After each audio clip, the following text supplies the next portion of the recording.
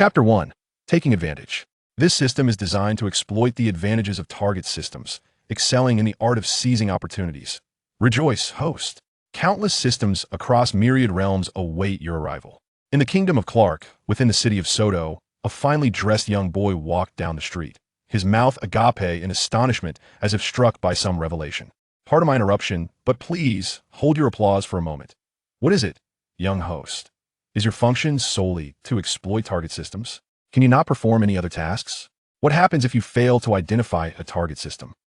Well, host, I have high hopes for you. Go forth and succeed. Don't play coy with me. Come out. It has been 8 years since I transmigrated to this wretched place. After enduring so long, I finally receive a golden finger, only to discover it relies on the systems of others. Exploiting advantages? That presupposes there are advantages to be claimed. How often does one encounter a host with a system? Ding. Proceed 100 meters, and turn left you will find a multiverse jar shop. The proprietor, Lin Fan, is a novice-level system host, posing no threat. Target locked. Goodness, I actually found a host with a system. I've seen Douluo, and it didn't have such a thing. The finely dressed boy, with his short legs, hurriedly dashed towards his destination. Bang! He burst through a dilapidated wooden door, eyes widening in disbelief at the sight before him. A ragged young man struggled to arrange a series of unremarkable jars upon a rickety table, which creaked ominously, threatening to collapse at any moment. What a pitiful little shop. Are you sure this is a system? He looks so impoverished, how can he possibly have any advantages to offer? The boy's eyebrows twitched as doubts filled his mind. Do not be deceived by the shabby appearance. It is utterly impossible to diminish its worth. Though the proprietor Lin Fan currently possesses no strength, he is an invincible presence in this domain.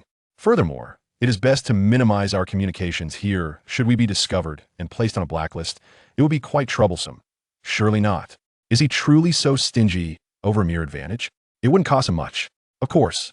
Would you be pleased if someone exploited your resources without consent? That makes sense. Welcome. I am Lin Fan, the proprietor of this establishment. This is the multiverse jar shop, where all things are contained within the jars, designed to aid you in becoming a formidable force effortlessly. The young man introduced himself with a broad smile. My name is Mu Yun. Do you truly possess items within those jars that can make me a strong individual? As the boy introduced himself, a hint of skepticism flickered in his eyes. A touch of theatrics was necessary, for it was unreasonable not to question such an absurd claim as becoming powerful through jars. Absolutely. This shop is the multiverse jar shop, renowned for its impeccable reputation. With a small monetary investment and a dash of good fortune, your ascent to strength is merely a matter of time. Lin Fan pounded his chest with confidence, genuinely concerned he might inadvertently knock the wind out of himself. Stop hammering away. Do you expect me to believe you? What's the price? If it's reasonable, I shall take them all, Mu Yun declared, standing tall with an air of confidence. Acquiring them all is simply impossible. Our store has regulations. One individual may purchase a maximum of 10 jars within a week.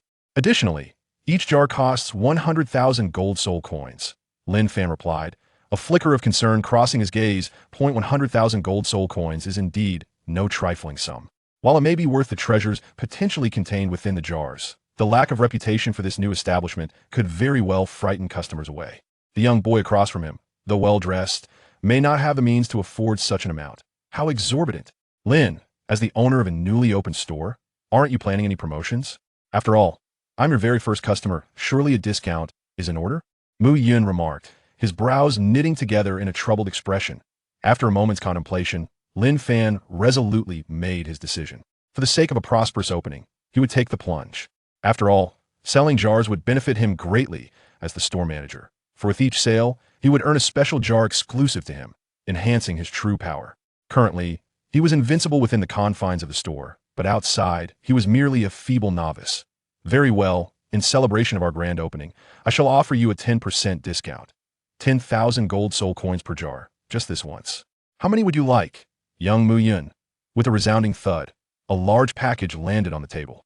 Mu Yun, brimming with confidence, proclaimed, here are 100,000 gold soul coins, give me 10 jars. Lin Fan stood in stunned silence. The sudden appearance of the package indicated it was a storage device. Such items are rare in the Douluo world, and to casually produce 100,000 gold soul coins suggests that this boy possesses far greater wealth than initially apparent. That earlier display of hesitance was merely an act. Could it be that he's been outwitted by a mere child? Gritting his teeth, Lin Fan retrieved 10 jars. As a novice store manager, he still lacked many of the more sophisticated techniques. Unfazed, Mu Yun took up a specialized hammer and began to strike the jars with practiced ease. This boy must have done this before. How could he be so adept? Lin Fan found himself spiraling into self-doubt once more. Lin, stop daydreaming. Help me see what treasures await. Mu Yun urged eagerly, bouncing on his feet. With a slight sigh of relief, Lin Fan recognized the boy's enthusiasm as more fitting than previously assumed. Perhaps he had been overthinking. Let's examine your spoils, Lin Fan said as he peered into the jars, his eyes widening in disbelief, rubbing them in astonishment before looking again. 9 purple and 1 gold. How utterly outrageous. The items within the jars are categorized by levels. Ordinary white, rare blue, perfect purple, legendary gold, and epic colorful. Unbeknownst to others, Lin Fan, as the store manager, was acutely aware of the minimal probability of a purple jar emerging. Merely obtaining a blue one would signify remarkable fortune. Yet here appeared a staggering 9 purples and 1 gold. Even the favored child of destiny or the heavens themselves could not conjure such an outcome, for the system accounts for no one. Even divine intervention proves ineffectual. Well, what do you think? Has something good emerged? Speak up. Manager Lin. Mu Yun was still in a fervent state, rubbing his hands together and bouncing about with an innocent expression of delight. 3 awakening pills for martial souls upon absorption. They allow for a secondary awakening. Spirit Power Enhancement Potion. When utilized, it directly elevates spirit power without any side effects.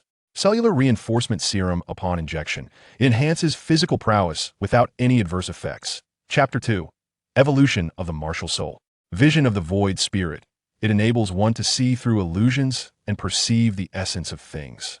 Ultimate Strength Pill consumption results in an immediate increase of immense power. Millennial Soul Ring Energy upon use. It extends the lifespan of a soul ring by a millennium. Advanced Observation Haki. Sourced from the pirate world, it enhances perceptual acuity. Devil Fruit. Mochi Mochi Fruit, a rule-based fruit capable of repelling all, both corporeal and incorporeal. Congratulations on the plethora of exceptional items. Will you utilize them here now, or? Lin Fan scrutinized Mu Yun with a peculiar expression, casting doubt upon the situation. Though he was merely a novice manager, he grasped that the current circumstances were far from ordinary. The emergence of a devil fruit from the pirate world on the very first day of the store's opening, before even establishing connections with other realms, was indeed perplexing. Good things should be used promptly. Keeping them close is unsafe. I shall use them all at once. Without hesitation, Mu Yun revealed his martial soul. Suddenly, a plump pig materialized, pinning young Mu Yun beneath it. Meow. With a captivating sound, Lin Fan spewed his tea in surprise. Is that a cat? Yes, an orange tabby. Mu Yun struggled to extricate himself from beneath the orange cat, wearing a look of utter dismay. Every time I summon it, it appears right above my head, always landing on me. No matter how I prepare, I can never evade it. It's maddening. TSK. It is said that 9 out of 10 orange cats are plump, and the last one sprawls across the bed. Yours certainly fits the description, Lin Fan remarked, eyeing the cat's combat capabilities with skepticism. Manager Lin, there's no need for doubt. This creature's combat prowess is, shall we say, hard to articulate. My martial soul mutated during awakening. While it should possess the attributes of speed, sharp claws, fangs, grace, stealth, and shadowy evasion typical of feline souls, all of those qualities have inexplicably evaded it, leaving only the singular ability of an adorable slap. Yes, soon as he finished speaking, the orange cat playfully swatted Mu Yun on the back. So light, so gentle, so endearing. Mu Yun couldn't help but emit a sound not commonly associated with his age. Lin Fan, once again, was left in a state of astonishment. When an enchanting situation, he felt an inexplicable urge to rush over and experience that delightful moment himself. The strokes of this fellow lack any form of aggression. They merely induce a profound sense of comfort, as if all fatigue and worries have been effortlessly dispelled, sent flying away. Mu Yun, with a touch of exasperation, grasped the plump little paw of the orange cat, its softness truly delightful. Banishing fatigue indeed sounds appealing. Opening a massage parlor would surely be lucrative. The remuneration in this industry is exceedingly high. If one were to inadvertently attract the attention of a wealthy patron, how many years of toil could be spared? Lin Fan, nearly caught up in his excitement, abruptly halted his words, feeling slightly embarrassed. What was he saying? After all, how old could the other be? 6, 7, or perhaps 8? Far too young. It simply wasn't appropriate. Mu Yun, however, was unfazed. He instinctively touched his nose, realizing that he had, in fact, accomplished all that Lin Fan spoke of. Since awakening his orange cat spirit, he had risen to become the strongest in the industry within a mere 2 years, commanding fees that were undeniably substantial otherwise. He wouldn't be so freely spending 10,000 gold soul coins, as if it were mere play. Yet it was precisely due to amassing wealth through such means that his reputation had soared, drawing the ire of numerous elders, leading to his expulsion from the family. Fortunately, among his clients were several influential figures who discreetly intervened to preserve his wealth, otherwise he would have been left destitute. Alas, it is all a tale of sorrow. Strength, strength, I yearn for strength. Each time Mu Yun recalled the avaricious expressions of those elders attempting to seize his hard-earned money, an insatiable desire for power surged within him. Now an opportunity had presented itself. Big Orange, consume this devil fruit. After a moment of contemplation, Mu Yun issued the command. The orange cat spirit promptly devoured the devil fruit without hesitation. When it comes to eating, he is a connoisseur of the highest caliber. There is nothing he dares not consume. Little Mu Yun is quite generous, purchasing any and all food, no matter how peculiar or unfamiliar. Big Orange never turns down a meal and devours everything offered.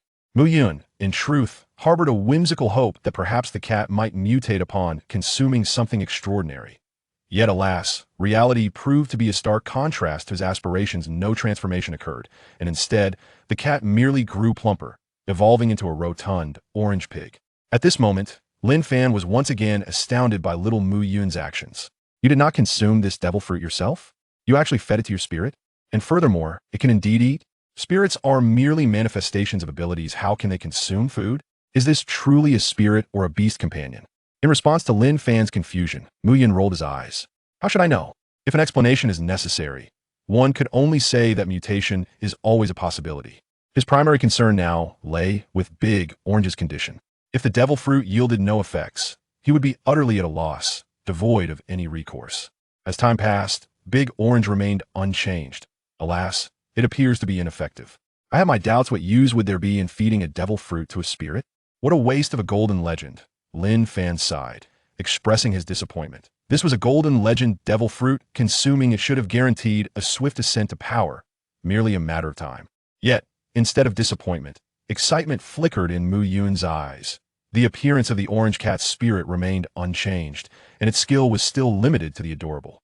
Paw swipe, yet there was now a parenthesis following it. Paw swipe. Mu Yun pondered for a moment, a smile playing at the corners of his mouth. Big Orange, consume those 3 soul awakening pills. Awoo! As the orange cat spirit completed its meal, Mu Yun couldn't help but burst into hearty laughter. It worked. Come, come, come, I shall grant you the observation hockey, and this broken illusion spirit eye as well. Orange cat spirit variant awakened. Innate divine ability, broken illusion spirit eye, advanced observation hockey. Innate combat technique, paw swipe fatigue, damage, poison. Dizziness, hallucination, petrification, and other abnormal states. Comprehended combat techniques. Cat air cannon. By continuously swiping at the air, it compresses to form a cat paw-shaped air cannon of tremendous power. Cat swipe can propel others or oneself to a designated or random location without harm. Space opening palm. By incessantly striking the spatial barrier, it can open up space, requiring special spatial materials as a medium. My goodness, it's like trading a bird gun for a cannon. Big Orange, you have finally become formidable. I wonder who would dare to claim you are a useless spirit now, or who would say I am destined to be merely. Cough, cough, cough. Almost exposing a little secret, Mu Yun stole a glance at Lin Fan before picking up other items. Now it's my turn. Chapter 3, Soul Ring Selection. Cell Enhancement Potion, use. Soul Power Enhancement Potion, use. Premium Strength Pill, use. As he consumed the potions, Mu Yun felt a surge of vibrant life, energy coursing throughout his body, as if every cell was rejoicing. Coupled with an overflow of soul power, even after he had exerted all his strength to compress it, he had reached a saturation point, feeling as though he would self-destruct if he did not break through soon. After all, he had awakened his spirit 2 years ago and had long since met the requirements for a breakthrough at level 10. However, he had repeatedly compressed his soul power to solidify his foundation, which is why he had delayed his advancement. Now, he had reached his limits, teetering on the brink of an eruption. Hemp without a soul ring, you are just flailing about. Quiet down. Faced with such a precarious situation, Mu Yun remained calm, slapping his forehead with his palm. The soul power on the verge of uncontrollable eruption instantly settled down. Seeing his proficient movement, Lin Fan's eyes lit up. It appeared that the effect of paw swipe was far more potent than the world recognized. Even without this recent evolution, it was certainly not merely a useless spirit aimed at providing joy. Noting Lin Fan's reaction, Muyin grinned. It seemed his little secret had been uncovered. A transmigrator. He understood the importance of survival. After the first time the orange cat spirit had swiped at him, he realized that paw swipe not only alleviated fatigue and restored his physical condition to its peak, but also had the ability to break the shackles of life within the human body. The human physique is inherently frail, undeniably positioned at the bottom of the hierarchy among the myriad races of the cosmos. When compared to the inherently formidable deities, demons, spirits, and monsters, even ordinary beasts surpass humans in physical prowess. This disparity is a consequence of the shackles of existence, akin to a series of locks that firmly confine the potential of the human body in the realm of Douluo continent. The classification of martial souls encompasses various ranks: Soul Master, Soul Scholar, Great Soul Master, Soul Respect, Soul Sect, Soul King, Soul Emperor, Soul Sage, Doa, and Title Doa. Essentially, the objective is to unlock these shackles of existence, elevating one's life form, ultimately transcending the mortal realm to attain divinity. The primary means to achieve this is through soul rings, which harness immense energy to break free from these constraints. Remarkably, Mu Yun's martial soul abilities exhibit a touch of the extraordinary. He bypasses the conventional soul rings to directly fracture the shackles of life, achieving this feat not merely once, but 5 times over the past 2 years. Thus, despite being merely a level 10 novice, his life level rivals that of a Soul King above level 50. Furthermore, with the recent utilization of a cellular enhancement agent, Mu Yun's physical attributes have reached the pinnacle of a Soul King. However, this time the shackles of existence are particularly resilient, leaving him with no alternative but to rely on the conventional methods provided by soul rings. He arrived in Soto City not only due to being ostracized by his family, but also to venture into the Stardew Great Forest in pursuit of soul rings. Given his current circumstances, enduring a 10,000-year soul ring poses no significant issue. However, his soul power is somewhat lacking. Even after numerous compressions and the consumption of soul power enhancement potions, he barely reaches the level of a 30-something Great Soul Master, rendering him incapable of defeating a 10,000-year soul beast alone.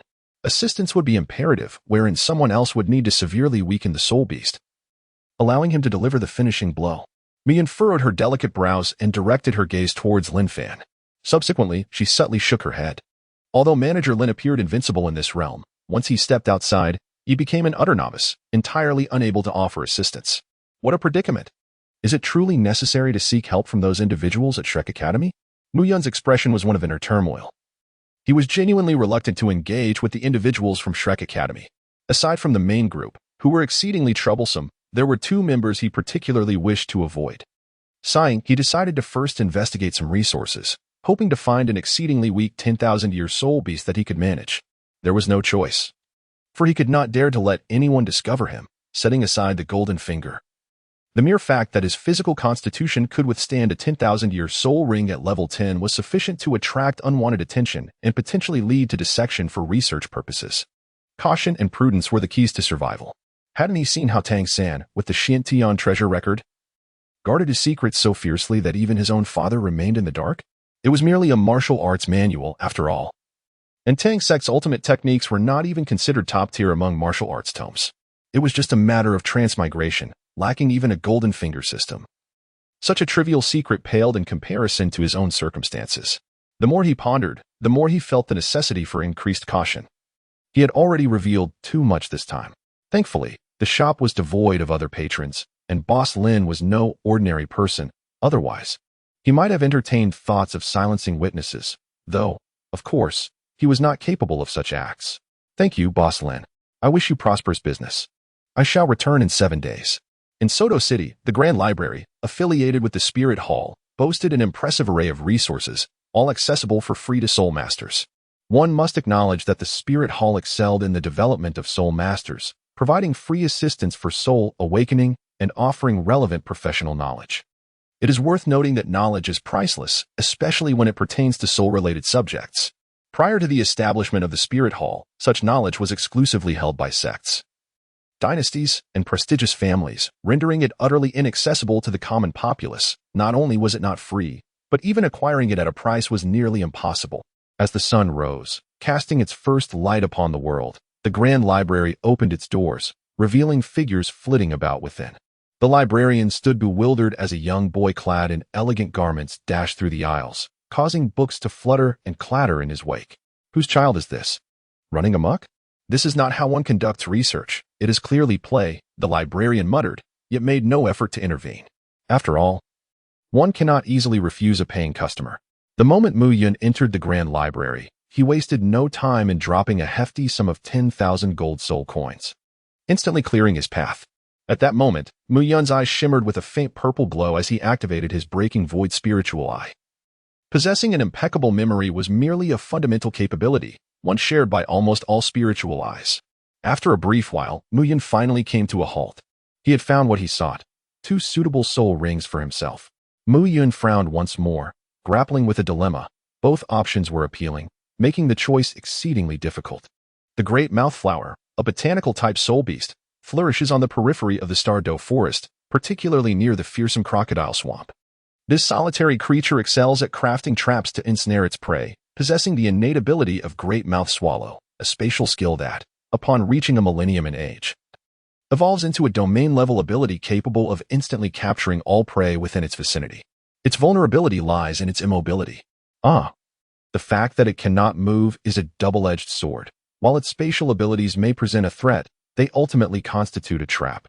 With my advanced observation haki, I can foresee the dangers posed by its traps, thus granting me an advantage. However, I remain uncertain of the great mouthflower's resilience. My sole offensive skill is an air cannon, and I question whether it would suffice to vanquish such a creature, given the disparity in our levels. Chapter 4. An unwanted encounter. The gold-eating smithing beast, which delights in consuming ore, is proficient in metallurgy and crafting various weapons from the refined metal. It inhabits the outskirts of the Douluo forest, roaming across various mines without a permanent dwelling, exhibiting a degree of intelligence. Its innate skills include metallurgy and smithing, along with immense strength, a robust physique, and precise throwing abilities. Its weaknesses, however, are apparent: sluggish reflexes, slow speed, a lack of combat proficiency, and a heavy reliance on weapons. Should it lose its armament, it would fall into disarray. A smithing soul beast, how intriguing! Yet, its vulnerabilities are evident. While it may possess some durability, I am uncertain whether I can breach its defenses, and its nomadic nature makes it difficult to locate. After much contemplation, Mu Yun ultimately resolved to pursue the great mouthflower, designating the gold-eating smithing beast as a fallback option. At the entrance of the Douluo forest, a commotion erupted. A group of 5 was seeking a 4th member, someone capable of combat, able to endure, possessing ranged attack skills, and control abilities. A support role was required.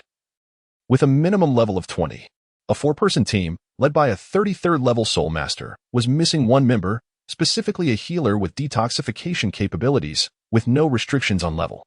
A 3-person group was setting out, in need of a lovely female companion, escorted by a 37th level soul master and a 31st level soul master, offering soul rings for assistance. Ensuring your wishes would come to fruition, with limited slots available and no level restrictions, the only requirement being good physique and high attractiveness. Amidst the cacophony, Mu Yun's gaze swept across the crowd, involuntarily narrowing. A golden-haired youth with an exotic aura and a red-haired rotund individual were ostentatiously flaunting their masculine charisma. What a surprise! Encountering such figures while seeking companions. Truly, they were the embodiment of Shrek Academy's exuberance, the mischievous duo. The evil Eye White Tiger Daimubai and the evil Fire Phoenix Ma Hongjun. This is quite troublesome, to think I would cross paths with them here. Wait. Since they are present, could it be that others might also be around? Amidst Mu Yun's displeasure, his eyes narrowed as an unsettling suspicion crossed his mind. He subsequently unleashed his observation haki. Indeed, the other members of the Shrek 7 monsters were nearby, each forming their own teams rather than congregating together. Tang San and Xiao Wu were paired, as expected, while Zhu Zhuqing, Ning Rongrong, and the ever-loyal Oscar were together. The teachers from Shrek were absent, seemingly engaged in training within the Douluo forest. Suddenly, Zhu Zhuqing, who had previously directed a gaze filled with disdain towards Daimubai, seemed to sense something and abruptly turned her head. Mu Yun instinctively retracted his neck, exclaiming inwardly how perilous the situation had been, nearly caught in the act. This woman remained as perceptive as ever. My gaze lingered upon her for but a moment before she sensed it, truly worthy of her martial soul, the nether spirit cat. Initially, he had intended to enter the Douluo forest alone, which, albeit somewhat conspicuous, posed no significant issue since no one recognized him. He could easily disguise his face. However, circumstances had changed. Dai Mubai was manageable. Even though he was familiar with him, their acquaintance was not particularly close, and over a year had passed since their last meeting, making it unlikely for him to recognize him. Yet, Zhu Zhuqin would undoubtedly identify him. She could discern his presence merely by scent, without needing to see his face. It was she who had cornered him not long ago, leading to his family's expulsion. Despite having bathed, changed clothes, and even applied makeup to alter his appearance, he had failed to evade her pursuit, resulting in an embarrassing confrontation.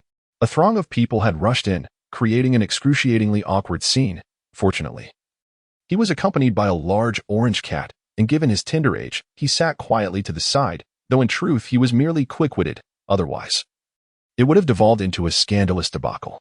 Alas, there was no other option but to blend into a random team. Before long, he found a group. You were led by a soul master, and you were short one member, an auxiliary, with no restrictions on rank, correct? While it was stated that rank was unrestricted, it should not be entirely without limits. Observing the small child before him, barely a meter tall, the woman in charge of recruitment wore a wry smile. You appear to be around 8 years old, at best a rank of 11 or 12. Our mission involves the bloodthirsty poison bee on the outskirts of the Douluo forest, a soul beast of level 30, known for its gregarious nature. Should you enter, we cannot guarantee your safety. Dear lady, you are mistaken. I am not of rank 11 or 12, but rather a mere rank 10. Furthermore, the bloodthirsty poison bee's innate skill is merely a flying poisonous stinger. Its attack trajectory is clear, its speed not particularly swift, and it is not lethally toxic. The effects merely cause continuous bleeding and paralysis, but do not result in death. What is there to fear? Provided treatment is prompt, this poison would hardly impact combat efficacy. Mu Yun blinked his sincere little eyes, wearing an air of nonchalance. His extensive reading in the Grand Library had not been in vain. He could now be considered a theoretical master, rivaling Yu Xiaojiang. However, the shame of the blue electric Tyrannosaurus Rex, coupled with Yu Xiaojiang's failure to awaken his martial soul and his subsequent transformation into a farting pig, had led many to draw comparisons between him and Mu Yun, as if they were two kindred spirits in their shared plight. What more do you wish to convey? Inquired a middle-aged man who approached. Lu Yin, what has transpired? Captain, this child wishes to join us, and I am in the process of declining his request. The middle-aged man furrowed his brows. If he is unsuitable, swiftly seek someone more fitting. Do not waste my time. Assisting your brother in acquiring a soul ring has already cost me a considerable sum.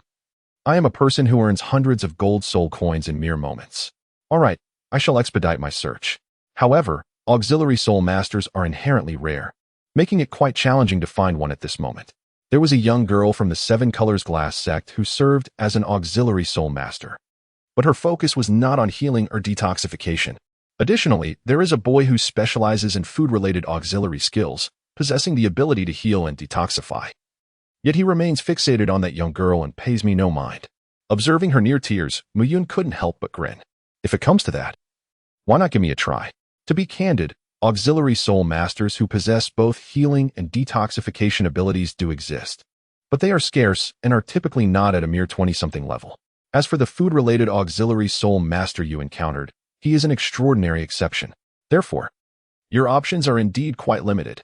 Lastly, allow me to offer you a piece of advice. If you choose not to engage me, rather than embarking on a fruitless quest to find a suitable auxiliary soul master, it would be wiser to invest in some healing and detoxification potions. They would likely only cost a few thousand gold soul coins, a modest sum. After all, your captain earns hundreds of gold soul coins in the blink of an eye. Surely a little can be spared. The middle-aged man's lips twitched in irritation. His fee for assisting others in acquiring soul rings was only 1,000 gold soul coins. The notion of earning hundreds every minute was clearly an exaggeration. If one truly had such earning potential, why endure the hardship of seeking out work? Enough said. It shall be you. Chapter 5. Plans cannot keep up with changes in the starry great forest. The scene before Mu Yun profoundly reshaped his understanding of the standard combat levels within the Douluo world. On their side, Lu Yan's elder brother, a level 30 soul master, wielded the gorilla spirit, adorned with dual-colored white and yellow soul rings, fiercely charging at the forefront. Lu Yin, a level 29 soul master, embodied the red fox spirit, also supported by dual-colored white and yellow soul rings, remained in the rear, diligently unleashing her foxfire. Meanwhile, the only level 33 soul elder on their team, encircled by 3 soul rings of white, yellow, and yellow, exerted tremendous effort to conjure large stones that cascaded from above. It was evident that the soul ring configuration was suboptimal. The third ring seemed to be merely around 500 years old, likely derived from a falling rock spirit beast. Although the spectacle was impressive, its actual power equated to a mere 1,000 pounds, proving to be rather insufficient. Muyun couldn't help but shake his head in disbelief. Even before consuming the supreme strength pill, he had possessed a strength of 1,000 pounds. The soul master before him exerted all his might. Yet it was merely akin to a casual strike from Mu Yun in his past self, truly pathetic. It is no wonder that in his previous life, some claimed that Douluo was the weakest of the fantasy realms. In truth, its combat prowess fell short even of certain high martial arts. The might of the pinnacle title Douluo's ultimate techniques amounted to merely 100,000 pounds, which in the realm of high martial arts equated to the level of a grandmaster, far from the realms of terrestrial immortals and celestial beings. Soon, Mu Yun discerned the reality. This was merely a clash of novices. Although the venomous stingers of the bloodthirsty poison bees swarmed like a dense rain, their potency was undeniably feeble. The brother of Lu Yan, standing in the front line, was indeed covered in stings, bloodied and appearing fearsome, yet the injuries only penetrated his skin slightly, hardly qualifying as a light wound. With a single slap, Mu Yun sent the pain, fatigue, and toxins flying, restoring his body to its peak condition in an instant. Thus, it became evident that from the outset of this battle, their side had been in an invincible position. What he did not anticipate, however, was the rather lackluster offensive capability of his side. After half an hour of combat, the bloodthirsty poison bees had not perished in significant numbers. Most were simply knocked to the ground, and their numbers continued to swell, arriving from all directions, reminiscent of having disturbed a hornet's nest. The sheer quantity and source of these creatures felt overwhelming. Goodness, there were already bloodthirsty poison bees of 1,000 years in age, and even 5,000 and 9,000-year-old ones. Could it be that there were bloodthirsty poison bees in the vicinity that were over 10,000 years old? Mu Yun became serious, unleashing the orange cat spirit and spreading his observation haki.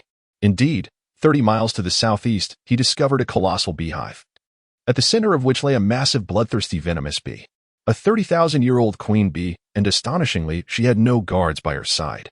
What an opportunity! Mu Yun's eyes suddenly sparkled with excitement. The bloodthirsty venomous bee queen and the bloodthirsty venomous bees of 10,000 years are entirely distinct entities. When a bloodthirsty venomous bee reaches a 10,000-year mark, its power undergoes a radical transformation. The venom mutates, rendering each 10,000-year bloodthirsty venomous bee's toxin uniquely lethal and incurable. Moreover, their speed surpasses the sound barrier, and their exoskeleton exhibits enhanced defensive capabilities. Their stingers possess the ability to penetrate armor, making them exceedingly formidable opponents. In contrast, upon reaching the 10,000-year threshold, the bloodthirsty venomous bee queen undergoes a different form of metamorphosis, constructing not just any ordinary nest, but a spatial nest. While its exterior appears unremarkable, the interior harbors an expansive domain, with a remarkably robust structural integrity that poses significant challenges even to entities of far superior strength trying to breach it. Furthermore, the queen commands legions and possesses the capacity to summon troops, including countless kin who have surpassed the 10,000-year mark as guardians. Generally speaking, the queen remains in her nest, achieving an unparalleled level of security, despite her physical attributes being pathetically weak, even inferior to that of a century-old bloodthirsty venomous bee. Yet, at this moment, with a determined stomp, Mu Yun instantaneously materialized beside an 800-year-old bloodthirsty venomous bee, delivering a powerful slap that rendered it unconscious. His control over the immense force of over 10,000 genes still imperfect, nearly resulting in its demise. He then cast the barely breathing creature towards Lu Yan's brother, calmly advising, "Flee for your life. The 10,000-year bloodthirsty venomous bee is approaching." Without waiting for a response, he extended his observation haki to lock onto the hive, slapping his chest. "Away we go? No, rather away I go." With a soft pop, he vanished from the spot.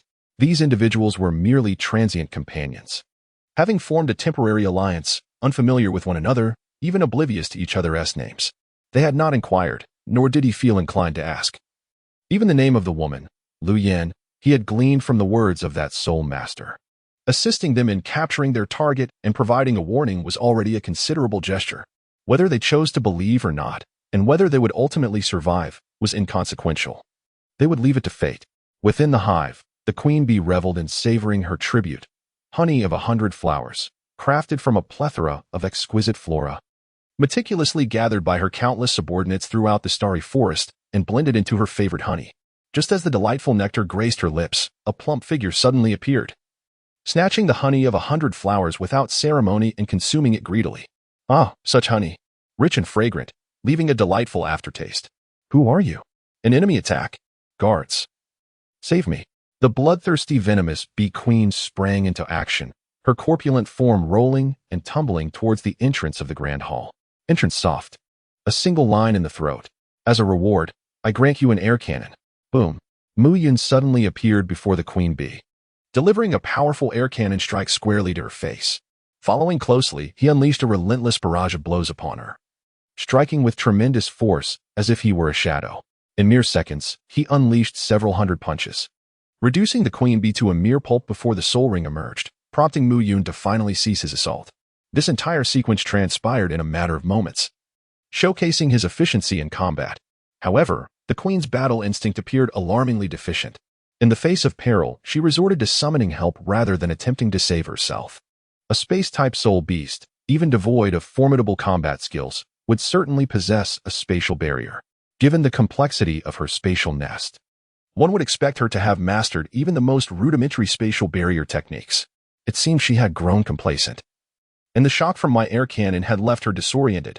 Otherwise, had she managed to endure until her subordinates returned, it would have been I who was in peril. Following this, Mu Yun effortlessly absorbed the soul ring. The soul beast, lacking any combat awareness, offered no resistance to the remaining rings. Glancing down at the dark circle of soul rings at his feet, Mu Yun felt elated. Each ring represented a millennium of power, particularly the 30,000-year ones. Strength was secondary. What truly mattered was the aesthetic allure. With a clang, as the absorption was completed, a black object fell to the ground. Lo and behold, it was a soul bone. What a stroke of luck. Mu Yun joyfully picked up the soul bone, and as he absorbed its information, his body trembled with astonishment. A look of uncontainable ecstasy spreading across his face. He felt an overwhelming urge to dance with joy. He had struck gold indeed. It was a headpiece soul bone of the spatial type, no less, specifically the Chapter 6 Spatial Divine Technique, Queen Bee Headpiece. A master of space. It possessed the innate skill of space control and contained a layer of the spatial queen bee. With a 30,000-year bloodthirsty poison bee soul ring, it came equipped with the skills of space leap and spatial phasing. Space leap allowed one to concentrate and perceive spatial coordinates, enabling instant movement to that location. Spatial phasing transformed the body from solid to ethereal, allowing one to merge with space and become immune to all physical attacks. How astonishing! A single soul ring boasted two skills, both divine in nature.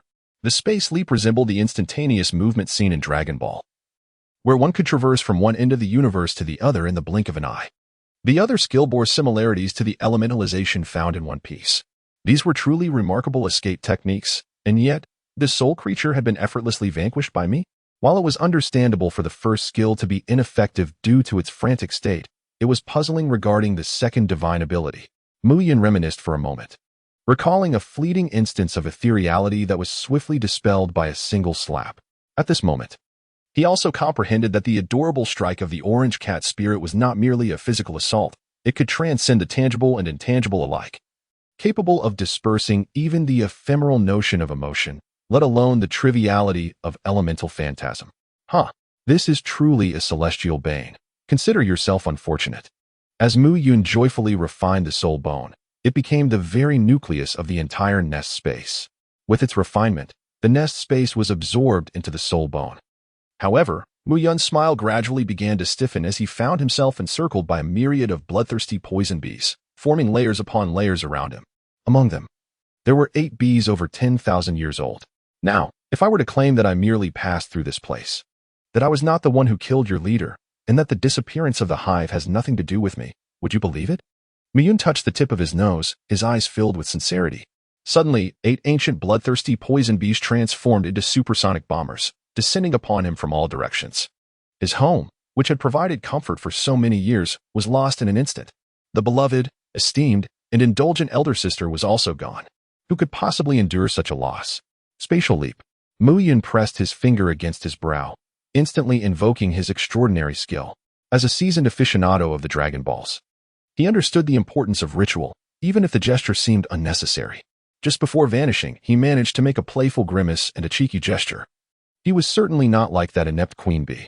With his mastery of observation hockey, perceiving spatial coordinates was a trivial matter.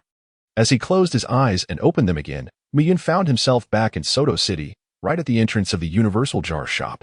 Ah, is that not little Muyun? How come you're back so soon? Lin Fan remarked, leaning against the doorframe. It's only been a day. You have to wait 7 days before you can smash jars again. Higi, I ran into some danger in the Stardow forest, so I essentially brought myself back. Muyun replied with a grin, cleverly concealing the truth of his spatial leap by saying he had been brought back. After all, both methods resulted in his sudden appearance. How's business today, boss? Alas, don't even get me started. Aside from you, I haven't had a single customer. A few people came in. But as soon as I quoted the price, they left, cursing me as a fraudulent merchant. I feel so wronged. Seeing Lin Fan's pitiful demeanor, Muyun felt a twinge of compassion. How about I vouch for you? I could say your jars are genuine. And that 100,000 gold soul coins is a mere bargain, truly worth the value? Does that even help? Under Lin Fan's eager gaze, little Muyun burst into laughter. Not really. I have no reputation. No one would believe me. But while my words may go unheeded, I know someone whose words carry weight. She is both pure-hearted and wealthy. In terms of fortune, few in this world can rival her. And she is particularly trusting of others. A mischievous smile crept upon Muyun's lips as he recalled the day 2 years prior. It was the moment when he awakened his orange cat martial spirit, feeling rather discontent while basking in the sun by the riverbank. A little girl in a pink dress had bounced over to comfort him, insisting on trying the soothing effect of his martial spirit after hearing about it. The outcome, however, left her blushing as she ran away, never to return. She had been his very first customer, albeit one who absconded without payment. The memory had almost faded from his mind, especially since she had not even shared her name. Yet today, upon secretly observing Ning Rongrong of the Seven Treasure Glazed Tile School, her visage began to merge with that of the girl from his past. Though it is said that women undergo significant transformations, changing with each passing year, it was primarily her figure that had altered. Her face retained the essence of her youthful self. I owe you my gratitude, but why are you so eager? Muyun's demeanor puzzled Lin Fan. Haha. I am famously known as the benevolent young gentleman. Since I have nothing but time on my hands, I shall seek out someone tomorrow. She ventured into the starry forest today and is likely to return only by tomorrow. Muyun chuckled lightly and waved his hand as he departed. To say that his enthusiasm and eagerness to assist others held any relevance would be a misjudgment. His motivations were solely driven by self-interest, as he had much to gain. The lackluster sales of Lin Fan's jars meant that there would be no exclusive jars returned to him, leaving him utterly impoverished. After waiting an entire day without any developments, he suspected that the 10 jars he had purchased were merely discounted, special offers, which his system failed to recognize, resulting in no returns. It felt as though he had traded a watermelon for a sesame seed, saving 90,000 gold soul coins while losing an exclusive jar, one meant for the store manager. Undoubtedly superior to those available for sale, capable of yielding substantial profits. What a loss. Grumbling to himself, he returned to his residence. Just as he lay down on his bed, his pupils suddenly contracted, and he sprang upright. Who was there? Show yourself. Moments later, shadows twisted, and a figure emerged from the darkness. Impressive. You've improved. You can actually perceive my presence now. Far better than before when I shadowed you for hours without your awareness. Upon hearing the familiar voice, Muyun's teeth clenched in fury. Zhu Zhiqing, you scoundrel. When did you learn a space-type soul skill to use against me, your own brother? You've not only severed my financial prospects but also banished me from home, even stripping me of my surname. Why have you treated me this way? Do you even have the slightest regard for me? Zhu Zhiqing, unfazed by Muyun's ire, casually pulled a chair over, sat elegantly while crossing her legs, and swayed back and forth. With a glint of mischief in her eyes, she smiled and said, "Isn't this precisely what you desired? Over the past 2 years, you've played the fool, acting cautiously and discreetly, even resorting to self-deprecation, all to accumulate wealth and fade from the sight of the imperial family of the Douluo Empire? Haven to you?" Chapter 7.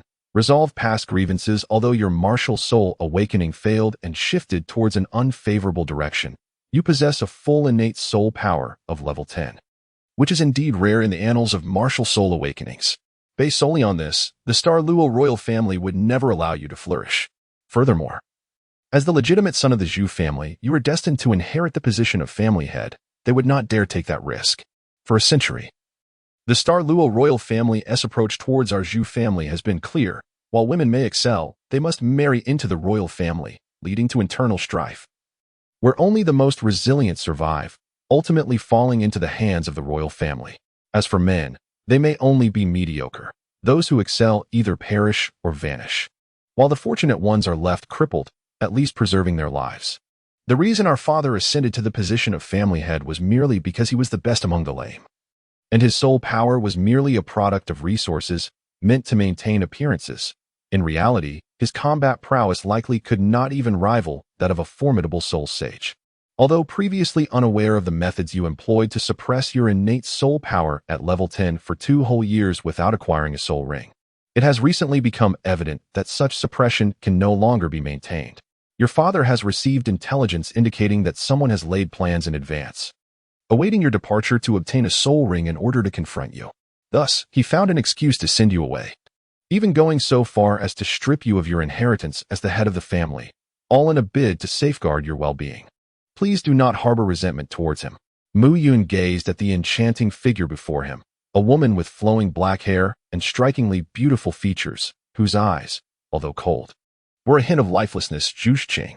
He spoke softly. You mentioned someone has made early arrangements. Might I inquire as to who this someone is? Is it merely the starry royal family? Zhu Qing remained silent for a moment, her eyes widening in surprise. You actually know?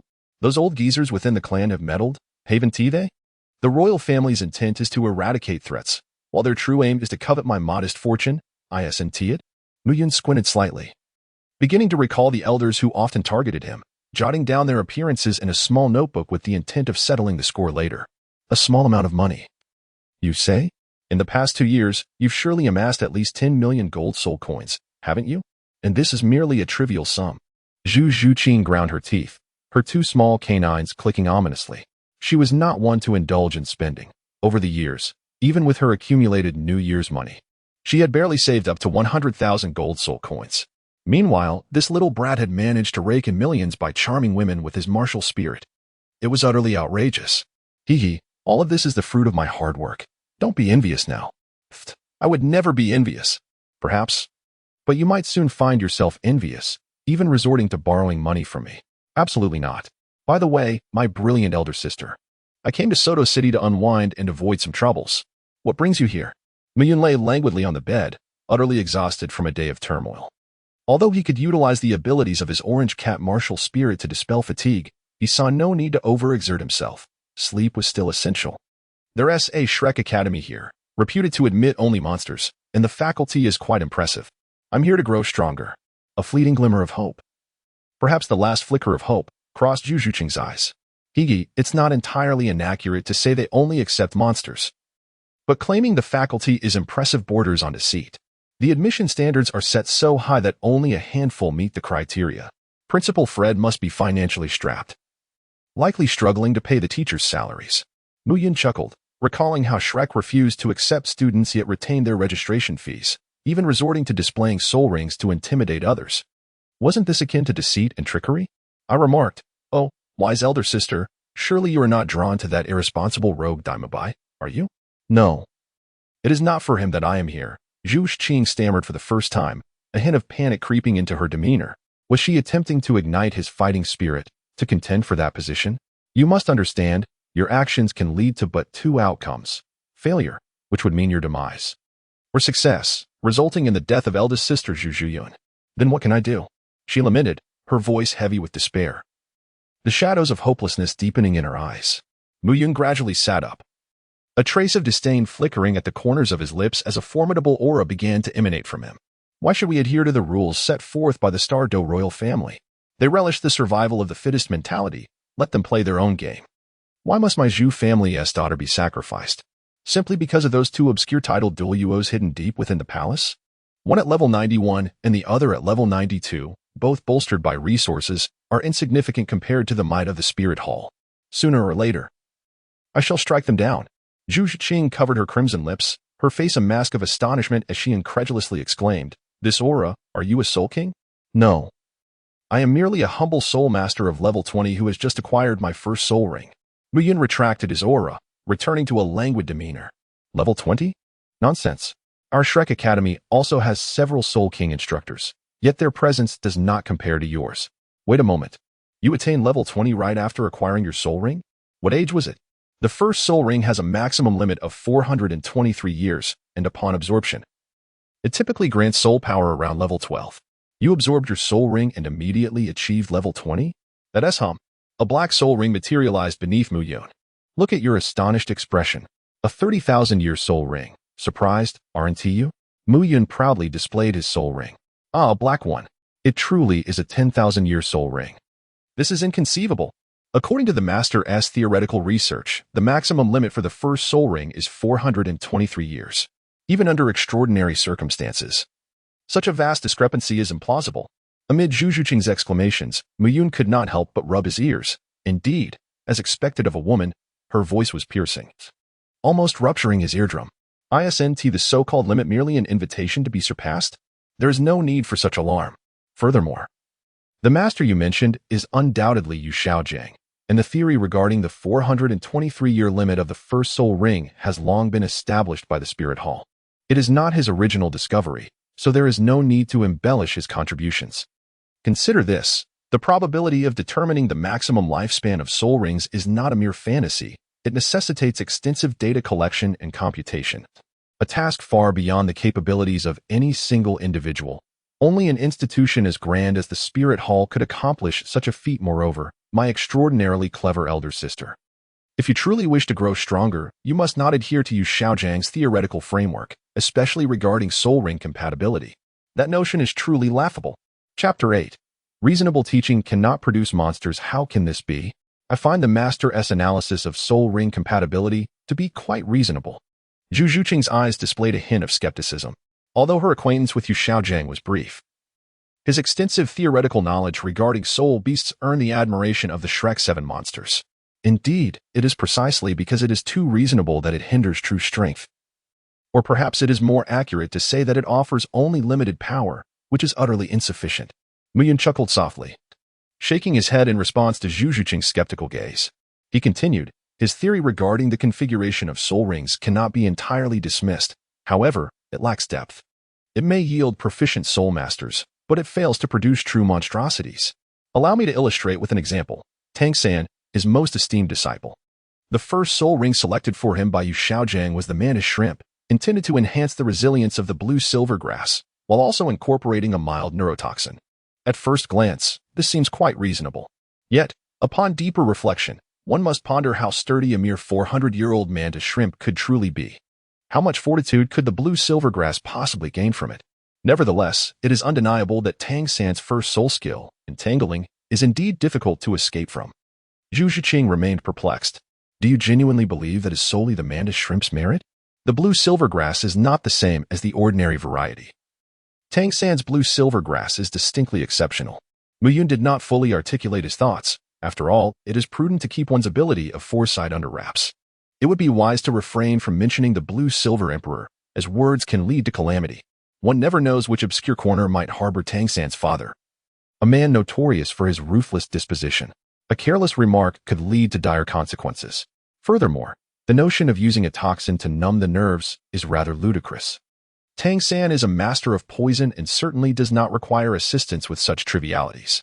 The poison he employs on his hidden weapons is exponentially more potent than that of a mandragorous snake. As for the second soul skill, parasitism, derived from the ghost vine, it is a rather tedious ability that involves releasing seeds to take root within a human host. Does one truly believe that an opponent would approach unguarded, ready to engage in close combat with blue silver grass? When faced with such foolishness, Tang San could easily dispatch them with his hidden weapons, rendering any elaborate strategy unnecessary. It is akin to the absurdity of removing one's trousers to pass gas, an exercise in futility. Zhu Zhuqing's delicate visage flushed slightly. In conclusion, Tang San's formidable prowess, which renders him nearly invincible among his peers, is primarily attributed to his own strength rather than the compatibility with his martial soul. His purple extreme magic eyes can perceive the weaknesses of his opponents. His white jade hand is impervious to both fire and water. His ghost shadow phantom steps are as swift as lightning, and the formidable array of hidden weapons he wields is the cornerstone of his early invincibility. Without these advantages, the flames of Ma Hongjun, Zhu Zhuqing's speed, Xiao Wu's close combat prowess, and Dai Mubai's White Tiger Radiant Light Wave would present insurmountable challenges for Blue-Silver Grass. Zhu Zhuqing fell into a momentary contemplation, realizing the truth of her thoughts. The reason Tang San could manipulate Blue-Silver Grass so adeptly is that his own strength leaves him unconcerned, even capable of perceiving her swift movements through his keen eyes. Xiao Wu, a master of melee combat, would find her skills rendered ineffective against Tang San's superior fighting technique, a fact that is indeed independent of their martial souls. By the way, your second soul skill is not the Nether 100 Claws. Mu Yun inquired, puzzled. He recalled that in the original narrative, Zhu Zhuqing's second soul skill was indeed supposed to be the Nether 100 Claws, yet it had now transformed into a spatial-type soul skill. How did you know that my planned second soul skill was the Nether 100 Claws? Zhu Zhuqing responded, a hint of tension creeping into her voice. She had ventured to hunt the Nether 100 Claw leopard specifically for its signature skill, only to acquire the impressive soul skill of Nether Shadow Assassination instead. Is there a problem? No, not at all. Or rather, you are exceptionally fortunate to have acquired the ability to infiltrate the shadows of your adversary and launch a surprise attack at a crucial moment. This is indeed remarkable, a spatial-type soul skill that surpasses the Nether 100 Claws in potency. Your first soul skill, Nether Stab, is also commendable. Your martial soul, the Nether Spirit Cat, is inherently swift, and with the ability to double your speed instantaneously, coupled with a spatial jump-type skill. Your opponents will find it increasingly difficult to defend against you. However, the attack power seems somewhat lacking. I am preparing a third soul skill that boasts formidable offensive capabilities. Observing Zhu Zhuqing's enthusiastic demeanor, Mu Yun's expression gradually turned peculiar. Wait a moment, you possess a feline martial soul, yet your third soul skill is an offensive one? Whose misguided idea is this? Master, is this truly advisable? The soul beast has already been chosen for me, the Nether Wolf. It possesses a formidable soul skill known as the Nether Slash, reputed for its immense power. Mu Yun almost burst into laughter. The Nether Wolf. Nether Slash, I am well aware of it. It entails bringing both hands together above one's head, merging the claws on each finger, and, after channeling soul power, coalescing into a black blade of light. This skill indeed boasts considerable destructive capability, and at the soul sovereign level, it is quite formidable. However, it requires at least 10 seconds of accumulation to execute. You, a swift and spatially adept attacker, why would you engage in such a lengthy charge? Are you attempting to transition to a brute force approach, trading blows with others on the battlefield? Do you believe you are Dai Mubai, that rogue tiger? Mu Yun grew increasingly agitated. After all, the Phantom Spirit Cat martial soul was still a cat, excelling in speed and stealth. Why squander soul rings on offensive capabilities? A cat is a cat. To engage in a head-on clash with formidable foes like the Blue Lightning Tyrant Dragon or the White Tiger martial souls is sheer folly. Can you believe that when Dai Mubai unleashes his third soul skill, the White Tiger's diamond transformation, your little feline claws would be utterly ineffectual? Unable to even scratch the surface? What can I do about it? The inadequacy of the Phantom Spirit Cat's attack has long troubled Zhu Zhuqing. It's not just Dai Mubai, with his tough skin and high defense. Many opponents are easy to injure, yet achieving a swift victory is challenging. Lacking a decisive killing blow. My clever sister, have you never considered equipping yourself with a dagger? Or perhaps forging 2 claw-shaped weapons specifically for combat, rather than relying on your mere fingernails? You could also seek out Tang San to acquire some formidable rapid-fire concealed weapons. Imagine a phantom shadow strike emerging from the enemy's shadow, delivering a swift and overwhelming attack. I cannot fathom anyone managing to react in time. Even if they survive, they would be in dire straits. Zhu Zhuqing's delicate lips parted in astonishment.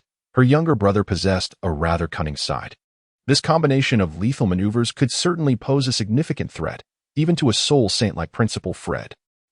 Tomorrow I shall take you to find a blacksmith, where we can custom-make 2 cat claws, perhaps laced with some potent poison. Then, I will lead you to a splendid place.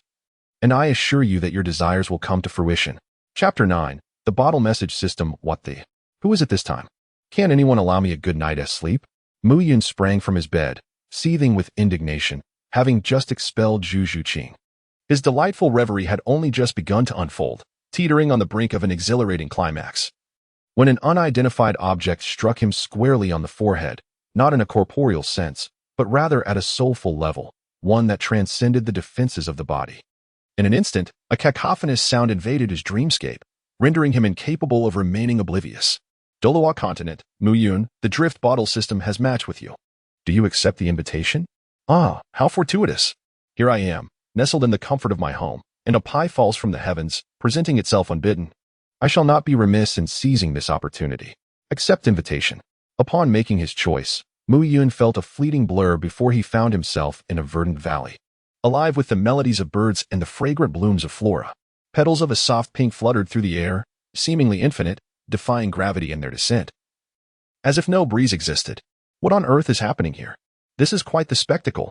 Muyun's lips twitched slightly, and the steps he had taken were discreetly retracted. Though the petals were undeniably beautiful, they imparted an overwhelming sense of peril, as if each delicate petal were a sharp blade, ready to rend him to shreds at the slightest provocation. Well then, my friend, if you wish to avoid this encounter, I shall take my leave. Muyun felt a twinge of hesitation. The peril was palpable, though he had yet to meet his opponent. He could already discern the vast chasm between their strengths and insurmountable divide. Furthermore, this was the adversary's territory. Should they choose to, his demise was all but assured. Even his escape techniques would prove futile. Alas, it was unexpected to encounter such a youthful opponent. It seemed fate was conspiring against him. With a soft sigh, Hua Yu vanished in an instant, and a figure clad in white gradually materialized, leaning against a peach tree. Despite her elegant white garb and the half-mask adorning her visage, exuding a formidable aura, her femininity was unmistakable, and she was undoubtedly beautiful. Forgive me for startling you. Consider this sword a token of my apology, she said with a serene smile, unsheathing her sword and caressing its blade, her eyes brimming with reluctance. The sword, named Tingyu, was forged by Li Su Wang, the master of the Sword Heart Tomb, and was one of the 4 elegant swords. It had been her companion for many years. The divine sword possessed a spirit, and she could not bear the thought of it falling into the hands of her enemies after her demise. As Muyun listened, his brows furrowed increasingly until they formed a tight knot. Good heavens, was this a final confession? Unable to restrain himself any longer, he interrupted. Hold on, hold on. I am here by invitation for a transaction, not to beg for alms. Who do you think you are looking down upon? The woman, her eyes betraying a hint of suspicion, observed the child before her, clearly an ordinary person devoid of any internal energy, lacking even the distinctive herbal scent of a healer. I am not from your realm. What is so peculiar about not cultivating internal energy? Indeed, I am not a healer, but who says that a non-healer cannot save lives? Muyun approached the woman with determined steps, his head held high and chest out. Despite being gravely poisoned and his meridians severed, he was resolute in demonstrating the essence of unorthodox healing techniques. However, pragmatism dictated that before any healing could commence, terms must be established. Observing Muyun's demeanor, the woman inexplicably felt a flicker of confidence in him. You were right. I was wrong to judge by appearances. Let us begin now, she conceded. I can heal your wounds, but I do not desire your rain-listening sword. Instead, I seek your swordsmanship legacy. Muyun unabashedly articulated his demands. The woman blinked in surprise for a moment, then burst into laughter, akin to a garden in full bloom. What a greedy little rascal! The rain-listening sword, no matter how formidable, would yield little power in the hands of one unversed in martial arts and swordsmanship. However, the inheritance of swordsmanship was an entirely different matter, especially one bestowed by a sword immortal. Though it wouldn't elevate someone to the status of a sword immortal in an instant, it was merely a matter of time. His own insights into the sword path, his self-created sword techniques, the meticulously honed swordsmanship, and his experience in combat, these were his most treasured assets. No wonder he did not desire the rain-listening sword. He had set his sights on something far more precious. Observing the woman's bemused expression, Muyun's cheeks flushed slightly, feeling a tad embarrassed. Well, this isn't taking advantage of someone. Rather, it's, you could always negotiate. I'm quite easy to deal with. No need, she replied. I accept. After all, if I were to perish, these things would vanish into thin air, if I survive. Bestowing you my legacy incurs no loss for me. Consider it a return of the favor for saving my life. Moments later, the woman stared in astonishment at the exuberant little figure before her, who was animatedly receiving her inheritance. Is this truly the end? From beginning to end, Muyun summoned an exceptionally plump orange cat, which gently patted her. Subsequently, she witnessed a swirl of verdant mist and sanguine essence erupting forth, and in that instant, she felt rejuvenated. The venom vanished, all her injuries healed, and the severed meridians restored entirely, as though none of this had ever transpired. No, in fact, even the lingering hidden wounds accumulated over the years had dissipated. She sensed an unprecedented vitality coursing through her, poised to transcend into the realm of true spiritual wandering at any moment.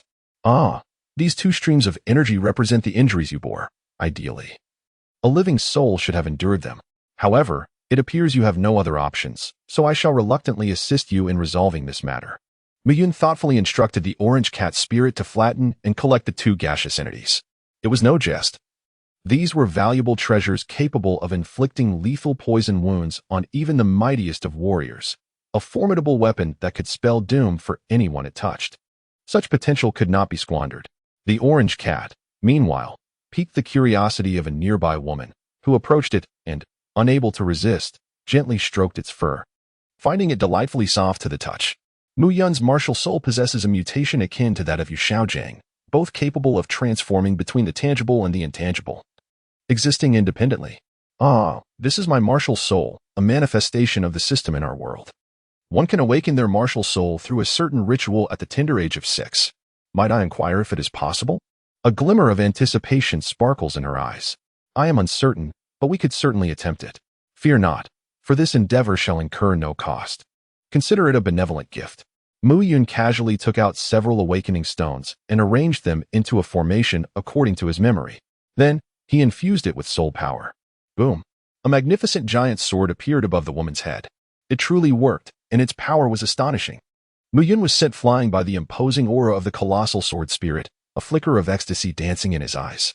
His theories had been validated. While the Douluo's martial soul system might seem ostentatious and somewhat feeble, it conferred significant enhancements to those who were already formidable. Indeed, it could shatter constraints, allowing one to ascend to greater heights. Chapter 10, Mastering Sword Techniques. The legacy of the Snow Moon Sword Immortal, Lihani, encompassed the still water sword technique. Moonlit flowers at dawn, dewy red and green smoke, paper falling like clouds, the heart of the sword, dual-wielding swordsmanship, August flying snow, spring's gentle breeze, and snow blanketing the vast sky. Upon returning from the trading space to the Douluo continent, Mu Yun was invigorated, shaking off any remnants of drowsiness. He immediately transported himself to the Stardow Forest, where he practiced these sword techniques extensively, thanks to the awakening of his illusory spirit eyes. He mastered these sword forms with remarkable speed, becoming proficient after just a few repetitions. By the end of the night, he had seamlessly integrated and adapted these techniques to suit his own style. Cat's Airborne Strike, a strike that unleashes a blade of orange cat-shaped sword energy, possessing immense single-target power capable of piercing spatial barriers. 1,000 Cats Shattering the Void, a group attack featuring a torrent of 1,000 cat-shaped sword energies. Formidable in power, yet equally taxing.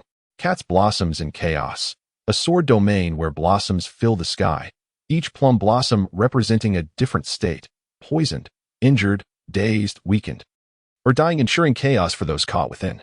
Ordinary Sword, a seemingly identical technique but yielding varying effects, demonstrating a cunning edge.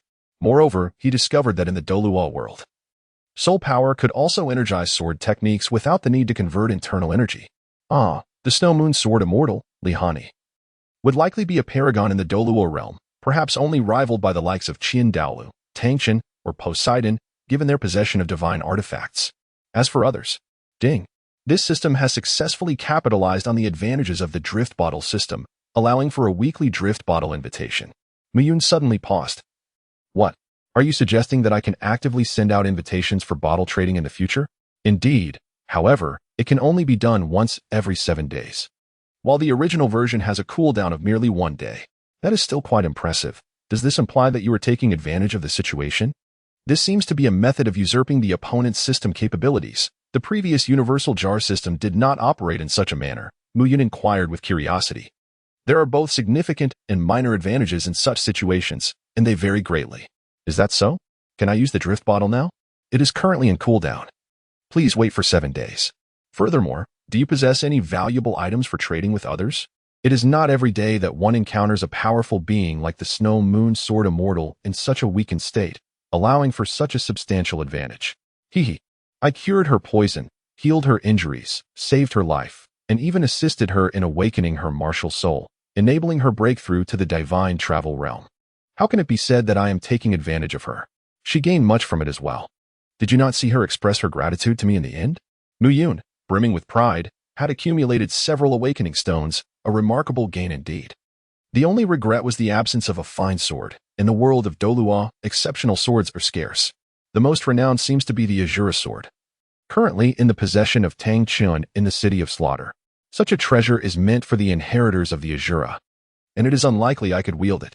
The only other notable sword user is the sword Douluo from the Seven Treasures Glazed Tile School. Yet I have not heard of him possessing a remarkable blade. There was no alternative but to plan a visit to the Metal City, Gingxin City, to seek out Lu Gao for his sword.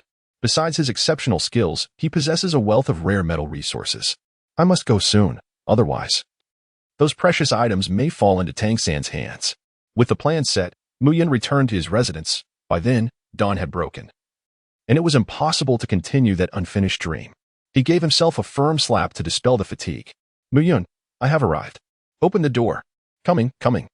My brilliant sister, today you were quite polite, knocking on the door instead of sneaking and using soul skills. Mu Yun responded while opening the door. Oh dear.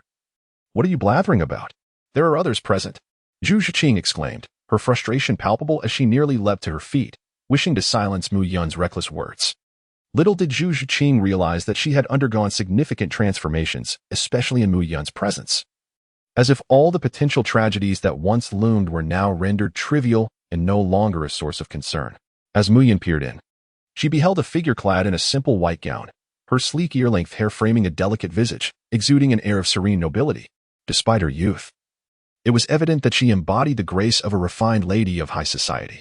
Ning Rongrong, the daughter of the esteemed leader of the Seven Treasure Glazed Tile School, and a dear friend of mine. Zhu Zhiqing affectionately leaned towards Ning Rongrong as she introduced her. Hello. I apologize for the intrusion. I hope you can forgive me. Ning Rongrong politely lifted her skirt and performed a courteous bow. Oh, do come in. Mu Yun responded with a slight nod. It appeared that the young lady had forgotten her presence, which was understandable, given that 2 years had passed since their last encounter. A fleeting moment lacking in lasting impression. And perhaps it was better for her to have forgotten. I heard from Qingqing that you possess unique insights into martial souls, surpassing even the master. My curiosity led me to follow her here. I wish to inquire about your opinion on the martial soul of our Seven Treasure Glazed Tile School. The Seven Treasure Glazed Tower, Ning Rongrong asked, her eyes brimming with anticipation. What is there to observe? It is merely a pure auxiliary martial soul. The soul skills of each layer in the Seven Treasure Glazed Tile School are predetermined, without the need to consider soul rings, thus rendering it largely devoid of operational complexity. Mu Yun, appearing utterly nonchalant, casually remarked, so what you wish to inquire about is how you, possessing the Seven Treasures Glazed Tile sect, can attain greater strength. Is it not? Indeed, Ning Rongrong replied, her small fists clenched in frustration. Others can enhance their power through the combination of soul rings, while I am relegated to the background, merely providing assistance. I find this unsatisfactory. Mu Yun pondered for a moment and then spoke lightly. The enhancement effect of the Seven Treasures Glazed Tower is formidable. The reason you perceive yourself as weak lies not in your martial soul, but in your own inadequacy. Let me illustrate this with an example. Dai Mubai. Do you not find him remarkably powerful after utilizing his third soul skill, the White Tiger transformation, with formidable attack and defense capabilities? Indeed. In truth, the augmentation this soul skill provides to his attack and defense is merely a doubling effect. His strength is primarily derived from his innate physical prowess, while that soul skill merely serves as an embellishment. Of course, his physical excellence is partly attributable to his White Tiger martial soul. Yet I firmly believe it is predominantly the result of his diligent training. I have heard that your Seven Treasures Glazed sect boasts a sword Douluo. Yes. Sword Grandpa is a title Douluo, immensely powerful. Ning Rongrong's expression gleamed with excitement. If he were to refrain from utilizing any soul skills, or even his martial soul, would he then be weak? Ning Rongrong furrowed her brow, deep in thought. Precisely. While there may be some impact, he remains formidable. His strength derives from the sword he wields. If you were to possess his level of power, combined with the enhancement of the Seven Treasures Glazed Tower, would you still consider yourself weak? Remember, whether it is martial souls or soul rings, they fundamentally serve to amplify one's own abilities, and are no different from your Seven Treasures Glazed Tower. What you must do is to strengthen yourself, and the specific approach is to follow me. Chapter 11. Here comes the younger brother. So, everything you just said was but a ruse? Ning Rongrong pouted, her cheeks flushed with indignation. Not entirely. It is indeed correct to focus on strengthening oneself. However, those are merely traditional methods. Since a shortcut exists, why take the long way around? As Mu Yun deftly evaded the playful swipes of the two young girls, he smiled and remarked, "There exists a certain treasure that, upon channeling one's soul force, can unleash formidable attacks. There are also treasures that, with the same input of soul power, can manifest a protective shield, thus providing defense. Furthermore, if one forges a bond with a powerful beast and empowers it with your 7 treasures glazed pagoda, victory becomes nearly assured. Then, there are the devil fruits. Consuming one grants immense power, with some being potent enough to potentially overthrow a titled Douluo. Additionally, there are rare materials from heaven and earth that can elevate one to divine status upon consumption. Not to mention martial arts, talismans, and extraordinary abilities. There are indeed myriad ways to grow stronger." Ning Rongrong and Zhu Qing, filled with excitement yet tinged with skepticism, questioned, "Have you truly encountered such wonders in this world?" Mu Yun replied, "I cannot speak for the world at large, but I assure you, within the confines of the shop ahead, such marvels await. With just a modicum of currency and a touch of fortune, one can unwittingly find themselves at the Heavenly Jar shop. Boss Lin, open the door. I've brought you 2 patrons." Upon entering the dilapidated establishment, Mu Yun gazed upon the shabby surroundings and felt a pang of sympathy for the shopkeeper, Lin. As the possessor of a powerful system, it was disheartening to see the shop in such disarray. Lin Fan, equally disheartened, lamented the loss of his first earnings due to the discounts he offered Mu Yun, which had inadvertently led to the cancellation of his rewards. Though he was impervious to starvation within the shop, the sensation of hunger still lingered, a torment that felt worse than death itself. "Welcome," Lin Fan exclaimed, his enthusiasm bordering on obsequiousness. "Come in. Would you care for some tea?" Mu Yun, observing Lin's overly eager demeanor, felt a twinge of pity and reflected on how poverty can diminish one's spirit. Yet, he sensed that Lin would soon rise above his current plight. "Mu Yun, is this truly the place you spoke of where one can gain strength? Can these jars really alter one's fate?" "Indeed," Mu Yun affirmed. "This is the Heavenly Jar shop, where an array of unimaginable treasures reside within these jars. With just a little money and a smidge of luck, one can defy destiny and become invincible." "Ah, Lin Gu is correct," Zhu Zhuqing remarked, casting a wary glance at the duo's playful banter, wondering if they were indeed a pair of con artists. Feeling as if they had been lured onto a pirate ship, she sighed, "Well, since we are here, let us give it a try." Reluctantly, she retrieved her small wallet, exclaiming, "This contains 1,000 gold soul coins. How many jars can I purchase?" "Ah, I must apologize," Lin Fan replied. "Each jar in this shop is priced at 100,000 gold soul coins, and I cannot entertain negotiations." Lin Fan resolutely declared, "Are you joking? I have suffered enough from price cuts and discounts. I dare not endure it any longer. 100,000 gold soul coins? What are you talking about? Have you lost your mind? Such rough-looking jars are worth far less than that." Observing Zhu Zhuqing's furious demeanor and Lin Fan's increasingly grim expression, Mu Yun quickly intervened to soothe the situation.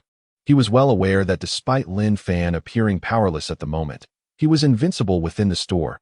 Even a deity would be of no consequence, and provoking him was unwise. "Ah, my clever sister, have you lost your sight? The jar's worth lies not in their appearance, but in their contents. 100,000 gold soul coins for a chance to defy fate. Do you truly consider that exorbitant?" Mu Yun calmed Zhu Zhuqing's agitation, his expression turning serious. "However, 100,000 gold soul coins is far too much. I do not have that amount," Zhu Zhuqing replied, her cheeks flushed. "Ha, it's merely money. I have plenty of that. Here, 1,000,000 gold soul coins. Lin, please prepare 10 jars for my sister." Mu Yun grandly tossed a sizable pile of gold soul coins. Lin Fan's forehead twitched with anger. It dawned on him that he had indeed been deceived by this little rascal last time. This kid was quite wealthy. Naturally, this money would not be lent without conditions. The interest would not be burdensome. 9 out of 13 returned. Does that sound agreeable? Agreeable? Not at all. Do you think your sister, am ignorant of what usury is? You dare to scheme against me?" Zhu Qing exclaimed, on the verge of exploding, just as she was about to erupt. Mu Yun abruptly altered his proposition. "How about this? You need not repay the money, but all items retrieved will belong to me." "Not happening. There's a conspiracy afoot. If you truly wish to purchase, you should do so yourself. Why involve me?" Goodness, how did she suddenly regain her composure? I was so close to succeeding. Mu Yun lamented, shaking his small fist in frustration. "This store has a purchase limit. Within 7 days, you may only buy 10 jars. Little Mu Yun's quota was exhausted 3 days ago," Lin Fan explained, simultaneously betraying Mu Yun. a small act of retribution for his trickery. Zhu Zhuqing's eyes darted as if her intellect had returned. Hands on her hips, she puffed her chest. Fine, I shall consider the money as a loan from you. It's just usury, nothing to be concerned about. Ah, nothing to be concerned about? I see you have no intention of repaying. How about this, for the 10 items retrieved? I shall have the privilege to select one first. If you cannot agree to such a modest request, then I shall truly be unable to assist you. Seeing Mu Yun deflated like a punctured balloon, Zhu Zhuqing felt victorious, waving her hand. No problem, it's settled. Yet unbeknownst to her, Mu Yun was secretly elated. The items retrieved from the jars were of varying quality, and often the finest one surpassed the combined worth of the other 9. Soon, he would claim her most cherished item. He wondered if she would shed tears over it. Let us commence, he declared, preparing to break the jars. With a resounding clang, Zhu Zhuqing seized her specialized hammer and deftly shattered all 10 jars in one breath. As he gazed upon the 10 radiant orbs that ascended into the air, Lin Fan's expression turned somewhat peculiar. Indeed, her fortune was remarkable, though it paled in comparison to that cunning little rascal. Well, boss, what treasures have you uncovered? Surely there must be something of value, he mused, stepping forward with a leisurely gait. Indeed, your luck is commendable. The first is the 10 Blades Cat Claw, a weapon belonging to Captain Kuro from the pirate world, imbued with sharpness and a bleeding attribute that renders wounds difficult to heal, a blue rare quality. The second is Silent Step, an assassination technique allowing for rapid movement, also hailing from Captain Kuro's repertoire, classified as blue rare quality. The third, Shovel Death, enables one to enter an invisible state and move at high speeds, attacking all within the range of the cat claw. However, due to its uncontrollable speed, it poses a risk of inadvertently harming allies. This is a purple perfect quality. The fourth is the Razor Ring, originating from the Black Cat Pirates led by Zango. Equipped with the skills of a boomerang and hypnosis, caution is advised as one may fall victim to their own trap. This too is a purple perfect quality. The fifth, Water Snake Waste, comes from Sam of the Black Cat Pirates, allowing one to evade attacks through waist twisting. This is a white ordinary quality. The sixth, Jumping Slash, also from the Black Cat Pirates, is a rather foolish technique best avoided. This is a white ordinary quality. The seventh is the Fur Tribe Physique from the Fur Tribe of the Pirate World, a lineage of natural warriors classified as blue rare quality. The eighth, Soul Power Capsule, can enhance soul power, also a blue rare quality. The ninth is the Devil's Blade 1000 Edges, originating from the Assassin world, known as the Shadow Assassin Chi. It is an offensive-only weapon, unparalleled, composed of thousands of shards and difficult to master. This is a purple perfect quality. Lastly, the 10th is the Surgery Fruit from the Pirate World, which grants the ability of spatial exchange upon consumption. This is a golden legendary quality. Goodness, you have indeed captured the entire Black Cat Pirates bounty. What extraordinary luck, even striking the Surgery Fruit, the most unique of all devil fruits. Lin Fan marveled. For the Surgery Fruit held secrets of immortality within the realm of pirates, a coveted desire for all, with 2 whites, for blues, 3 purples, and 1 gold. This was indeed impressive, second only to the young Mu Yun. Upon hearing this, Mu Yun rolled her eyes in exasperation, questioning why such a capable individual could be so loquacious.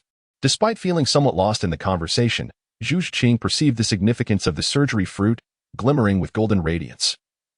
Unmistakably the finest treasure. Wait a moment, my exceptionally clever second sister. Have you perhaps overlooked something of great importance? With a swift motion, Mu Yun positioned herself between Zhu Zhuqing and the golden Surgery Fruit. In the flickering glint of her bewitching eyes, her chubby little hand reached out towards the coveted fruit. Asserting her claim with a resolute declaration, the priority lies with me. Do not attempt to exploit the chaos. Please, no, Zhu Zhuqing shrieked, her instinct screaming that this devil fruit was of paramount importance to her, the key to her empowerment. In the depths of her near desperation, Mu Yun's pudgy hand, poised to grasp the Surgery Fruit, suddenly veered away, opting instead for the enchanted blade, 1000 blades, exclaiming, I believe this exquisite sword suits me far better. It possesses a certain elegance. As Mu Yun seized the 1000 blades, the blade disintegrated into thousands of shards, cascading to the ground. Combine. With a mere thought, the fragments soared into the air, reassembling into a magnificent longsword adorned with blue stripes, a faint purple luminescence shimmering along its length. With a flick of her wrist, she commanded, dissolve. The blade fragmented once more, the shards suspended in midair, slowly rotating, exuding an aura of palpable danger. Having swiftly mastered its usage, Mu Yun delightedly stowed the 1,000 blades. Feeling as though fortune had smiled upon her at just the right moment, she had been in dire need of a reliable weapon. Although labeled a sword, it was akin to a blade, effortlessly accommodating her sword intent and domain. Meanwhile, Zhu Zhiqing hastily consumed all other items, fearing that Mu Yun might change her mind. She bravely devoured the notoriously unpalatable devil fruit in large bites, truly a warrior at heart. You know, one need only take a single bite of a devil fruit. There is no necessity to consume it entirely, especially given its rather unpleasant taste, Mu Yun kindly advised. Humph, I shall eat every last morsel, Zhu Zhiqing retorted. Her face pale, for the flavor of the devil fruit was reputed to be akin to that of excrement. So what shall it be? Would you care to test its power? Mu Yun provocatively beckoned with her finger. Zhu Zhiqing, eager to engage, hesitated upon witnessing the shabby state of Ning Rongrong in the little shop. Perhaps it would be prudent to wait until Rongrong finished with her canister before seeking out a suitable place to deliver a sound thrashing to your little backside. Zhu Zhiqing felt an overwhelming surge of strength within her, not to mention, her fur-clad physique had undergone a remarkable transformation. The skills acquired from Shirao's teachings had exponentially increased her speed, and the 10 blades cat claws had rectified her previous weaknesses in attack. Moreover, the spatial displacement ability conferred by the surgical fruit granted her instantaneous movement, leading her to believe she was now invincible. Defeating her father's soul fighters, forged from abundant resources, seemed a trivial endeavor. Greetings, boss. I would like 10 canisters as well, Ning Rongrong said, politely curtsying while lifting her little skirt. Despite her calm demeanor, the eagerness in her eyes was unmistakable. Truly, as the young lady of the 7-treasure glazed tile school, 1,000,000 gold soul coins were but a trifling sum. And then, looking at you, TSK, Mu Yun approached Zhu Zhiqing with an air of disdain. Humph. There is simply no comparison, is there? The master of the 7-treasure glazed tile school possesses remarkable acumen in business, in terms of wealth. The Spirit Hall and the various imperial dynasties pale in comparison. As for our family, it is but a mere shell, barely managing to sustain daily expenses. I have stealthily ventured into our family treasury, and it is indeed utterly bare. Unlike you, with your knack for earning money from women. My fortune is accumulated through frugality and thrift, which naturally amounts to little. Zhu Zhiqing, ever the sharp-tongued retort, chimed in. Hey. While it's one thing to speak your mind, it's quite another to expose my shortcomings in public. The money I possess was earned through hard work, mutually beneficial arrangements, and genuine effort. It is a testament to our capabilities. Unlike your family as Tiger, who seems to require spending money to woo women, shouldn't that be the other way around? Look at me. I need not lift a finger. With a mere flick of my paw, golden soul coins flow in abundance. Who are you calling a tiger? Spare me your insults. I, Zhu Zhiqing, do not associate with such ruffians. Speak again, and I shall not hesitate to retaliate. While the siblings engaged in their verbal sparring, Ning Rongrong commenced her own endeavor of smashing jars, opting to break them 2 at a time. Each individual possesses their own sense of ritual. Clang, clang. 2 orbs of violet radiance emerged. So, what fortune have we unearthed? Ning Rongrong inquired with eager anticipation. One was a replica of the Haotian Tower, capable of attracting stellar energy and dwelling within its confines allowed for the refinement of one's physique.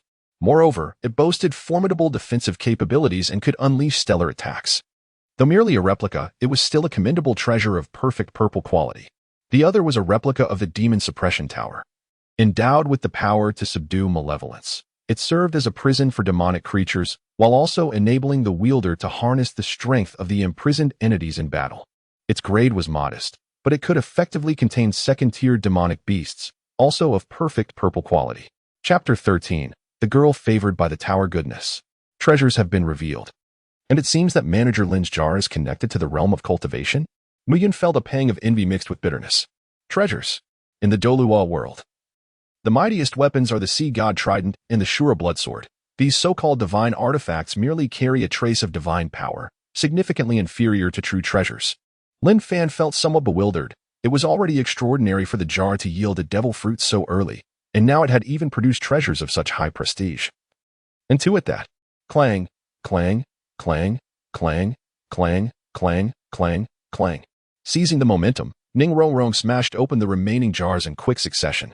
The third revealed the Gravity Tower's first level, a trial of physical strength within a double gravity simulated environment, serving as an entrance examination for a martial arts sect. Passing within an hour grants access to the Outer Sect, a rare blue quality item. The fourth unveiled the Battle Tower as first level, where defeating the Guardian could randomly yield a mysterious level martial arts technique, allowing for repeated challenges but with only a single opportunity for reward, a perfect purple quality item. The fifth tower, the Elemental Tower's first layer, facilitates the comprehension of elemental skills and yields blue rare quality items. The sixth tower, the Spiritual Tower's first layer, allows for the refinement of spiritual power, also producing blue rare quality items. The seventh tower, a replica of the Tower of Creation, serves to restore injuries and grants blue rare quality items. The eighth tower, the Golden Buddha Tower, permits the infusion of soul energy to unleash the soul technique. The Golden Buddha's protective body, as long as the soul energy persists, the body remains unbroken, offering a purple perfect quality item.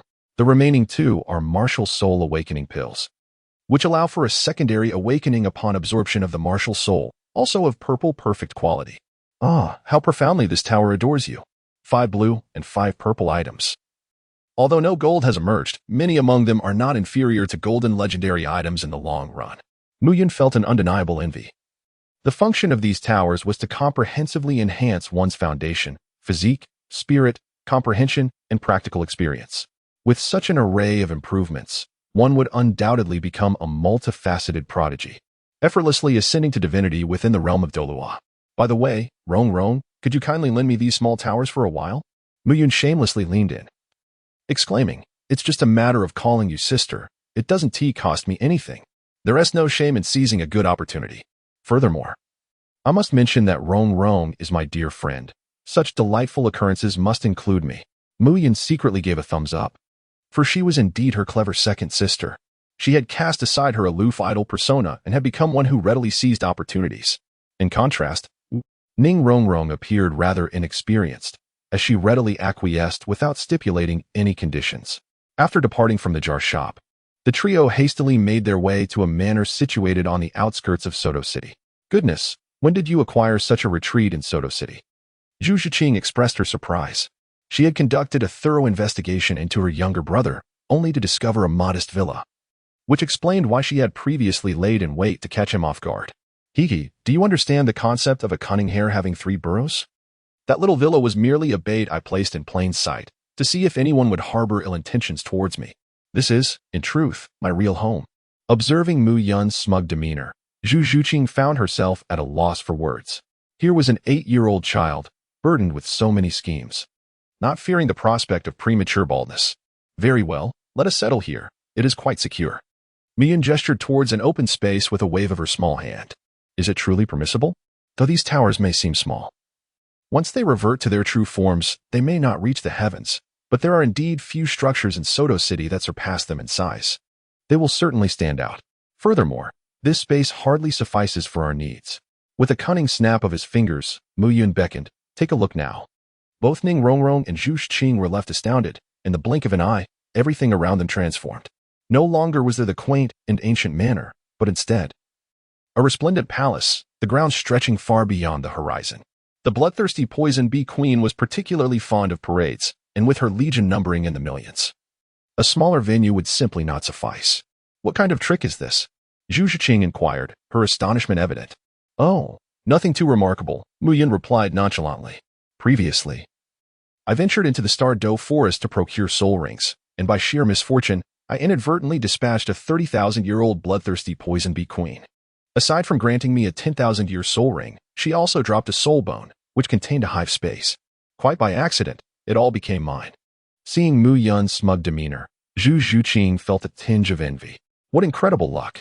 How can one be so careless and still reap such rewards? Why did such fortune not fall upon me? Ning Rong, however, was unfazed.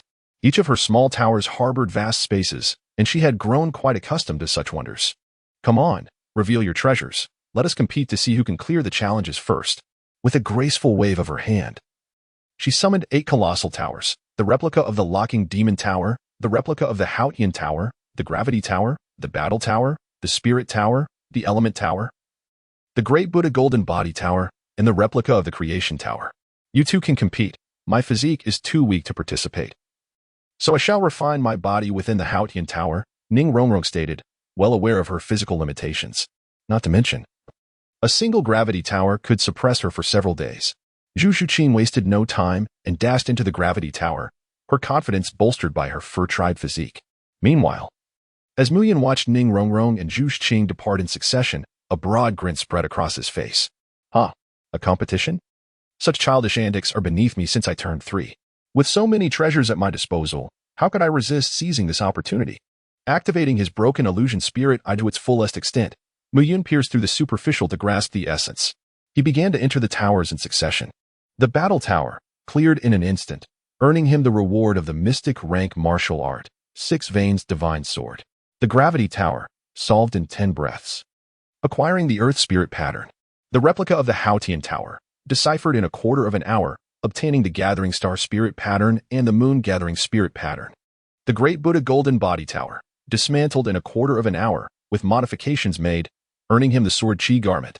The locking demon tower, unraveled in a quarter of an hour, learning the demon locking chain technique. The spirit tower, deciphered in a quarter of an hour, mastering the spirit refinement technique.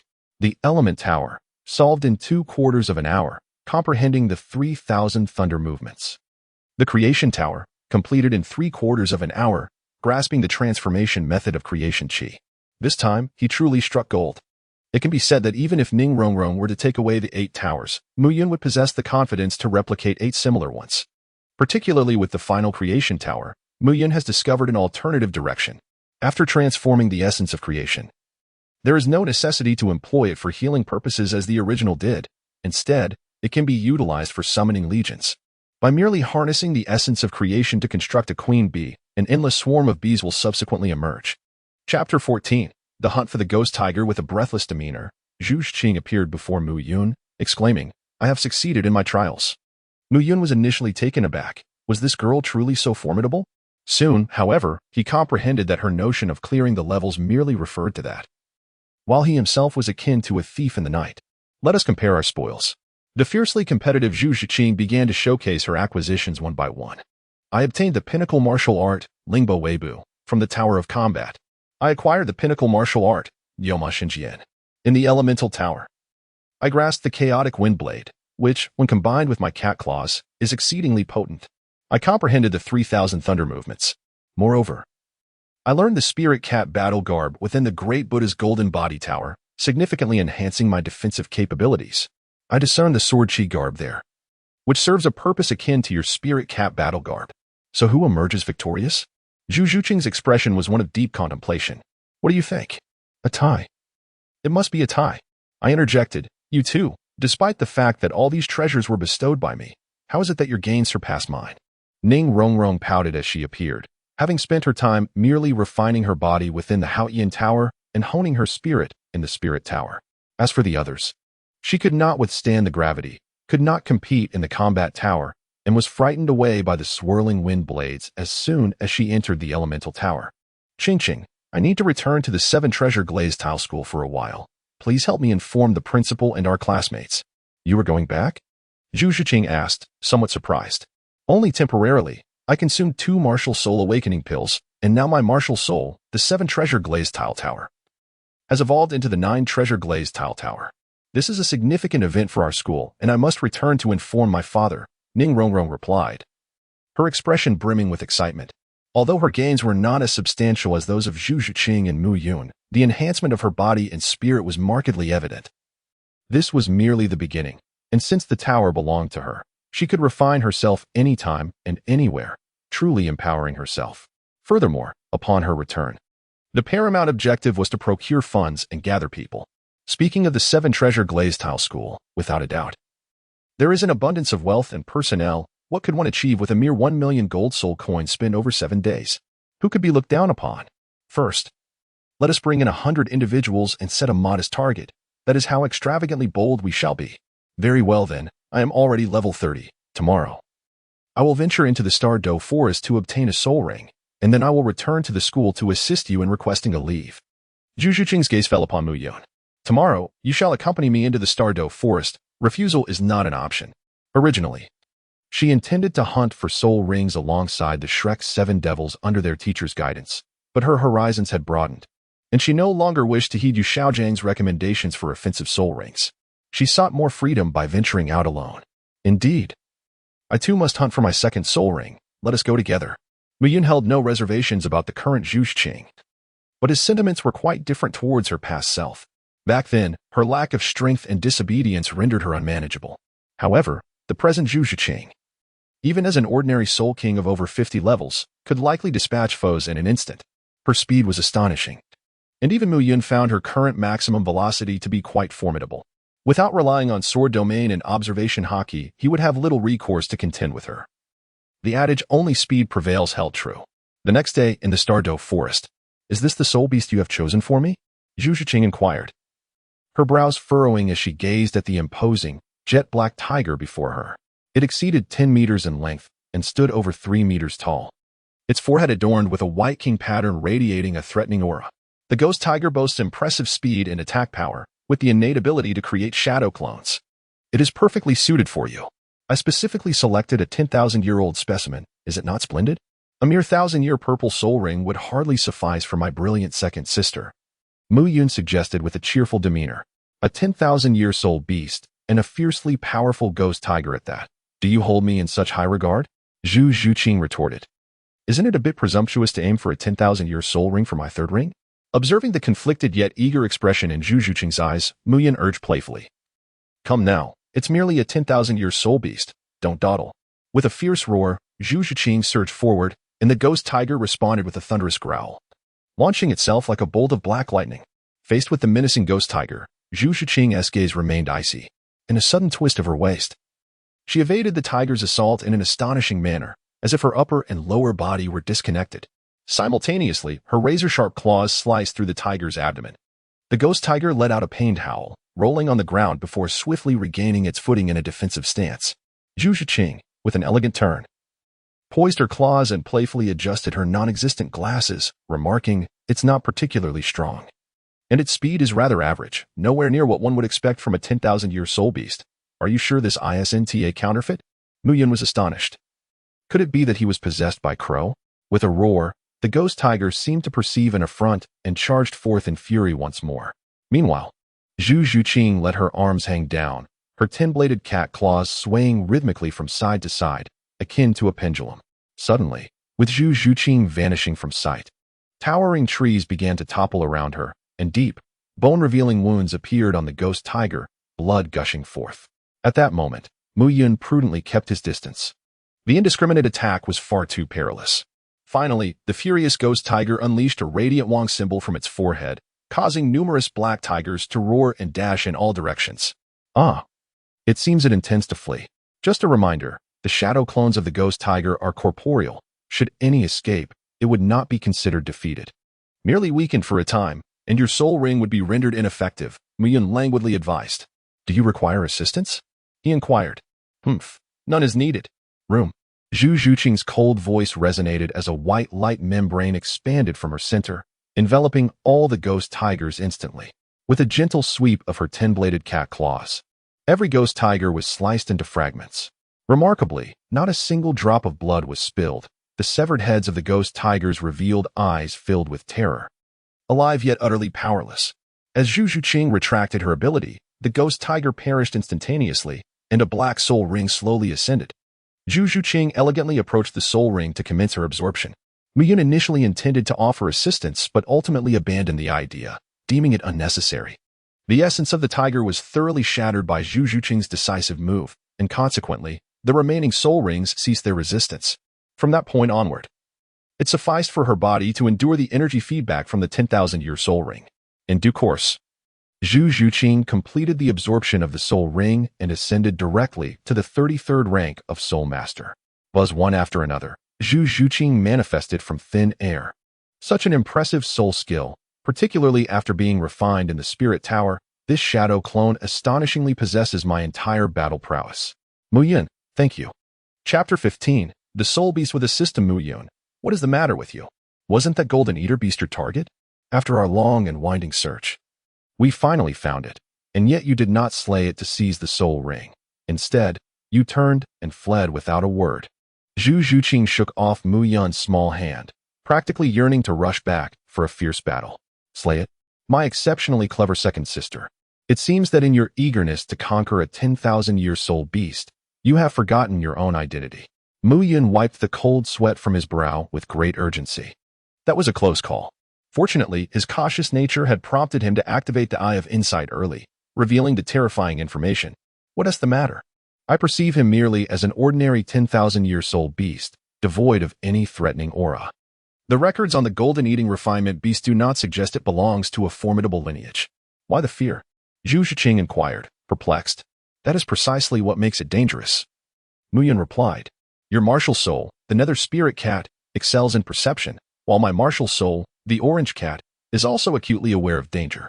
Even with my ability to awaken the observation haki within the jar, I failed to sense the threat posed by our opponent.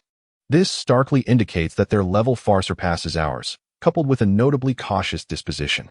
Such entities are best left undisturbed. Mu Yun felt a lingering dread. He had just caught a glimpse of the other party's information. A 900,000-year-old shape-shifting soul beast, adept in the art of survival, had lived undetected in the Stardow forest. Its power unnoticed even by the dominant soul beast residing deep within. Cautious by nature, it would only strike when necessary, ensuring no survivors. Additionally, it was the possessor of a refining system, a third-tier artifact-level refiner. The entirety of its dazzling equipment, headgear, robes, battle boots, weapons, shields, earrings, and necklaces was striking. But what was even more alarming were the rings adorning all 10 fingers. Who could fathom the powers they might possess? Armed to the teeth with a luxurious arsenal. Who would dare to confront such an entity? Even the protagonist would be forced to kneel. At that moment, a foreign voice resonated behind him. Little one. Your eyes are quite extraordinary. In an instant, Mu Yun unleashed a domain-type sword technique, as if anticipating the sudden appearance of the voice. And a flurry of blossoms filled the air. Humph. The figure clad in black, struck by several petals, gradually materialized, letting out muffled groans. A fascinating technique. Capable of compelling me from the void. Some petals even bypassed my defensive artifacts to strike at my true form. Poison, dizziness, paralysis, petrification. Finding how intriguing to encounter such springtime toxins as the Scarlet Skull. Regrettably, they were all too feeble. The total control time amounted to but a fleeting moment. The figure in black slowly raised its right hand, clearly about to break free from its restraints as 5 radiant rings began to shimmer, signifying the preparation of a formidable attack. A moment, sufficient. The orange tabby cat's martial spirit manifested, arriving beside the figure in the black robe with a speed astonishingly incongruous with its physique, its plump little paws gently making contact. The cloaked figure displayed a look of astonishment, realizing it was a rule-based soul skill. Little one, we shall meet again, it uttered before vanishing from sight. Remarkably, after being struck by my full-force adorable assault, it still managed to utter a few words before departing, truly impressive. Mu Yun finally breathed a sigh of relief. The harm was certainly not capable of reaching the other party, yet at least for the next 3 days, he was assured safety. The full force of the adorable strike sent his opponent flying for 3 days and 3 nights, disregarding their strength or weakness. What transpired? Was there not a figure that appeared just moments ago? Where have they gone? Zhu Shiqing, only now realizing the situation, rushed over. He has been sent on a journey. Mu Yun waved his hand, his expression somewhat solemn. I am about to venture forth to hunt the great-mouthed flower. You may choose not to accompany me and return instead. No, came the reply. In matters of reciprocity, since you assisted me in hunting the ghost tiger, I must likewise aid you in your pursuit of the great-mouthed flower. Mu Yun pondered for a moment and nodded, saying, You may accompany me, but we must establish 3 rules. Without my consent, do not act recklessly.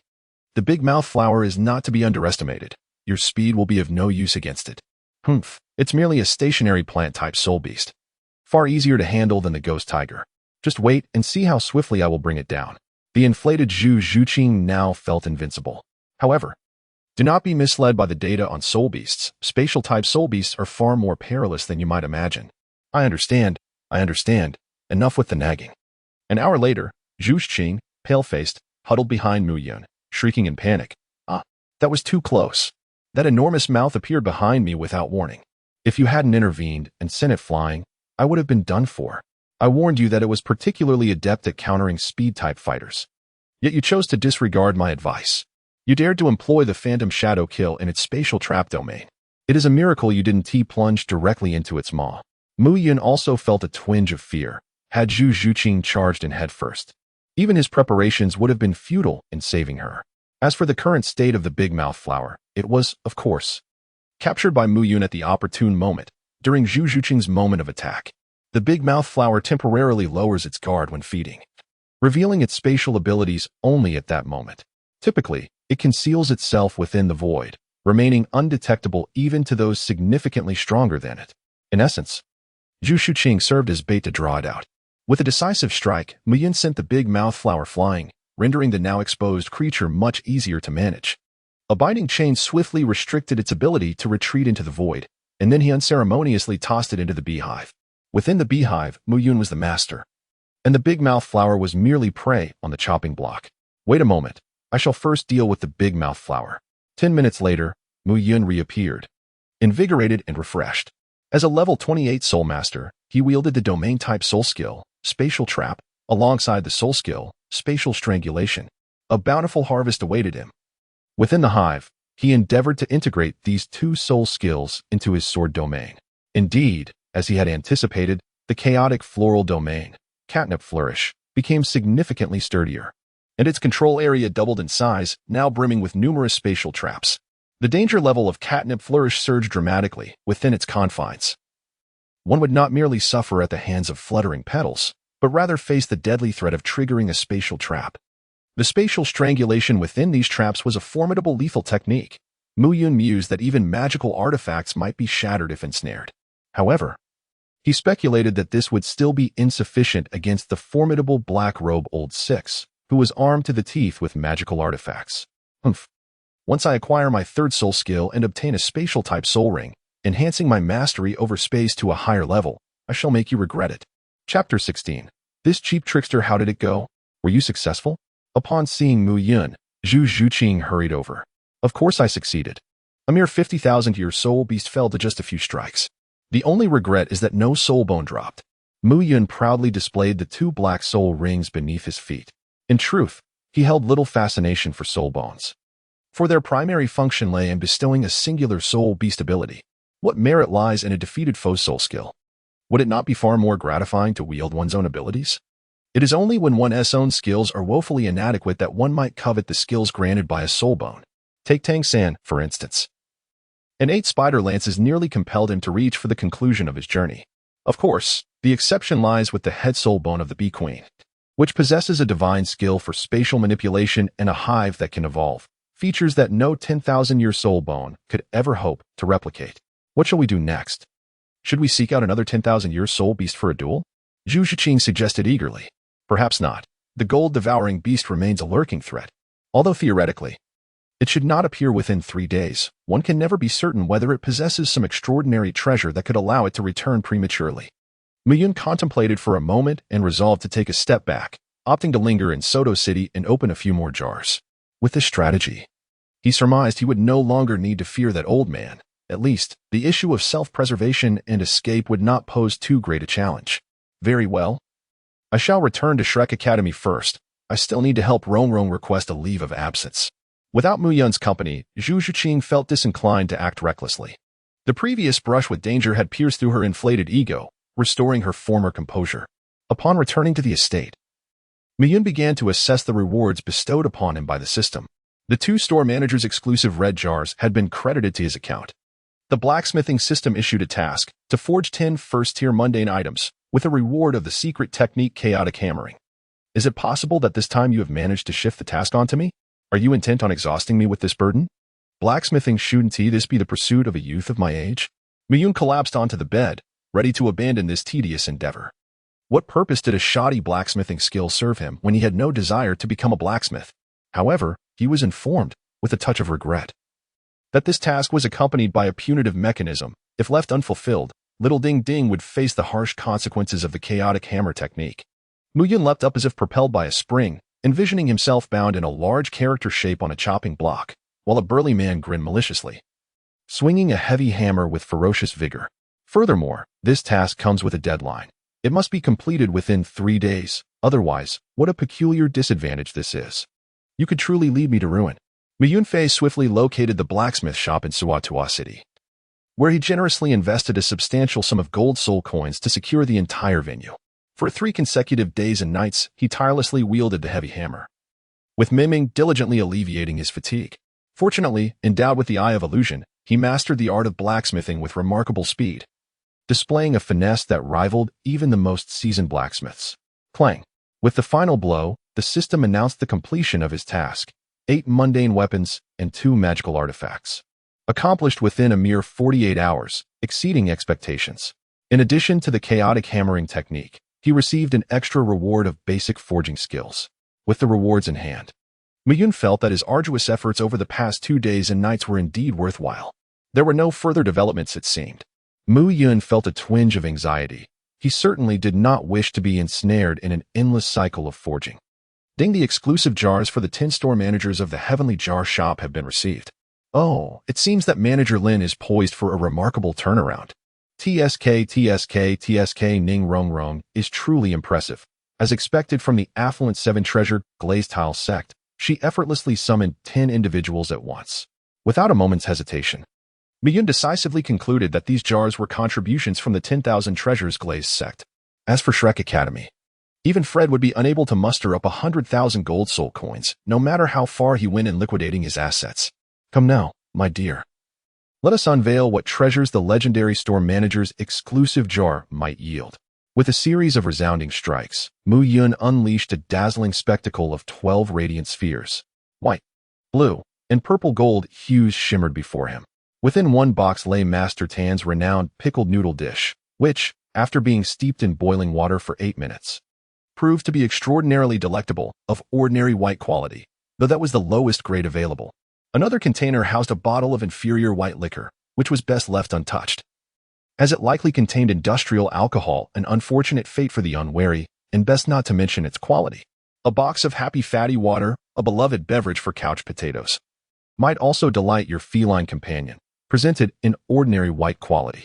A pair of black stockings emerged, eliciting a knowing smile from those in the know, also of ordinary white quality. Next, a Jinhua ham, boasting the exquisite flavor of a time-honored brand, presented itself, again in ordinary white quality. A box of a certain monkey snail powder was included. Its flavor difficult to ascertain, likely unappealing to cats, though perhaps your feline friend might be an exception, also of ordinary white quality. 3 soul power capsules appeared, directly enhancing soul power without side effects, possessing a rare blue quality. An ordinary strength pill was revealed, granting an increase of 1,000 in strength, with a rare blue quality. An exceptional strength pill followed, providing a staggering increase of 10,000 in strength, categorized as a perfect purple quality. Lastly, the Void Sword body was unveiled, a unique physique that conferred a high degree of spatial affinity upon its possessor, rated as a legendary golden quality. System, come forth. What on earth are these items? Muyin exclaimed in exasperation. These are even inferior to the common jars I opened before. How dare you call them the store manager's exclusive jars? Had it not been for the golden legendary item at the end, I would have thought you were treating me like a recycling station. The exasperation of Mu Yunqi stems primarily from the profound disparity between his expectations and reality. Now, dear host, might there exist the possibility that such a treasure yield is, in fact, the norm, while your previous encounter, along with those 2 young ladies, was an anomaly? It could very well be described as a legendary bug, which, now that it has been rectified, has resulted in the current state of affairs. In truth, the emergence of a golden legend is already quite commendable, and this particular golden legend is anything but ordinary. Mu Yin contemplated for a moment and expressed his agreement. The Void Sword body, a constitution of extraordinary caliber, must surely originate from a realm of higher dimensions, and it is precisely what he currently requires. Although the breaking illusion spirit eye allows him to effortlessly master sword techniques and domains, its power leaves much to be desired, for it remains an ordinary constitution. A mortal is bound by inherent limitations. However, with the acquisition of the Void Sword body, both his swordsmanship and spatial control have received a significant enhancement, unlocking new potentials and paving the way for a much grander journey ahead. Muyin suddenly thought of Lin Fan. Given the current luck of treasure acquisition, poor manager Lin would likely need some time to turn his fortunes around. The image of such a grand storekeeper, cautious even when stepping out to buy breakfast, brought a smile to Mu Yun's face. It seemed almost time to open the second jar. He would check tomorrow. If old Lin ended up with a pile of worthless items, one could only wonder if he would cry. Chapter 17. encountering a transmigrator boss, 3 sticks of youtiao, a pound of oil cakes, and a bowl of savory tofu pudding, with plenty of chopped pickled vegetables and green onions, please. To Mu Yun's surprise, he found such a nostalgic breakfast on the streets of Soto City, leading him to suspect that the owner of this breakfast shop might be a transmigrator. However, after a failed exchange of secret signals involving the peculiar strange changes and constant transformations in Imperial Jade Liquor, he discovered that this establishment was merely a branch. Such branches were numerous in Soto City, with the main store located in Wuhan City, where the reputed proprietor was said to be a significant figure with a formidable background. Suddenly, a cacophony erupted from outside. The city lord's guard is on duty. All idle onlookers, please step aside. A gleaming procession of armored guards marched by, prompting numerous merchants to hastily secure their doors. Mu Yun was multitasking, relishing a delightful meal while observing the unfolding drama with keen interest. Before him stood a well-trained squad encircling an individual. At last, we have cornered you. It remains a mystery why that esteemed figure forbids us from storming into the establishment to apprehend you. Nevertheless, you must accompany us for a brief visit. My master wishes to see you. Do not compel us to resort to force. The one encircled was a young man, dressed modestly, slightly unkempt. Yet better off than the disheveled beggars on the street. At least his shoes were intact. Oh, must you all be such a nuisance? I ventured out for a simple breakfast. And here you are causing a ruckus, constantly monitoring my little shop, severely impacting our sales. Your presence is quite bothersome.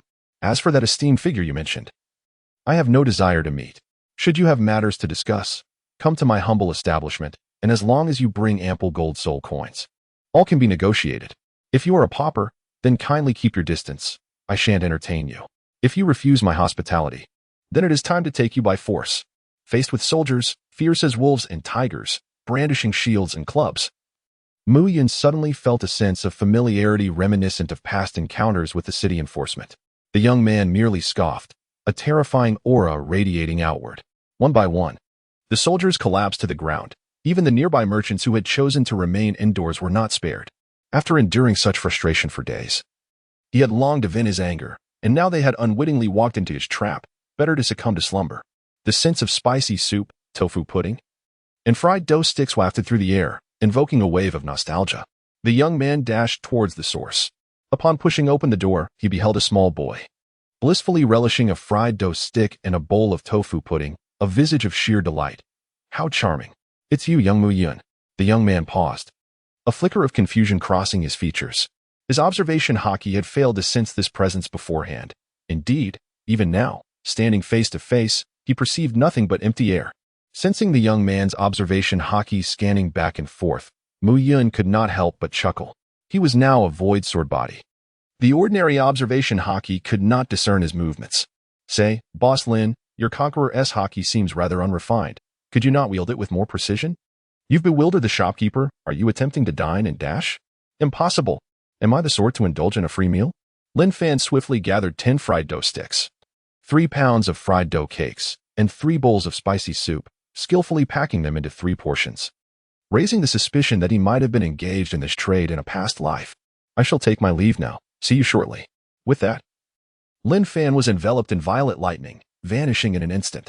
Conqueror's haki, observation haki, and what appeared to be a thunder fruit, a standard configuration for many travelers from other realms. It was no wonder he dared to step out of the shop with such audacity. Yet, it was truly astonishing that he had dined without paying. Mu Yun, caught in a blend of laughter and tears, left behind a golden soul coin before departing the scene, for he knew that in a place rife with conflict, one must not linger, especially not to let Lin Fan bear the blame. Soon, a strikingly handsome young man arrived at the scene, only to find the street densely populated with unconscious bodies, their armor gleaming spectacularly in the light. Fortunately, they were merely in a state of faintness, devoid of any life-threatening danger. Suddenly, a shadow materialized from thin air, its hood obscuring its visage, emanating a chilling aura that sent shivers down one's spine. Such a peculiar method, to render hundreds unconscious solely through an imposing presence. It was a sensation I had only previously experienced from the Grand Elder. Draped in a crimson robe adorned with intricate golden and silver patterns, a person of striking beauty and an ambiguous voice, delicately gesturing with slender fingers, appeared beside the young man. Are you referring to my grandfather? The youth inquired, his brow furrowed in confusion. It is not the Grand Elder Douluo.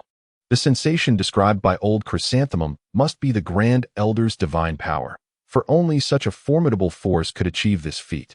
The ominous figure replied with a hint of trepidation. Regrettably, it seems I was a moment too late. He has already grown stronger.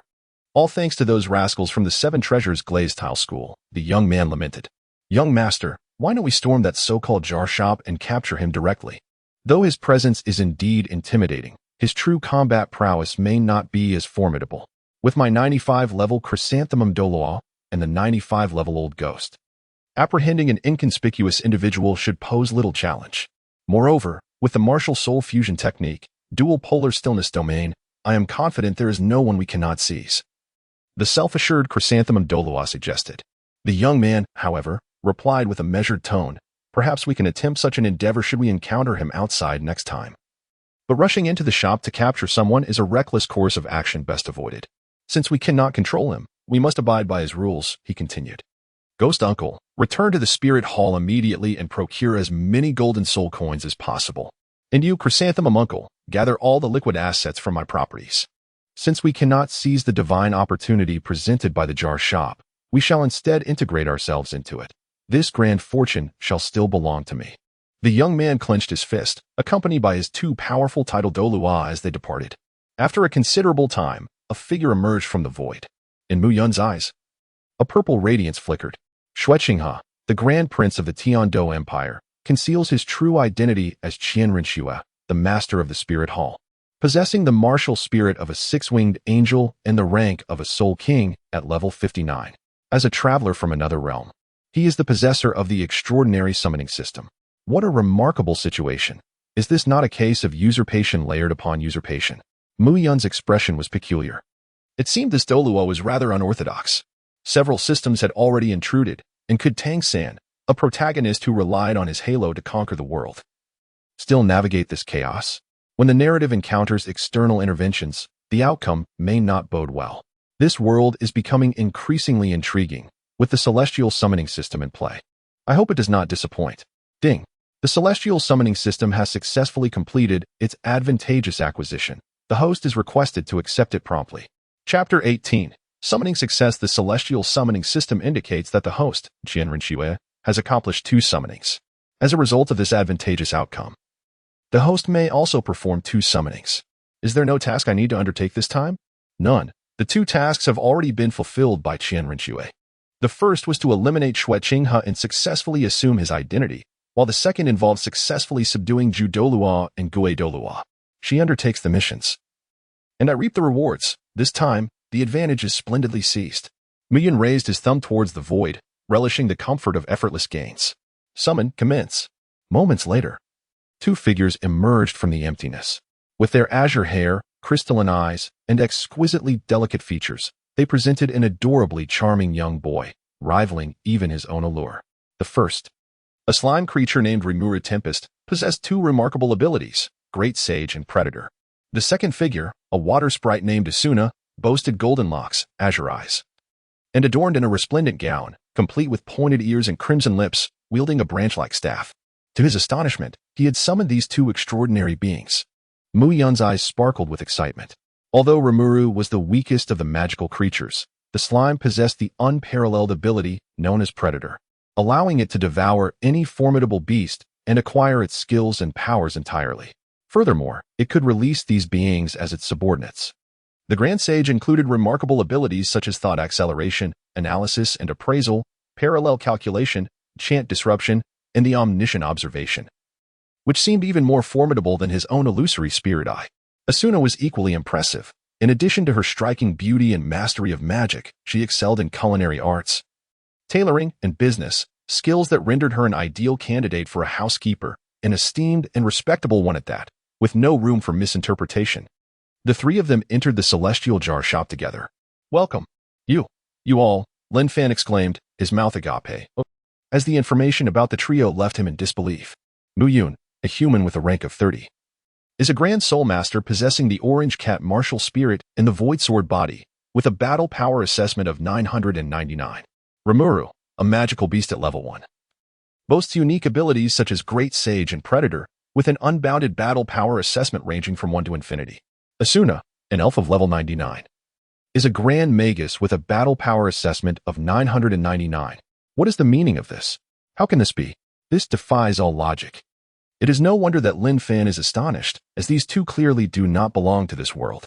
How could magical beasts and elves exist in the Douluo realm? Mu Yun remained indifferent. Boss Lin, remain calm. Your existence as the proprietor of the Heavenly Jars shop defies all logic. I have faith that your jars can yield even more astonishing results. Furthermore, allow me to offer you a piece of intelligence free of charge. The individuals who ambushed you today were instigated by the Spirit Hall, and the mastermind is a traveler equipped with a system. Exercise caution. For the strongest entities in this world may not necessarily be semi-divine beings like Qin Douluo, Poseidon, or Tang Chun. There could be other system bearers who might seize the opportunity to capture you, and it is uncertain whether they possess methods to usurp your golden finger. Upon hearing this, Lin Fan felt a cold sweat trickle down his spine. How perilous! He had not anticipated that he was not the sole possessor of a golden finger system in this world. A chilling realization dawned upon him. If the ambushers were merely from the Spirit Hall or other factions, it would not pose a significant threat, as their motives would solely revolve around the jars. However, if the adversary were indeed a traveler with a golden finger system, their intentions could be far more sinister, potentially targeting his own system. His current strength was still far from invincible. Although the elementalization of the Thunder Fruit was an insurmountable existence within this realm, countless methods exist across the myriad worlds that could counteract elementalization. Thank you, my young friend. Your warning is most timely. As for the price of the jars, do you think it is reasonable? Camaraderie aside, we must adhere to the rules. I must remind you, young lad, that I am merely a worker here, relying on patrons like you for my livelihood, as you well know. This time, Lin Fan was not easily deceived. Having learned from past experiences, he was now more astute. Very well, bring me 30 jars. Mu Yun, with great extravagance, tossed forth a substantial package. 30? Are they also going to smash jars? Lin Fan exclaimed. His face etched with astonishment. Is there a stipulation that your jars may only be sold to humans? There is no such rule, came the reply. Is there a requirement that they can only be sold to those of this world? That does not apply either. Then it is settled. In the absence of prohibition, all is lawful, Mu Yun asserted with conviction. However, there exists one regulation. Any living entity that emerges from this jar shop is prohibited from opening jars. Pray tell, are these two friends of mine products of your jar shop? Indeed, they are not. Lin Fan found himself in a quandary on a logical basis. There seemed to be no fault in the reasoning, yet it felt somewhat peculiar, as if it were a loophole circumventing the regulations. Then what is there to hesitate about? I am lawfully and rightly spending my money to open jars, and you are lawfully and rightly receiving payment to facilitate this. No one can find fault with this arrangement. We are justified, so why fear? At last, Lin Fan was persuaded and procured 30 jars. Mu Yun secretly chuckled to himself, grateful that he had summoned 2 individuals. Had he summoned 1,000 snow dragon riders, the magnitude of the loophole would have become abundantly clear. Rimuru, you shall commence first. Asuna, you will follow. I will take the grand finale. Before him stood 10 earthen jars, and without hesitation, Rimuru smashed them open in one swift motion. The first revealed a control silk demon binding array, a skill of blue rare quality capable of ensnaring foes with threads. The second was body armor, significantly enhancing defensive capabilities while providing damage reduction, also of blue rare quality. The third, black lightning, unleashed a potent magical assault, yet again a blue rare quality skill. The fourth, advanced mimicry, could perfectly imitate any living being, a skill of purple perfect quality. The fifth jar contained a great cleansing technique, a practical life skill of blue rare quality. The sixth held a box of happy water, a beloved indulgence for both the portly and the slimes, an item of white ordinary quality. The seventh jar contained a female swimsuit student uniform, tightly concealing its appeal. Those who understood, an item of white ordinary quality. The eighth was a dragon demon blade, a non-tradable exclusive item of purple perfect quality. The ninth revealed a purple women's professional suit, intended for secretarial use, an item of white ordinary quality. Lastly, the 10th jar unveiled Ziyuan, a member of the demon race, whose cool exterior masked a fervent heart, capable of evolution and Rimuru's favorite, a golden legendary quality item. Chapter 19. The 3 majestic fruit of power. Lord Rimuru, we have finally located you. In an instant, Ziyuan, clad in her secretary attire, enveloped Rimuru in her embrace, his delicate visage buried amidst her formidable presence. What envy! A wave of jealousy surged among 2 onlookers. We wish to smother you. They lamented inwardly, consumed by envy and resentment. Zun, what brings you here? Rimuru managed to extricate his head, his eyes wide with surprise. My lord, after the Demon Lord conference, you vanished without a trace. We feared you had been abducted, so we scattered to search for you. Suddenly, I was enveloped in darkness, and upon regaining consciousness, I found myself here. Ziyuan surveyed her surroundings, gripping the hilt of her blade in a defensive stance. It must be you who have abducted our esteemed Demon Lord, she accused with a hint of menace. Hush, hush. Mu Yun and Lin Fan simultaneously gazed upward at a 45-degree angle, nervously whistling. One of them was summoned by the celestial calling system, while the other was captured by the jar system. In a certain sense, it would not be entirely unjust to label these two as abductors. Ah, master, what has become of your strength? Ziyuan suddenly shrieked. Ah, I have reverted to my original state, Rimuru replied nonchalantly, shrugging. Fear not, with the assistance of me, the combat god King Ziyuan, you shall regain your power in no time. Why has my strength reverted to that of the great demon group? Ziyuan exclaimed, her mouth agape as she collapsed to the ground. It seems you have also been reset. No matter, let us join forces and grow stronger together. Rimuru cheerfully extended his small hand. Joining hands with the master, it was unclear whether Ziyuan had misunderstood, but she made peculiar sounds with a foolish expression. There exists a creature known as the Soul Beast, quite similar to our magical beings. We should be able to recover swiftly. Truly deserving of the title, Lord Rimuru. Setting aside the chattering duo, Asuna stepped forward and addressed the shopkeeper. Let us begin with my jars. Asuna first smashed a jar to test the waters. A complete compendium of magical potion recipes, purple perfect quality item. Not bad. Asuna joyfully stowed the item away. She was quite interested in the alchemist profession, but due to her background, no one had ever taught her these skills. Next, she shattered 2 more jars. Spirit Gathering Spring, capable of collecting the essence of heaven and earth and transforming it into spirit liquid, purple perfect quality item. Little Cloud Rain Technique, a basic spell that summons a small rain cloud, a must-learn spell for spirit cultivators, blue rare quality skill. Once again, Asuna was satisfied. As she enjoyed tinkering with flowers and plants, she proceeded to break open the remaining jars in one go. 50 types of ordinary flower seeds. Merely decorative and of little use, white ordinary quality item. A complete set of professional tools for potion crafting, white ordinary quality item. 10 types of first-tier spirit level flower seeds. Usable for crafting first-tier elixirs, blue rare quality item. 20 types of first-tier spirit level flower seeds, usable for crafting first-tier elixirs, blue rare quality item. Spirit level soil of 10 directions.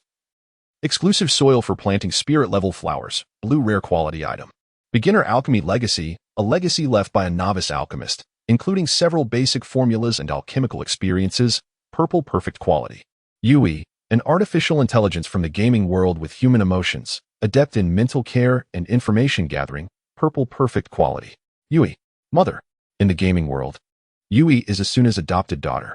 Goodness, is it a buy 2, get 2 free offer? Fortunately, it was Yui who emerged rather than Kirito, otherwise, indulging in this endless stream of dog food would have been incessant.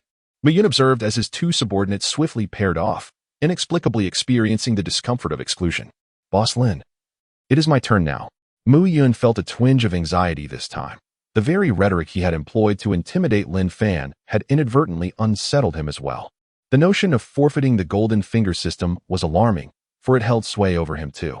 Moreover, Lin Fan possessed the extraordinary universe jar shop, rendering him invulnerable and entirely secure within its confines. Mu Yun, in contrast, lacked such advantages. A formidable gold-eating refining beast posed a significant threat to his safety. Not to mention the presence of a well-connected transmigrator. The urgency to grow stronger had never been more pressing. Here are your 10 jars, this time. Fortune may not favor you as it once did. Lin Fan winked knowingly, seemingly privy to some hidden truths. Previously, the sect leader of the 7 Treasures Glazed Tile sect had brought numerous items, yet only a few were of value. The majority were mundane white-quality goods. Let us commence. I have faith in my luck. Unlike certain individuals who devour provisions without recompense, I generously left behind a golden soul coin. Kind-hearted souls seldom encounter misfortune. Gazing at the 10 neatly arranged jars before him, Muyun inhaled deeply. I shall smash them. With a resounding crash, he exclaimed, bang, bang, bang. The 7 illusionary heart array, a mesmerizing formation that ensnares its target in a world of their deepest desires, or fears, is a second-tier array capable of entrapping foundation-building cultivators, akin to deities in the Douluo realm. It is a purple perfect quality item, the Starry Golden Lock Array. A defensive array that remains unyielding as long as the power of the stars flows, is a weakened version of the Celestial Star Array, also a second-tier formation, able to withstand attacks from foundation-building cultivators. This too is a purple perfect quality item. The Cold Moon Killing Array releases countless strikes imbued with the power of moonlight, delivering attacks on par with those of foundation-building cultivators. It is a purple perfect quality item. 1,000 array stones are essential for formation, allowing the inscription of corresponding spiritual patterns to create various arrays, classified as blue rare quality items. The network-based station, Soul Power version, serves as the core of the network's architecture, powered by soul energy, also a blue rare quality item. 1,000 invisible cameras are classified as white ordinary quality items. The Advanced Conqueror's Haki, hailing from the world of pirates, is a mark of kingship, categorized as a purple perfect quality skill. The Advanced Armament Haki, essential for the strong, can counter elemental demon fruit powers, also a purple perfect quality skill. The Supreme Strength Pill enhances one's strength by an astonishing 10,000 pounds. It is a purple perfect quality item. The Douluo Fruit, a space-type demon fruit, allows the opening of a spatial gate connecting to any previously visited location, a golden legendary quality item. Wow, with 1 white, 2 blue, 6 purple, and 1 gold. It seems my fortune remains as splendid as ever. Miyun wore a satisfied expression, initially expecting to find a mere assortment of ordinary white quality items, only to discover an abundance that far exceeded his expectations. The trio of essential powers for strong individuals in the pirate world, Observation Haki, Armament Haki, and Conqueror's Haki, had been fully acquired, along with a spatial-type Douluo Fruit. He intended to consume this personally, sensing its potential usefulness to his void sword body. Chapter 20. The arrival of the ghost Douluo. Strangely, despite having lowered the treasure spawn rate, Lin Fan murmured in bewilderment, unable to comprehend how he had stumbled upon so many remarkable items. Upon leaving the jar shop, Miyun refrained from wandering aimlessly and hastened directly towards the manor. Wait a moment. Halfway through his journey, in a desolate area, Miyun suddenly halted. Alas, what a nuisance. How embarrassing for a titled Douluo to be tailing an 8-year-old boy like me. Wouldn't that be a source of shame? A shadowy figure gradually materialized, intriguing him. How fascinating. I never anticipated you could truly sense my presence. The 95-level ghost Douluo was genuinely astonished. In terms of combat strength, few could rival him. Yet when it came to stealth, he prided himself on being the best. Even the most formidable beings of the Spirit Hall, such as the demigod Douluo, could not unravel his concealment. Today, however, in Soto City, he had been detected by an 8-year-old child. From the moment the other left the jar shop, he sensed he had been discovered. Throughout the pursuit, he had contemplated ambushing and abducting the group, yet each time he prepared to strike, an ominous premonition would wash over him, perhaps a survival instinct honed through years of battle, which had saved him countless times. Why don't you just return to the Spirit Hall and earn your gold coins instead of obstructing me? Miyun said, his hands buried in his pockets, clearly annoyed. The ghost Douluo's eyes narrowed sharply. Do you know who I am?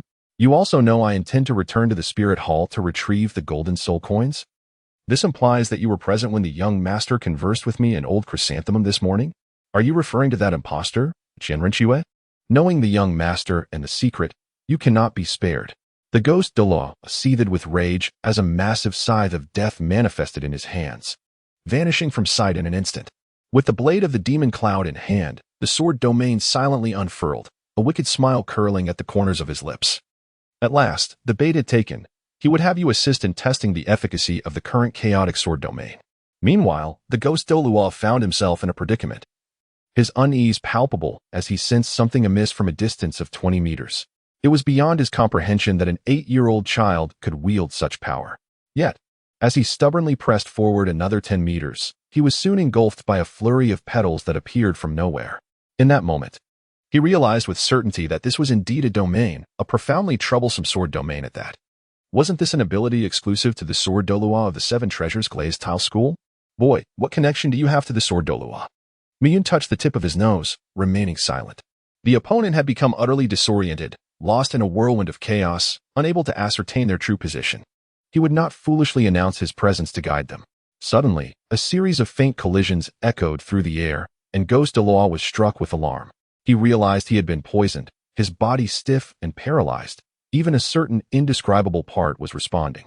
Spring poison. How shameless these sword petals are. At such a tender age, after suffering so many doses, they still possess such vitality and the audacity to insult me. It seems my poison lacks potency. I shall need to devise a more effective formula in the future. Miyun took out a small notebook, diligently recording the subject's reactions while casually jotting down several improvement proposals. Half an hour later, the disheveled ghost Douluo suddenly trembled, transforming into multiple shadowy figures that darted in all directions. Was he attempting to flee? Oh, it appears not. How intriguing. Miyun let out a cold smile, gesturing with his hand to halt the advance of Asuna and Rimuru, indicating that he was well aware of the situation. Suddenly, one of the myriad shadows transformed by the ghost Douluo surged forward with remarkable speed, darting straight towards Miyun. I have long since detected your position. Prepare to meet your demise. As the ghost Douluo closed in within 5 meters, Miyun flashed a broad grin, mockingly declaring, "The closer you are, the quicker you shall perish." A chill enveloped the ghost Douluo, a sense of impending danger washing over him. Just then, he found his footing slipping into the void beneath him. A spatial trap, the ghost Douluo thought in horror, attempting to extract his leg. Indeed, he managed to pull it out, albeit only halfway. In that fleeting moment, he caught a glimpse of the gaping maw of the spatial trap.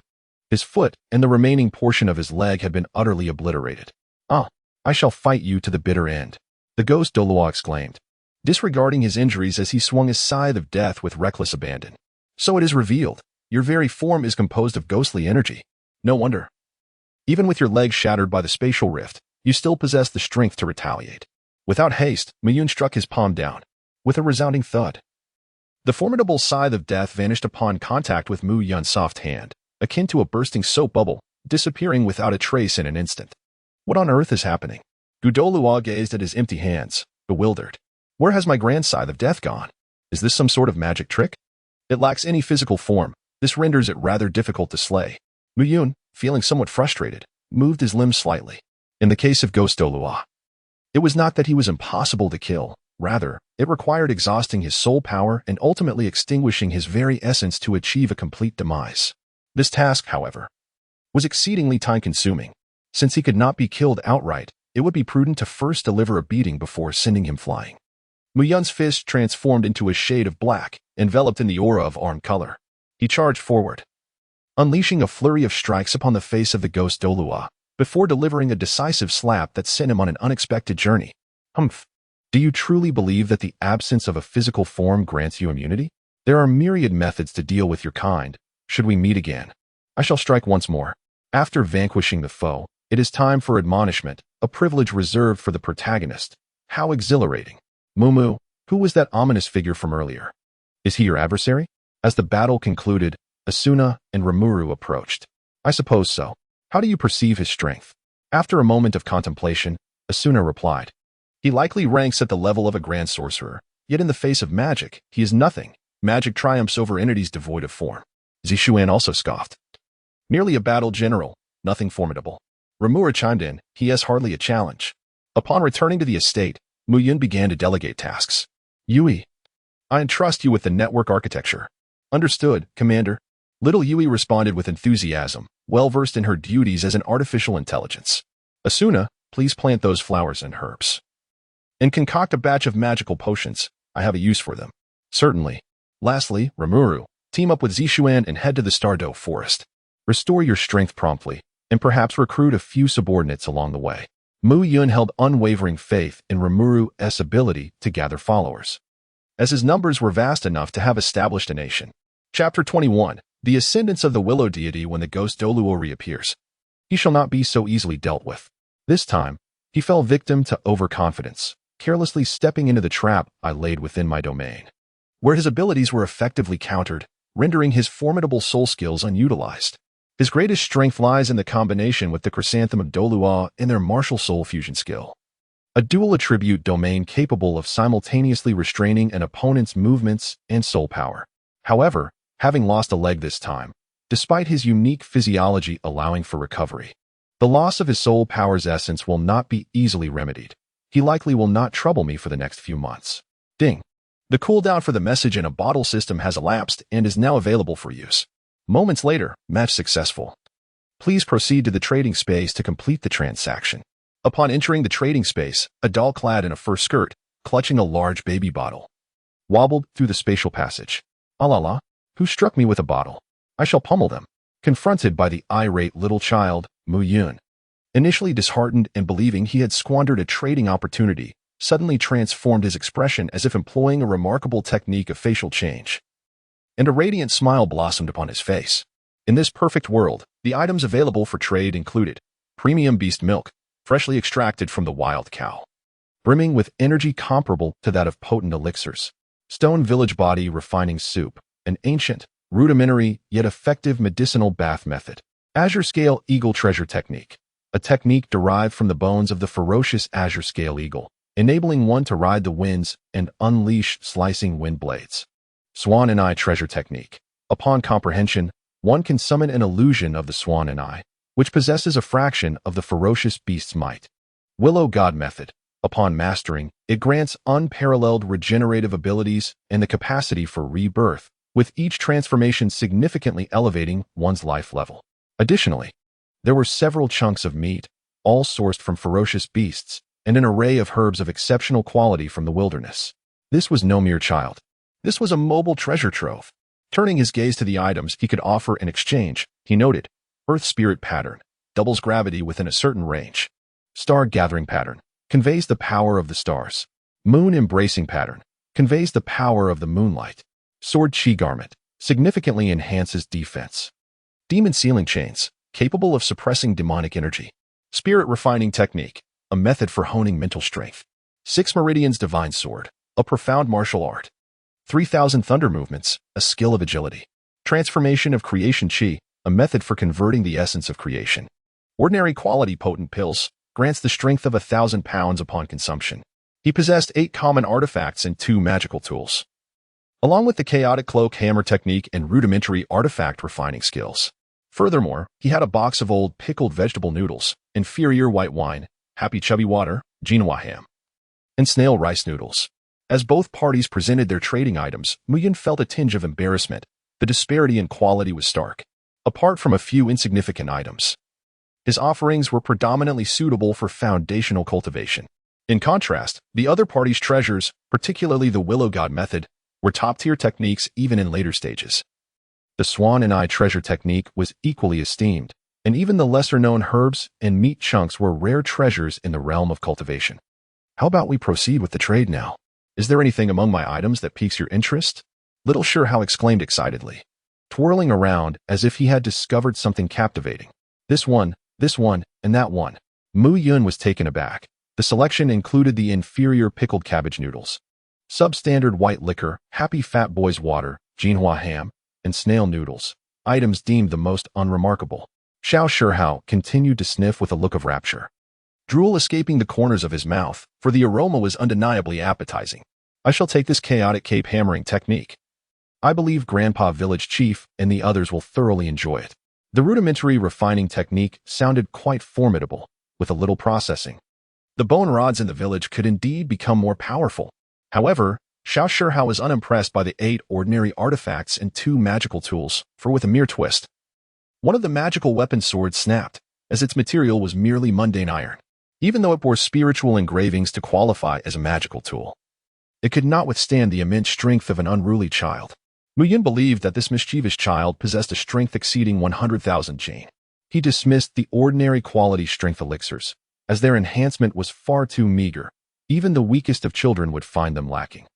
The children refined in the Great Cauldron of Stone Village exhibited an absurd degree of power.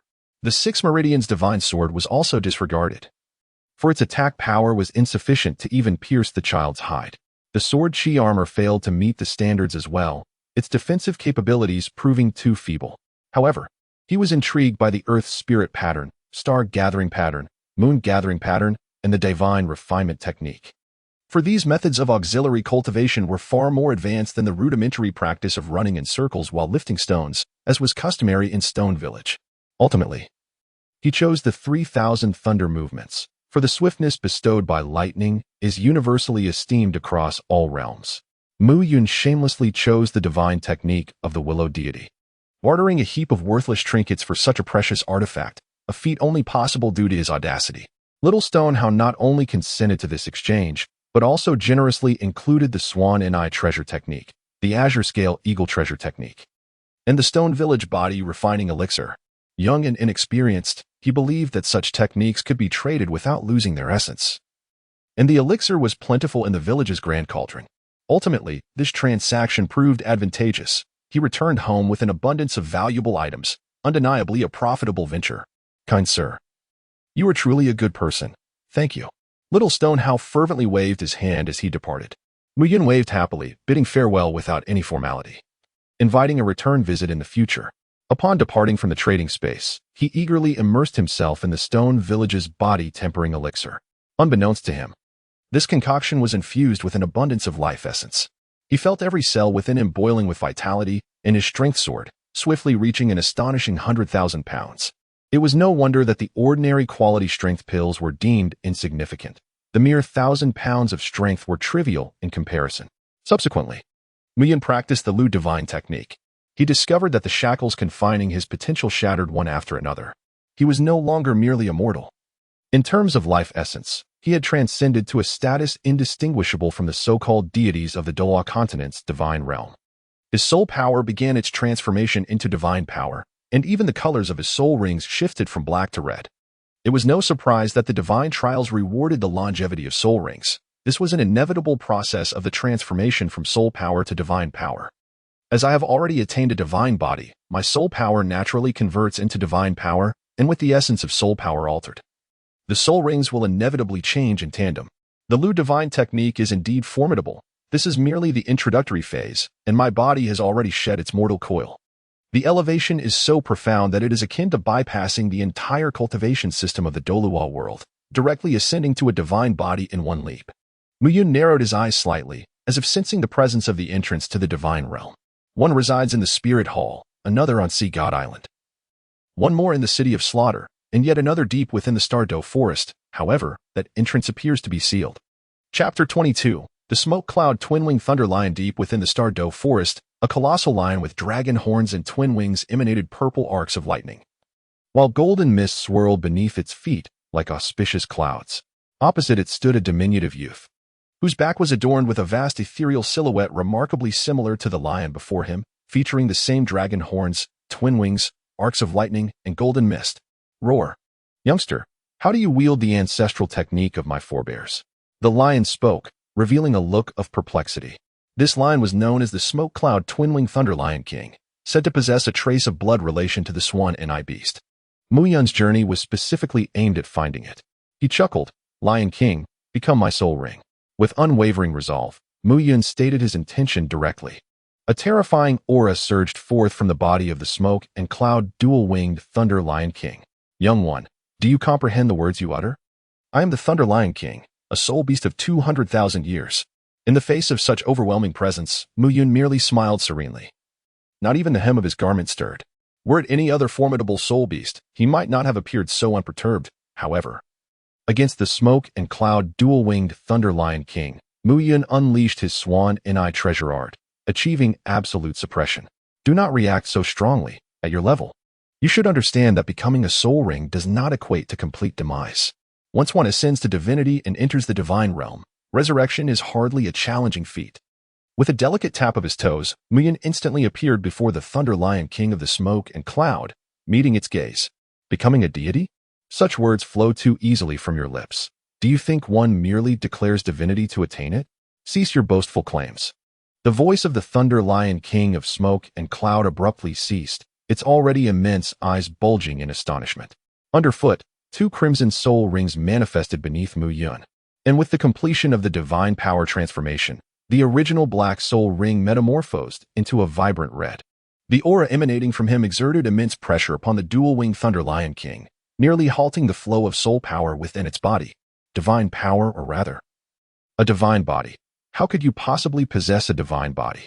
This seems inconceivable. You are not even a titled Douluo, merely a humble great soul master. How can you wield divine strength? Do you still think my future ascension to divinity is mere bluster? The Thunder Lion King fell silent, realizing there was little point in further discussion. Forget the future. You have already ascended to divinity, have you not? You must contemplate this seriously. For your soul beast clan, attaining divinity requires 1,000,000 years of cultivation, and you are far from that mark. Are you certain you wish to endure such a long wait? Moreover, the passage to the divine realm appears to be obstructed. Even if you were 1,000,000-year soul beast, you would still be unable to enter the divine realm and become a beast god. However, if you accompany me, it would be entirely different. By following me through alternative passages into the divine realm and absorbing divine energy, the path to divinity would be considerably simpler, Mu Yun articulated with clarity and persuasion. After much contemplation, the Thunder Lion King finally spoke, stating that if Mu Yun wished for its allegiance, it would be simple. He must first defeat it. I have no desire to serve a weakling as my master. Very well, I shall grant you that opportunity. An hour later, the bruised and battered Thunder Lion King conceded defeat and chose to make a voluntary sacrifice. There was no other choice once the Swan Ni treasure technique was activated. The Thunder Lion King's divine abilities were utterly suppressed. It could only rely on its formidable physique and unparalleled speed in combat. Yet Mu Yun was entirely unperturbed by either. Once the cat's flying blossom sword domain was unleashed, even the swiftest of foes would be compelled to slow their pace. The spatial traps and void strangulation would ensure that the faster one flew, the more tragic their demise would be. As for the might of its physique, Mu Yun had already attained a divine body, and the vast disparity in life levels rendered any combat futile. With the sacrifice of the Thunder Lion King complete, Mu Yun's cultivation surged directly to level 40, even overflowing, before reverting to level 39 after the transformation into divine power. Not only did he acquire a Crimson Soul Ring, but he also gained 2 external soul bones, the Purple Thunder Dragon Horn and the Dual Wings of Smoke and Cloud. The Purple Thunder Dragon Horn summons myriad purple lightning for extensive bombardment, simultaneously amplifying all lightning-based spells tenfold. The Dual Wings of Smoke and Cloud grants unparalleled speed.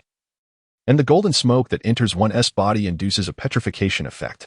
Furthermore, the Soul Ring bestowed 2 soul skills, Dominance of Power, which doubles one's attack and defense, and Beast King Intimidation, which halves the enemy's strength. Additionally, Mu Yun cast a resigned glance at his shoulder, where a diminutive golden lion stood securely, curiously sensing its own physical condition. Is this power truly divine? It feels extraordinary, the little lion mused, articulating its thoughts. After the smoke cloud, twin-winged Thunder Lion King was sacrificed to become a soul ring, Mu Yun discovered that within the soul ring resided the will of the Lion King. Inspired, he utilized divine power and the essence of creation to construct a corporeal form for it, subsequently infusing the Lion King's will into this body. Thus, the smoke cloud twin-winged Thunder Lion King was revived, albeit in a different state. However, much to Mu Yun's vexation, the little lion expressed a strong aversion to remaining in the hive, insisting on being outside, incessantly asking questions, and chattering away. Boss, what shall we do now? Should we visit Stardow Lake? There are 2 formidable beings there, the Azure Bull Python and the Titan Giant Ape. Shouldn't we go teach them a lesson?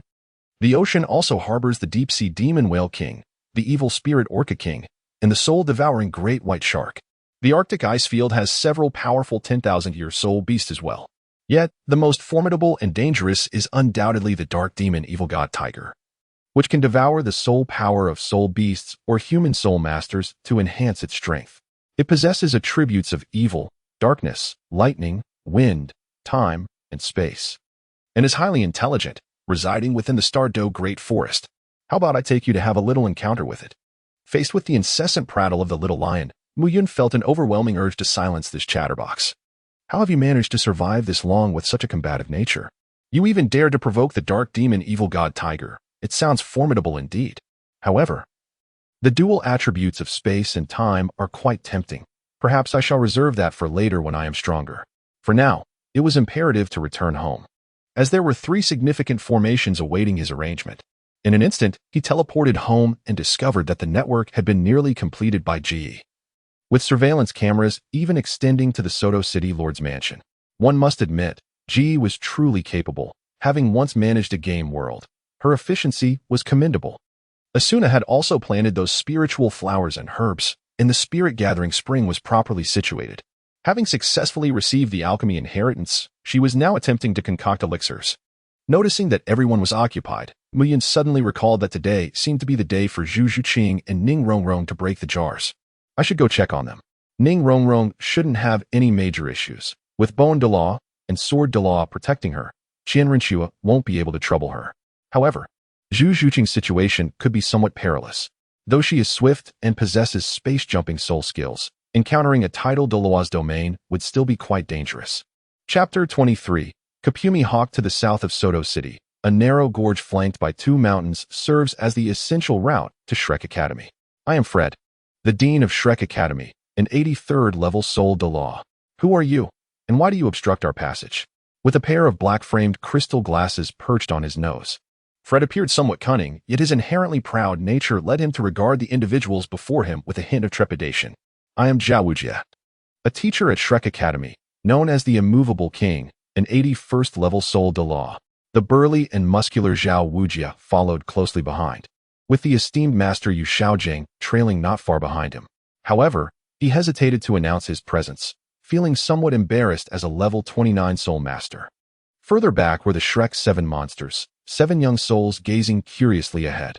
Indeed, it was Shrek Academy. My dear Qian wishes to meet you. So please accompany us for a brief journey.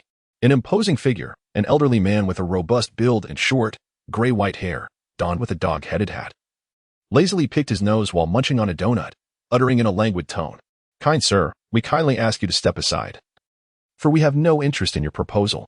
Fred sensed the adversary's unfriendly demeanor and promptly revealed his martial spirit, the four-eyed cat eagle. His spirit manifested, extending a pair of colossal wings from his back, unleashing 10 exceptionally sharp air blades. An intriguing strike. Allow me to handle this. A tall figure approached, with short black hair and piercing eagle-like eyes, clad in a wide-brimmed black top hat, a burgundy-patterned shirt, and a black trench coat. A small cross knife hung from his chest, while a larger black sword rested upon his back, exuding an aura of danger akin to a drawn sword. He swiftly drew the pocket knife from his chest, and with a flick of his wrist, a streak of black sword light surged forth, engulfing the dense barrage of air blades, its residual force aimed directly at Fred. Not good. Zhao Wujie dashed forward to shield Fred, crossing his arms defensively. With the 7th soul ring activated, his martial spirit transformed into the formidable Diamond Bear. The first soul ring, the Immutable King S body. Boom. Zhao Wujie was struck back by the sword energy, sliding 10 meters and carving a deep trench beneath him. Impressive. He didn't even employ his martial spirit. Yu Shaojang's expression shifted dramatically, recognizing Zhao Wujie's ability to draw the enemy's fire while Fred prepared for a ranged assault. Observing the heated exchange, the elderly man finished his last donut and looked into the void. My friend, let us not linger any longer. It is time for us to commence. A slightly disheveled figure emerged slowly, reeking of alcohol and appearing somewhat dazed. I care not who you are, but it is unacceptable to bully my little San. Boom. 9 soul rings appeared beneath him, shimmering in hues of yellow, purple, black, and red. Tidal Douluo. Haotian Hammer. Haotian 9 Absolute. A colossal hammer descended from the heavens. The elderly man stretched his limbs and unleashed a punch, Iron Fist. The move seemed ordinary, yet it sent the Haotian Hammer, renowned as the strongest offensive martial spirit in the Douluo realm, soaring high into the air. Not bad, the elderly man remarked, shaking out his hand as his fist transformed into a black hue, embodying the essence of armed hockey. Let us go again. Great Samurai Hammer. God of Death's domain. Dominance. The tumultuous clash between the two combatants is a tale for another time. Meanwhile, Fred and Zhao Wujin found themselves in an untenable predicament. Teetering on the brink of peril, Zhao Wujin's martial soul, though formidable in defense, was sluggish in movement, rendering him a mere passive recipient of blows. Fred, agile and capable of flight, could only evade the aerial onslaught, and it appeared their adversary possessed an uncanny foresight, preventing any effective counterattack. Defeat seemed inevitable. What further unsettled Fred was the fact that their opponent had yet to unsheath the black blade resting at his back, relying solely on a diminutive toy knife, as if he had not even begun to engage seriously.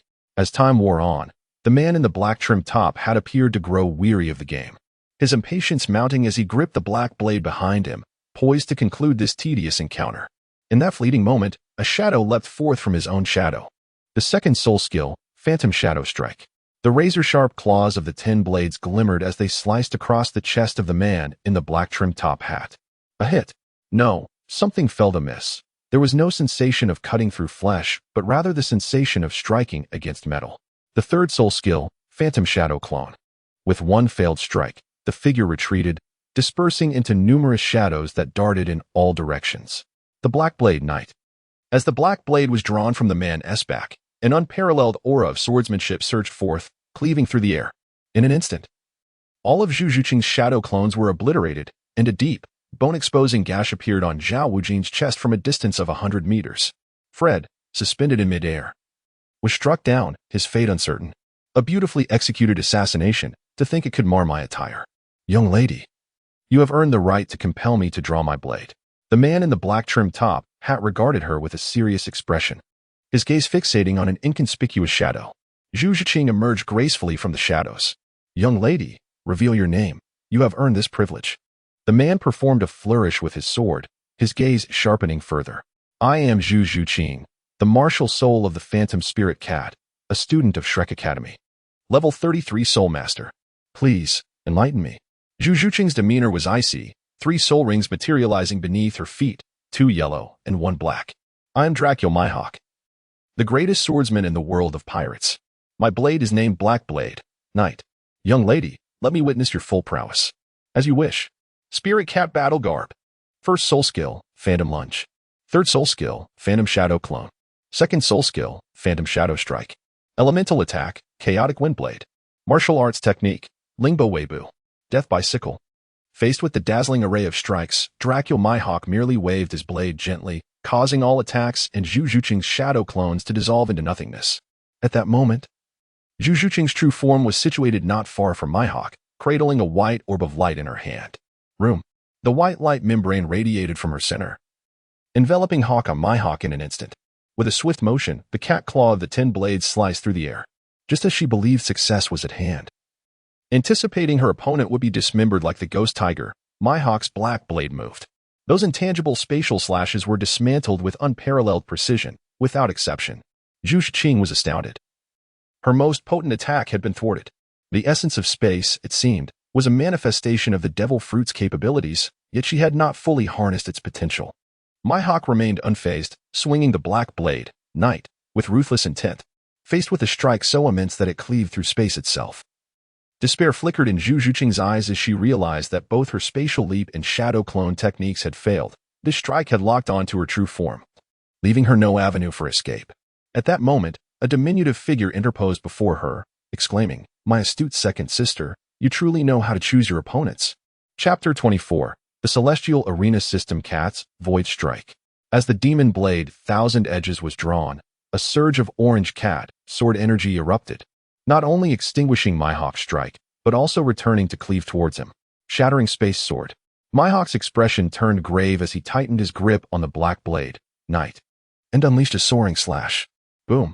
The 2 strikes, both infused with the power to shatter space, collided, creating a vast rift in the sky, from which turbulent spatial currents erupted violently. Mu Yun swiftly grasped Zhu Zhuqing, retreating rapidly. Falling into the chaotic currents of space was no trifling matter, and even his void sword body could not withstand it. At this moment, the other 2 approached as well. I must inquire, Hawkeye Mihawk. What has caused such a commotion? Carp, picking his nose, appeared, gazing at the gaping spatial rift that refused to close. This world is indeed fragile. One cannot unleash their full power. Fortunately, Whitebeard did not arrive. Otherwise, this realm would surely face annihilation by his single fist. Mu Yun was utterly bewildered. Both Hawkeye Mihawk and Carp had appeared. Was this still the world of Douluo? Moreover, they had come here to assault the Shrek 7 Devils. There was no need for speculation. It must be the work of Qian Rinqiue, the time traveler, attempting to forcibly alter the plot and eliminate threats prematurely. Yet, it was unexpected that she had summoned these 2 formidable beings, entities of unparalleled might from the world of pirates, into the realm of Douluo. This was somewhat against the rules. What should he do? This mission seemed rather troublesome. Carp, with a languid demeanor, remarked that if the mission were to fail, it would be of little consequence. He was quite the expert at slacking off. Mihawk furrowed his brow and gazed at the sky, feeling somewhat disinterested. A world where he could not unleash his full power was truly dull. He then cast a glance at Mu Yun and said, "Kid, I hope to engage you in a full-strength battle one day." With that, the 2 departed. "Oh, little Yun, what brings you here?" Zhu Zhuqing, having narrowly escaped death, was overjoyed. "Could I possibly not come? If I hadn't, you would surely be dead by now." Mu Yun felt quite helpless as he strolled through the jar shop. discovering that Zhu Zhuqing and the others had yet to arrive. Utilizing his observation haki, he sensed the immense spectacle unfolding before him. At that moment, the members of Shrek Academy gathered around, casting uncertain glances at Zhu Zhuqing. When had this girl become so formidable? The assassination attempt earlier was something even Fred, a level 83 Soul Douluo, struggled to evade. The subsequent barrage of attacks was so relentless that only someone like Zhao Wujuan, who specialized in both offense and defense, could withstand it. The most terrifying aspect, however, was the final display, which appeared to be a domain. Was this something a soul master of over 30 levels was supposed to wield? Only Ning Rongrong understood what had transpired. Are you all here to smash jars? Mu Yun questioned, perplexed. We are going to register for the competition at the Soto City Great Soul Arena. Of course, Rongrong and I also intend to smash some jars. Zhu Zhuqing replied with enthusiasm. Are the others not joining in the jar smashing? Don't even mention it. The current drop rate at that jar shop is abysmally low. The 7 Treasure Glazed Tile School had a dismal experience smashing jars before. Only Sect Master Ning and the 2 titled Douluos managed to obtain a few blue rare quality items. The rest were all common white quality items, providing no assistance to our strength. Our Shrek Academy is so financially strapped that we can barely scrape together 100,000 gold soul coins to smash jars. So we plan to earn some money at the arena first. It sounds as if you possess wealth, yet Ning Rongrong is genuinely affluent. Do you? I may lack funds, but I have you, jar-smashing brother. Lend me 1,000,000 gold soul coins for now, dear sister. With a sense of resignation, Mu Yun took out 1,000,000 gold soul coins, realizing that the several tens of millions he had painstakingly earned seemed insufficient to last long. He needed to devise a strategy to amass more wealth. In the Soto City Soul Arena, while the Shrek 7 monsters were preoccupied with the registration process, Mu Yun, with nothing to occupy his time, unleashed his observation haki to survey his surroundings. Suddenly, his expression froze as he spotted an individual in the core chamber of the Grand Arena. It was Yi Bao, the proprietor of the Soto City Soul Arena, who also held dominion over the Multiverse Arena system, capable of selecting exceptional competitors from various realms to participate in the prestigious Multiverse Arena events. Those who secured commendable rankings would reward their nominators with generous rewards. To his astonishment, Mu Yun realized that this arena was not restricted to the Douluo world. It could actually recommend individuals to cross realms and partake in the true Multiverse Arena. Mu Yun's eyes sparkled with excitement. He was indifferent to the outcomes of competitions. What truly captivated him was the grand event itself, a chance to engage with the exceptional individuals from various realms. These prodigies might possess systems of their own, presenting an opportunity for significant advantage. Ding! The benefits of the Multiverse Arena system have been successfully acquired. The host is granted 3 recommendation slots to participate in the grand gathering of the Multiverse Arena. Mu Yun pondered deeply. Garp and Mihawk were the strongest individuals he could currently engage with. However, regardless of their formidable prowess, he could neither seek them out nor dare to approach them, for they could easily become adversaries. His secrets must remain undisclosed to them. The registration for this month's competitive gathering was soon to conclude, and those wishing to participate were urged to act swiftly. He quickly resolved to finalize the slots, registering 3 individuals, Mu Yun, Zhu Zhuqing, and Asuna. Rimuru and Cheyenne were still honing their skills in the Starry Forest, and it was uncertain when they would return. Moreover, as they were 2, there were insufficient slots, so he would have to take them along on the next occasion. Ding!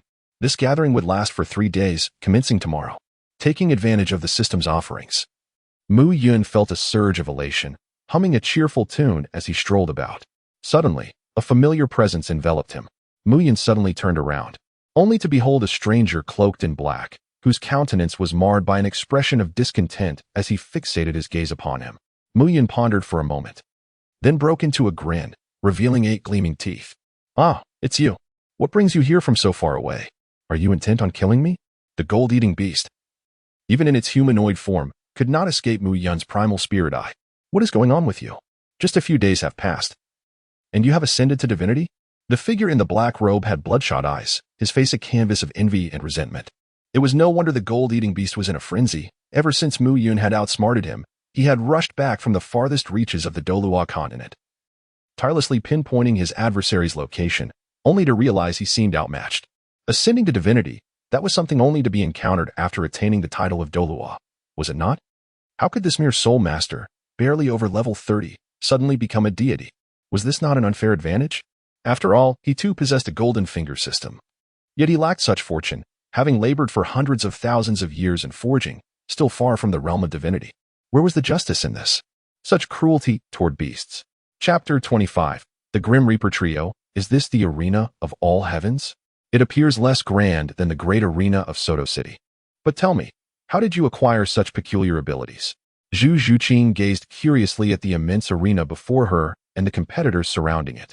Having just participated in both singles and doubles matches at the great arena of Soto City, she had smashed 10 jars at the all-heaven jar shop, and was about to rest when Mu Yun enlisted her without any explanation, suddenly transporting her to this unfamiliar place. Meanwhile, Mu Yun was intently scanning the large screen for his team's name and that of their opponents. Soon, their names and the details of their adversaries appeared on the scrolling screen. In the Douluo world, Mu Yun, Zhu Zhuqing, Asuna versus in the Grim Reaper world, Urahara Kisuk, Shiba Ishin, and Rin Tetsuzai. Alas, luck does not seem to be on our side. We are likely to be eliminated in the first round. Mu Yun sighed, acknowledging the considerable disparity between the realms. If the Douluo world represents the floor of the fantasy genre, then the Soul Society undoubtedly stands as its ceiling, embodying battles of a soul's essence, truly exalted. Your second sister has become exceedingly powerful. Just moments ago, I unleashed the Conqueror's Haki, Armament Haki, Observation Haki, and the 6 styles of the Navy. So you have become rather arrogant again? Nevertheless, with the combination of the 3 types of Haki, alongside your speed and spatial leaps, perhaps you do possess a fighting chance. Mu Yun raised her brows, contemplating that Zhu Zhuqing might indeed have a chance against Shifenji Wenye, as both were exceptionally swift competitors. As for Asuna facing He Ling Tizai, their clash of magic against the spiritual arts would likely be a drawn-out affair, given their amiable dispositions. In her own match against Urahara Kisuk, the outcome remained uncertain. Urahara, having left the Soul Society as the head of the Technical Development Bureau, might not excel in combat. Soon, it was their turn to take the stage. In the arena, she gazed at the trio before her, Urahara Kisuk, with his slightly tousled light yellow hair, deep green short coat, green and white fisherman's hat, wooden clogs, and origami fan. Shifenji Wenye, with his purple ponytail, golden eyes, and brown skin, and He Ling Tizai, donned in a work outfit, reflective glasses, and a prominent pair of dark mustaches. I shall take the lead. That black cat is mine, declared Zhu Zhuqing, stepping forward with graceful poise, pointing at Shifenji Wenye. You come here. What a delightful little wildcat we have here. Come. Let me shower you with affection. Shifenji Wenye licked his paw, vanishing in an instant. True to his reputation as the former captain of the 2nd Division of the Godii 13 and the previous commander of the Special Ops, he struck first with remarkable speed. In a mere moment, he appeared behind Zhu Zhuqing, his claws extending to pierce her delicate neck. The anesthetic was injected. Without turning, Zhu Zhuqing twisted her waist, her serpentine grace allowing her to evade the attack as she unleashed her 10 blades cat claw from below. Shifenji Wenye tilted his head just enough to avoid the claws and rolled backward several times to gain distance. Raising his palm, he began to chant, scattered beast bones of distant lands, wheels of crimson crystal and steel, the moving is the wind, the stillness is the heavens. The sound of long spears clashing reverberates through Hueco Mundo. Bekad no Rokuje-san, Reikage. With a thunderous boom, a massive bolt of lightning erupted forth. Second soul technique, shadow kill of the underworld. As Zhu Zhuqing dodged the thunder, she suddenly vanished, only to leap from the shadow of Shifenji Wenye, her 10 blades cat claw carving several blades of wind. Instantaneous thunder beast battle form, black cat battle princess. Cat ears and claws adorned her as arcs of lightning enveloped her entire form, the thunderous claws forming as Shifenji Wenye entered his most formidable combat state. Under the overwhelming spiritual pressure, Zhu Zhuqing felt her vision blur and nearly succumbed to unconsciousness. However, a sudden tremor surged through her body, releasing a powerful aura that countered the pressure. Conqueror's Haki. Sensing danger, Zhu Zhuqing retreated at breakneck speed, activating her devil fruit ability. Doom. As the white light enveloped her, she caught a glimpse of a figure approaching at astonishing speed. So fast, even within my surgical fruit domain, the naked eye cannot perceive it. Zhu Zhuqing hastily activated her observation Haki and armament Haki, barely managing to keep pace with her opponent's movements. Unbeknownst to her, this was not even the full extent of Yoruichi Shihoin's speed. Currently, Yoruichi was confined within a human form, significantly restricting her velocity. Were she in her Shinigami spirit form, She could accelerate her speed by at least tenfold. Observing the lively skirmish on their side, Asuna approached, lifting her skirt with grace and offering a polite bow. "Good sir, may we proceed to engage in battle over there?" Kiryu Tetsuzai glanced at Urahara Kisuke and, with composure, replied, "Shopkeeper, I shall make my way over now." Go ahead. Go ahead. I have no issues here," Urahara Kisuke said, adjusting his green and white-striped fisherman's hat, a broad smile gracing his lips. With the demon blade, Qianren in hand, Mu Yun advanced with measured steps. "Let us commence, Mr. Urahara Kisuke." 3,000 thunder movements. Spatial leap. A simple strike, slash. He was not deceived by the seemingly nonchalant demeanor of the shopkeeper. Someone who held a high position in the realm of soul reapers and had experienced countless battles was no doubt formidable. To confront such an opponent, it was imperative to seize the initiative and draw them into his rhythm. Clang. Urahara Kisuke effortlessly parried Mu Yun's sudden assault with his blade drawn. Suddenly, his expression shifted to one of bemusement as he deftly deflected the demon blade Qianren. "My young friend, your technique is somewhat devious." At first glance, it appeared that Mu Yun had merely delivered a single strike. However, in reality, he unleashed a flurry of blows at an astonishing speed, executing a dozen strikes in the same posture. What left Urahara Kisuke most speechless was that these successive strikes inflicted upon him a myriad of conditions: poison, dizziness, paralysis, and more. Had his body not been merely a puppet, the outcome could have been swiftly determined. Such treachery. Haha, the feeling is mutual. Do you think I am unaware of the smoke bombs concealed in your grasp, which contain powerful hallucinogenic smoke? Even an elephant would succumb to slumber for 3 days and nights after inhaling just one puff. Mu Yun chuckled softly, suddenly raising his hand to press down on a dagger sheath that had stealthily emerged from a concealed location. "Mr. Urahara Kisuke, how could you possibly attempt to deceive an innocent 8-year-old boy such as myself? Surely, that is a breach of honor," he remarked. Urahara Kisuke furrowed his brow, for the first time revealing a serious expression. "Do you, perchance, comprehend the true purpose of this sheath?" he inquired. "It is capable of extracting one's soul, after all. No wonder, as the inaugural director of the former Technology Development Bureau, the devices you create possess such perilous capabilities." Mu Yun exhibited a demeanor of trepidation, his gaze flitting about as he incessantly sought opportunities for an offensive. "Mr. Urahara Kisuke, I implore you to be more earnest. Let us dispense with the petty tricks." "As you wish." Chapter 26. Destruction of Binding and the Slaying of the Soul Cutter.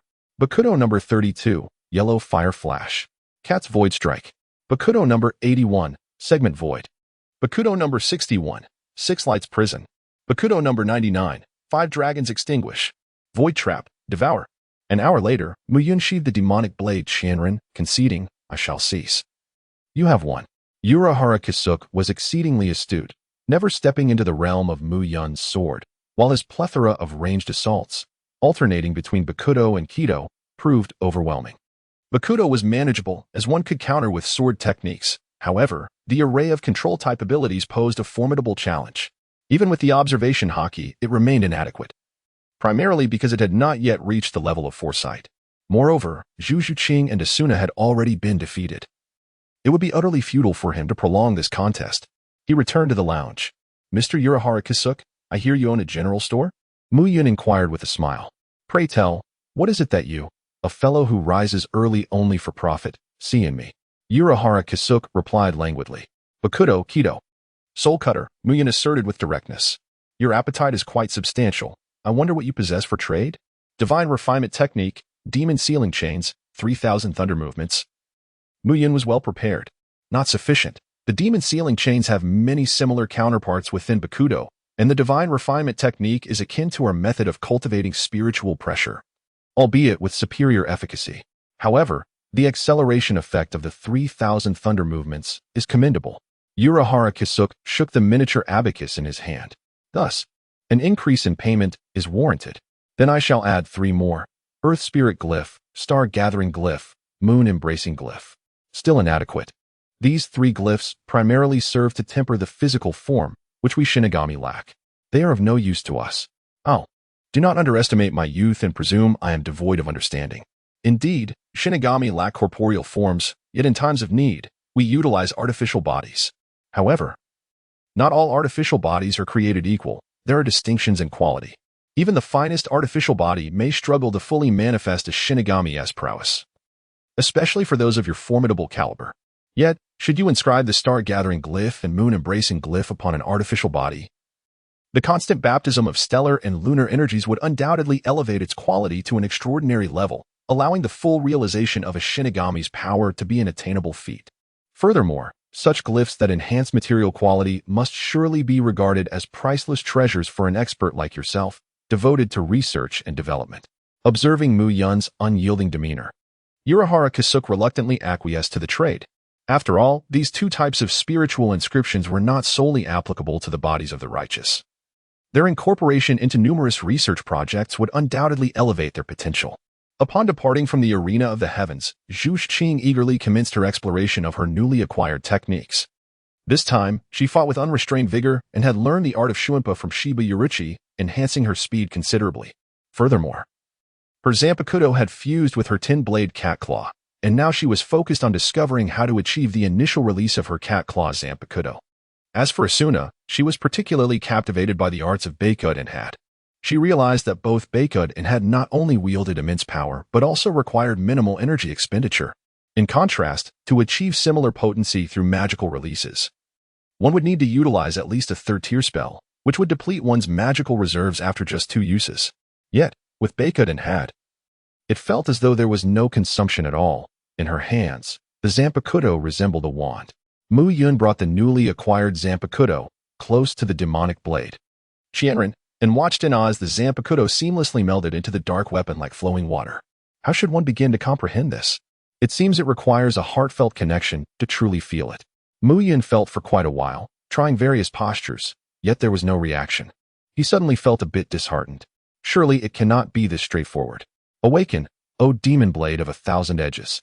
It cannot be this simple. Thud, thud, thud. Mu Yun gazed in astonishment at the blade in his hand. The rhythmic beating of his heart resonated within him. The demon blade, Qianren, had indeed awakened and was on the verge of its initial release. Suddenly, a tremendous aura emanated from the blade, and an enormous figure gradually emerged from the void. To my astonishment, the form of my Zanpakuto's initial release manifested as a towering orange cat warrior, standing at a height equivalent to 2 stories. Adorned with a colossal demon blade, Qianren, and sporting a cool demeanor, it exuded an aura of undeniable charisma. How exhilarating it would be to test its might. Mu Yun, brimming with excitement, teleported deep into the starry forest with the orange cat. The cat unsheathed its blade, letting out a resounding meow. Suddenly, a colossal black crescent moon soared into the sky. Goodness, could this be the legendary crescent moon slash? Mu Yun's eyes widened in astonishment. Wherever the black crescent traversed, trees were obliterated, and life was extinguished. Even the very earth and stones disintegrated into nothingness, leaving behind an endless spatial rift, far larger than the one created during the clash with Mihawk. The crescent moon slash was not supposed to possess such magnitude. Its destructive power had surpassed the limits of this world. It seemed that its use would have to be reserved for dire circumstances. Meanwhile, the orange cat, having unleashed the crescent strike, showed no signs of restraint. With a flick of its tiny paw, the enormous magical sword, 1,000 blades, transformed into countless petals, which coalesced into a torrent, overwhelming all in their path. This petal torrent possessed the ability to track enemies. Once locked on, it pursued relentlessly, earning the ominous title of the Sea of Death Petals. Witnessing the collapse of space in the wake of the petal torrent and the fragments drifting along, Mu Yun suddenly realized that this skill could not be wielded lightly. It might ultimately shatter the Douluo continent into irreparable fragments. Alas, the world is too feeble, which is truly disheartening. At this moment, Mu Yun finally comprehended the sentiments of Hawkeye Mihawk. Without exerting much effort, the world appeared to be on the brink of devastation. Having reached level 40, it was nearly time to prepare for the next Soul Ring. His previous battle with Urahara Kisuke had revealed his vulnerabilities in defense. Had his defenses been sufficient, he could have pursued Urahara without hesitation, utilizing teleportation to strike him. Initially, he had set his sights on the golden-eating refining beast, for its soul ring was undoubtedly formidable, a 90,000-year soul beast, not far from the coveted million-year divine beast. Its greatest strength lay in its defense. It was said that a madman wielding the Shura blood sword had relentlessly pursued it for a month, yet not a single scratch marred its skin.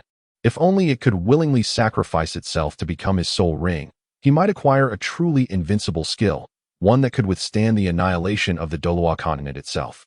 Alas, The golden-eating refining beast had not been deceived previously. It refused to voluntarily sacrifice itself, leaving him powerless to breach its defenses. He had already attempted this. Even when ensnared in his spatial trap, it remained unscathed, its defenses impervious to his spatial strangulation. However, he found himself equally limited. Although he could not slay it, he could certainly send it flying. Chapter 27. The Ancient Star Tree, the periphery of the Douluo forest.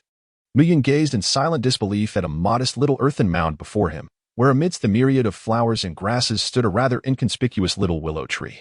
How deeply you have concealed yourself, old six. Were it not for the revelation of the information by the gold-eating beast, I would never have fathomed that the star-viewing willow, a sole beast of 300,000 years, had been residing at the periphery of the Douluo forest all along. Indeed, the most perilous places often harbor the greatest safety. This locale is nearly the gateway to the Douluo forest, yet despite the throngs of passers-by, none have discovered your presence. Otherwise, given the tendencies of the spirit hall's entourage, they would have long since descended upon you to eliminate you. At that moment, the previously silent willow tree suddenly trembled, its branches and leaves quaking as it began to grow rapidly in stature before Mu Yun's astonished eyes. An illusion? No. This is your true form. Before Mu Yun, the scenery transformed at an astonishing pace. The earth and hills morphed into the vast cosmos. The flowers and grasses transfigured into twinkling stars, and the stargazing willow became an ancient tree of stars, rooted within the void. How peculiar! Are you not the stargazing willow? How then have you transformed into an ancient tree of stars? Mu Yun's violet eyes shimmered. And the information perceived by the broken illusion spirit I was also subject to change. A thought resonated within me. Indeed, I was once the stargazing willow. However, 1,000,000 years ago, I achieved enlightenment in the art of stargazing, grasping a portion of the formidable powers of the celestial star array. My true essence transcended this realm, taking root in the void to draw upon the energies of the universe, and now I have become the ancient tree of celestial stars in the emptiness. Mu Yun felt a chill run down his spine. To have existed 1,000,000 years ago, how formidable must that being be? How audacious of him to entertain such thoughts about confronting such an entity. Was he courting death like an old man hanging himself?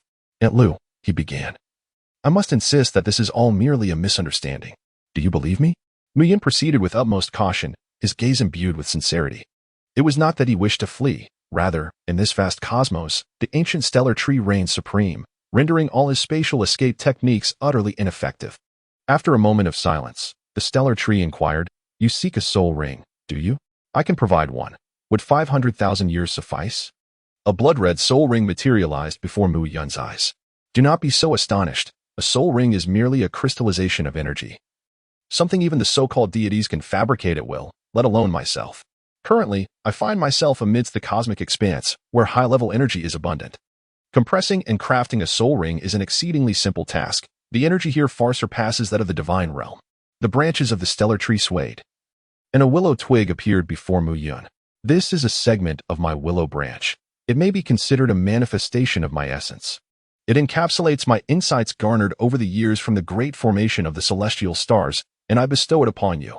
After the initial surprise, Mu Yun swiftly regained his composure. No merit, no reward, he pondered. What must I sacrifice? A sense of urgency enveloped him as he sensed that within you lay the very essence he sought. Having rooted himself in the void for eons, his internal energy had become saturated. To advance further, he required a practice or legacy that resonated with his being. Without the impartation from a higher echelon of inheritance, he would be unable to take that crucial step. The ancient star tree's intent stirred, now brimming with anticipation. Mu Yun immediately understood that what the other party sought was the Lu divine method, whose greatest functions are self-healing and transformative rebirth. After careful contemplation, his eyes glinted with a spark of cunning. You require the Lu divine method. That is no problem, but the price must be adjusted. What do you desire? High-quality void energy crystals. I can procure a quantity as vast as a star. Will that suffice? A star-sized amount? How formidable that would be. Mu Yun nearly succumbed to the temptation of an immediate agreement. I wish for you to position this door in a location nearby, abundant in energy yet secure. This door was crafted by Mu Yun using the capabilities of the door fruit, allowing for seamless traversal between two realms. It was an obvious choice. Even a child would know whom to favor in such a deal. Upon concluding this transaction, Mu Yun found himself elevated to a level 50 soul master, adorned with 4 blood-red soul rings glimmering like distant stars. Within him, divine power seemed to undergo a profound metamorphosis. As the stellar energy coursed through him, he felt a radical transformation in his physique, with comprehensive enhancements to his defense, agility, and strength. He suddenly perceived the defensive capabilities of the gold-eating refining beast as rather pedestrian. Its strength could not penetrate his defenses, while the power of the stars undoubtedly could. The new soul rings bestowed upon him two remarkable abilities. The Void Star Armor, impervious to all forms of attack, capable of reflecting damage, and able to withstand the chaotic currents of the void, enabling movement through the cosmic expanse. Starry Transformation, encompassing three variations. First, Aurora Shift, which amplifies speed tenfold for a duration of 10 minutes. Second, Void Shift, allowing his form to oscillate between reality and illusion for 10 minutes. Third, Stellar Shift, which enhances defense tenfold for 10 minutes. Yet, the most significant boon was that slender branch of the Lu, which not only contained insights from the great constellation array but also the experiences and cultivation wisdom gleaned from the ancient void trees travels across the cosmos over the years. Mu Yun felt as if he had transformed from a novice in cultivation, utterly ignorant, into a seasoned veteran, rich in experience and battle-hardened. Although he had reached level 50 and could once again hunt for soul rings, he remained uncertain about the nature of the next soul ring he should pursue. Upon returning home and exchanging greetings with Asuna, he was just about to retire for the night when an unexpected intruder made his presence known. With a wry sense of frustration, Mu Yun thought, "You dare to underestimate my formations, relying on your tough exterior? Just wait until I set up the Celestial Star Battle Array and integrate it with the 7 Illusions Enchantment, the Starry Golden Lock Formation, and the Cold Moon Killing Array. If I do not vanquish you, I shall not bear my surname."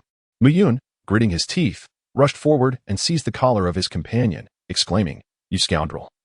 Are you deliberately deceiving me? What did you say? You failed to locate the star-watching willow?" The golden refining beast, taken aback, responded, "That shouldn't be the case.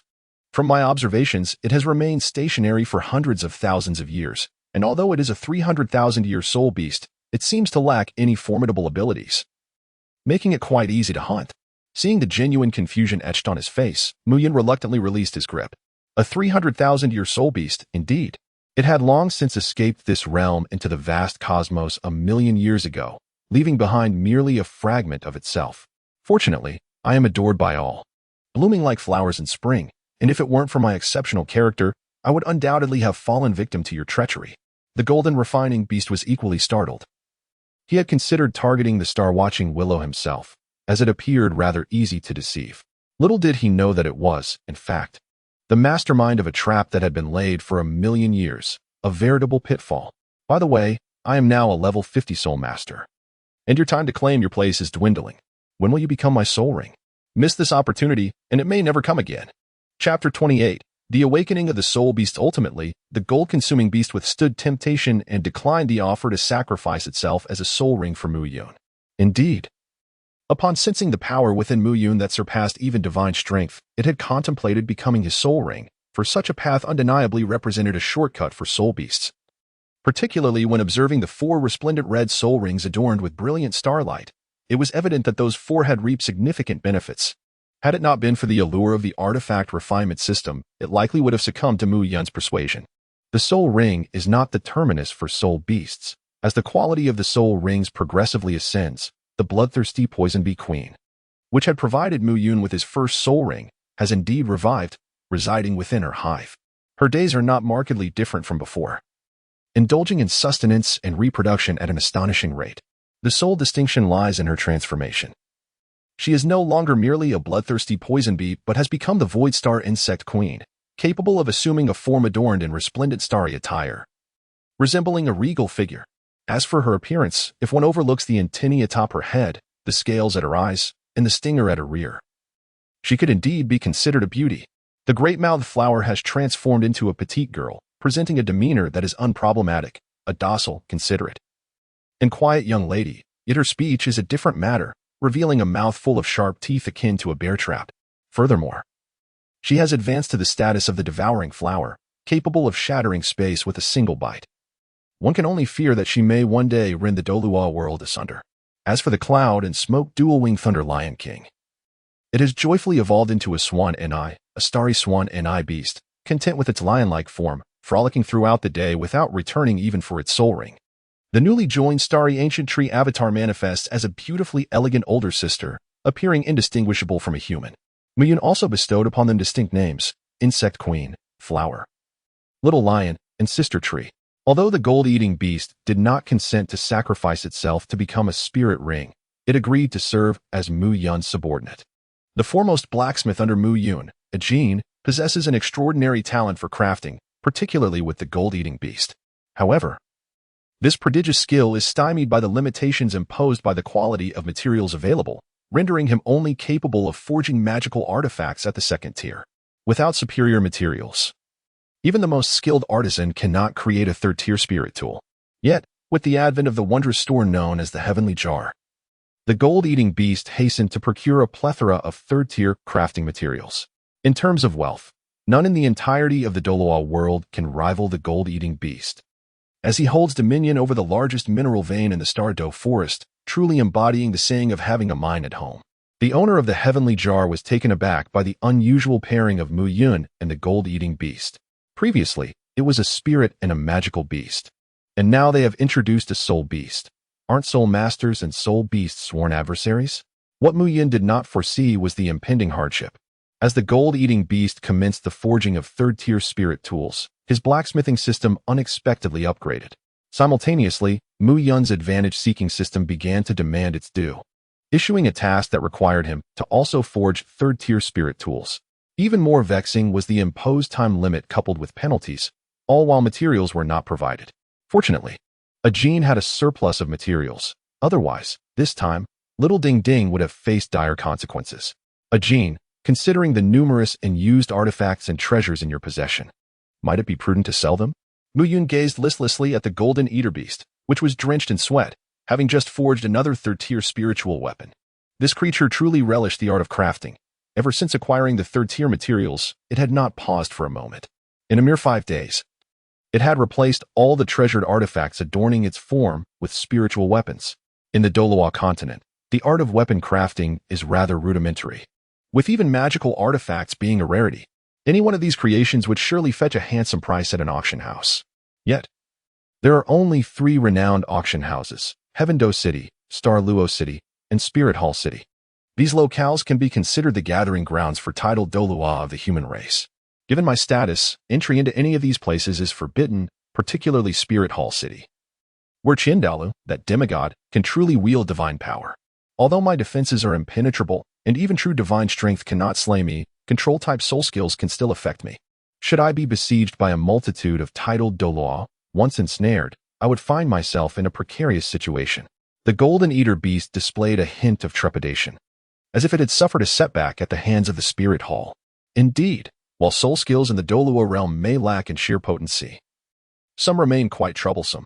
Mu Yun recalled the fusion technique of the Ghost Douluo and the Chrysanthemum Douluo, the dual attribute stasis domain, once ensnared. It would certainly pose a significant dilemma. Perhaps I should make a journey, striking swiftly and then relocating. It should not pose too much of a challenge. The following day, Mu Yun, are you preparing to venture out? As Mu Yun stepped out of the house, he was confronted by Zhu Zhuqing. Over the past few days, she had been relishing her delightful existence at Mu Yun's estate, requiring no effort whatsoever. All she needed to do was recline on her bed and bask in the cleansing embrace of high-level cosmic energy, resulting in a remarkable surge in her spiritual power. Furthermore, she discovered that the longevity of her spirit rings was also increasing. In just 5 short days, the 2 yellow 100-year spirit rings had transformed into purple 1,000-year rings. This phenomenon was utterly unfathomable. I plan to take the artifacts and treasures that Ajin has eliminated to the auction house and sell a portion of them. Mu Yun gently shook a large package in his hand, preparing to place it inside the hive. Upon hearing this, Zhu Zhuqing's eyes sparkled. She was well aware of Ajin's identity as a craftsman, and any trinket crafted by him would surely be a treasure. What do you desire it? Mu Yun inquired with a bemused smile. Zhu Zhuqing nodded eagerly, akin to a chick pecking at grains. Do you happen to have any money? She asked, only to deflate like a punctured balloon. In truth, you should focus solely on developing your cat claw soul-cutting knife. Other artifacts hold little significance for you. Suddenly, Mu Yun recalled Ning Rongrong and her father's 7 treasures glazed sect. This was indeed a plump sheep. No, a flock of plump sheep that could be sheared for profit. Sister, do you know where Ning Rongrong is at present? Zhu Zhuqing immediately grasped the implication. This was an opportunity for some quick earnings, and she had to join in. The sect leader and the others previously opened a canister, and the outcome was dismal, leaving behind a multitude of useless items. They are in dire need of some magical tools to lift their spirits. I will take you to find them. Ah, no need for you to lead. Just tell me the location. Ah, that simply won't do. How could you abandon your beloved second sister in such a profitable venture? Zhu Zhuqing promptly wrapped her arms around Mu Yun from behind, akin to a vice grip, fearing he might vanish in an instant. Stop, let go. I shall accompany you. Chapter 29, The Bar of Celestial Hunters. Mu Yun, why have you halted? Zhu Zhuqing inquired. The members of the Seven Treasures Glaze sect are lodging at a hotel just ahead. Sister, I have an urgent matter to attend to. I leave the sale of the artifacts to you. Set the prices high. Artifacts starting at 200,000 gold soul coins, and treasures at 500,000. You shall receive 20% of the earnings. After hastily relaying his instructions, Mu Yun vanished in an instant. How peculiar. I wonder what he has suddenly discovered. Shrouded in mystery. Nonetheless, this opportunity for a lucrative gain shall be mine. While Zhu Zhuqing was preoccupied with the task of dealing with the Seven Treasures Glaze sect, Mu Yun found himself in a deserted alley of Satoa City. He extended his hands, feeling around, as if searching for something. The spatial fluctuation had originated from this very spot. There must be something concealed here. After half an hour, Mu Yun's hand suddenly paused, as if it had pressed against something. With a click, a radiant door materialized before him, its sign aglow with neon lights. Bar of Celestial Hunters. As Mu Yun pushed the door open and stepped inside, he was immediately taken aback by the scene before him.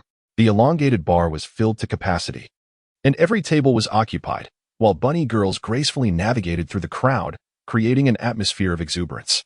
Welcome. Is this your first visit to our establishment, young guest? A captivating woman in a red dress appeared before Mu Yun, exuding an alluring fragrance. Indeed, it is my first time here. I'm curious to know what the main offerings of this bar are, Mu Yun inquired with a sense of maturity beyond his years. Aside from serving a variety of beverages, we also facilitate the posting of bounty tasks. Of course, if one possesses the requisite abilities, they may also undertake these tasks. The woman in red gestured casually towards a small blackboard in the corner of the bar, adorned with numerous sheets of paper, presumably detailing the tasks available. Several patrons stood nearby, seemingly perusing the tasks on offer. Mu Yun approached and discovered that the bounty missions were categorized into levels, such as 1-star and 2-star tasks. Furthermore, there were restrictions on accepting these missions. Only hunters of corresponding star rankings were permitted to undertake tasks of the same caliber. May I inquire how the star ranking of a hunter is determined? Mu Yun's gaze settled upon the woman in the red dress. It was evident that she was the proprietor of this tavern. The sole criterion for judgment was strength, and there were designated individuals here to conduct assessments. Let us proceed with the trial, for I too am eager to ascertain the level of my own prowess. Follow me, and I shall arrange an opponent for you. Moments later, a competition arena gradually rose in the center of the tavern, instantly igniting the already fervent atmosphere into a blazing fervor. Truly, they possess a remarkable acumen for commerce. As Mu Yun observed the sudden surge of activity in the tavern upon the rise of the competition arena, the sale of beverages and fruit skyrocketed, and betting stalls were promptly set up. Soon, the details of the combatants appeared on the display screen. It must be said, though diminutive in size, the tavern was remarkably well equipped. Mu Yun, a novice hunter from the Douluo realm, bore the title of a starless hunter.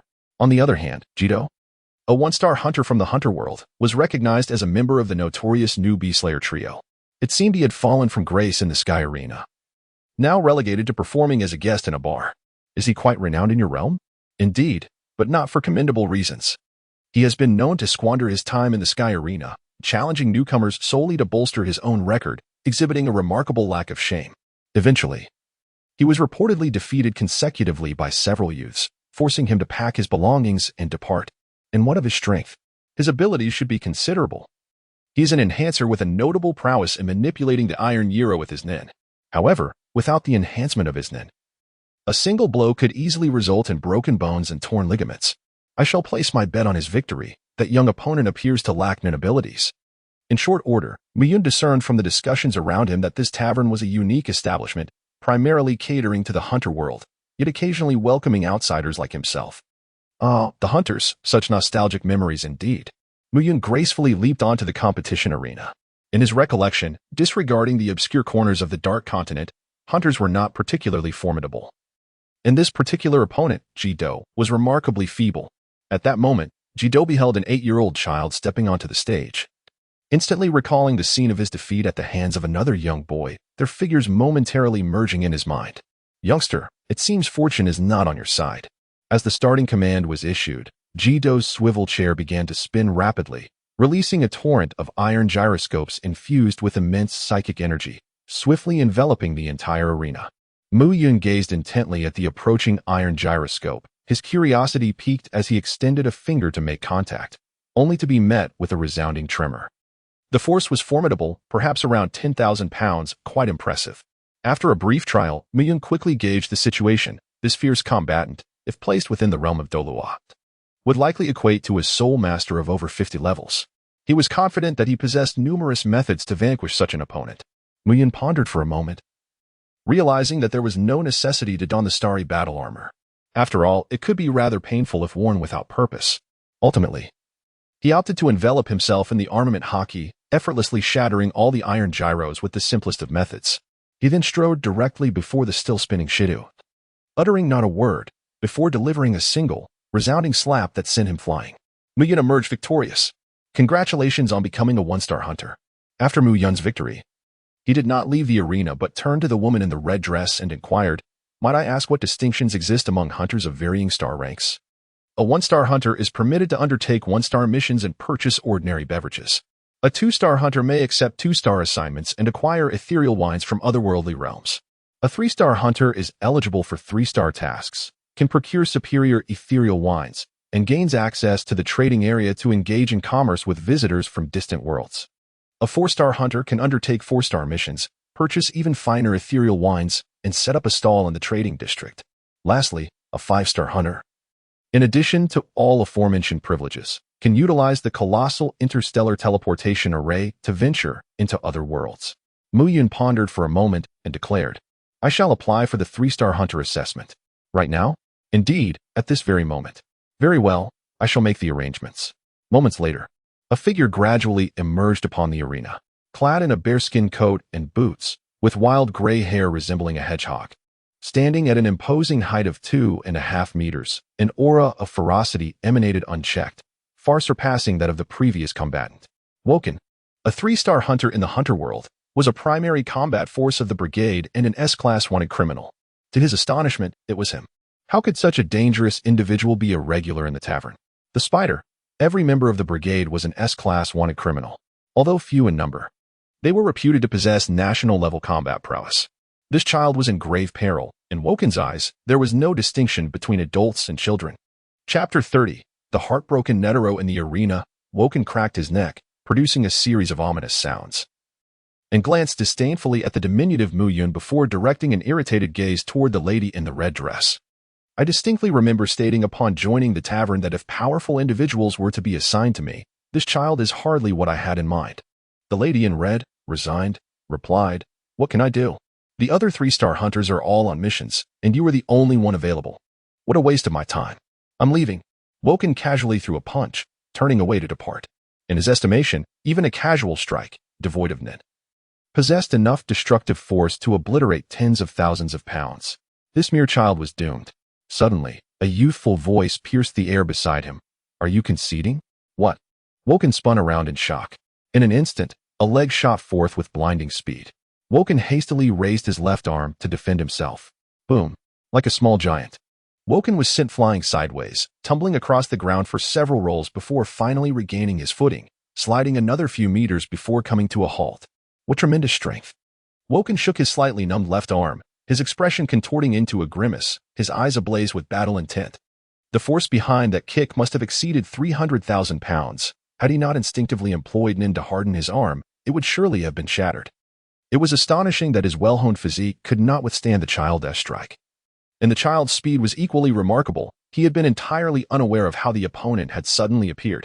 "Child, congratulations, you have successfully piqued the interest of Woken." With his legs slightly bent, Woken unleashed a surge of formidable non, his spiky hair standing on end as he assumed a sprinting posture.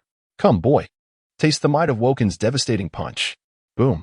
Amidst the chaos of flying debris, the explosion beneath his feet rendered him momentarily invisible. A flurry of direct punches, swinging strikes, hooking jabs, elbow strikes, and sweeping kicks relentlessly pursued Mu Yun. In the blink of an eye, the arena lay in ruins, deep craters from the forceful blows scattered throughout. Though the speed was astonishing, it was no match for the perceptive abilities granted by observation haki, which allowed for timely reactions. The destructive power of his fists could easily be likened to 1,000,000 pounds, and to claim that they possessed the capacity for missile-level devastation would not be an exaggeration. As Mu Yun evaded and retreated, Wu Jin's storm-like fists rained down for an extended period, yet not a single blow landed. Boy, is evasion all you can do?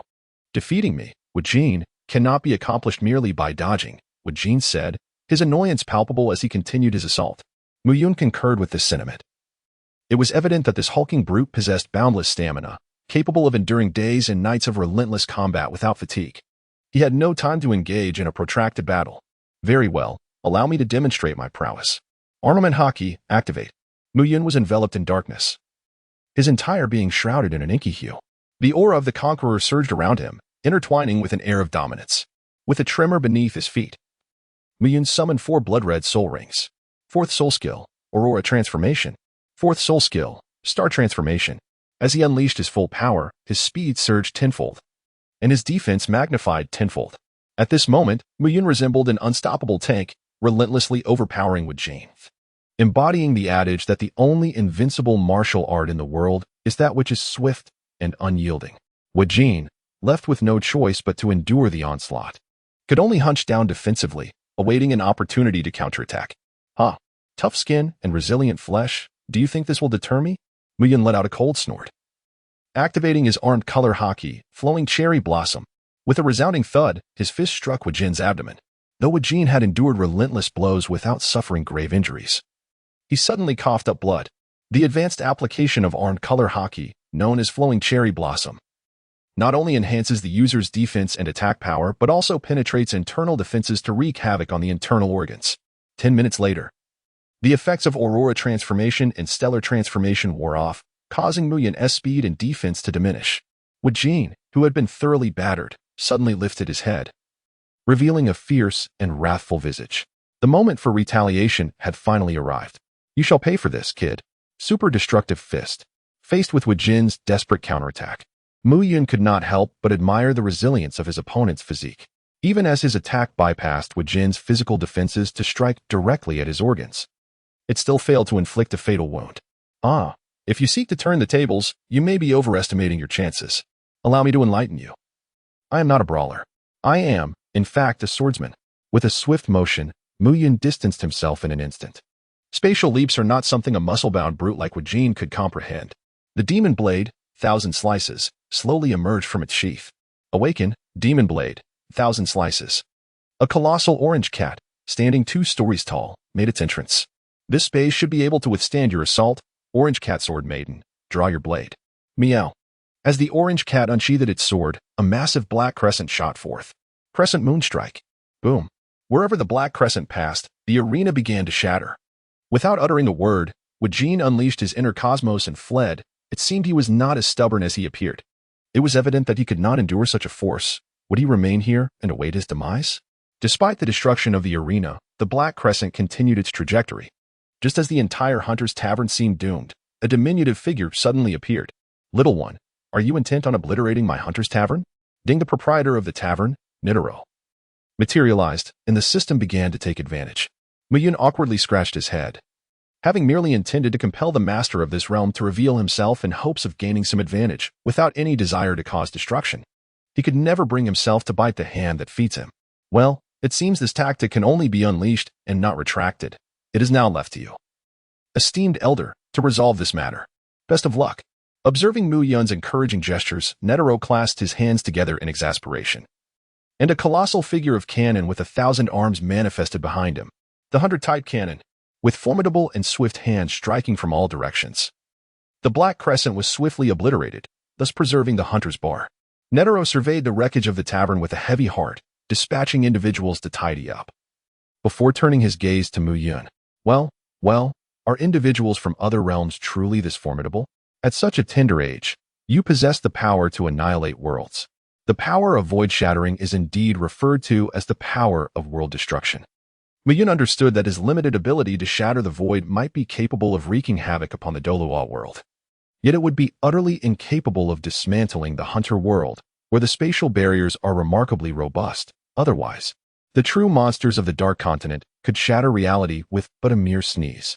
By the way, does this mean I have passed the examination for a 3-star hunter? Netero, in a rather irritable manner, tossed him a card. Here, this is your certificate for a 5-star hunter. You shall never again be permitted to ascend my arena.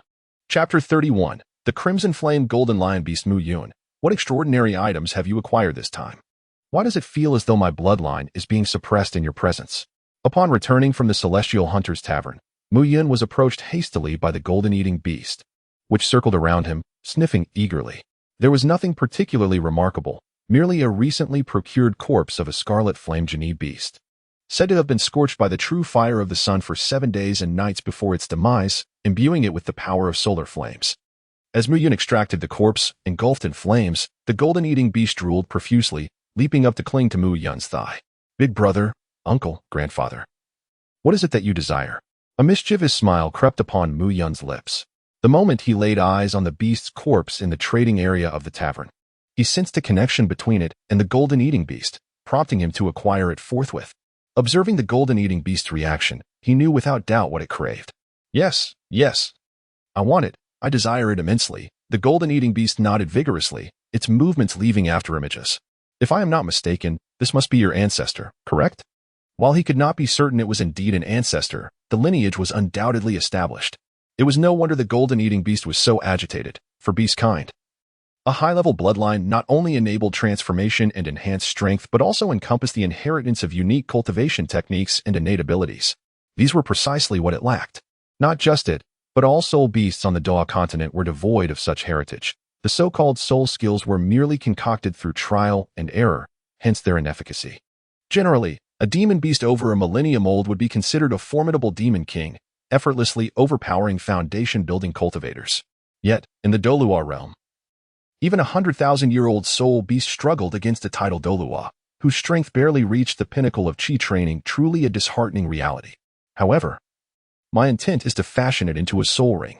Mu Yun wore an expression of great distress. How about this? You give it to me. And once I complete my evolution, I will sacrifice myself to become your soul ring. The golden-eating beast gritted its teeth and stamped its foot, resolute in its decision. Disregarding any thoughts of the artificer system, its own evolution took precedence. Moreover, becoming a soul ring did not seem overly daunting. Hadn't the first 4 soul rings of Mu Yun all been revived? They seemed to be living quite splendidly. Particularly that little lion, which had evolved from the Thunder Lion King into the Celestial Lion Beast, possessing a divine form and enjoying a newfound freedom. Now frolicking who knows where. On the 3rd day after the transaction was concluded, Mu Yun finally realized his aspiration by receiving the sacrifice of the golden-eating beast. His level soaring to 60. Even after the compression and transformation of soul power into divine strength infused with the essence of the stars, he remained at level 60. A testament to the formidable energy of a 900,000-year-old soul beast. The soul ring granted him remarkable abilities, Master of 10,000 Flames, a domain-type soul skill that allows him to control countless flames within the area, rendering himself immune to fire and summoning the ethereal form of the Crimson Flame Golden Lion to battle. Master of all artifacts, another domain-type soul skill that enables him to command all tools within the area. With 2 domain-type soul skills at once, Mu Yun was utterly elated. The first skill, Master of 10,000 Flames, was already terrifying enough. The Crimson Flame Golden Lion, even as a mere illusion, possessed 1/10 of its original power, sufficient to shatter the Douluo world with a single strike. The second skill, Master of all artifacts, was similarly outrageous, effectively stripping opponents of their weapons and allowing him to wield them against their owners. Additionally, he acquired an external soul bone resembling a crown, serving as an artificer-esque cauldron, which not only facilitated crafting but also contained a vast space. Following the sacrifice, the golden-eating beast was swiftly revived under the cleansing of cosmic energy, fulfilling its aspiration to become the Crimson Flame Golden Lion. And its mastery of beast fire transformed into true solar fire, significantly enhancing its crafting abilities. As for the artificer system, it remained Mu Yun's. Initially, he had the opportunity to seize it for himself, but he unhesitatingly relinquished it, deeming it too burdensome and deciding it was better suited for Little Jean. He even returned the Artificer Cauldron Soul Bone to Little Jean, For now, he was wholly his own, and it mattered little to whom he entrusted it. Having achieved level 60 and preparing to venture out for some revelry, Mu Yun was immediately intercepted by Zhu Zhuqing and a group of others. The unexpected guests included Ning Rongrong, Tang San, Xiao Wu, the leader of the Seven Treasures Glazed Tile School, Bone Douluo, and Sword Douluo. Mu Yun, did you alter the formation? I've been circling around all day without being able to enter. Zhu Zhuqing exclaimed angrily, practically itching to scratch Mu Yun's charming face. Oh, I did upgraded a bit and forgot to set your access permissions. However, you could have just knocked. Asuna would have gladly opened the door for you. Mu Yun apologized with a hint of embarrassment. At that moment, Xiao Jie popped her head out and explained that her mother had been preoccupied with alchemy, concocting magical potions, and researching the paths of destruction and binding. She had remained in the laboratory, making it difficult to disturb her. Master, you are also occupied with your ascension. So it would be inappropriate to interrupt you, she added. With a pout that conveyed her sense of injustice, Jie continued, Sister Zhuqing has brought so many outsiders. So I didn't dare to open the door easily. Indeed, Jie acted with diligence, fulfilling her role as a responsible little steward. Mu Yun gently reassured the little Jie before beckoning everyone inside. Please, everyone, come in and speak your mind. Along the way, Tang San, Xiao Wu, and Ning Rongrong extolled the breathtakingly beautiful exotic flowers and plants, while Bone Douluo and Sword Douluo clung closely to Ning Ziyuan, their nerves palpable. As titled Douluos, their sensitivity to danger was acute. Ever since they entered the estate, an unsettling feeling of peril had gripped them, as if a single misstep could lead to irreversible doom. It was only upon entering the reception room that this chilling sensation began to dissipate. Second sister, weren't you supposed to be selling artifacts and treasures? Why have you brought someone back with you? Did you not manage to sell anything? Mu Yun inquired, perplexed. Humph, who do you look down upon? All those artifacts and treasures have been sold out. However, later on, the leader of the Ning clan approached me, wishing to commission a batch of weapons. So I brought him along, Zhu Zhuqing replied, her pride evident as she casually revealed a small mountain of golden soul coins, easily counting several targets. Mu Yun casually stowed away the Jin Hun coins, and then turned his gaze towards Ning Fengji. May I inquire what type of weapon the esteemed sect leader wishes to commission? Ning Fengji produced several blueprints and handed them over, saying, Dear young brother, please take a look. These are the weapon design schematics. Mu Yun glanced at the blueprint before his gaze settled on Tang San. The Zhuge Divine Crossbow, the Silent Sleeve Sword, the Hidden Flower Crossbow, and the Sand Shadow Dragon Whisker Needle, all were concealed weapons of the Tang sect. Chapter 32. The emergence of the Soul Guidance Device. In order to amass funds for his venture, Tang San decided to sell his blueprints for these hidden weapons, thus acquiring a substantial amount of gold soul coins. These ingenious devices would effectively compensate for the inherent weaknesses in the offensive capabilities of the Seven Treasure Glazed Tile School. However, alas, they hold little utility at higher levels, sighed Ning Fengji. Mu Yun placed several blueprints on the table. These hidden weapons were of little use against soul beasts, as the vast majority possessed formidable defensive capabilities. They might prove effective against soul masters below level 50, but once one surpassed that threshold, the physical prowess of a soul master would experience a significant enhancement, coupled with the soul skills conferred by their martial spirits and soul rings. With adequate preparation, these hidden weapons would lose their efficacy. Ultimately, they were merely mechanical devices, their power inherently limited. Tang San furrowed his brow and defended. Hidden weapons are meant to catch one off guard. If employed skillfully, they can still pose a threat to high-level soul masters. Indeed, chimed in Xiao Wu, a devoted admirer of Tang San. Our esteemed teacher Zhao Wujie from Shrek Academy is an 81st level Soul Douluo, yet he was still left disoriented by Brother San's hidden weapons. Mu Yun smiled faintly. The reasons for Zhao Wujie falling victim were fourfold. Firstly, he underestimated his opponent. Secondly, he had never encountered such hidden weapons and thus lacked the means to defend himself. Thirdly, Tang San's skill was exceptional. Such finesse is not possessed by everyone. And fourthly, and perhaps most importantly, you were his students, not his enemies, which precluded him from employing lethal force. Had he truly been an adversary, even if wounded by a concealed weapon, he would not have hesitated to ensure your mutual demise. In truth, I possess several other concealed weapons of even greater potency. But Tang San had more to say. Mu Yun shook his head, interrupting him. Regardless of how formidable a hidden weapon may be, its potency ultimately hinges upon the mechanism. And the explosive force of that mechanism is contingent on the material's capacity to withstand stress. Do you truly believe that the force required to vanquish a tidal Douluo can be achieved with just any material? Do you think such materials are abundant in the world of Douluo? Tang San ceased to speak, for he understood that the material in question was known as celestial gold, a treasure that is fortuitous to encounter yet rare to possess.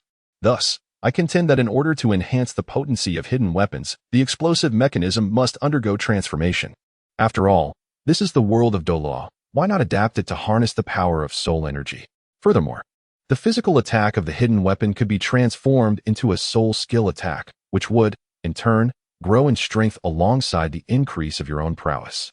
As Mu Yun spoke, he casually took out several materials. Under the blazing sun's fire, the refinement and purification of the materials were accomplished in an instant. Within the domain of the Lord of all artifacts, a Juga divine crossbow was swiftly completed. Mu Yun pondered for a moment and added a mark of the thunder roar cannon from the broken path, which did not require incantation or soul power activation. That should suffice. Who among you would like to test it? Mu Yun's gaze fell squarely upon the bone Douluo and the sword Douluo. To conduct a test, one must select a sturdy target capable of enduring punishment. It would be imprudent to choose Tang San, for an accidental mishap could result in the demise of the fated child of the Douluo realm. Ultimately, the sword Douluo was designated as the target. In a secluded expanse, Mu Yun casually pulled the trigger, unleashing a thunderous dragon that roared and lunged menacingly toward the sword Douluo.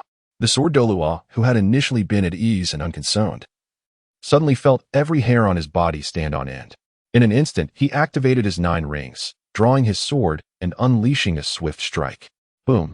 The thunder dragon clashed against the sword, producing a sound of unbearable strain. The sword Douluo was propelled backward, sliding along the ground and carving a long trench that extended for several dozen meters.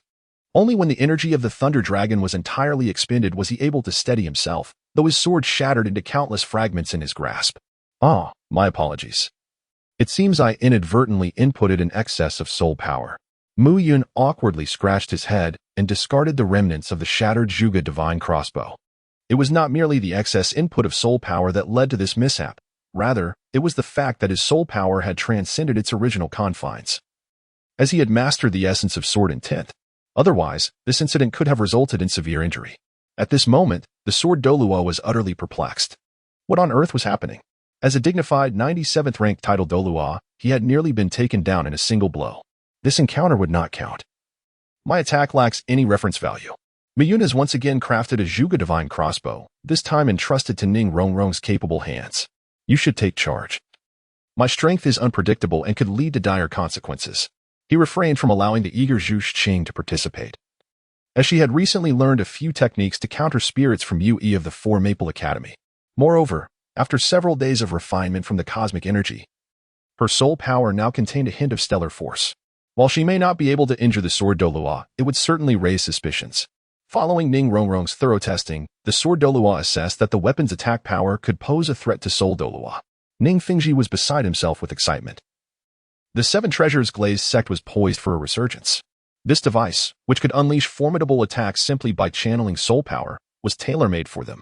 The sect lacked offensive capabilities, but was not deficient in soul power.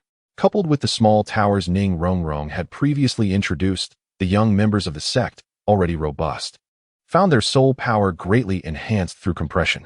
With such weaponry at their disposal, who would dare underestimate their support-type soul masters? Ning Rongrong finally possessed means for self-preservation. Although she had yet to conquer the trial tower, her soul power had reached level 40, and she had comprehended wind and snow elemental spells within the elemental tower. Her true confidence stemmed from the 2 golden legends she had obtained from the Heavenly Jars shop, the elemental devil fruit, snow fruit, and her contracted beast, the snow woman. Now, one could say that Ning Rongrong could traverse the Douluo world with impunity. Her elemental transformation was virtually insurmountable.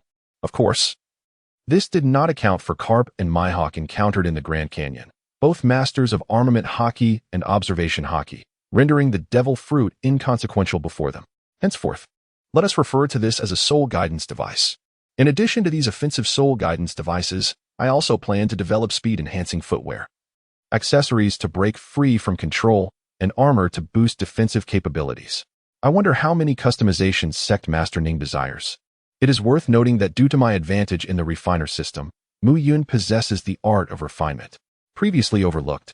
But now prompted by Tang San's reminders regarding concealed weapons, I have directly launched the soul guidance devices, which will undoubtedly revolutionize the combat system of the current Douluo world. Previously, a tidal Douluo could easily dispatch numerous soul Douluos, as the disparity in levels was insurmountable. However, now, a group of soul Douluos wielding soul guidance devices could likely surround and eliminate a tidal Douluo without much difficulty. As the existence of these devices dismantles the constraints of rank, I want weapons, armor, footwear, and accessories. Let's begin with 1,000 sets. Money is no object. Ning Fengji waved his hand decisively, placing the order without a flicker of the eye, demonstrating what it means to be extravagantly wealthy. Chapter 33. The Ghost Douluo's Return Ding. Advantage acquired, competitive arena, spirit liquor supplier, dimensional traversal capability. The door fruit awakens, ability upgraded, new ability, the door of all. Allowing random dimensional travel with a cooldown of 7 days. The cooling period is 7 days. Thus, we must patiently await the moment to smash the jars. The funds for the order have been accepted by Mu Yun, and the task has been entrusted to Xiao Jin. Asuna, let us embark together to shatter the jars. As she appeared amidst smoke and flames, it was evident that she had fully embraced her identity as a novice alchemist. She had absorbed the inherited knowledge to such an extent that she could even concoct exquisite quality potions adorned with intricate alchemical patterns, an achievement that would be challenging for the original inheritor of that legacy. Rimuro had not been seen for several days, presumably having preyed upon a formidable soul beast. As for Ziyuan, he is a character who sees only Rimuro, so best to disregard him. In Soto City, at the Celestial Jar Shop, Lin Fan gazed incredulously at the 5 individuals before him, specifically 2 of them, Carp and Mihawk. It was unmistakable that they, much like Rimuru and Asuna from a previous encounter, were being summoned from another realm. The false lad behind them likely harbored intentions of his own, being a traveler with a system. Contemplating this, Lin Fan immediately exhibited a hint of hostility towards this scoundrel, who had caused him to endure 7 consecutive days of instant noodles, daring not to step outside. Upon encountering Mihawk and Carp today, Lin Fan felt vindicated in his caution. The formidable power of the Thunder Fruit paled in comparison to these 2, and it was thanks to Mu Yun's timely warning that he had avoided potential calamity. Boss, we would like 50 jars, please. Qian Rushue politely presented 500 gold soul coins, her amiable smile suggesting that she had never directed animosity towards Lin Fan. He felt an overwhelming urge to hurl the coins at her and declare his refusal to do business with her. Regrettably, he refrained. Although the Celestial Jar Shop granted him invincibility within its confines, it imposed restrictions. He could not resort to violence as long as the patrons behaved lawfully. Violations included attacking the shopkeeper, stealing jars, or vandalizing the establishment. As the patrons had committed no infractions and had made their payment, Lin Fan was compelled to provide them with jars. Master, allow me to smash the jars first. A figure in a black robe stepped forward, his distorted visage radiating an aura of fury. Qian Rushue sighed. Old ghost, temper your anger. Heed my words, do not engage in violence here. The usually stoic ghost Douluo seemed to have endured some unspoken ordeal. Days prior, he had suffered grave physical injuries, and now his spirit appeared similarly afflicted. Despite his wounds, he had come to the jar shop, bearing an expression of deep resentment, seemingly harboring animosity towards the establishment itself. Bang, bang, bang. 10 jars were shattered. Lin Fan glanced over, languidly remarking, soul grass, capable of absorbing wandering souls. Its consumption enhances the spectral body and can be refined into superior potions. A rare blue item.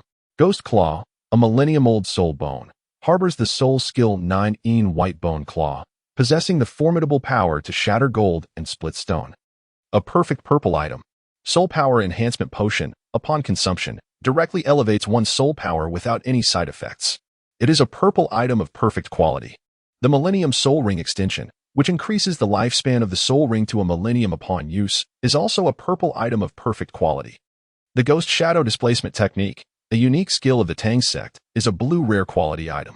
Devil Pepper, an extremely spicy chili, should be used with caution, as it may inflict non-lethal harm to sensitive areas. It is a white ordinary quality item.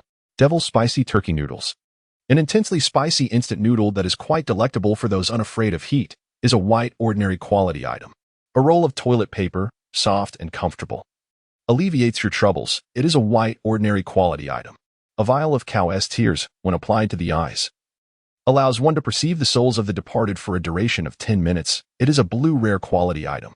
The circle curse technique involves squatting, drawing circles, and reciting the target's name, or writing their birth information on paper and striking it with the sole of your shoe to bring misfortune upon them. It is a white, ordinary quality skill.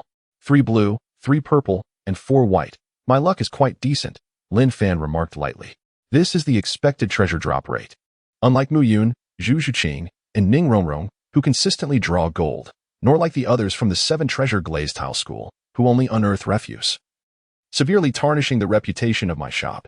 Ghost Douluo's expression darkened, while the items he received were non-inferior, with the 10,000-year soul bone, Ghost Claw, valued above 1 million gold soul coins, sufficient to recoup losses, the Ghost Shadow Displacement Technique, Millennium Soul Ring Extension, Soul Power Enhancement Potion. Undine Soulgrass could only bolster his strength without inducing a qualitative transformation. Ultimately, Ghost Douluo sighed, stowed the items away, and retreated. Next came Chrysanthemum Douluo. Bang, bang, bang. The celestial mushroom chrysanthemum, embodying both ice and fire energies, fortifies the limbs and invigorates the blood, serving as a spiritual flower for body refinement. It is a purple item of perfect quality. The 8-petal immortal orchid, possessing gentle medicinal properties, solidifies the foundation and expels impurities from the body. It is a purple item of perfect quality. The fragrant Qi Luo immortal elixir, when consumed, renders one immune to all poisons. It is a purple item of perfect quality. The heartbreak red, containing immense power, can even bring the dead back to life. It is a purple item of perfect quality. The blood ginseng and red flower, a miraculous blood replenisher, can revive the deceased and heal injuries, yielding even greater effects when refined into pills. It is a purple item of perfect quality. A sprig of dogtail grass, an ordinary herb with nothing remarkable, is commonly found by the roadside. It is a white, ordinary quality item. The sunflower, also known as the immortal grass, possesses robust vitality and is easy to cultivate. It is a very ordinary flower with no other use. It is a white, ordinary quality item. The spirit-level soil of all directions, exclusive soil for planting spirit flowers and grasses, is a blue rare quality item. Bougainvillea, a common flower, is a white, ordinary quality item. The large-flowered golden chrysanthemum disperses wind heat, stabilizes liver yang, clears the liver and brightens the eyes, and detoxifies, possessing notable medicinal value. It is a common white quality item, with 5 purple, 1 blue, and 4 white, although its contribution to strength is minimal. Chrysanthemum Douluo is overwhelmed with joy. For one who cherishes flowers, nothing is more precious. One might say 1 million gold soul coins would be a bargain, let alone 10 million. Upon reaching Carp, it was directly 9 white and 1 gold. Sweet donuts, lollipops, rice crackers, fried rice, shrimp chips, and small biscuits. When the final golden legend emerged, the donut in Carp's hand fell to the ground, his mouth agape in astonishment. Chapter 34. Fierce Battle Ace. Carp sat on the ground, tears streaming down his face as he wept like a child. Opposite him, a young man in shackles and bare back wore a bewildered expression. "Grandfather, what is happening?" He recalled just leaving the underwater prison, being escorted to a public trial, but upon closing his eyes and reopening them, he found himself here, facing Carp and the 7 warlords, Mihawk, along with several unfamiliar faces. "It's truly wonderful that you are alive, grandfather. I am beyond delighted." Though both hailed from the pirate world, they originated from different timelines. When Carp arrived, the Marineford War had concluded, and Ace had perished. The inability to save Ace had long been a source of anguish for Carp. Now, liberating a lively Ace from the vessel was a form of self-redemption. Conversely, Ace arrived before the war had formally ignited. Aside from the heartfelt reunion between the grandfather and grandson, Mihawk also smashed open all the vessels in one breath. The Wudong sword technique embodies a harmonious blend of speed and slowness, rigidity and flexibility, and is classified as a rare blue quality sword skill. The Taiji sword technique emphasizes the sword's companionship, with the body bearing the sword, harmonizing yin and yang, focusing on the unity of form and intent and energy, as well as energy and spirit, classified as a perfect purple quality sword skill. The Compassionate Navigation Sword Classic comprises 5 essential principles. The sword's aura as a long river. The sword dominates the world. The sword's spirit encompasses the universe. The sword god transcends self, and the sword heart is transparent, also a perfect purple quality sword skill. The Falling Blossom sword technique, with its scattered blossoms and unpredictable transformations, is a rare blue quality sword skill. The Golden Snake Sword technique is both cunningly ferocious and difficult to defend against, classified as a rare blue quality sword skill. The Xian Tai Heavy Sword is majestic and overwhelming, capable of breaking myriad techniques with a single stroke, classified as a perfect purple quality sword skill. The Duga 9 swords emphasize the supremacy of formlessness over form, predicting the enemy's moves and exploiting their weaknesses, also a perfect purple quality sword skill. The 6 Meridians Divine Sword possesses quality without form, a profound martial art that transforms sword intent into sword aura, classified as a perfect purple quality sword skill. The Exorcising Evil Sword technique features bizarre moves at an incredibly fast pace, yet it carries an insurmountable flaw. To practice this divine skill, one must first undergo self-castration. Without shedding that 2 tails of flesh, one risks falling into madness and self-immolation, classified as a perfect purple quality sword skill. The swordsmanship of the Fragmented Nation encompasses 4 realms: absolute life, breaking wind, astonishing dragon, and shattering heaven. Mastered to perfection, it can rend the void itself. This sword technique transcends the ultimate limits of martial arts, possessing a legendary golden quality. 2 blue, 7 purple, and 1 gold. What a marvel, an abundance of sword techniques. Truly deserving of the title of the world's greatest swordsman in the pirate realm, an undeniable sword fanatic.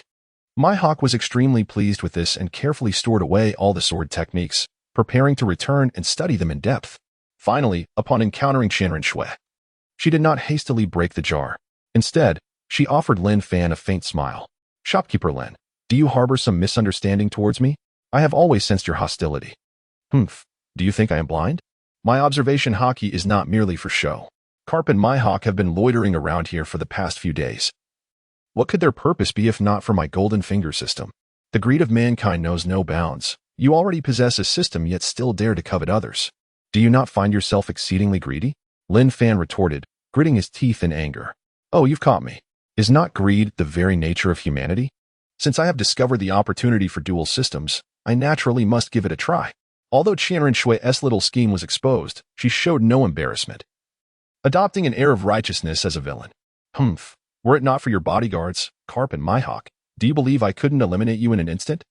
Do not underestimate the presence of Ghost Douluo and Chrysanthemum Douluo by your side. Should I desire your demise, they would be powerless to stop me."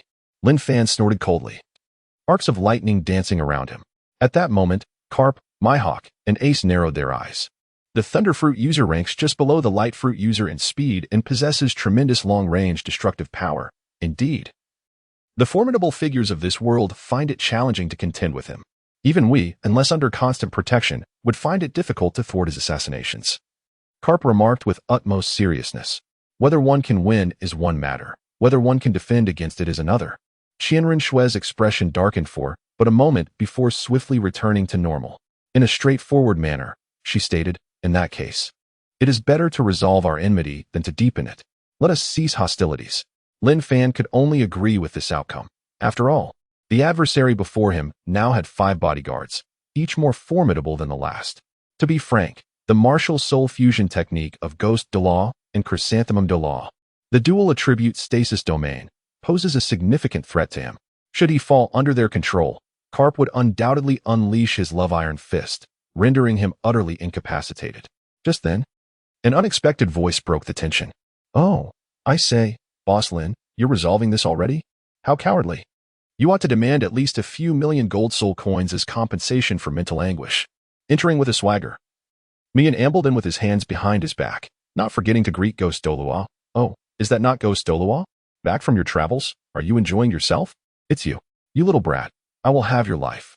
The moment he laid eyes on Mu Yun, Ghost Douluo immediately lost his composure. Rushing to Mu Yun's side with fervor, his enormous death scythe poised to strike. "No," Qianren Shui exclaimed, recognizing the gravity of the situation. This was the Celestial Jar Store, Lin Fan's undisputed domain. He had been seeking an opportunity to confront her, and now, with the first move made, had she not unwittingly provided him the chance to unleash his wrath? Faced with the menacing blade of the death scythe poised perilously close to his neck, Mu Yun suddenly broke into a grin. "Your memory truly is short. Have you forgotten the consequences of recklessly approaching me?" With a swift clap of his small hand, Mu Yun struck the face of the Ghost Douluo. "I shall send you away to a distance of countless miles." In an instant, the Ghost Douluo vanished like a fragile soap bubble. "Old ghost, What have you done to the old ghost, you little brat? The chrysanthemum Douluo, witnessing the inexplicable disappearance of the ghost Douluo, instantly erupted in fury. Ah, chrysanthemum Douluo, you have always been inseparable from the ghost. Allow me to fulfill this bond and reunite you two dear friends. With that, the chrysanthemum Douluo too vanished in an instant. This is the power of the bear's meatball fruit. Mihawk's face revealed an unexpected expression. As a fellow warlord of the sea, he was quite familiar with Bartholomew Kuma's abilities.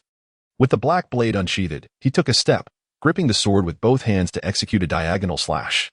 Without a word, Miyun unsheathed the demon blade of 1,000 edges, wielding it single-handedly as he struck towards the black blade.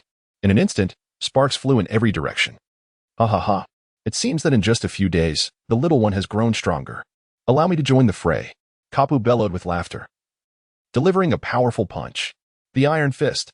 With his other empty hand, Miyun clenched his fist and retaliated. Boom. The collision of a large and a small black fist created a powerful gust, scattering tables and chairs in disarray. Ace, too, was invigorated, his arms transforming into colossal flames as he unleashed a fiery punch. Fire fist. A gentle and melodious voice declared, "Your opponent is me." Water Dragon Technique. Chapter 35. The Grand Contest for Gold. Everyone, cease this at once. Lin Fan, unable to endure any longer, invoked the authority of the shopkeeper, immobilizing all present. There was no other choice. Their behavior had become utterly outrageous, especially Ace, who acted without regard for the situation or the consequences. He dared to unleash such a massive fireball. A fire fist capable of obliterating several warships in a single strike, right here in this setting. Haha, Manager Lin, you must bear witness. I did not initiate this conflict. I was merely acting in self-defense. Mu Yun wore a cheerful smile, exuding an air of harmlessness. It was you who initiated the provocation. Qian Rinchue's expression darkened. I remarked, "You ambiguous fellow, are your eyes merely for decoration? I suggest you take a closer look at the store's regulations. What is prohibited is the use of physical force, not the art of language." Mu Yun, with a triumphant expression, pointed at a tattered sign hanging in the jar shop and declared with conviction, "Thus, the violation lies with you. My actions bear no flaw whatsoever." Manager Lin. Am I not correct? Qian Rinchue's face flushed crimson, rendering her momentarily speechless with indignation. Theoretically, he was indeed correct. In light of this, a penalty is warranted. I propose a fine of 10 million gold soul coins, or confinement in a dark chamber for 7 days, Mu Yun suggested with a mischievous grin. Lin Fan discreetly gave him a thumbs up, appreciating the clever maneuver and aspiring to find an opportunity to retaliate against them. Little Qian, accept the penalty. I have already tested it, and this confinement is utterly inescapable. It must be a method beyond the rules. And I certainly do not wish to end up in that dark chamber. It would be suffocating, Kapu remarked nonchalantly. This altercation, in truth, was not merely about the conflict but also served as a pretext to gauge the shopkeeper's capabilities. Mu Yun struggled to test his abilities. The powers of the void proved ineffective, as did those of the meatball fruit. The level of confinement was simply too formidable. After paying a hefty fine of 10 million, Qian Rinchua hastily shattered the 10 jars, desperate to vacate this place, for the feeling of having her life in someone else's hands was profoundly unsettling. The Angelic Scepter. A soul guide device enhances the potency of soul skills by 50% while reducing their consumption by the same margin, a treasure of exquisite purple quality. The Angelic Battle Garb. Also a soul guide, automatically generates a shield upon encountering an attack, capable of withstanding assaults from titled Douluo level opponents, and is of remarkable purple quality. The Angelic Wings. Another soul guide, doubles one's speed and boasts the same superior purple quality. The Millennium Soul Ring, extending the lifespan of soul rings, is yet another item of purple perfection. The Soul Power Enhancement Potion, a product of purple quality, serves to amplify one's soul energy. The Martial Soul Awakening Potion allows for a secondary awakening of the martial soul and is of impeccable purple quality. Bibi Dong's lace lingerie, however, is of ordinary white quality. The battle attire akin to Qian Daolu's is of rare blue quality. Luffy's signature straw hat is also of standard white quality.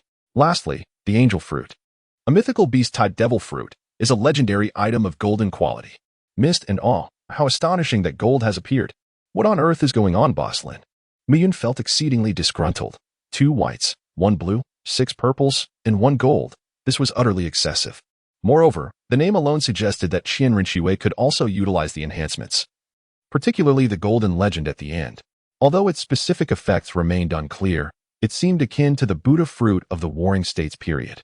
Lin Fan shrugged, indicating that he was powerless in this matter. The contents of the jar were beyond his control. If he had a say, he would grant her 10 consecutive whites every week. Your turn, he said. The eager Qianren, who had previously been keen to leave, now lingered to observe the spectacle. Humph, let me show you what a true red hand looks like. Moo, allow me to take the lead. You can handle the grand finale, Asuna remarked, pulling Mu Yun aside. Boss Lin, I would like 10 jars, please. With a wave of his hand, 10 jars floated before Asuna. The transformation brought about by increased strength was evident, exuding an air of superiority befitting a master. Clang, clang, clang.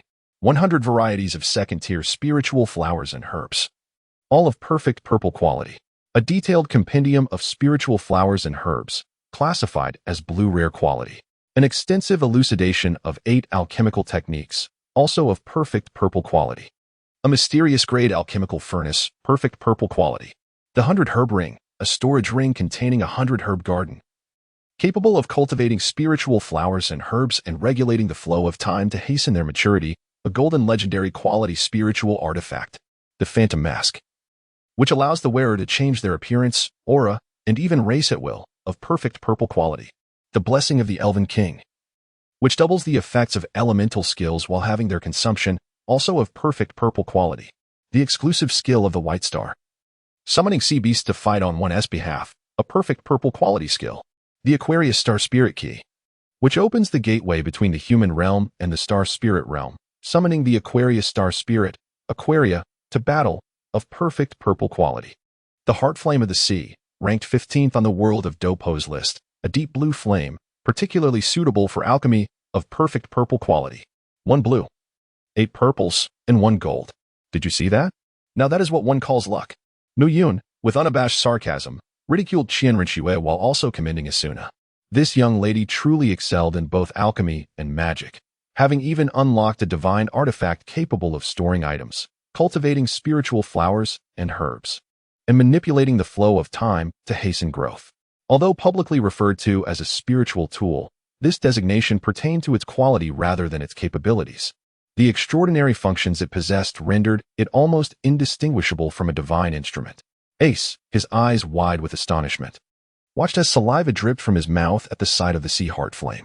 Despite the impressive development and dazzling array of techniques of his flame fruit, which boasted considerable power, it held a critical flaw. His flames were ultimately mere mortal fire, lacking sufficient temperature. This inadequacy allowed the lava abilities of Akainu to penetrate his defenses without the possibility of recovery. In stark contrast, the sea heart flame was a rare celestial fire, with temperatures far surpassing that of magma. Ace's instincts told him that if he could harness this otherworldly flame, his power would undergo a monumental transformation. Regrettably, no matter how exceptional this treasure was, it was not his to claim. For Asuna, who had a passion for alchemy, the sea heart flame was equally vital. Humph. Do not revel in your triumph. These splendid treasures were not conjured by your hand. What is there for you to be proud of? She declared, her irritation palpable. It's my turn now. I curse you to draw 10 whites. In a fit of pique, Qianren retreated to a corner, crouching down to draw circles, her expressions fluctuating between ferocity and gritted teeth. Boss Lin, it's my turn. This time, I aim to draw 3 golds and shatter the record. Mu Yun, brimming with confidence, personally crafted 10 jars. With a resounding crash, all the jars were shattered in one fell swoop. The Lingyao General Store, adorned with the intricate Sumru spiritual patterns, boasts an expansive interior, inhabited by spirit entities that require a master. Once a master is recognized, they wield absolute control over the spiritual treasures. The exterior is capable of defending against attacks of the nascent soul level, while the interior can annihilate beings of the golden courtier. Furthermore, it can conceal itself within the void, undetectable to those below the transformation stage, embodying a treasure of legendary golden quality. Chapter 36, Spirit Beasts. Ah, the first one yielded gold. Such is fate, such is destiny. Mu Yun, brimming with pride, approached Qianren to showcase his prowess. The second technique, the 3 parts return to origin, encompasses the supreme martial arts of Heavenly Frost Fist, Wind God Leg, and Cloud Dispersing Palm. The unity of these 3 is comparable to Earth-level techniques, boasting a perfect purple quality in martial arts. This is quite remarkable. I shall teach it to Zhu Zhuqing later, as it is particularly suited for her. Mu Yun was exceedingly pleased. The martial arts system of the wind and cloud world was remarkably potent. Some of its techniques even transcended the realm of traditional martial arts, proving formidable even within the world of cultivation. The third technique, 10,000 Swords Return to the Sect, commanded the submission of countless swords, unleashing a torrent of sword intent akin to a tempest. It could be utilized in reverse, converging the myriad swords into one, amplifying its power exponentially, a skill of exquisite purple quality. This could be seamlessly integrated into my sword domain, significantly enhancing my offensive capabilities. The fourth technique, Ascendant Step, boasted a velocity surpassing the speed of sound, impervious to the gales of the void, as if it could compress distance into mere inches, a skill of exquisite purple quality. While somewhat lacking compared to my spatial teleportation, it would prove invaluable in locations where spatial shifting was hindered. Thus, it warranted further study. The fifth technique, Heavenly Palace Illusion, could conjure various images within the hearts of individuals, ensnaring their minds in a labyrinth of distraction, an ethereal martial skill of exquisite purple quality. This too held promise and could be assimilated into my sword domain. The sixth technique, Divine Heart of the Ocean, possessed the ability to assimilate various forms of energy, a skill of exquisite purple quality. Upon encountering this, Mu Yun was nearly propelled into a leap of excitement. For one destined to traverse myriad worlds, the capacity to absorb diverse energy systems was of paramount importance. The seventh technique, Spirit Communication Scroll, allowed for the binding of a spiritual beast through a contract, enabling the summoning of the entity via spirit communication or vice versa, a valuable item of exquisite purple quality. This was indeed highly useful, exceptionally so. The eighth technique, Sword 23, represented the pinnacle of the sacred spirit sword technique, powerful enough to freeze time itself. The ethereal manifestation of spirit as a sword could deliver devastating blows to adversaries, engaging with the very fabric of rules, an extraordinary golden legendary skill. This unparalleled strike, contingent upon the strength of one's spiritual energy, rendered it an invincible and lethal blow, disregarding the disparity of cultivation levels. Mu Yun cast a perplexed glance at Mihawk, remarking that no matter how formidable his swordsmanship, a single strike from this sword would spell his demise. He then shifted his gaze to Karp, recognizing that regardless of one's strength, encountering this technique would render one utterly powerless. In the realm of mental combat, sheer physical prowess holds no sway. The ninth technique, Shadow Clone, involves the equitable distribution of one's energy to create tangible duplicates. Upon the disappearance of these clones, all sensations they experienced return to the original body. This skill possesses a rare blue quality. Indeed, this skill can be described as both enigmatic and multifaceted. When utilized for training, it serves as a remarkable tool that allows for both leisurely practice and accelerated growth. However, in the context of combat, it resembles a fighter of the lowest caliber, diminishing one's own abilities while subjecting oneself to the experience of being overwhelmed. Should one encounter an adept practitioner of mental attacks, the situation becomes even more dire. A potential victory may transform into an unexpected defeat, with the psychological wounds sustained being transferred back to the original self. It is akin to calamity striking a person while they are safely ensconced at home. Mu Yun had made his decision after creating several shadow clones. He would ensure they remained in the safest location to cultivate. Under no circumstances should they wander freely. The 10th skill, Bagua, is a formidable attack technique prevalent among giants in the pirate world, capable of unleashing several times its usual power to deliver an overwhelmingly powerful strike. It is a skill of perfect violet quality. This can be likened to a forbidden technique with no side effects, indeed a valuable asset. 1 blue, 7 purple, and 2 gold. Such fortune is merely passable. Mu Yun displayed an air of arrogance before Qian Renxue, who, in a fit of exasperation, waved her hand and departed with her 3 formidable bodyguards. Mu Yun also noticed the combat spirit gleaming in Mihawk's eyes. Although Mu Yun had only unleashed 2 sword techniques, their evident superiority piqued his curiosity to witness more. Ace, too, seemed reluctant to part, his gaze almost glued to Asuna. It was clear that this steadfast man was not swayed by beauty, but rather enticed by the allure of exotic flames. Upon returning home, Asuna immediately retreated into her sanctuary, cultivating spiritual flowers and herbs, refining the unique fire, the sea heart flame, to concoct second-tier spiritual elixirs. Meanwhile, Mu Yun gazed at the 7 newly appeared crimson jars, exclusive to shopkeepers. To smash or not to smash? He had already enjoyed a streak of remarkable fortune today, and statistically speaking, further attempts were likely to yield naught but rubbish. Yet, there existed another perspective. When luck arrives, it is unstoppable and one should seize the moment. Ultimately, Mu Yun succumbed to temptation and smashed all 7 jars in one go. The first revealed a perceptive beast, the barking hound Parker. A creature of blue rare quality with a certain analytical ability. A creature of perception, could it truly surpass my observation hockey? As for analytical prowess, surely no dog could outmatch a human intellect. Mu Yun casually cast the little dog aside, allowing it to play on its own. The second entity, the slug, serves as a supportive spirit beast endowed with commendable healing abilities, characterized by its rare blue quality. This creature is indeed remarkable. Although the term remarkable here does not pertain to its healing prowess, in the face of the formidable self-healing capabilities of the Willow God, all healing seems rather trivial. Rather, it is the slug's unparalleled ability to create infinite clones that renders it truly advantageous, particularly for communication purposes. Its sole drawback lies in the fact that these manifestations are merely clones.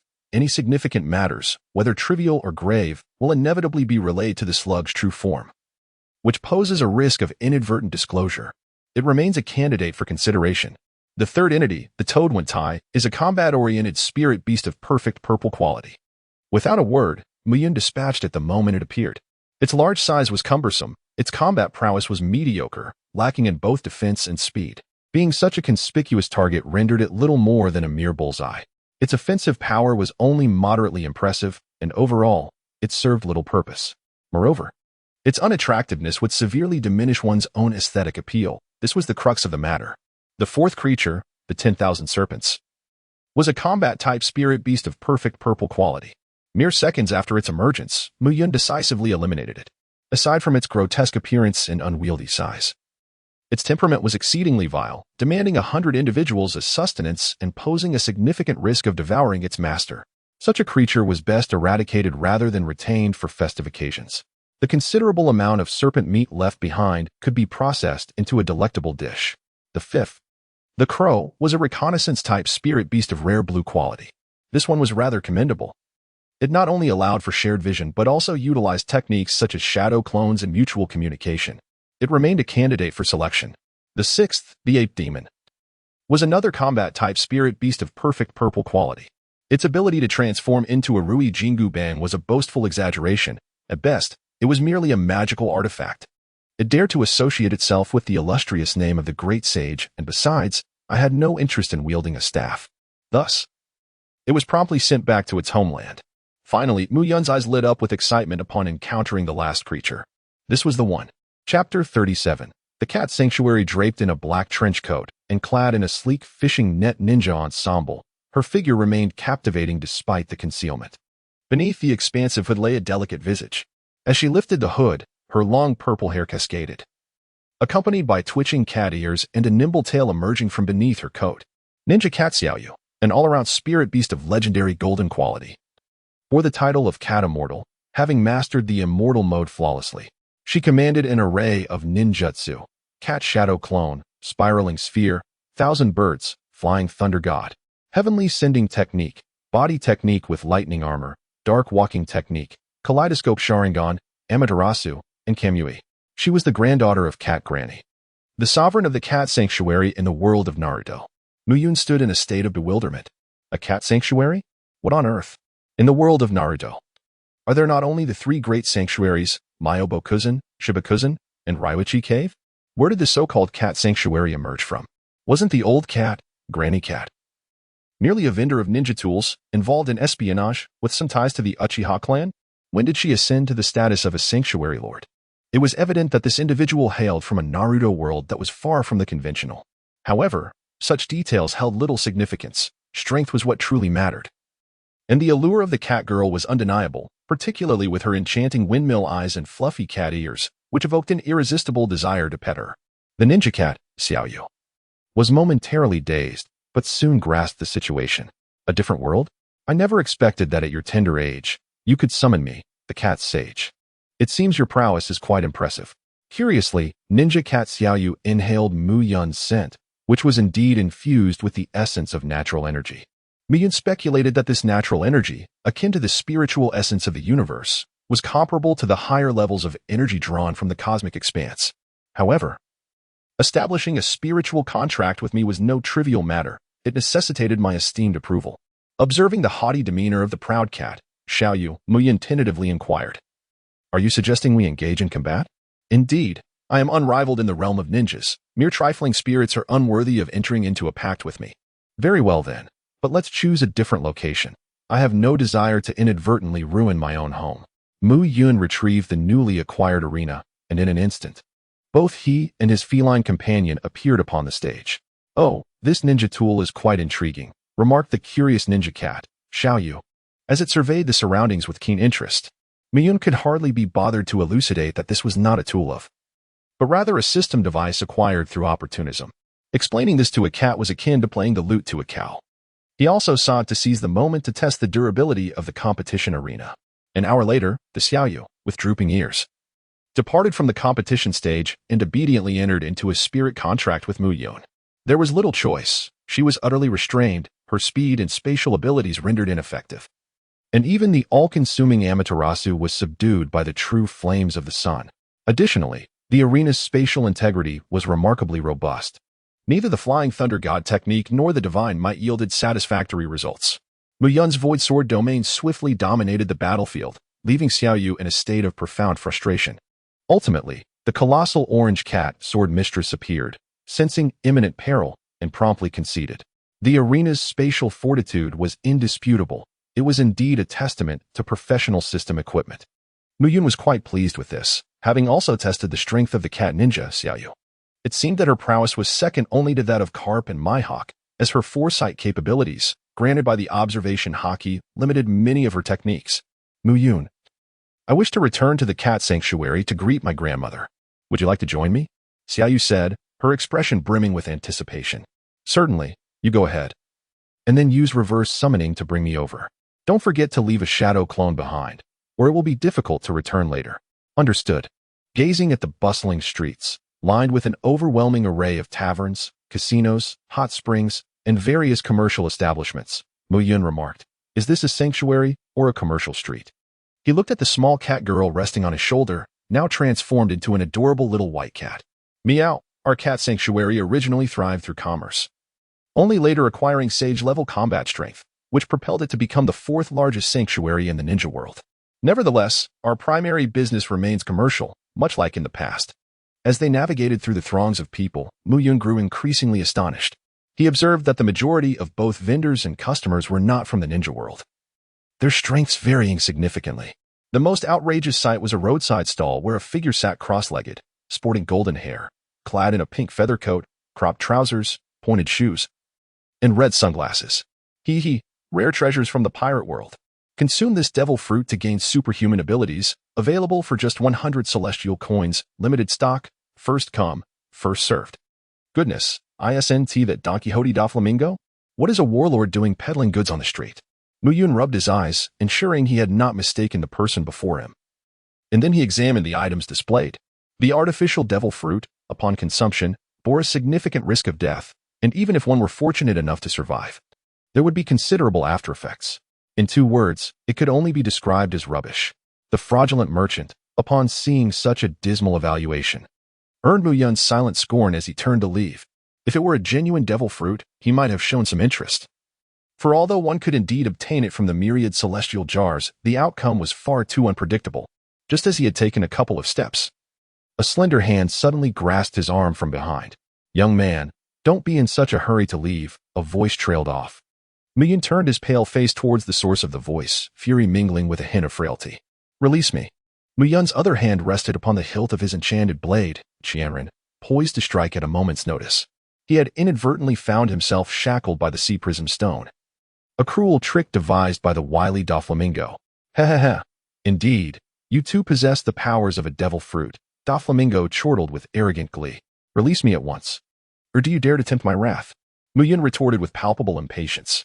"Oh, but I have no key," Doflamingo replied with a disingenuous grin, displaying the cuffs of sea prism stone binding his hands and feet. "What a predicament. You, my friend, are quite the fool, ensnared yourself, and yet seek to drag me down with you?" Mu Yun has now discerned that Don Quixote da Flamingo is currently imprisoned in the underwater prison. shackled by sea stone cuffs. No wonder this formidable warlord of the sea, the sovereign of the black market, can only resort to peddling a few worthless artificial devil fruits to deceive others. He is merely a captive at this moment. Chapter 38. The Awakening of the Fruits. In the celestial mall, Doflamingo's countenance gradually contorted into a grotesque mask of rage.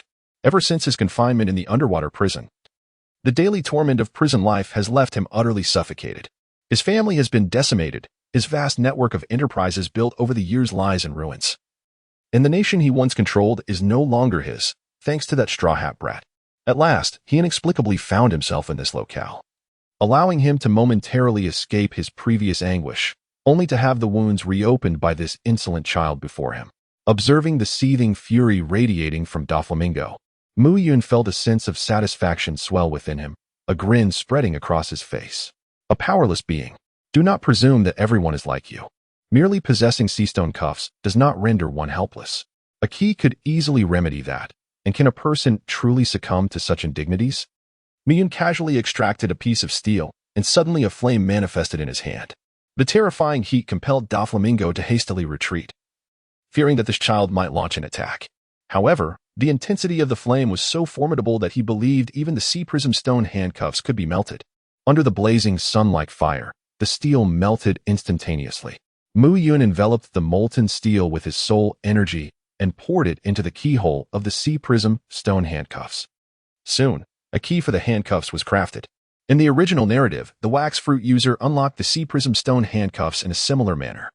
It was merely a matter of forging a key. Such a task, devoid of any technical complexity, was exceedingly simple for a blacksmith. Having unshackled the cuffs, Mu Yun gazed at the astonished Doflamingo with a smug eyebrow raise. Just as he was about to depart, Doflamingo intercepted him again, demanding, "Unlock the sea prism stone handcuffs for me." "Why should I?" Mu Yun retorted. "This requires skill that most cannot muster. Assist me, and the devil fruits will be yours," Doflamingo proposed. Chuckling, Mu Yun replied, "Doflamingo, do you take me for a fool? Your counterfeit products have such severe side effects that even dogs wouldn't touch them. Are you attempting to deceive me?" He wore a look of disdain. "What do you require, then?"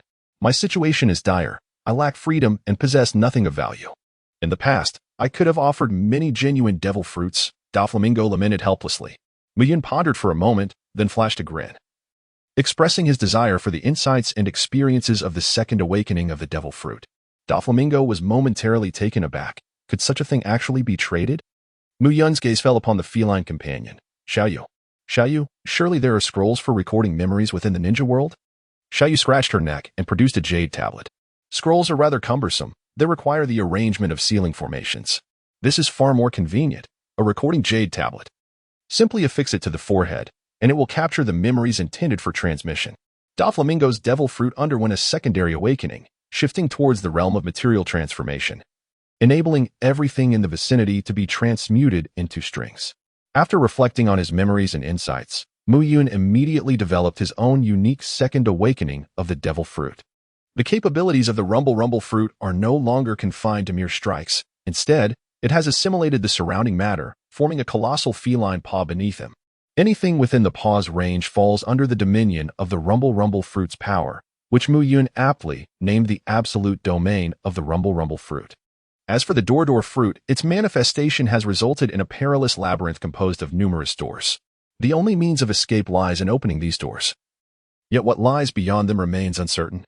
It could be a menacing beast lurking in wait, or perhaps a serene realm tended by enchanting fairies. It may even unveil a sorrowful past or lead to a spatial prison, with the risk of being ensnared in chaotic spatial currents. In essence, the door fruit is fraught with danger, surpassing even the risks posed by Bruno's air portals in the world of pirates. Under the guidance of the feline ninja, Xiaoyu, they meandered until they eventually arrived at the entrance of a rather unremarkable little shop. Mu Yun's body stiffened slightly. This sensation was reminiscent of that experienced in the shop of the celestial jars.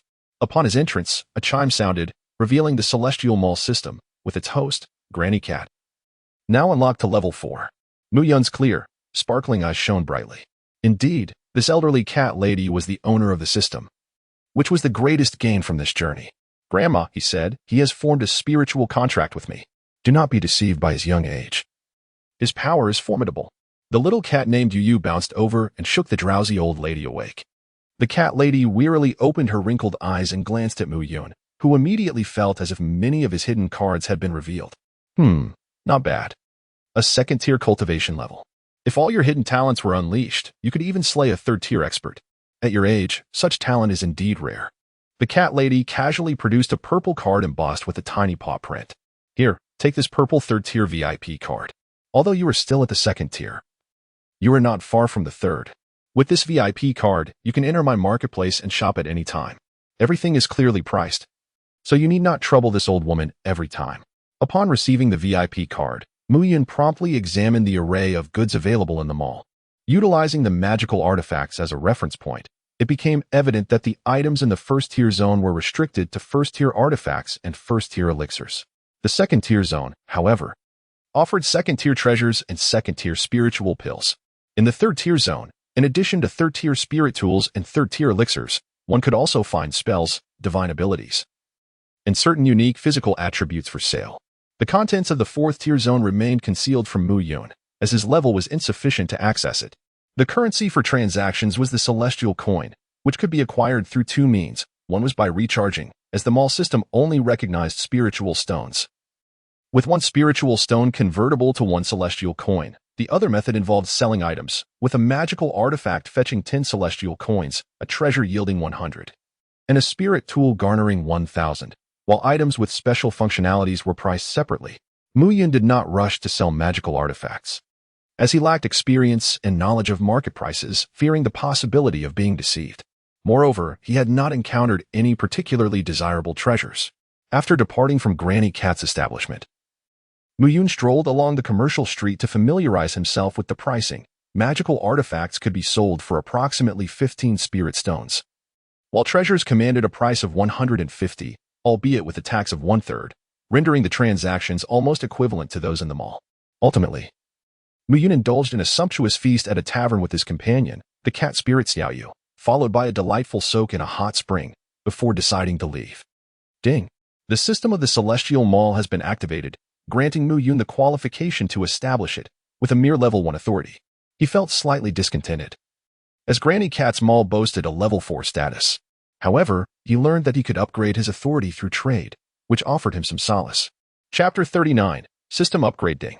The host has successfully completed 7 tasks related to system advantages, meeting the upgrade requirements. The integration and upgrade process has commenced. The following systems have been recorded: Celestial Jar Shop System, Drifting Bottle System, Refining Master System, Celestial Summoning System, Celestial Arena System, Celestial Tavern System, Celestial Mall System. Ding. The system upgrade is complete. The new feature, Celestial Market, has been unlocked, allowing for the establishment of the following buildings. Pill Pavilion requires the host to possess at least 100 types of pills with no grade restrictions. Artifact Pavilion requires the host to possess at least 100 types of magical artifacts with no grade restrictions. Curiosities Pavilion requires the host to possess at least 10 types of curiosities, which include devil fruits, special physiques, innate abilities, soul bones, and various treasures. Tavern requires the host to possess at least 100 types of spirit wines with no grade restrictions. Cultivation Tower requires a minimum of spirit artifact level to be provided by the host. Competition Arena provided by the system, allowing the host to set it up at any time with no requirements. Jar Shop. The items within the jars are supplied by the host and will randomly appear in any jar, beyond the host's control. Drifting Bottle Workshop, capable of producing up to 10 drifting bottles daily, with materials containing void power to be supplied by the host. Dimensional Portal, provided by the system, allowing for setup at any time. Celestial Mall Level 1 offers currency exchange services, with the official designated currency being celestial coins, which can be exchanged in both directions with spirit stones.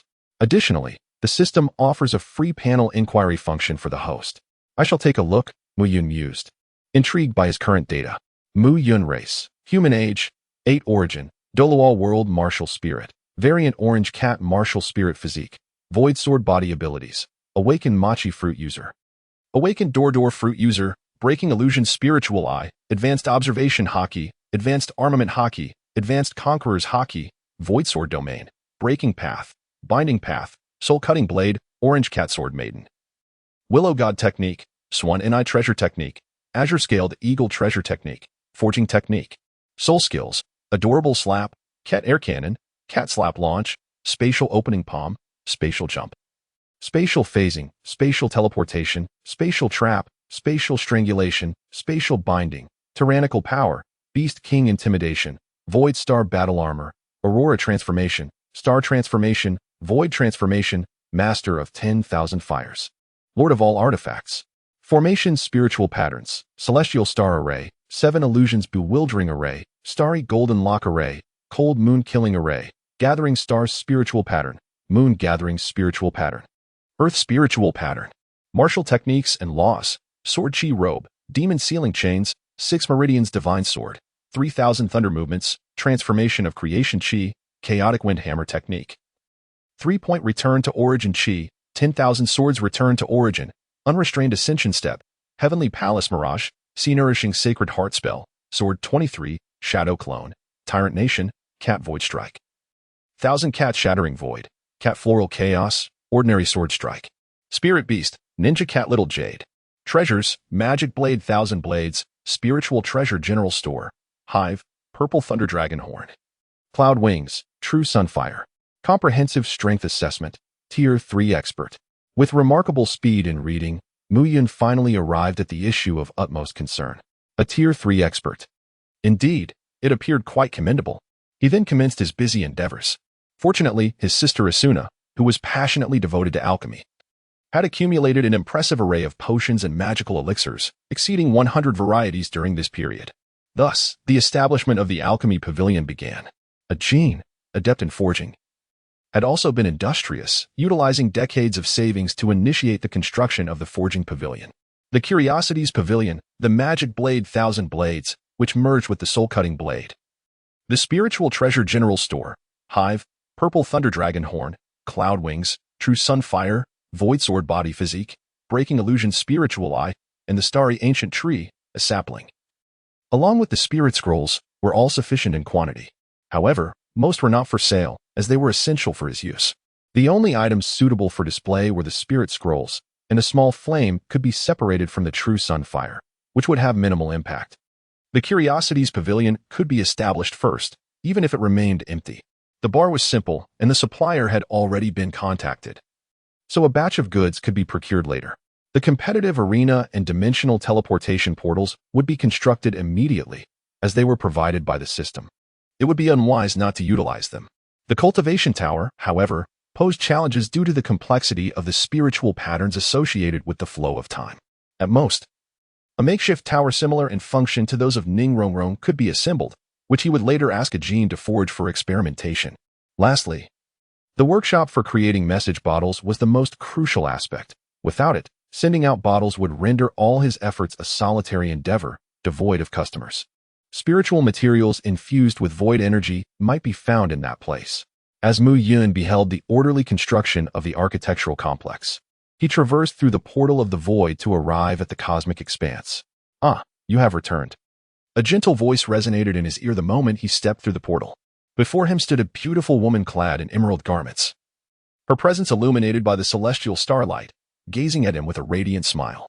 Mu Yun immediately sensed the distinct change in the other party. An aura of unparalleled nobility that surpassed their last encounter. This must be the transcendence of life's hierarchy. It seemed the other had ascended to a realm beyond his comprehension. Indeed, the influence of the divine willow had proven to be immensely significant. "Aunt Lu, congratulations on your metamorphosis," Mu Yun greeted with an air of familiarity. "Yes, it is thanks to you that I have been able to perceive that higher realm. It won't be long before I can completely detach from this cosmic expanse and journey to that world." The exquisite woman, transformed from the ancient starry tree, replied with a joyful demeanor. "Aunt Lu, I am in need of a spiritual material imbued with the essence of void power. Do you happen to know where I might find such a thing?" Upon hearing this request, the beautiful woman beamed with delight. "You are in the very heart of the cosmic void. Everything that exists here is infused with void power, and the quality is exceptional." With a casual gesture, she summoned a colossal meteorite, saying, "Take this for example. A simple refinement would yield top-tier material rich in void power. Of course, the most exceptional spiritual material is indeed my own essence." She casually tossed a branch as massive as a mountain towards him, an inconsequential loss for her boundless being. "This is too much. I feel quite embarrassed," Mu Yun stammered. Nu Yun, despite expressing his apologies, acted swiftly. The branches of the ancient star tree, aged millions of years, undoubtedly possessed an astonishingly high quality. His own broken illusionary spiritual eye yielded nothing but a plethora of question marks, rendering it incapable of any identification. Ultimately, however, he chose the colossal meteorite as the material for crafting a message bottle. With the true fire of the sun at his disposal, the process would be remarkably simple. He decided to reserve the branches of the ancient star tree for himself, considering it a lavish extravagance to transform them into a mere message bottle and cast it away. Chapter 40. The Clock and the Sunflower. Aunt Lu, I have another inquiry I wish to discuss. Muyin initially intended to step through the void gate and return to the Douluo continent when a thought struck him. What thought? For my next spirit ring, I wish to select one of the time attribute, ideally possessing the capabilities of time acceleration, time stasis, and time reversal. Do you happen to know which spirit beast in the Douluo world meets these criteria? Muyin gazed at the beautiful woman with palpable anticipation. After a moment's contemplation, a spark ignited in her eyes. You know, there might actually be something to that. Might? Harkening back to 1,000,000 years ago, during his time in the Douluo world, he had heard whispers of a legend, a solitary island known as the Island of the Never-Setting Sun, where lay a village called Eternal Village. On this isolated isle, the sun never sank beneath the horizon. At the very moment it appeared to descend, time would reverse, and the sun would rise anew from the east. Each day would reset, leading the villagers to perpetually engage in the same activities, achieving a state of immortality while remaining forever ensnared in that single day. Outsiders who lingered too long, failing to depart before the sun's retreat, would find themselves irrevocably integrated into the community, unable to escape its grasp. Surely, this legend cannot be true? To relive the same day ad infinitum, could that be a curse? And one that is eternally unending at that. Muyin felt a chill at the nape of his neck. Who would desire such an eternal existence? Indeed, I had secretly observed the source of this calamity, a mutated soul beast known as the Time Sunflower. Within its realm, the flow of time can be manipulated at will. It possesses the ability to rewind time, reverting one to a newborn state, or to accelerate it to the point of aging into death in an instant. Is it powerful? Muyin inquired with a hint of confusion. It is challenging to ascertain its strength. Rather, it is best described as exceedingly perilous. The beautiful woman remarked with a look of apprehension. It lacks speed, defense, and offensive capabilities, yet it is immensely dangerous. I once had a brief encounter with it. Once an ordinary century-old soul beast, I witnessed it transform into a 1,000,000-year soul beast in the blink of an eye. The age of the soul beast held no significance to it. My 1,000,000-year soul power was instantaneously nullified before it, and the feeling of being reduced to a feeble, helpless state was utterly dreadful. However, as long as one departs from its realm, normalcy is restored. By the way, could you tell me where this island is located? Muyin asked eagerly. Are you still contemplating it after all I have said?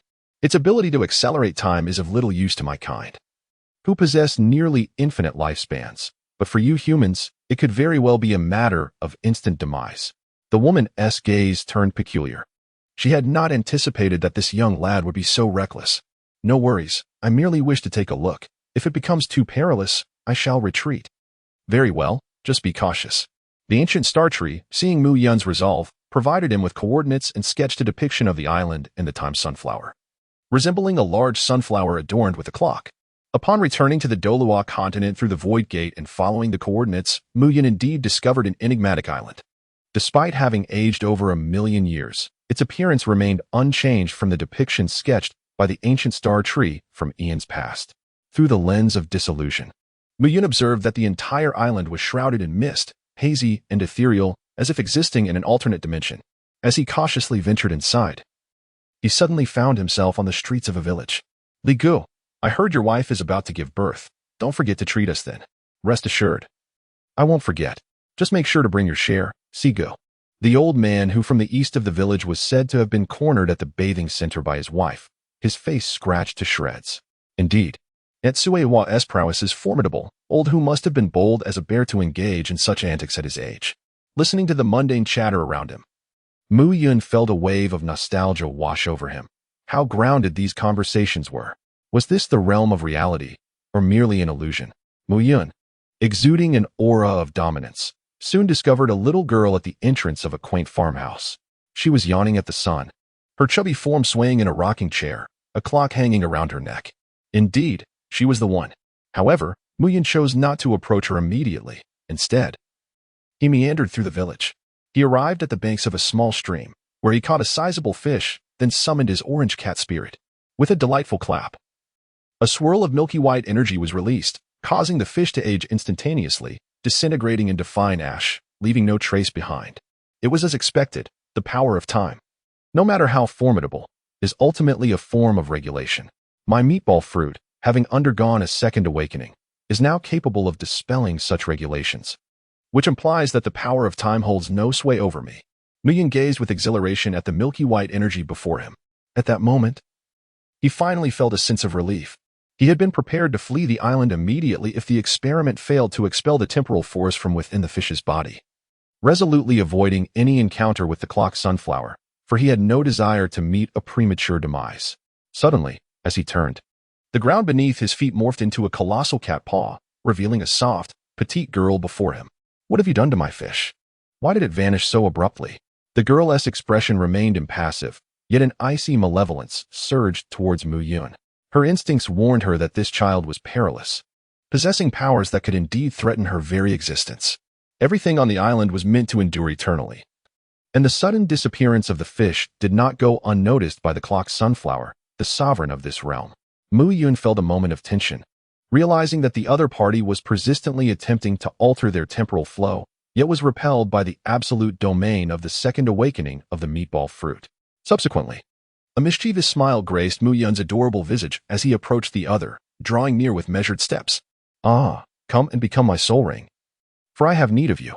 Mu Yun's hand moved with lightning speed, reaching directly for the clock that hung around the girl's neck. "How audacious of you!" Suddenly, with a terrifying aura, the girl transformed into a sunflower as immense as a mountain, and milky white chains spiraled towards Mu Yun, ensnaring him. Mu Yun smiled faintly as the demon blade, 1,000 edges, materialized in his grasp. "Arise, Orange Cat Sword Maiden." The formidable Orange Cat Sword Maiden, bearing the colossal demon blade, towered over the gigantic clock sunflower, while Mu Yun stood atop her head. Meow, Crescent Moon Charge. A massive black crescent cleaved through the air, tearing a long rift in space as it surged toward the clock sunflower. "Damn it, do not disrupt my world." The clock sunflower shrieked in fury as a torrent of pearlescent temporal energy surged forth, causing the black crescent to vanish instantaneously. And even the ravaged space restored itself as if nothing had transpired. Chapter 41. A million-year soul ring rifts in space emerged, only to be swiftly subdued. Pockets of space collapsed, yet were promptly reinstated. The clock sunflower busied itself like a firefighter, zealously extinguishing the chaos, while Mu Yun played the arsonist, wreaking havoc in every direction. "You seem quite fond of this island," Mu Yun remarked with a mischievous grin, unleashing a sword strike that birthed a black hole in the fabric of space. "Cease at once, villain." The clock sunflower hastily approached, employing time reversal. "You appear to cherish the mountains and waters here." A great mountain was sent soaring by Mu Yun's strike. "No, please, villain." The clock sunflower, exasperated, expended vast amounts of temporal energy to restore the mountain. "Yet, I perceive your true concern lies with the people of the village."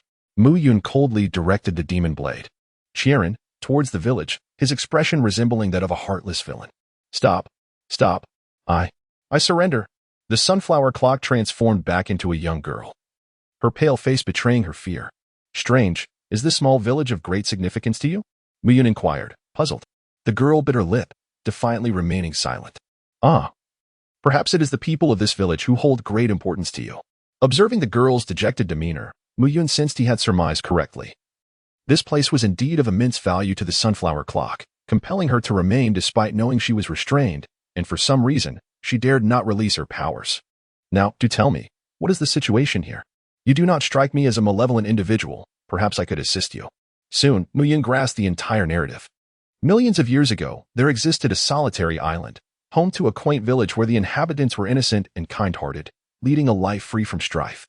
She was merely an ordinary sunflower, nurtured by a household. Her daily routine consisted of basking in the sun, accompanied by a girl on a nearby lounge chair, who would share stories with her, regardless of whether she comprehended them. However, one fateful day, she underwent a transformation, evolving from an ordinary sunflower into the soul beast known as the sunflower clock. It was on that very day, at the moment the sun dipped below the horizon, that the island's volcano erupted, terrifying lava engulfing the village, obliterating her home and the girl who had regaled her with tales. Enraged, she unleashed her soul skill. Time-stop domain, freezing the island's time eternally at the moment preceding the eruption. This skill, employed for the first time, persisted for 1,000,000 years. She dared not cease. For once the gears of time began to turn, the fate of destruction would inevitably follow. But in doing so, you cannot resolve the issue. Repeating the same day for 1,000,000 years, how does that differ from death? Perhaps it is even worse than death. Mu Yun gazed silently at the clock sunflower, pondering that rather than saving the village, it seemed more like a punishment for the village chief, truly a fate worse than death. The clock sunflower blinked her clear, innocent eyes, evidently perplexed by Mu Yun's words. Time held little significance for her. What difference did a day make compared to 1,000,000 years? Regardless of how it passed, it was merely a passage of time. How about this? I shall completely eradicate the village's calamities, allowing it to resume a truly normal life, and in return, you will become my soul ring, accompanying me to enjoy the finest delicacies in life. What do you say? Mu Yun initiated his persuasive charm. Soul ring? Is that what you mean? The little girl transformed into a radiant ring, its colors shifting between white, yellow, purple, black, and red. Whatever color you desire, I can provide. Wow, this is quite dazzling. The ability to change its age is one thing, but how can it also alter its form? Mu Yun was somewhat bewildered. A soul ring is simply a crystallization of the energy from soul beasts. This energy derives from time itself. As long as time permits, it can naturally transform into a soul ring without the necessity of death. The clock's sunflower then reverted from her ring form back into the little girl. Mu Yun was utterly bewildered. The revival of his soul beast transformed into soul rings was already quite astonishing, but this was even more outrageous. It bypassed the process of dying and being reborn, presenting him with a living soul ring. Could this truly be a case of witnessing the extraordinary? Very well.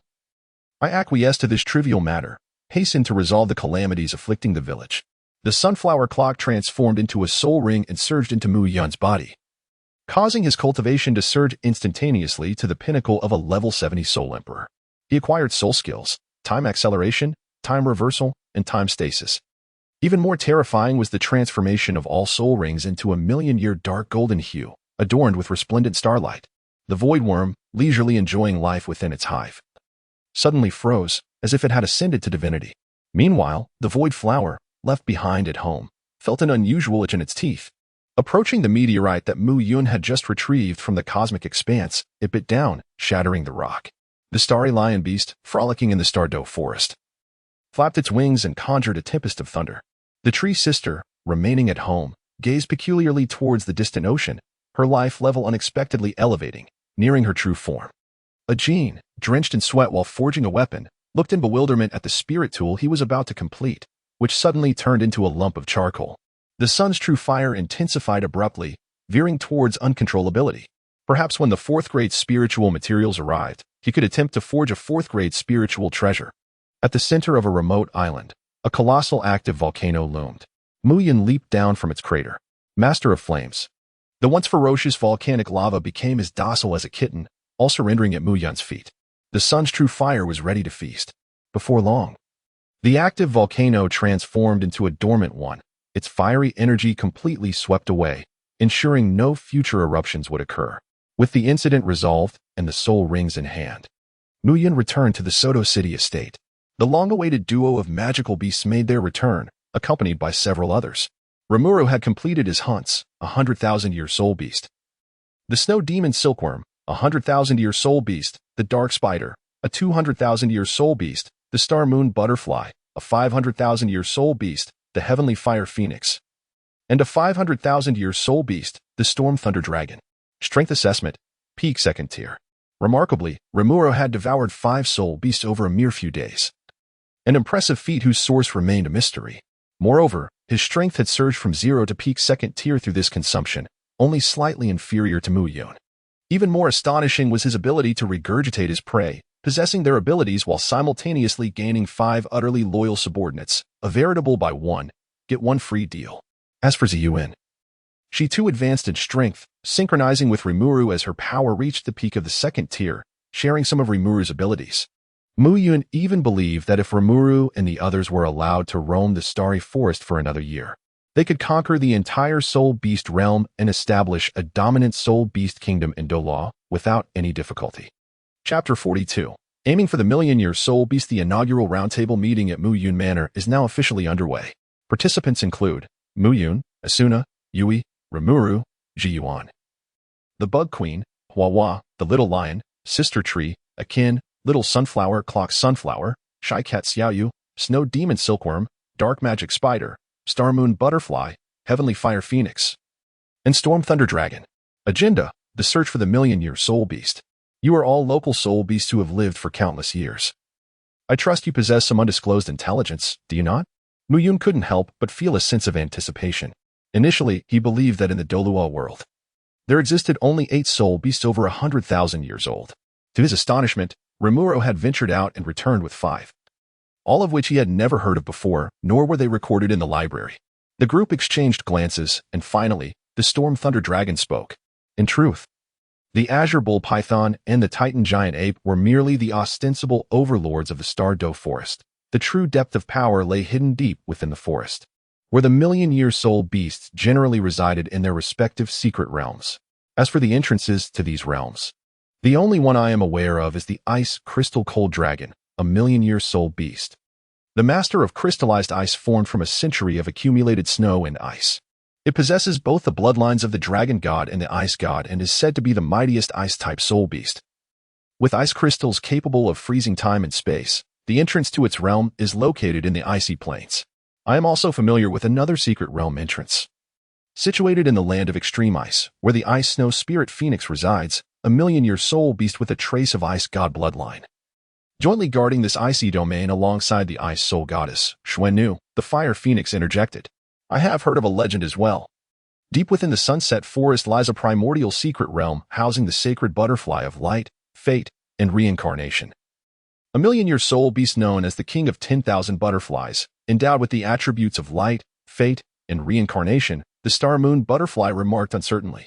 The Aurora Red Fox, also from the primordial secret realm of the Sunset Forest, possesses both the ultimate fire and light attributes, and it is exceedingly cunning.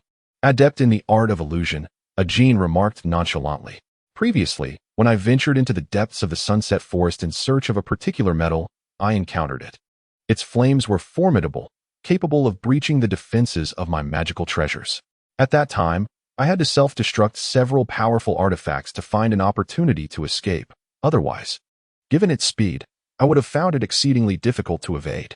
The Kuanping, a million-year soul beast, is known as Kuan in the sea, capable of devouring all, and as Peng in the sky, soaring through the 9 heavens.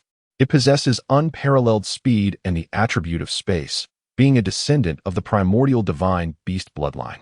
The guardian spirit of the sea, blessed by the gods, typically resting in the waters near the sea god temple, the ancient star tree's avatar, Sister Tree, spoke softly. The Starlight Wolf, a million-year soul beast, can manipulate starlight and draw energy from the cosmos almost infinitely, thus enhancing its own strength and speed. It also possesses extraordinary perception, capable of detecting subtle changes and dangers within the universe, and can create illusions by distorting light, confounding the vision and thoughts of its adversaries. It conceals itself within the cosmic expanse and has been a long-standing rival of my true form, as both vie for the energy of the cosmos. Over the past several 100,000 years, it has frequently launched sneak attacks on my true self, while I might have been able to subdue it elsewhere.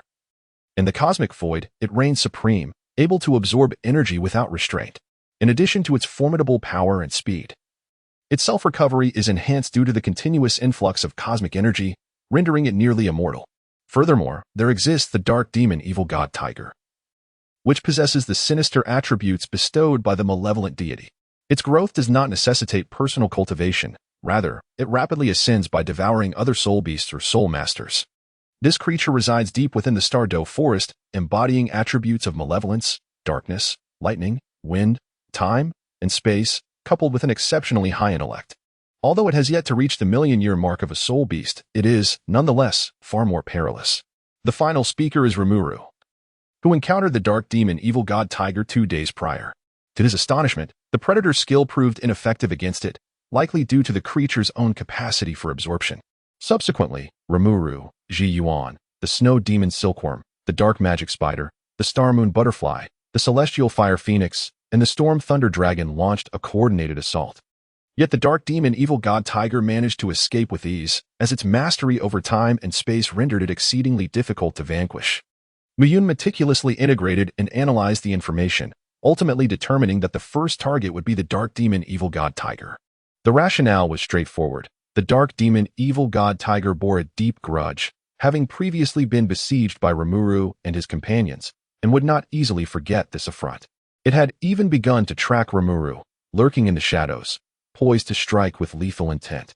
Only Muyun's advanced conqueror's haki and the void sword body, which granted him acute spatial awareness, allowed him to faintly sense the presence of the dark demon evil god tiger. The opportunity was rare, and Muyun understood that the greatest challenge posed by the dark demon evil god tiger lay in its ability to traverse time and space. If they did not eliminate it now, allowing it to realize the terror of his group, it might resort to its spatial manipulation and escape this world entirely, thus vanishing from their reach forever. On the outskirts of the Stardow forest, a blue-haired youth crouched by a crystal-clear stream to collect water. A shadow flitted across the ground, swiftly approaching. Suddenly, an overwhelming darkness enveloped the blue-haired youth. Roar! Prepare to meet your demise, young one. A colossal black tiger emerged from the abyss, its gaping maw forming a vast vortex, a terrifying force threatening to consume the boy. In the instant his feet left the ground, the blue-haired youth underwent a transformation, morphing into a black-haired child. Demon sealing chains, countless chains, forged from the power of stars and the void, erupted from the ether, instantaneously ensnaring the limbs of the dark demon evil god tiger. Roar! Damn it! It's a trap. The enraged dark demon evil god tiger unleashed a torrent of razor-sharp winds from its mouth, causing the sealing chains to clang violently. What sturdy chains! My wind blades could sever even starfall iron, yet I can only break through half of this binding? In a state of shock, the dark demon evil god tiger unleashed another wave of wind blades, severing the chains that constrained it. A formidable strike formed from the fusion of wind and spatial power. Impressive. The young boy turned his head, slowly drawing the enchanted blade, thousand blades, from his waist. Roar! Who are you? Why have you set this trap for me? The dark demon evil god tiger retreated cautiously, only to realize it was encircled by numerous entities of comparable strength, including Rimuru and his companions. Damn it, boy. I will remember this debt and settle it with you later. With a dark intent, it declared, Dark Shadow. Spatial traversal. Just as the dark demon evil god tiger began to dissolve into a mass of darkness, a gentle yet commanding voice resonated. Blessing of the Elven King. Binding art number 61. 6 rods light prison. Binding art number 75. 5 pillars iron rod. Binding art number 99. Forbidden.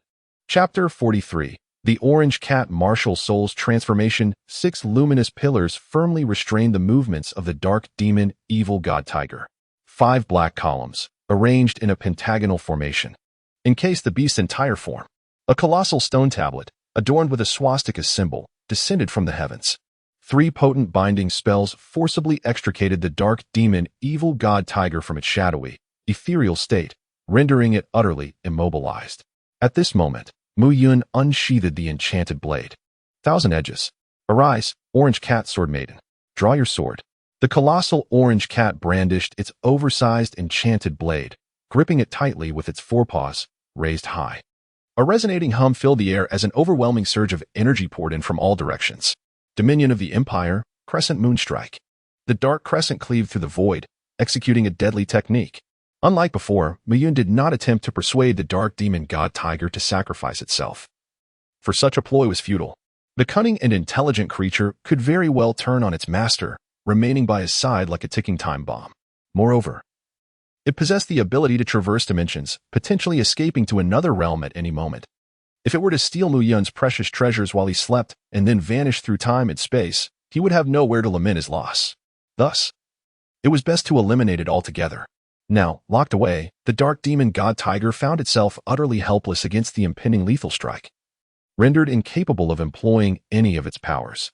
Boom. As the dark crescent swept through, the dark demon god tiger was torn asunder, a deep crimson soul ring slowly ascending. Just as everyone exhaled in relief, a flicker of black light shot forth, and a black hole materialized in the void above. In the blink of an eye, the black light surged toward the black hole. Just as it was about to plunge into the abyss, a plump paw emerged from the void, grasping the black light, a black orb. You may escape, but this orb shall remain. With a cute little thump, A miniature black tiger was ejected from the orb.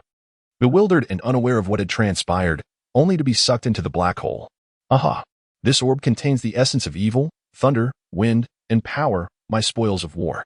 I cannot allow you to take it. Just as Mu Yun reveled in his triumph, the orange cat spirit unexpectedly performed a surprising act. Swallowing the dark demon god tiger's essence orb whole. What the hell? Why do you consume everything? I intended to refine this. Mu Yun was in a state of exasperation. While the orange cat spirit, on the other hand, had just finished a hearty meal and began to undergo a rapid transformation. A pair of fleshy wings unfurled from its back, one entwined with a fierce gale, the other wrapped in dark lightning. A black royal symbol appeared on its forehead, and the orange stripes on its body deepened in hue. It seemed to have mutated once more. Mu Yun found himself at a loss for words. As his martial spirit had a peculiar tendency to mutate without warning, it had undergone a transformation upon its initial awakening, changed again after consuming the fleshball fruit, and had altered once more when he acquired several soul bones and the soul-cutting blade. Now, after ingesting the fateful pearl of the dark demon evil god tiger, it had transformed yet again. The current manifestation of his orange cat martial spirit retained its adorable plump form, still resembling a chubby, lovable feline, but now adorned with a diminutive crown atop its head, the head soul bone hive. Flanking the crown were the purple dragon horns of thunder, while two pairs of wings graced its back, one set resembling smoky clouds and the other embodying the tempestuous winds. Its eyes gleamed with a violet hue, indicative of the bewildering spiritual eye, and at its waist hung the soul-cutting blade. The tip of its tail flickered with a small flame, the true sunfire, and every intricate pattern upon its body exuded an aura of sharpness, akin to swords poised to take flight at any moment. At this juncture, Mu Yun wasted no time in refining the soul ring left by the dark demon evil god tiger. Due to the fact that the tiger itself had not yet reached 1,000,000 years of soul power and had lost a substantial portion of its energy to the orange cat martial spirit, Mu Yun's level merely ascended to the 75th rank of Soul Sage without attaining the pinnacle. The soul ring bestowed several soul skills. 1. Temporal and spatial traversal. This ability allows for interdimensional travel, yet without the guidance of a cosmic star chart, the risks are exorbitant, with the potential to become eternally lost in the chaotic currents of time and space. 2.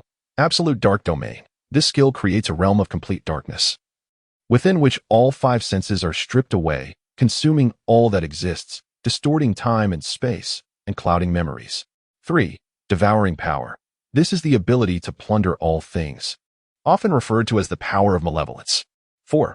Host comprehensive strength, peak of the 3rd tier. Goodness, the absolute dark domain is rather terrifying. The dark demon evil god tiger never even had the chance to unleash its true power before I vanquished it. Had it invoked this absolute dark domain, any assaults against it would have proven futile. If it had then utilized its devouring power to dismantle us one by one, our group would likely have suffered significant casualties, and it might have turned the tide to reclaim its dominance. Mu Yun wiped the cold sweat from his forehead, astonished by the terrifying nature of the dark demon god tiger's realm.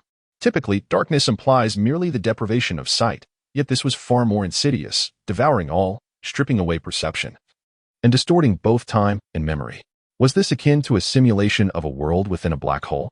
With the first collective endeavor successfully concluded and the crisis averted, Rimuru, accompanied by a throng of followers, set forth exuberantly to open the jars, leaving the details aside for the moment.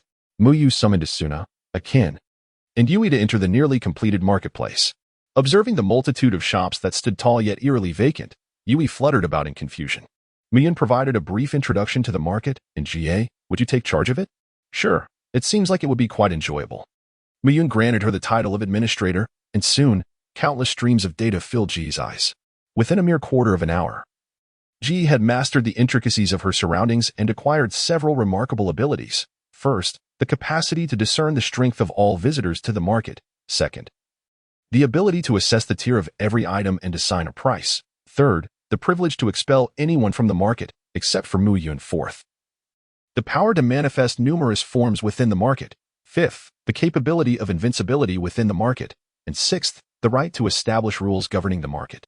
Professional matters ought to be entrusted to those with expertise, and having delegated these responsibilities to Ji, Mu Yun felt a weight lifted from his shoulders. Asuna, I entrust you with the management of the Pill Pavilion. Akin, the leadership of the Equipment Pavilion is yours. Oh dear, although I have a penchant for alchemy, I am utterly inept at selling goods at a stall. Asuna exclaimed, shaking her head vigorously in refusal. I feel the same way. Akin echoed, his attitude mirroring hers. As a soul beast, he had no desire to interact with a multitude of people. The two of them, in unison, turned their gazes toward Ji. Very well. Let us assign this task to our exceptionally talented little Ji. After all, she possesses the ability to manifest numerous forms. However, for the supply aspect, we must rely on you, as the procurement prices from the Celestial Mall are rather steep. Furthermore, Akin, the construction of the training tower will be your responsibility.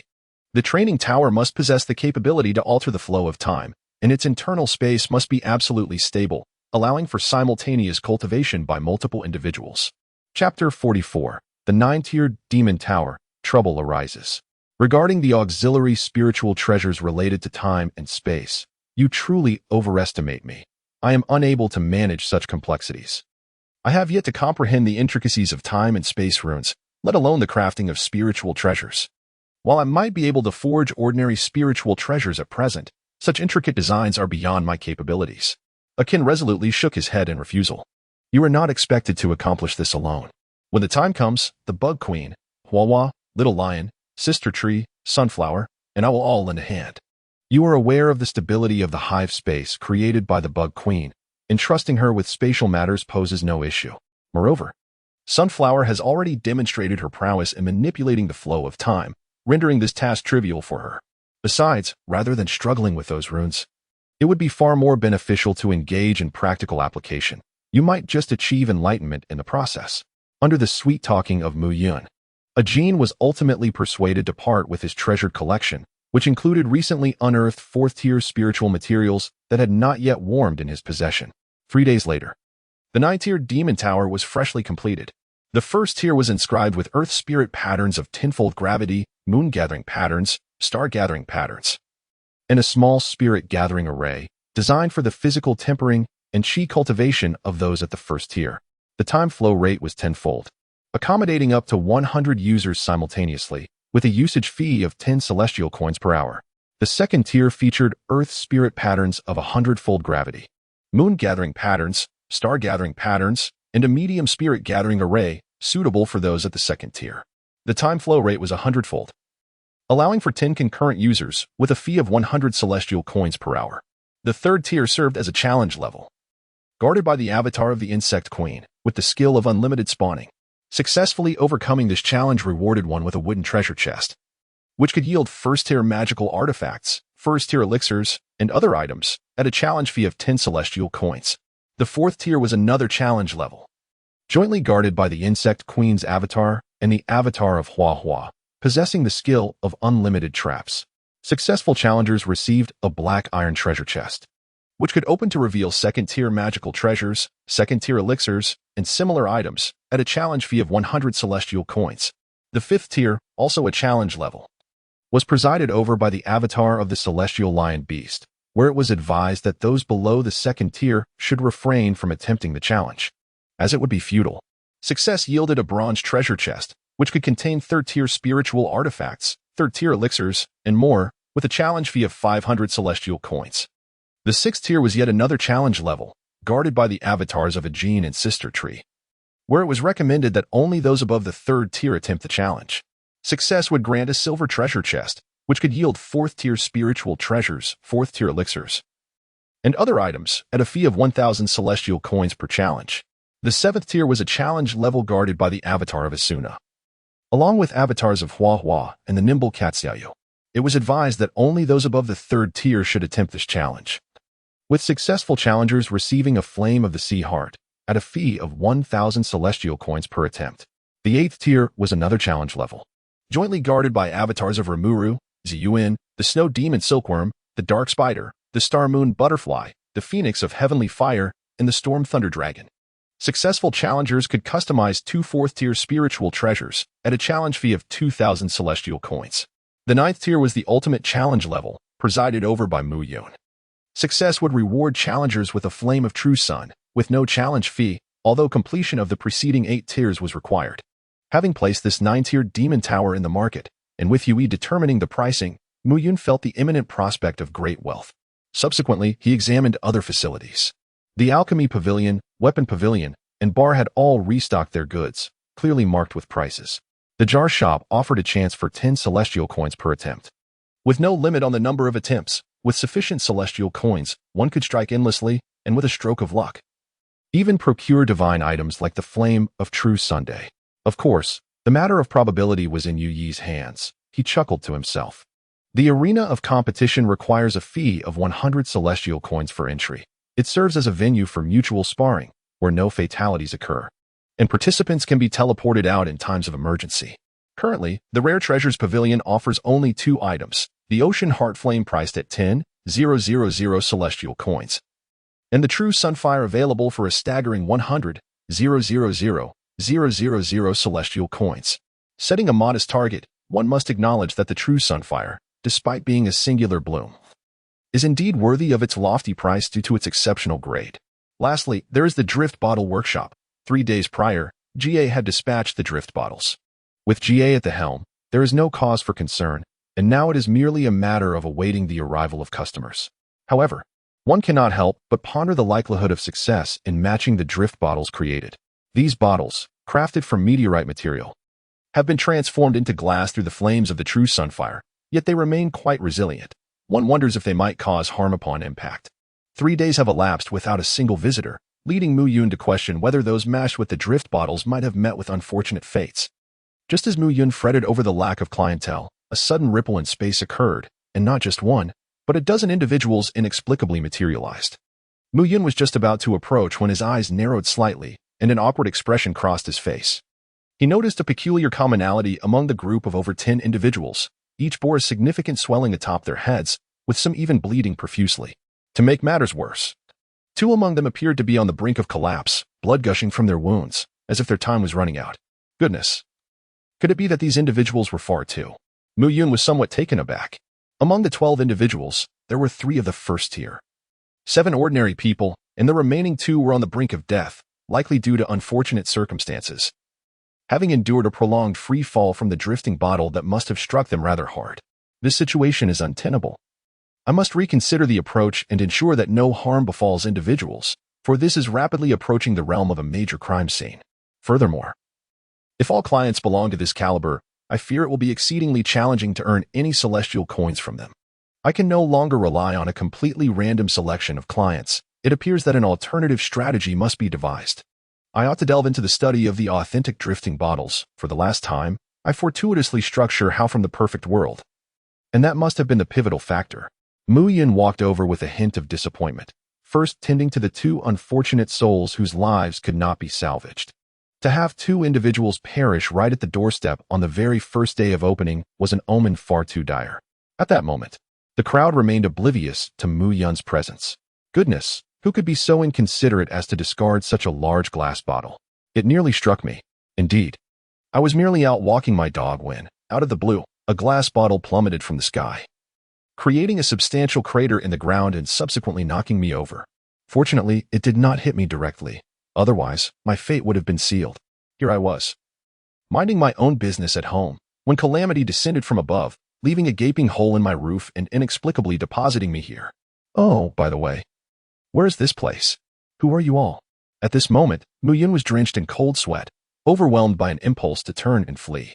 The calamity he had inadvertently unleashed was rather severe. The individuals before him were not merely unfortunate. It was evident that they had been extraordinarily fortunate to escape immediate death. Under normal circumstances, such a fall would have resulted in fatalities.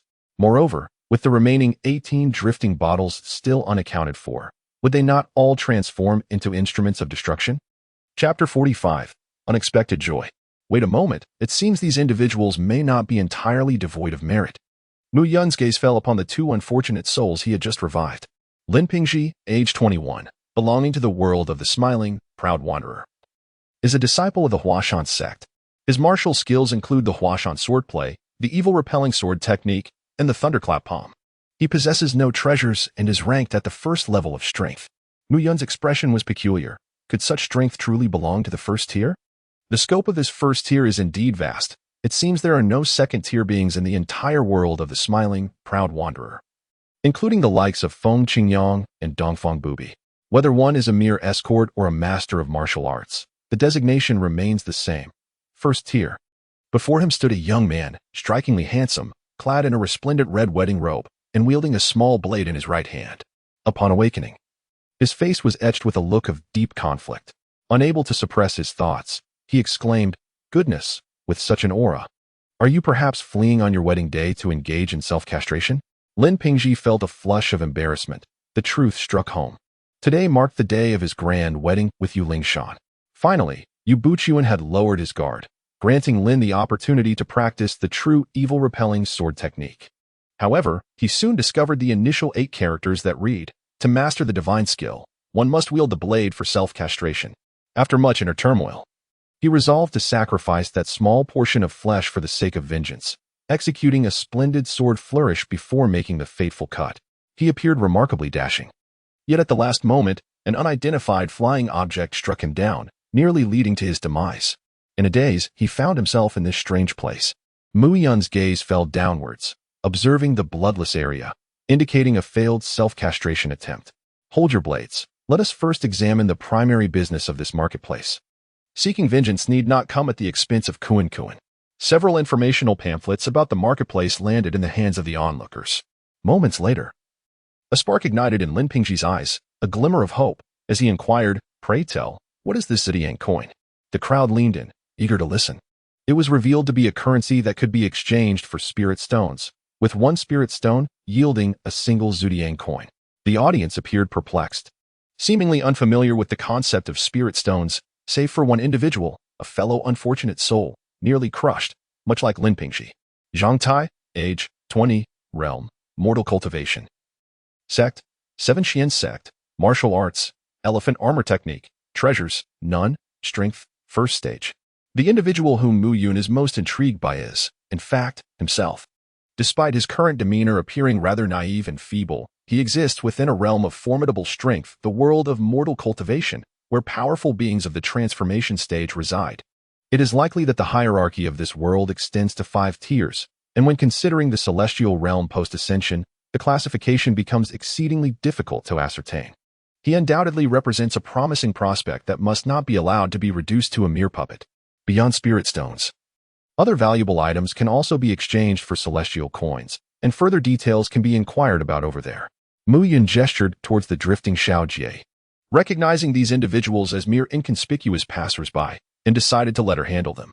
He then extended goodwill towards the remaining 2.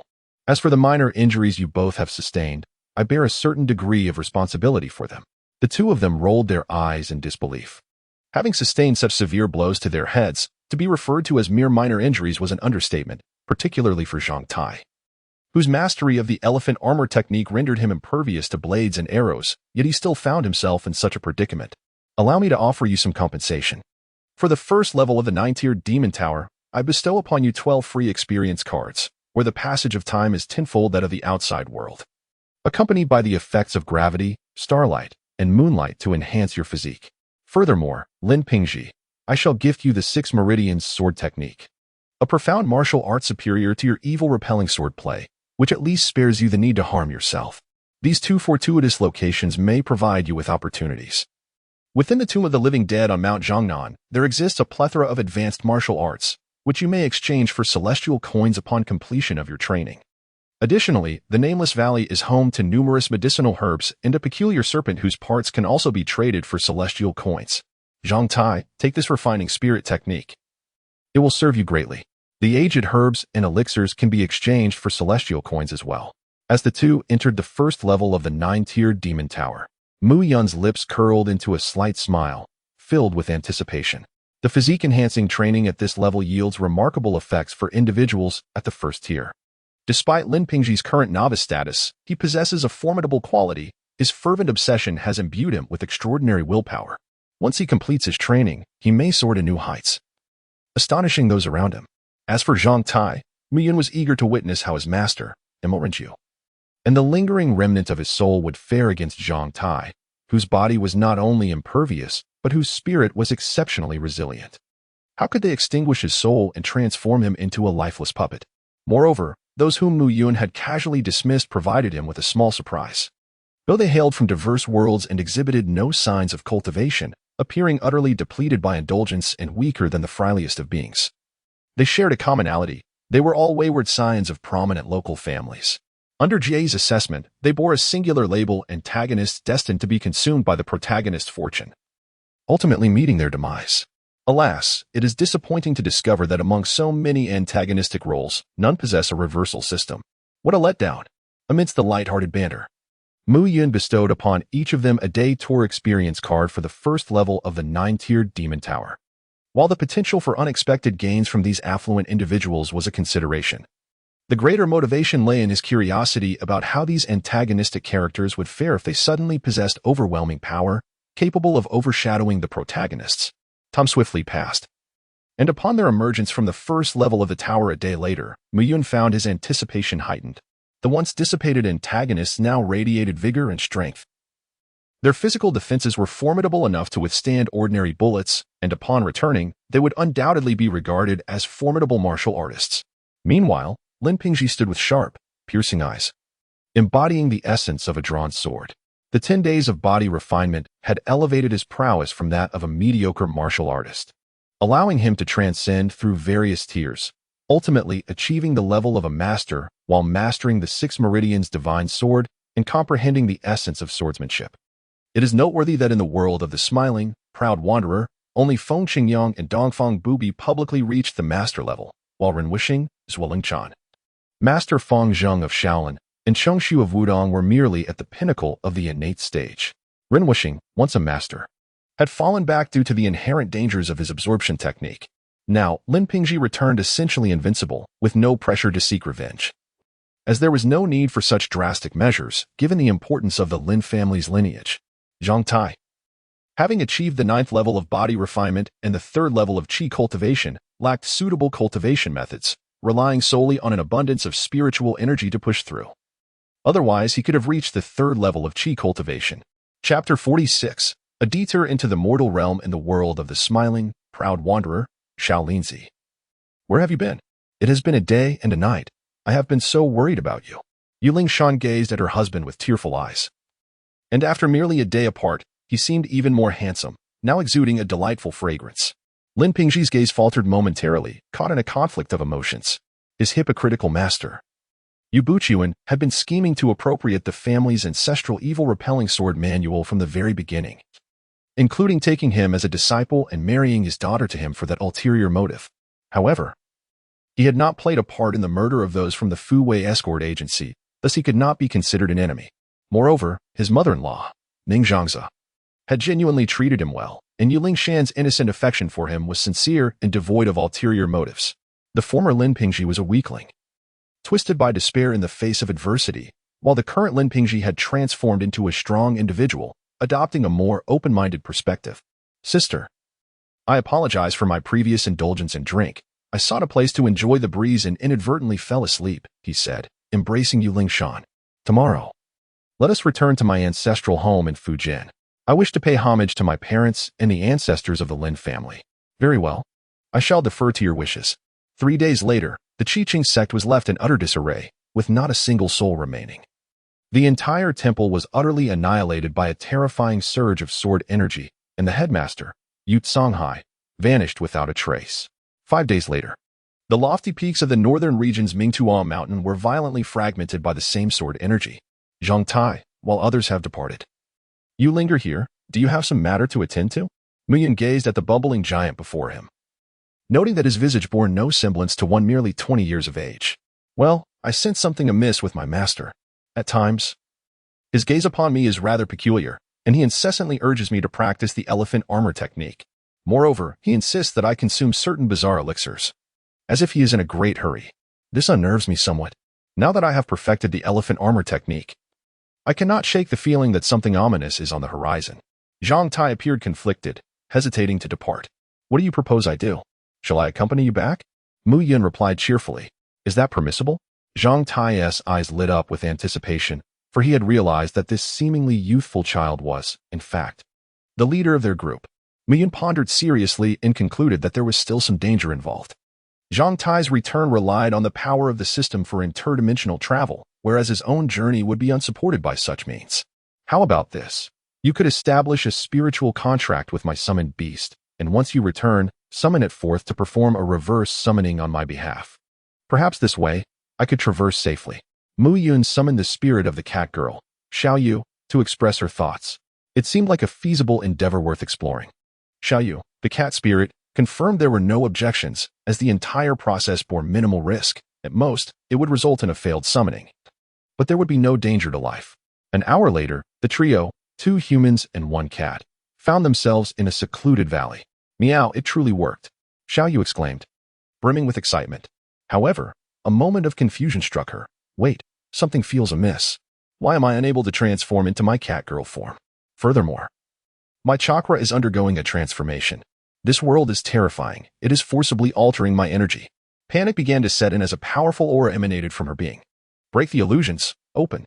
Xiao Yu, a 4th-level demon beast, equivalent to a late-stage foundation establishment cultivator, focused her mind. Do not panic, Xiao Yu. What you're experiencing is likely demonic energy. You must attempt to control this newfound power. Before long, Xiao Yu successfully harnessed the energy. Meow, this power is extraordinary, far surpassing the natural energy I wield in my sage mode. Yet, an unsettling sensation arose within her. Why do I feel as though something is about to coalesce in my abdomen? Am I going to become pregnant? This cannot be. I have not even encountered a male cat, and I am still an innocent young maiden. Xiao Yu's panic escalated, causing her to whirl in distress. Fear not. You are not pregnant.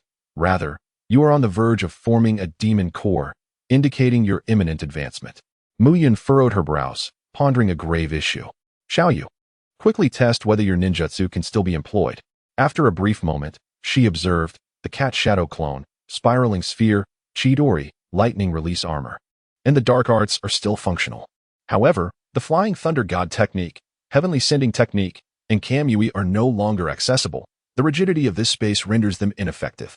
Although Amaterasu can still be invoked, its flames have lost much of their potency. The reverse summoning and summoning techniques can be utilized, but only once a month, as they draw upon the energy of the cat-sacred land. Frequent usage would surely provoke the elder's ire. Having grown accustomed to the demonic energy, Xiao Yu regained her vigor. As long as my ninjutsu is operational, what is there to fear? If all else fails, I can always retreat to the sacred land. Mu Yun, what about you? Have you experienced any changes in your body? As for me, Mu Yun contemplated the vast and boundless sea of spiritual energy within him, where spiritual power had liquefied. And both soul force and soul rings had transformed into pure spiritual energy. He was still a step away from forming the golden core. Perhaps waiting until all 9 soul rings were complete would suffice. The orange cat martial spirit, the insect queen, Hua Hua, the little lion, sister tree, Ajin, and the sunflower all resided in his dantian. Upon summoning them, they were all taken aback, each experiencing varying degrees of restriction. The little lion and Ajin fared relatively well. One was a celestial lion beast, and the other a crimson flame golden lion beast, one wielding thunder and smoke, the other commanding the true fire of the sun, facing minimal limitations here. However, Sister Tree's ability to manipulate the void was curtailed, though her stellar armor and transformation abilities remained intact. The other 3 companions, however, faced dire consequences. Space and time here were akin to divine laws. And these 4th-tier demon beasts, lacking the strength of Golden Core, could not navigate such complexities, requiring at least the nascent soul level to do so. Nevertheless, their inherent skills were not entirely rendered useless. They remained their talents, albeit exceedingly taxing to utilize, and their effectiveness diminished significantly. The sunflower, once capable of accelerating time by a millennium with a mere glance, could now barely manage a year even when utterly exhausted. Huahua's spatial traps, which could be conjured effortlessly in the past, now took several days just to manifest a single one. The insect queen's signature ability to merge with the void for escape was completely ineffective here, yet her explosive summoning skill had strengthened, producing bloodthirsty venomous bees of 2nd tier or higher from her 4th tier form, comparable to early-stage foundation establishment bloodthirsty venomous bees. These could almost single-handedly challenge formidable opponents within the Douluo world. The insect queen could unleash dozens at once, truly a divine skill. Yet, Mu Yun was affected the most. The orange cat martial spirit was unusable. Its soul skills were too extraordinary, often involving time-space manipulation or the ability to defy rules, skills that face the severest restrictions of the world. His Soul Slayer blade was also rendered ineffective, unable to initiate its first release, as the orange cat sword maiden's attacks were overwhelmingly powerful. Now, The orange cat martial spirit resembled more of a mascot than a formidable force. Chapter 47.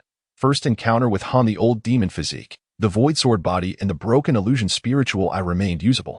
Divine powers, the three-color dominance could be utilized.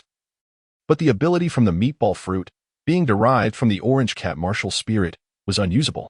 The Douluo fruit ability was restricted, with a cooldown of 30 days, requiring spatially infused materials to construct a spatial gate.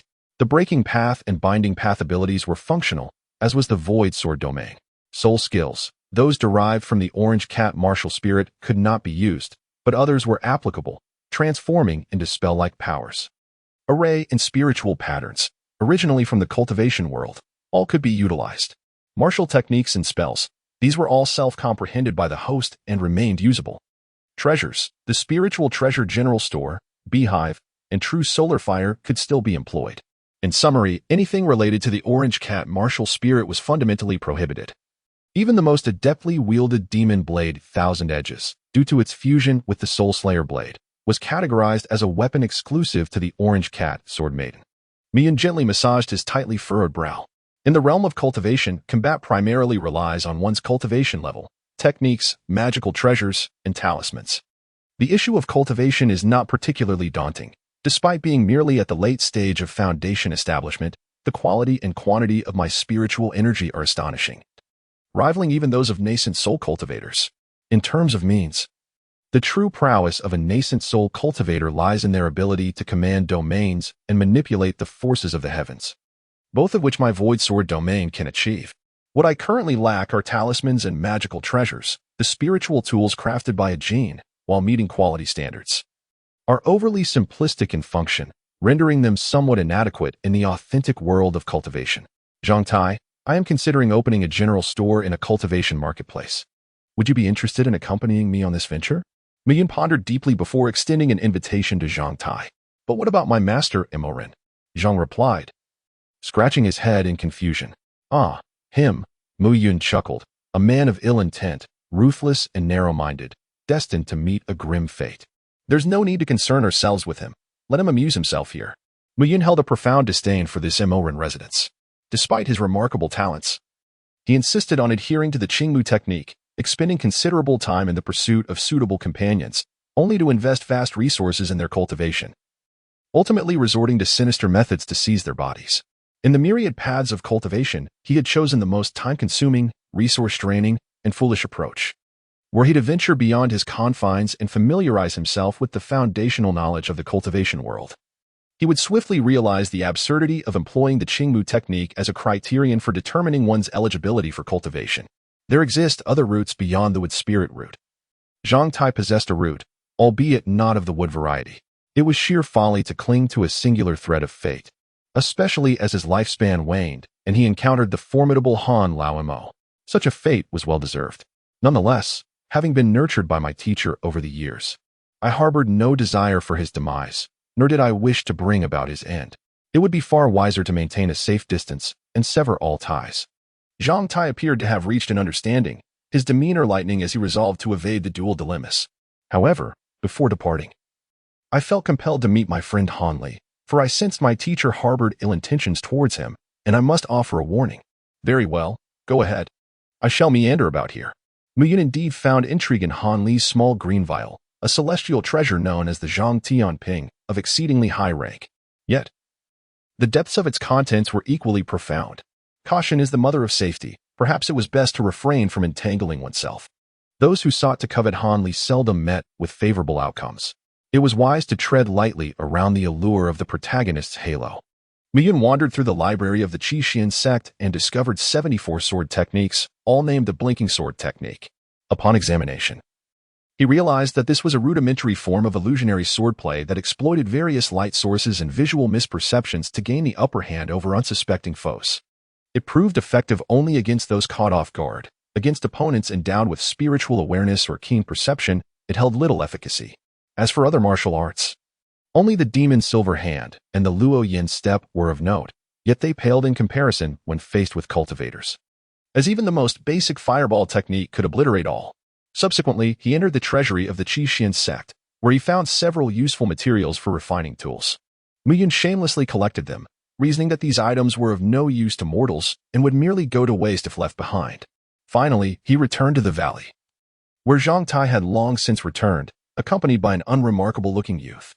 Hanli age, 18 technique, Qingmu Gong cultivation level, Qi refinement 6th layer treasure, Zhang Tian bottle, capable of catalyzing the growth of all things, valued at 10 billion celestial coin strength. First stage Mu Yun's body stiffened slightly, and he promptly closed his bewildering spirit eye. He felt a gaze piercing through the layers of void from the heavens above, poised to extinguish his very existence. Master, allow me to introduce my good brother. Zhang Tai maintained his usual foolish demeanor.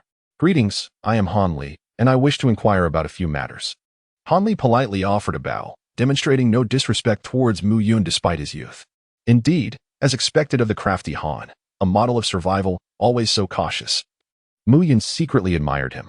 What is it you wish to ask? I would like to inquire about Dr. Mo, Han Li replied, his expression unchanging. Hee. What you truly wish to know is why he harbors ill intentions towards you. Am I correct? Mu Yun responded with a faint smile. Since my joining of the Qishuan sect, he has treated me quite well, providing meticulous guidance and numerous elixirs. Upon investigation, I found that these resources exceed those given to the sect leader's direct disciples. I cannot comprehend why he is so generous towards me, Han Li questioned, his demeanor solemn. There is a saying, no prophet, no early riser. Mu Yun cast a glance at the alert Han Li, recognizing his innate wariness. This fellow, despite having not yet faced the harshness of society, had already learned to guard against everyone. Imo Renju possessed extraordinary talent, having achieved the pinnacle of martial arts at a young age, unmatched in the mundane world. However, one fateful day, while traversing a valley, he chanced upon a duel between two cultivators. In their presence, he felt as insignificant as an ant, realizing that a single strike could obliterate him. Thus, the thought of pursuing cultivation was born. Fortune smiled upon him, for the two cultivators sustained mutual injuries, and as the clam and the snipe contended, the fisherman benefited, allowing him to seize the opportunity. The Qingmu skill was acquired in this manner, yet, lacking a wood's spiritual root, he could not cultivate it. One of the cultivators, however, did not perish completely. A remnant soul inhabited him. Imo Renju learned the art of possession from this fragment of a soul, subsequently seeking children capable of cultivating the Qingmu skill, aiming to usurp their bodies once they reached the 3rd level of Qi refinement, thus granting him the qualifications for cultivation. He chose you because you possessed the potential to cultivate the Qingmu skill, while Zhang Tai was only permitted to practice the elephant armor skill, intended to mold him into a formidable corpse puppet. Chapter 48. A surprising upgrade of the marketplace. Watching Han Li's departing figure, Zhang Tai felt a tinge of concern. Master, do you think Han Li will be all right? You need not worry for him. The reason for choosing the 3rd level of Qi refinement for possession is that upon reaching the 4th level, one gains spiritual awareness, significantly increasing the difficulty of such an endeavor. Your good brother, astonishingly, has quietly cultivated to the 6th level of Qi refinement right beneath Imo Renju's nose, thus ensuring Imo Renju's inevitable failure. There was one more matter that Mu Yun did not mention. Without the formidable corpse puppet, Zhang Tai, as assistance, Imo Renju stood no chance whatsoever. The two arrived at the foot of the mountain and hired a carriage to depart swiftly. While Imo Renju remained oblivious to Zhang Tai's liberation from his control, Han Li also commenced his meticulous planning for a counterattack against him. 7 days later, on the northeastern edge of the Taiwa mountain range, a marketplace established by the Yellow Maple Valley was nestled within. The Yellow Maple Valley, one of the 7 major cultivation sects of the state of Yu, was presided over by a formidable nascent soul cultivator. 10 miles away from the marketplace, a flying vessel gradually descended. Indeed, it was essential to adapt to local customs and procure a flying vessel. This world was vast, and relying solely on a carriage would render one unable to reach their destination for decades. Mu Yun stretched languidly, for sharpening one's tools does not hinder a woodcutter's work. He took a day to have a Jin craft a flying vessel. The design of the vessel was not overly intricate. It merely required a spirit-gathering array and wind-commanding inscriptions for flight. To enhance its speed, a Jin also added a pair of wings, thunder and wind wings, enabling them to reach Huangfeng Valley's market in such a short span of time. Upon entering the Huangfeng Valley market, the first order of business was to purchase a plot of land, which cost a staggering 5,000 spirit stones, such as some vanished in an instant. Even in the realm of cultivation, acquiring property remains a costly endeavor. Soon, a quaint and charming general store rose from the ground. While it appeared to be merely a two-story shop from the outside, the interior held a vast expanse, significantly larger than its exterior suggested. Miyun utilized the branches of the ancient star tree to activate the powers of the dwarf fruit, constructing a spatial gateway in the innermost recesses of the general store. When he finally traversed back to the Douluo world and beheld Asuna and the others, a profound sense of relief washed over him. Although he had previously managed to enter his own marketplace, returning to the Douluo continent had remained an unattainable goal. Even the shadow clone he had left behind was unreachable, leaving him in a complete state of disconnection. Now, with the completion of the spatial gateway, a sense of security accompanied his return. Upon arriving back in the Douluo continent, Mu Yun initially intended to break open a few jars, only to discover that his shadow clone had already accomplished that task. Unfortunately, the luck of his clone did not match his own, yielding only 3 illusory masks while the remainder was mere refuse. Subsequently, he received a delightful surprise from Jie. In the brief span of 7 days, the marketplace had amassed over 5 million heavenly coins, sourced from those ordinary individuals he had previously overlooked. To his astonishment, despite existing in a world impoverished of spiritual energy, a world once radiant, remnants of ancient spiritual treasures lingered on. Although these relics had deteriorated due to the lack of spiritual nourishment, their mystical patterns remained intact, and the heavenly marketplace offered a commendable purchase price. Those individuals further procured a substantial quantity of elixirs and magical artifacts from the marketplace, significantly enriching Mu Yun's coffers.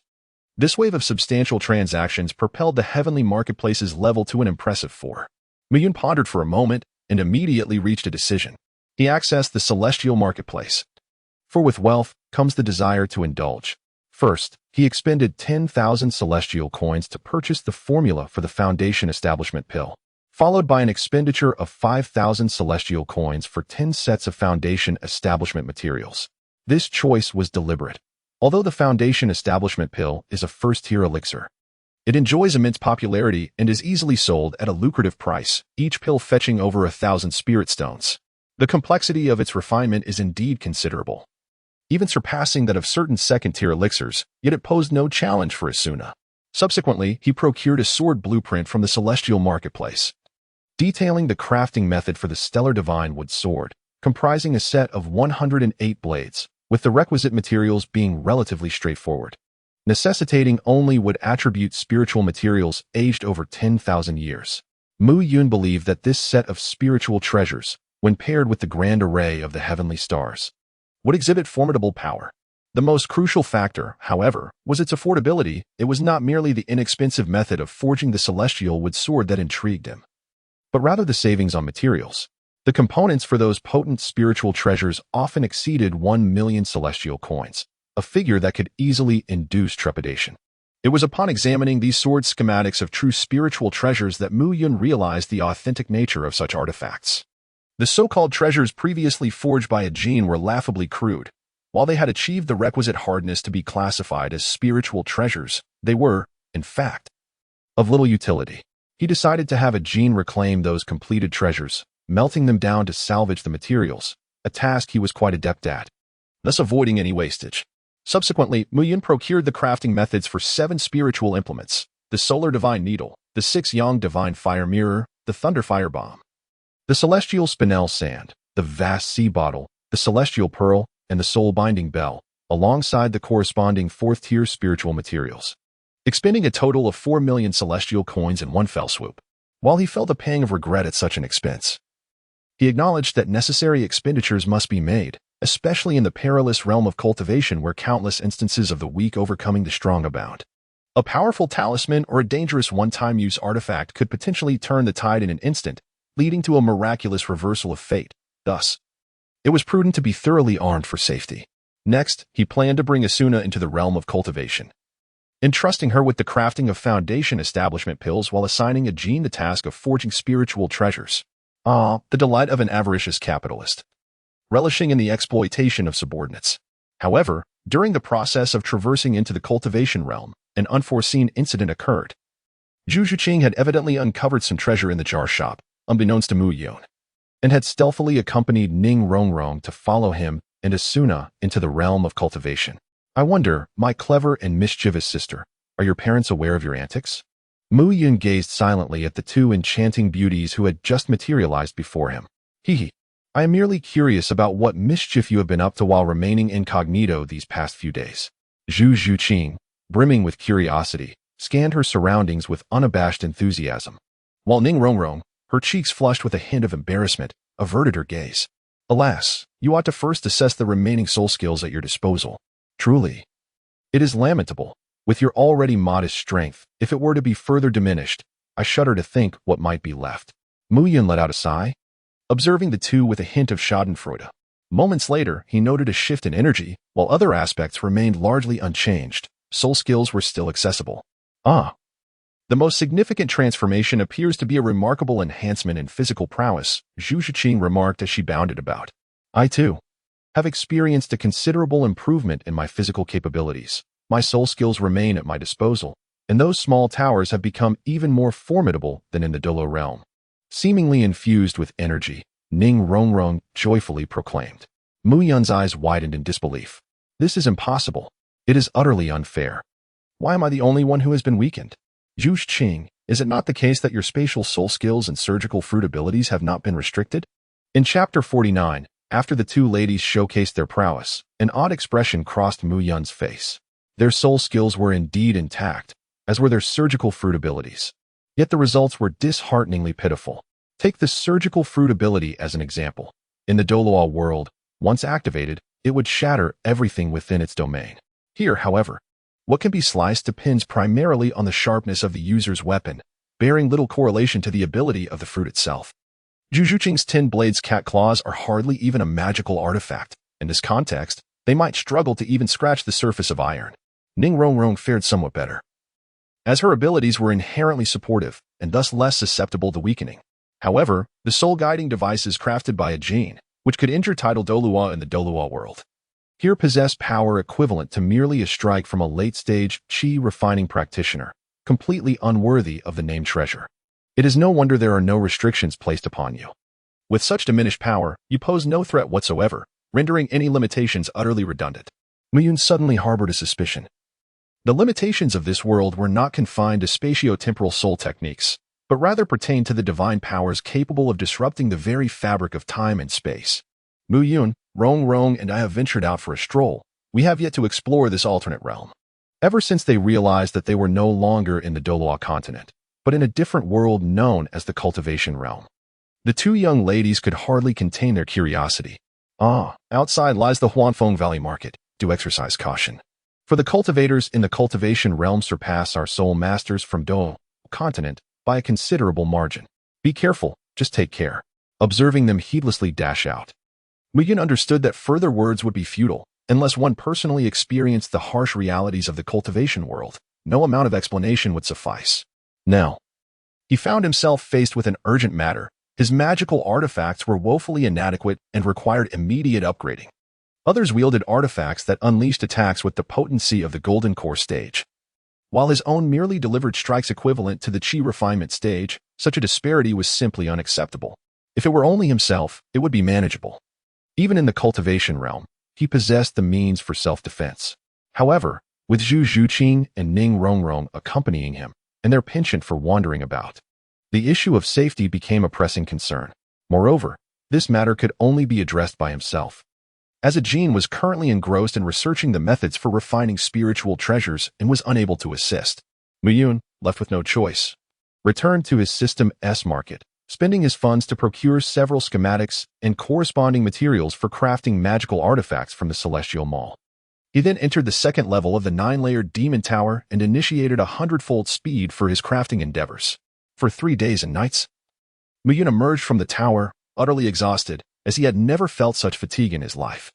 The 100-fold speed had effectively translated to nearly a year of continuous labor. The artifacts he successfully forged included 1. Wind Thunder Shuttle, an artifact of remarkable swiftness, rivaling the speed of wind and thunder, capable of unleashing thunderous strikes with a potency akin to that of a Golden Core Expert S attack. It can be discharged thrice consecutively and can also generate a Gale Shield to withstand assaults from Golden Core adversaries. 2. Silken Star Net, crafted from a millennium of ice silkworm silk and refined with stellar power. This net binds even Golden Core cultivators, rendering them incapable of escape. 3.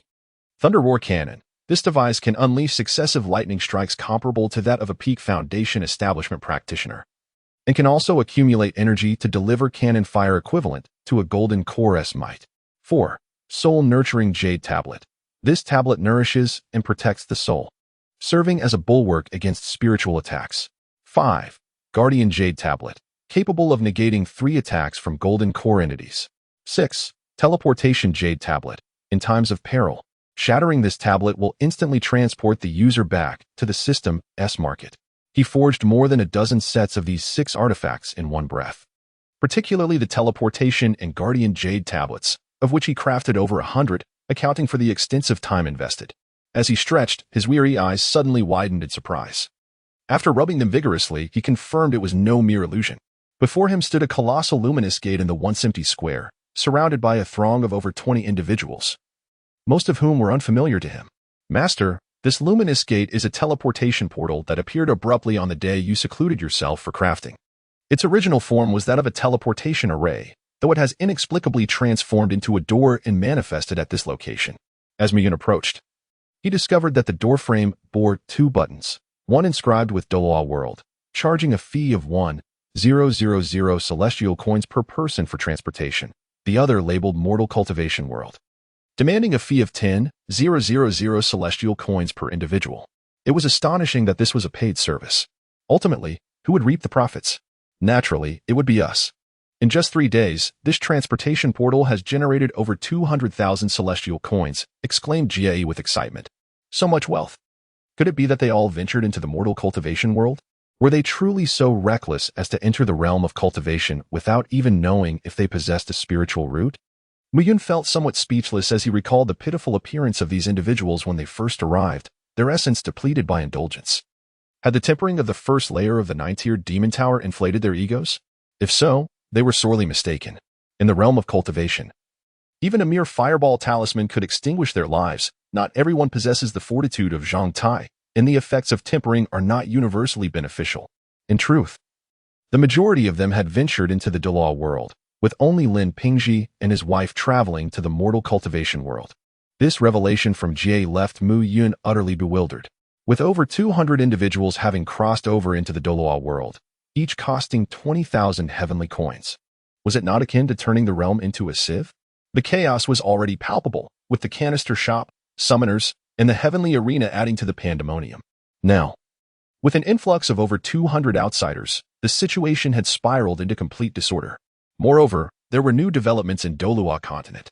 It seemed that Qian Rinxue had opened something in the heavenly canister shop. For that very night, her entire group had vanished without a trace. Jie, being exceptionally capable, not only managed the marketplace but also oversaw intelligence for the Douluo world. Muyun, feeling exasperated, ran his fingers through his hair, overwhelmed by the incessant chatter around him. Yet, amidst the chaos of the Douluo world, he pondered how it truly bore little relevance to his own life.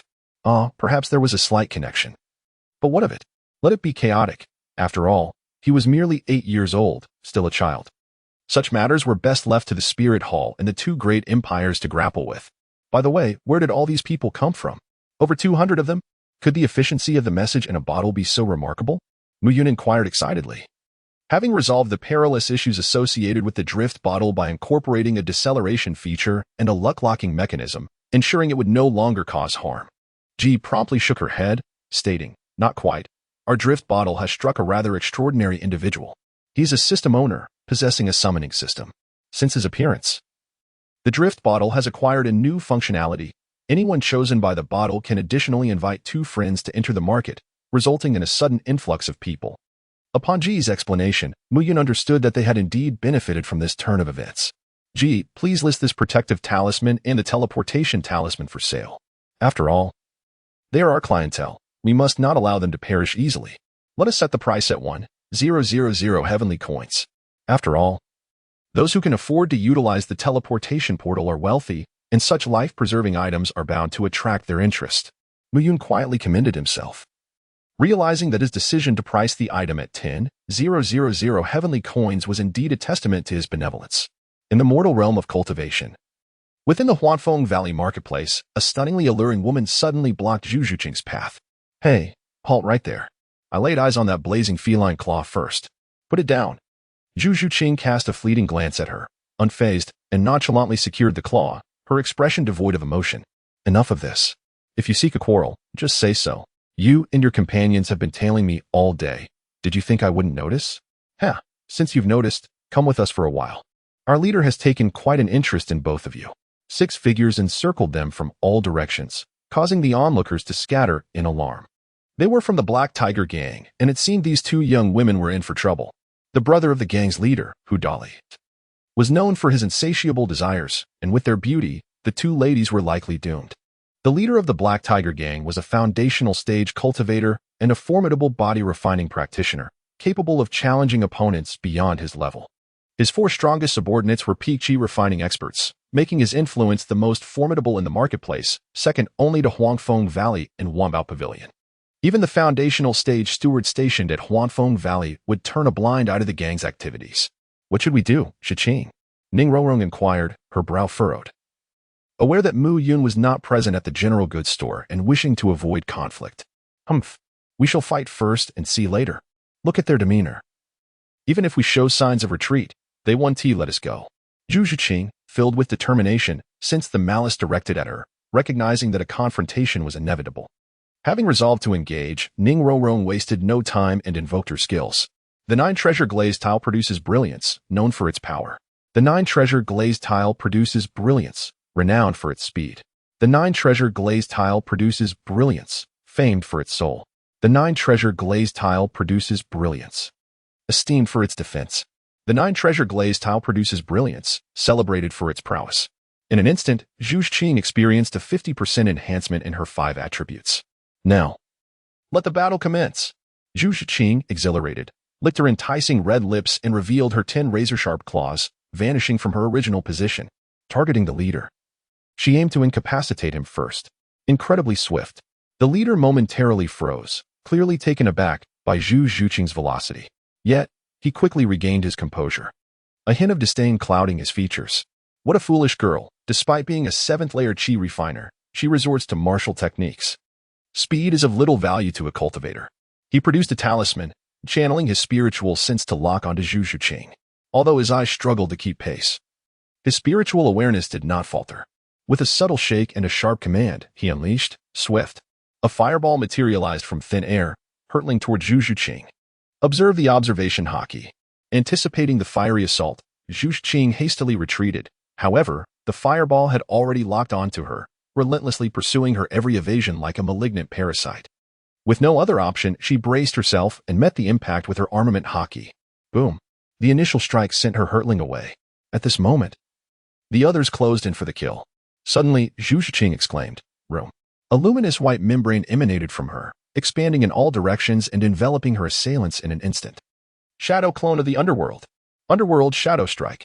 To her dismay, the anticipated fragmentation did not occur.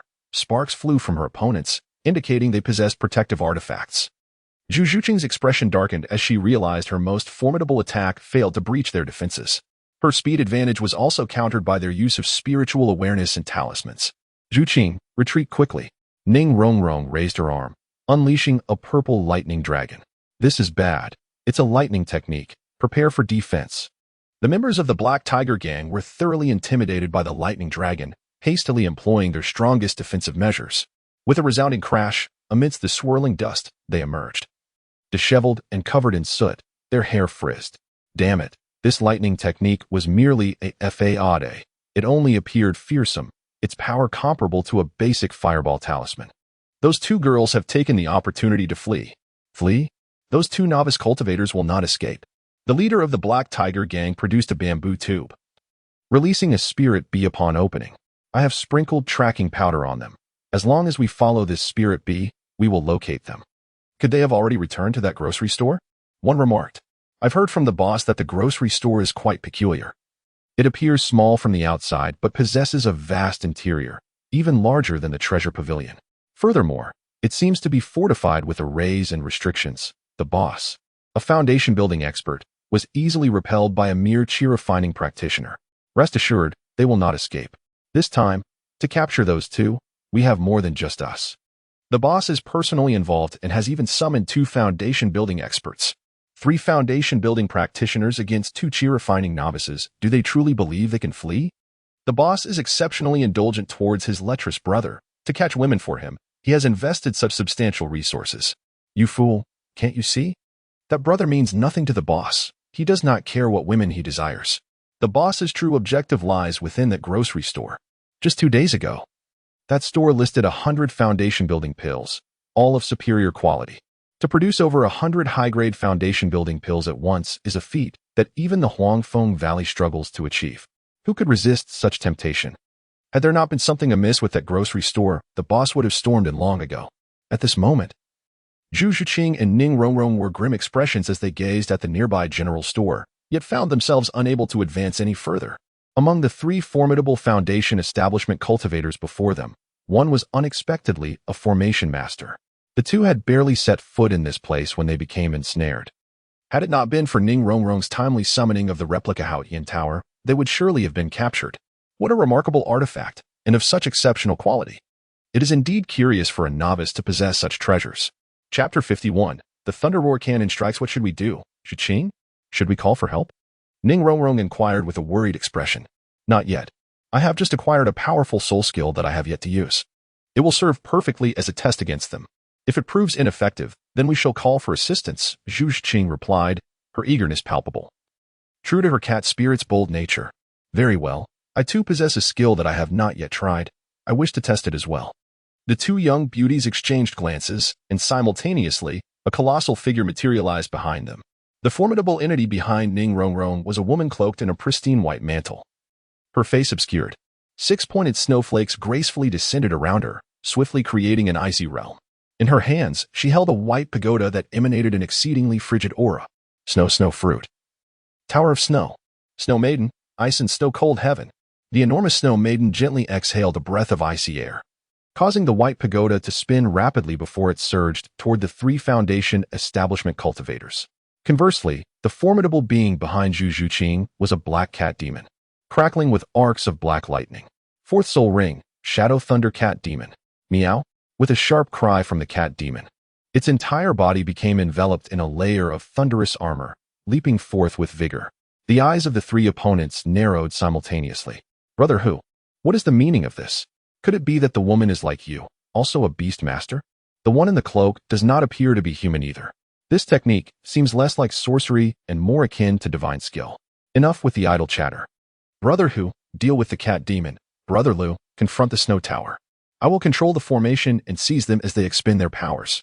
With a roar, Hudali, the leader of the Black Tiger Gang, struck his beast pouch at his waist, unleashing a surge of black light that instantly transformed into a gigantic black tiger, engaging in a fierce battle with the Shadow Thunder Cat Demon.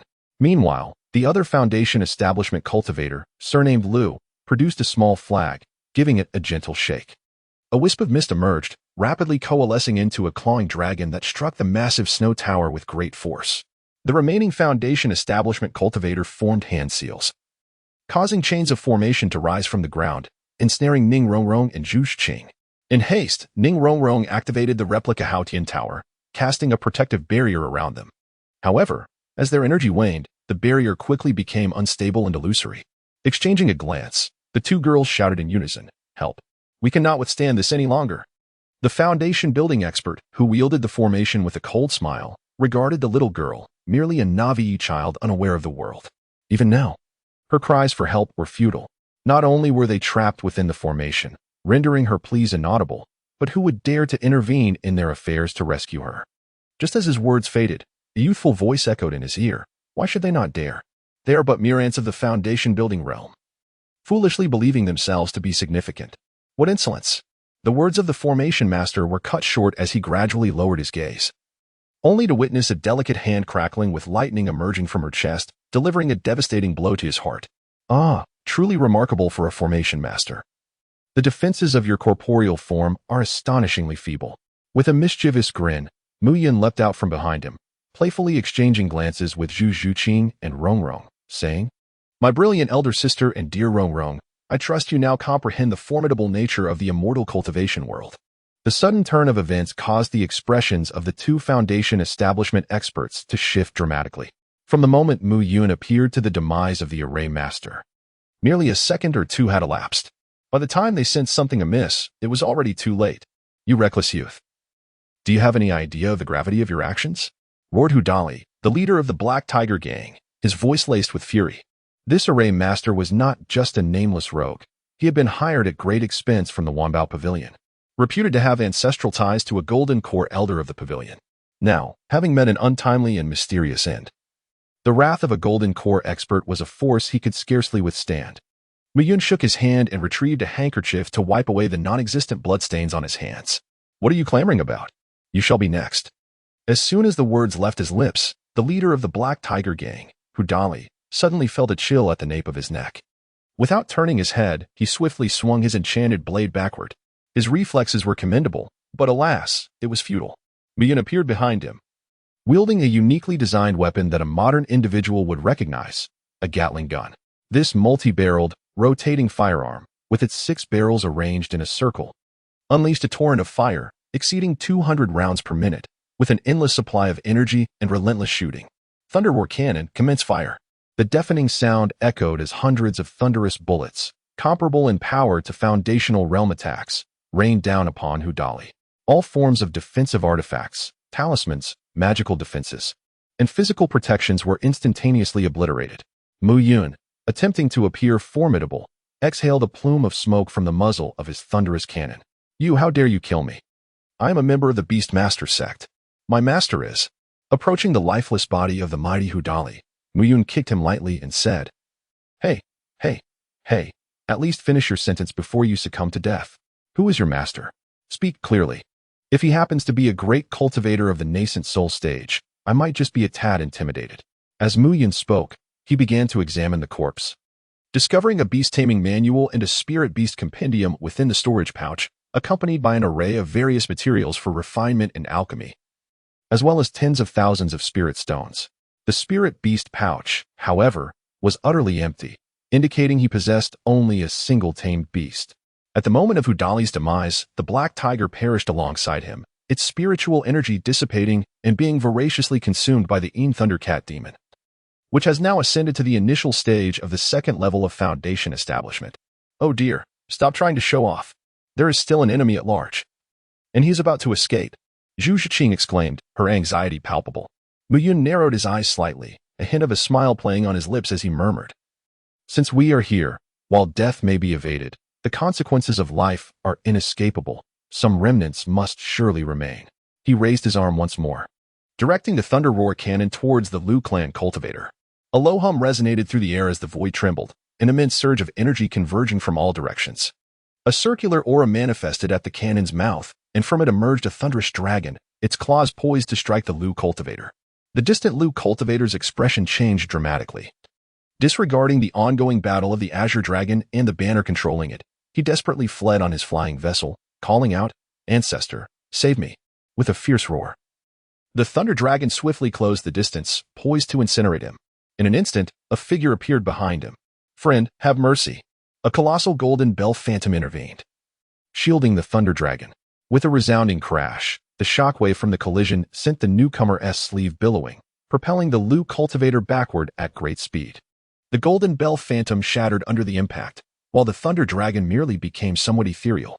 The newcomer frowned slightly. Indeed, it was an attack from the Golden Core realm, and my Golden Bell talisman could not fully withstand it. Chapter 52. Dread and Empowerment. Heavenly Finger. Faced with the relentless pursuit of the Thunder Dragon, the newcomer raised a hand and slowly pointed. A gigantic, jet-black finger materialized in the air, striking the Thunder Dragon's forehead. Following a clash of energies, both the dragon and the dark finger expended their might, vanishing without a trace. In an instant, Muyun vanished from his original position, reappearing before the newcomer. The visitor's complexion shifted dramatically. You possess spatial teleportation? Are you a Yuaning ancestor? This is impossible. At that moment, Muyun's spirits were elevated. After conducting tests, he had finally ascertained that as long as he refrained from disrupting the fabric of space, merely utilizing spatial teleportation for show, this realm would remain indifferent. As for Zhu Zhiqing, she was not a void sword body. What was achievable in the Douluo world could not be replicated in the realm of cultivation. Of course, her low cultivation level was a significant factor had she attained the Golden Core stage. She might have been able to execute a teleportation comparable to that of the Yuaning realm. Boom. A terrifying aura of killing intent locked onto the Lu clan cultivator. A murderous energy surging forth like crashing waves. Lu Denian of the Lu family in Huangfeng Valley, I implore you to show mercy, fellow cultivator. Oh, are you attempting to leverage Huangfeng Valley to intimidate me? Mu Yun wore a mocking expression, yet his killing intent only intensified. Cold sweat trickled down Lu Dajing's temples. Nevertheless, it was imperative to show respect to Huangfeng Valley, for it was one of the 7 major cultivation sects of the Yu Kingdom, with a formidable master at the nascent soul stage presiding over it. Mu Yun swiftly retracted his murderous intent. However, your golden bell talisman and that black finger divine ability are quite remarkable. Observe how Lu Dajing's face is etched with pain. He is about to part with the only 2 prized possessions he possesses. In his turmoil, he produced 2 jade tablets, one detailing the crafting method of the golden bell talisman, and the other revealing the secret technique of the great heaven finger. This shall suffice as an offering of apology to my esteemed friend. With a cheerful smile, Mu Yun carefully stowed away the 2 jade tokens, as well as the item capable of controlling the flood dragon and the flag, recognizing the value of this artifact, which served both offensive and defensive purposes. Casting a sweeping glance around, he released his conqueror's haki, signaling that the spectacle had concluded and it was time to disperse. As Mu Yun entered the general store with Zhu Zhuqing and Ning Rongrong, several figures emerged from the shadows. Well, it seems you've encountered a formidable obstacle, old Lu. I had a hunch that a shop capable of producing over 100 superior foundation establishment pills must be backed by a formidable force. From my observations, that general store is likely an integrated space-type supreme spirit treasure. Even a nascent soul true monarch would find themselves at a disadvantage. Enough of that. You're merely a backseat driver. Otherwise, your array master from the Wanbao Pavilion Wuden Ti have met his demise here. Our Lu family hasn't suffered any casualties this time. TCH. Losing a supreme artifact, a secret technique, and a method for crafting talismans is worse than losing a life. Besides, that deceased array master wasn't from our faction. His passing is a relief, sparing me from his incessant surveillance. Let us disperse. Who knows where this suspected nascent soul, true monarch, came from? Don't be deceived by his youthful appearance. He could very well be an ancient being masquerading as a child. Fortunately, his methods and aura show no traces of the demonic sect, suggesting he is not affiliated with them. Alas, these are tumultuous times. I wonder when the demonic sect will strike, leaving no peace for cultivation. A storm brews on the horizon. We must take each step as it comes. Inside the Spirit Treasure General Store, Mu Yun handed the Azure Flood Flag and the Spirit Beast pouch to Zhu Zhuqing, noting her lack of offensive capabilities. He distributed a set of the Wind Thunder Shuttle, Silkworm Star Net, Thunder Roar Cannon, Spirit Gathering Jade Token, Protective Jade Token, and Teleportation Jade Token to each of the shop staff, emphasizing that nothing is more important than life. In truth, what the 2 of them needed most was to enhance their cultivation. For a magic tool to exhibit its true power, one must possess Foundation Establishment Realm cultivation. Without it, the Thunder Roar Cannon would likely be drained after a single use. Furthermore, your Devil Fruit abilities require one to reach the Golden Core Realm. Otherwise, no matter how dazzling the techniques, they remain mere superficial displays. Additionally, Rongrong, your Demon Locking Tower has significant potential for growth here. As it can harness the strength of the beast within, its power is entirely contingent upon the strength of those creatures. Sister, hand me your cat's claw, and I shall upgrade it for you. As for becoming stronger, that is not difficult. The shop offers numerous first and second-tier cultivation enhancement pills. Take some, and I will guide you to a location where you can swiftly reach Foundation Establishment. Then, Mu Yun cast the 2 into the second level of the 9-tier monster tower. Upon returning to the Spirit Treasure General Store, a sly smile crept across his lips, revealing a mischievous expression. Hee, with this incident serving as a warning. I doubt anyone will dare to provoke my general store again. This time, he deliberately cast forth a multitude of superior foundational elixirs, intending to draw out the surrounding entities of ill repute all at once, thereby displaying his might to ensure they understood he was not to be trifled with and that decorum in their dealings was paramount. As for Zhu Zhuqing and Ning Rongrong, one must chuckle. Is there a more enticing bait than beautiful women? Clearly, the plan bore fruit, as the Huanfeng Valley, the Wanbao Pavilion, and the Spirit Beast sect all emerged in response. Naturally, such trivial matters must remain concealed from Zhu Zhuqing, otherwise, his handsome visage could very well fall victim to her ire. Subsequently, Mu Yun idled away a few days in the general store, observing that none dared to disrupt his peace. In fact, several golden core cultivators from Huanfeng Valley approached for transactions, extending gestures of goodwill, among them being Hong Fu, Li Huayuan, and Lei Wampeng. Even the nascent soul ancestor from Huanfeng Valley, old ancestor Linghu, covertly made an appearance, only to discover that the Spirit Treasure General Store was beyond his capacity to breach, as well as the realization that Mu Yun was not to be underestimated. Thus, he quietly retreated without uttering a word. Mu Yun chose to turn a blind eye, refraining from exposing him. An immortal soul stage individual nearing the end of their lifespan was not someone he wished to provoke. Should that individual succumb to madness and engage in a desperate, blood-fueled rampage, it would be an arduous challenge to confront. After assessing the surroundings and noting the absence of any disturbances, he calculated that Zhu Zhuqing and Ning Rongrong were likely to emerge soon. Thus, he returned to the system marketplace and, together with the two of them, journeyed back to the Douluo continent. Their soul rings were still incomplete, and the energy from a million-year soul ring was undeniably impressive, surpassing the gradual cultivation attained in the mortal realm. Upon their return to the Douluo continent, it may have only been a matter of days since they departed. Yet for Zhu Zhuqing and Ning Rongrong, it felt as though an entire era had passed. They had spent over a year within the second level of the 9-layered demon tower, solely devoted to cultivation, which was an arduous ordeal. Nevertheless, they had successfully attained the foundation establishment stage. Now, should they encounter Hu Dali and his companions again, defeating them would pose no challenge. Although Zhu Zhuqing, at the foundation establishment stage, was still unable to teleport within the realm of cultivation, her speed had reached a level beyond the perception of spiritual senses. At least beneath the golden core stage, no one could catch her. Ning Rongrong's ice and snow-based attacks were formidable as well. The snow fruit significantly enhanced her spells. A mere chaotic ice arrow unleashed devastation akin to a natural disaster, instilling fear in anyone caught in its path. Chapter 53. The New Landscape of Douluo. Could this truly be the Douluo world? Zhu Zhuqing and Ning Rongrong were left utterly speechless, and even Mu Yun appeared momentarily stunned. Soto City was now divided among 6 major powers: the Demon Nation Federation, the Alien Alliance, the Spirit Hall, the 7 Treasure Glazed Tile School, the Tiando Empire, and the Star Luo Empire. Mu Yun suddenly felt an inexplicable sense of guilt. The splendid world of Douluo was on the verge of being ruined. This burden, he knew, was his to bear. The formidable Magic Nation Federation, led by the Demon King Rimlu, has remarkably assembled a legion of tens of thousands of soul beasts within less than a month since Mu Yun's departure. Among these creatures, there are thousands aged over 10,000 years, over 30 exceeding 100,000 years, and 2 that are 1,000,000 years old, the Ice and Snow Spirit Phoenix and the Radiant Primordial Fate Reincarnation Butterfly. It remains a mystery how Rimlu managed to find and persuade them to join his ranks. Currently, the Stardow Forest and the Sunset Forest have become the territory of the Magic Nation Federation, and any hunting for soul rings in these areas now requires their consent. One can only say that Rimlu is a born sovereign. His ability to amass followers is astonishing. Of course, the mastermind behind this is Mu Yun, who summoned Rimlu.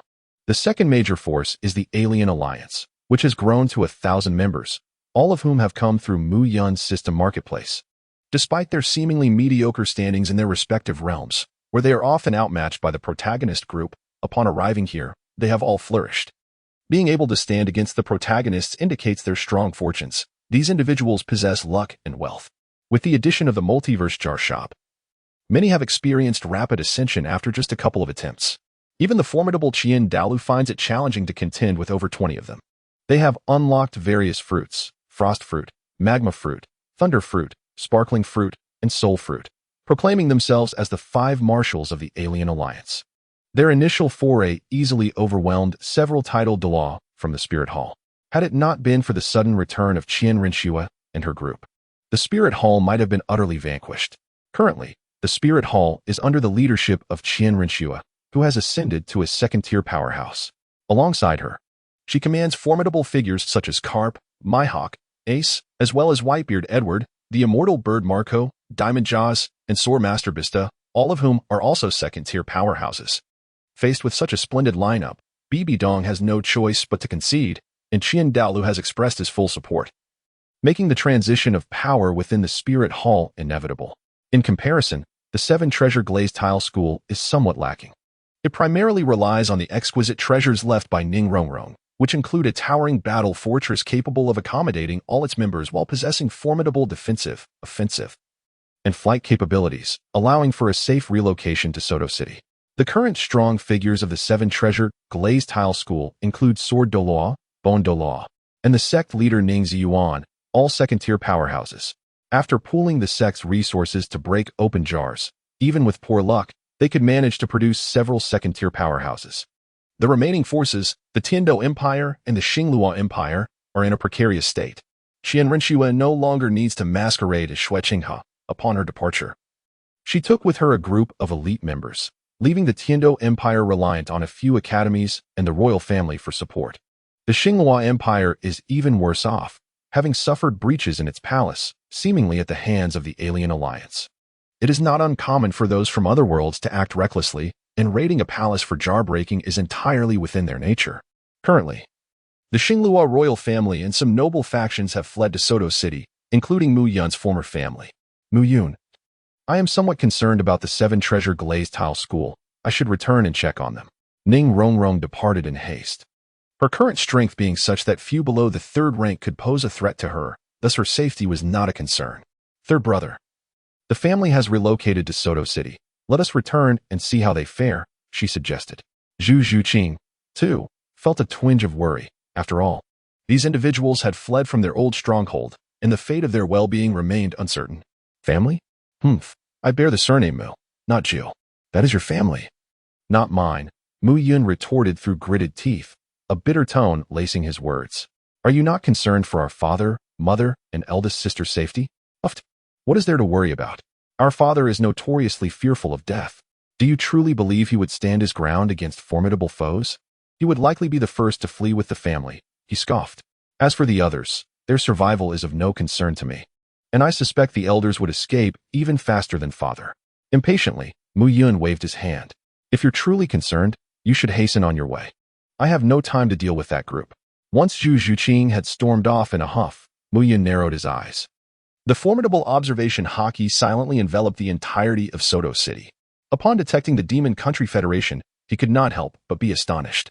It was no wonder that the Demon Country Federation was the foremost power. The comprehensive strength assessment of Rimuru and Xian had already reached the third tier. The 2 million-year soul beasts were at their peak in the second tier, while the others, being over 100,000 years old, were also in the second tier. This undeniably showcased the might of Rimuru's predation skill. Any soul beast he had devoured not only transformed into a humanoid form, but also possessed intelligence rivaling that of humans, enhancing their strength further. Even the combined might of other factions would likely struggle to shake the position of the Demon Country Federation. When he scanned the Alien Alliance, Mu Yun was left speechless in shock as he recognized several familiar faces, clad in white with a half-mask, exuding an aura of chilling elegance. She seemed to sense his observation hockey sweep across her. Her comprehensive strength assessment was also at the third tier. Goodness, is that Li Hani? What is she doing here? Could it be that last time I was struck by her drifting bottle, and this time she has been hit by mine? Moreover, the aura surrounding her suggested she had obtained the frozen fruit from the Heavenly Jar Shop, originally a second-tier being. After awakening her martial soul and now possessing the frozen fruit, it was no wonder she had ascended to the third tier. It remained uncertain whether she had added any soul rings. Mu Yun was acutely aware of Li Hani's formidable prowess. Another strong individual from the Alien Alliance was also known to him, a young girl wearing a fur skirt, a large milk bottle never leaving her side. Heavens! Is that Shurhao from Perfect World? How could I have struck him again?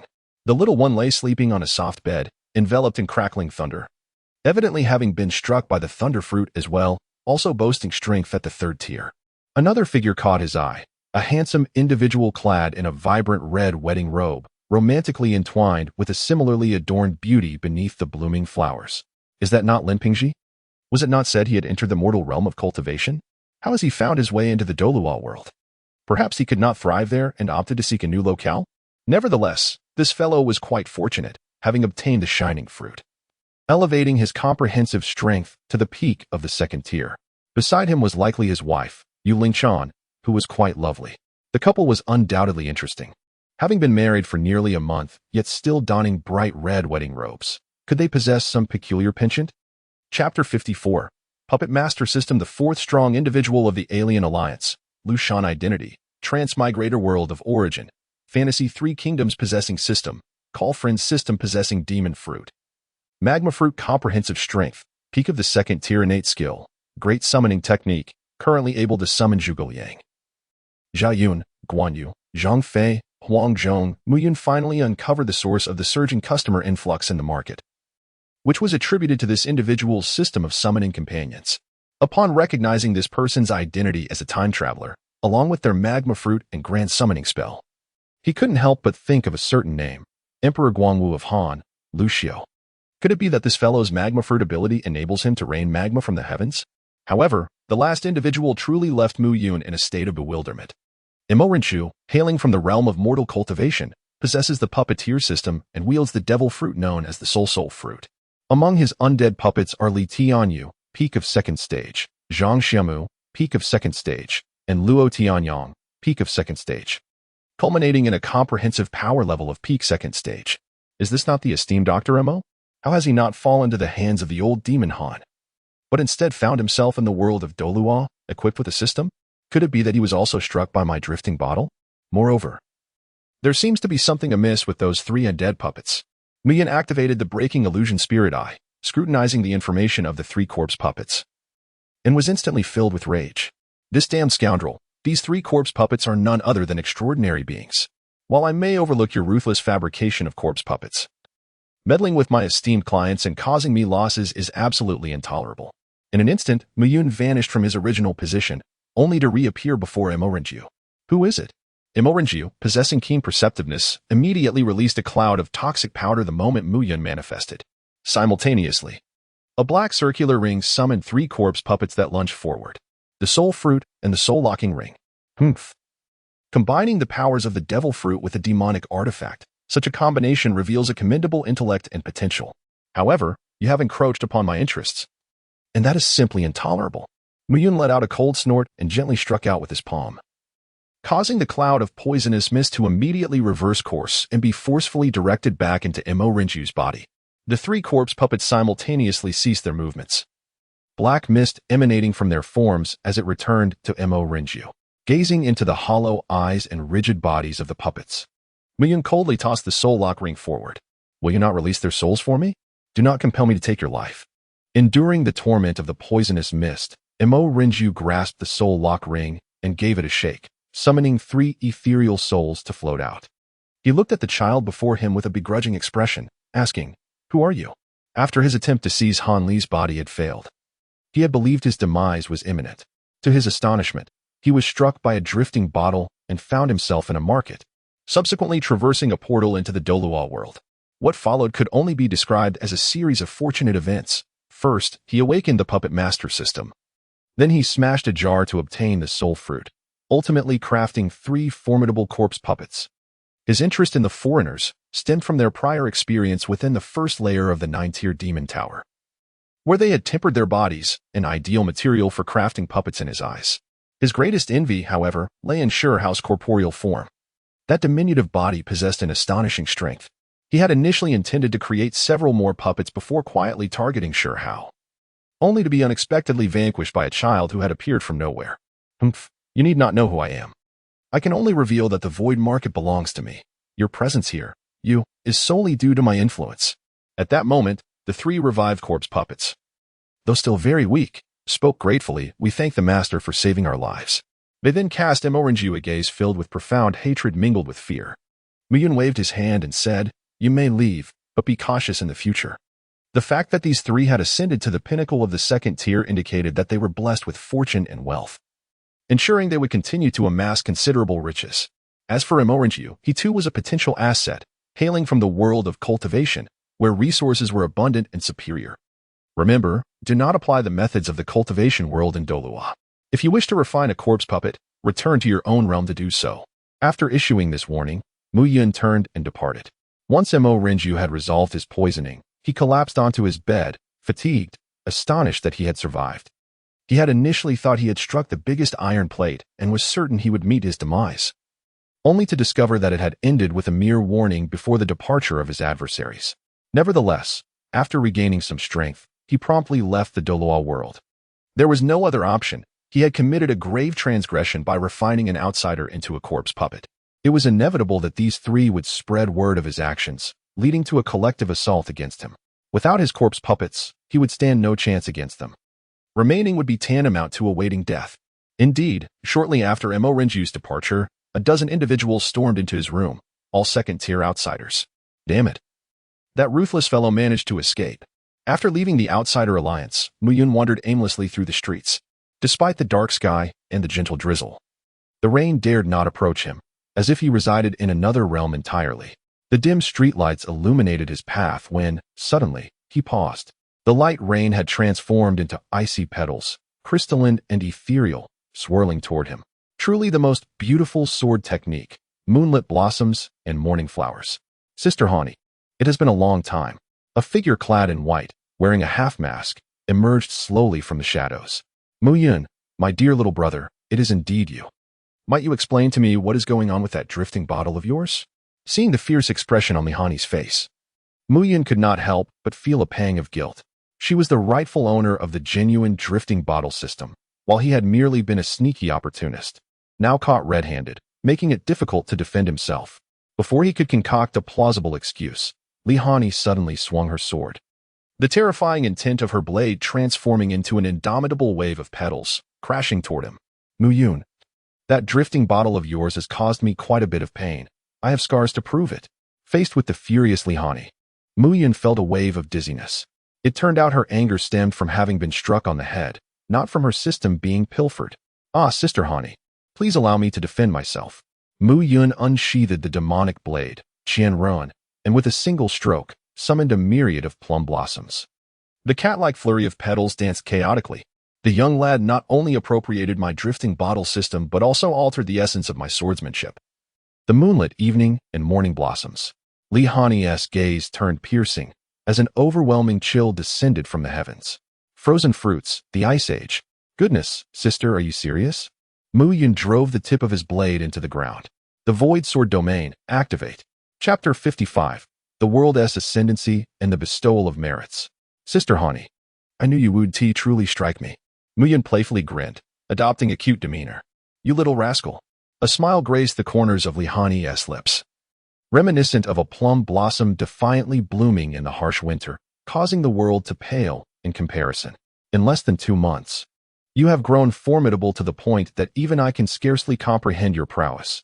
You truly are my acknowledged brother. Lihani affectionately ruffled Muyun's hair, finding it quite pleasant to the touch.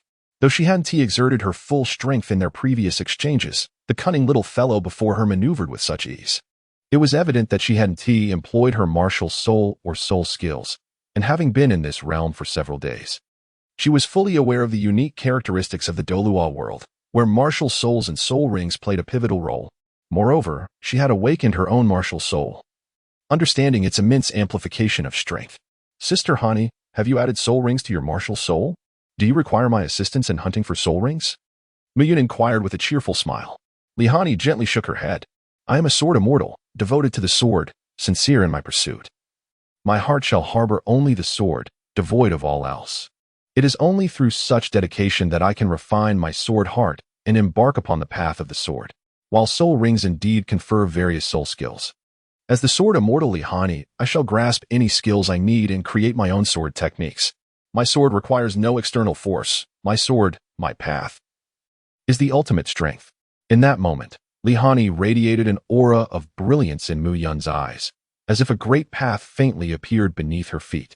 As I reflect upon my own issues, I find myself taken aback by the revelations that emerge. The diverse abilities I possess, including the mutated martial soul of the orange cat, the mastery of swordsmanship, the powers of the meatball fruit and the Doordor fruit, the three-color domineering aura, the Soul Reaper's Kido and Zanpakudo, alongside the capabilities granted by soul rings and soul bones, martial techniques, ninjutsu, and the mystical arts of the cultivation realm. As well as formations, these myriad skills appear rather overwhelming. Muyun's eyelids gradually descended, enveloping him in an aura of profound mystery. Enlightenment. Lihani was taken aback, astonished that his words had propelled the young figure opposite him into a state of enlightenment, a rare and fortuitous opportunity indeed. He then emanated a formidable sword intent, severing all prying gazes from the surroundings, safeguarding Muyun. Muyun maintained his unwavering stance, remaining utterly still for an entire day and night. When he finally opened his eyes once more, an utterly terrifying sword aura surged into the heavens, creating a gaping black hole in the sky. Miyun gracefully leapt beyond the confines of the Douluo continent, emerging into the vast expanse of the cosmic starry sky. The boundless energies of the universe converged from all directions, ultimately coalescing into a resplendent nine-colored ring, upon which the sun, moon, stars, the river of time and space, and the yin and yang of heaven and earth were faintly etched, symbolizing the rise and fall of all things. The eighth spirit ring, the sword world of all manifestations. Soul skill, the one sword of heaven and earth. With a thunderous roar, an enormous sword cleaved through the air, slicing open a colossal black rift that traversed the heavens of the Douluo world from north to south, allowing the infinite energies of the cosmos to surge within. Soon, the Douluo continent was inundated with this energy, transforming into a torrential downpour of power. Vegetation flourished wildly, spirit beasts began to evolve, their auras swelling exponentially. While even ordinary citizens, who had never engaged in cultivation, found themselves endowed with first-tier strength under the baptism of the energy rain. The Douluo world had ascended. As Miyun achieved enlightenment, he spontaneously coalesced the eighth soul ring, the realm of the all-encompassing sword. Just as he concluded his comprehension, he discovered that his strength had surged from the third to the fifth rank, equivalent to a powerful being in the realm of cultivation, specifically at the transformation stage. He had ascended without the arduous processes of refining the golden core, shattering the core to birth an infant spirit, or coalescing the primordial spirit.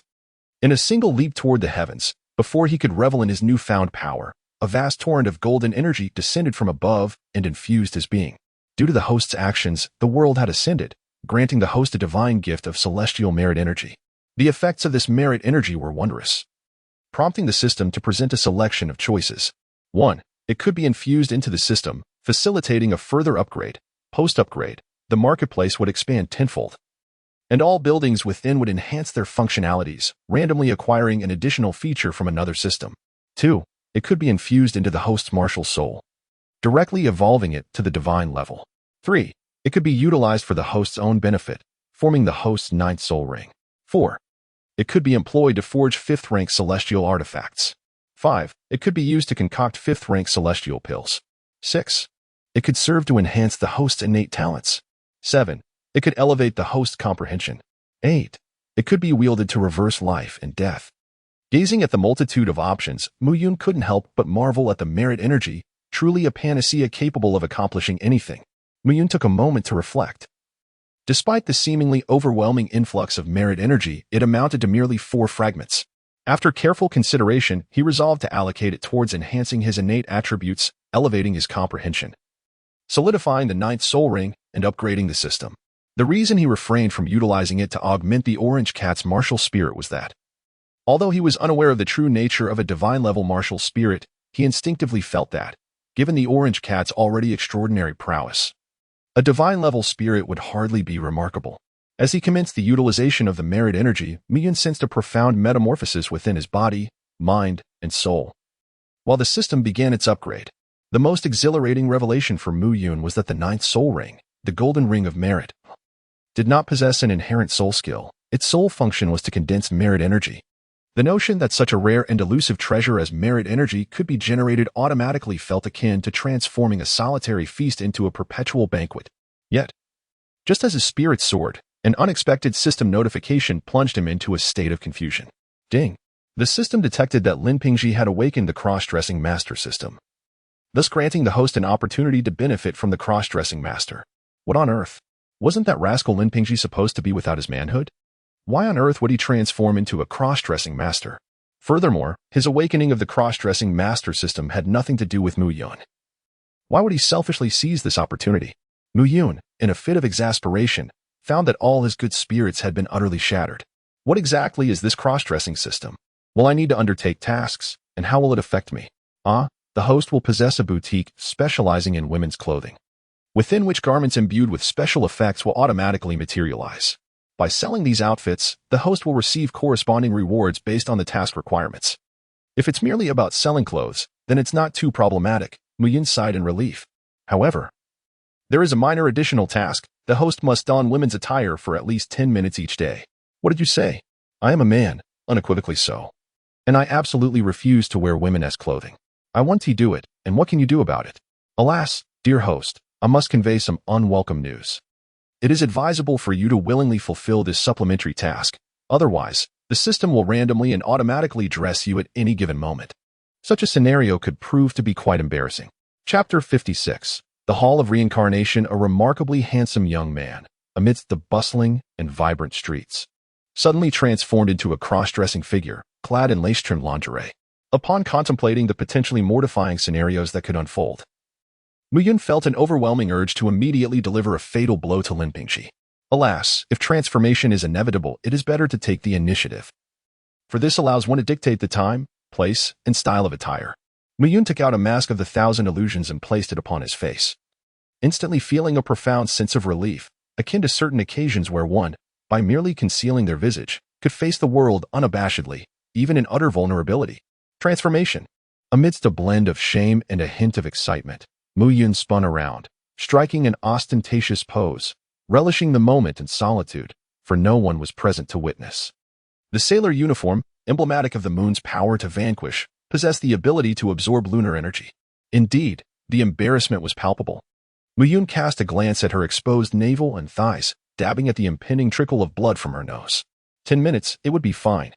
No one would notice. Muyun constantly reassured himself, silently counting down the moments. Suddenly, he raised his head abruptly, activating his piercing spiritual gaze, and stared in disbelief into the distance. Just as he had reverted from his transformed state, a young man clad in black robes appeared before Muyun. Strangely, a realm that was originally only a first-tier minor world had unexpectedly leaped 4 levels to become a 5th-tier world. He produced an instrument and commenced his testing. Soon, their gaze fell upon Muyun, imbued with a blend of greed and a hint of regret. The energy of virtue. How fortunate for this little girl, yet regrettably, it had been squandered by you. Otherwise, it could have been utilized to forge an exquisite celestial artifact, truly a wasteful act. The tone of his speech revealed an audacious shamelessness, as he audaciously regarded Muyun's virtuous energy as his own possession. Muyun couldn't help but feel a wave of relief, fortunate to have expended the merit energy in a timely manner. Otherwise, a dramatic scene of murder and treasure-seeking might have unfolded. The young man in the black robe regarded Muyun with disdain, producing a black token, declaring, "I am Luo Tian, a disciple of the outer sect of the Hall of Reincarnation." Muyun raised her eyebrows slightly, inquiring if there was something amiss. The individual across from her was inscrutable, and in the absence of certainty, it was prudent to tread carefully.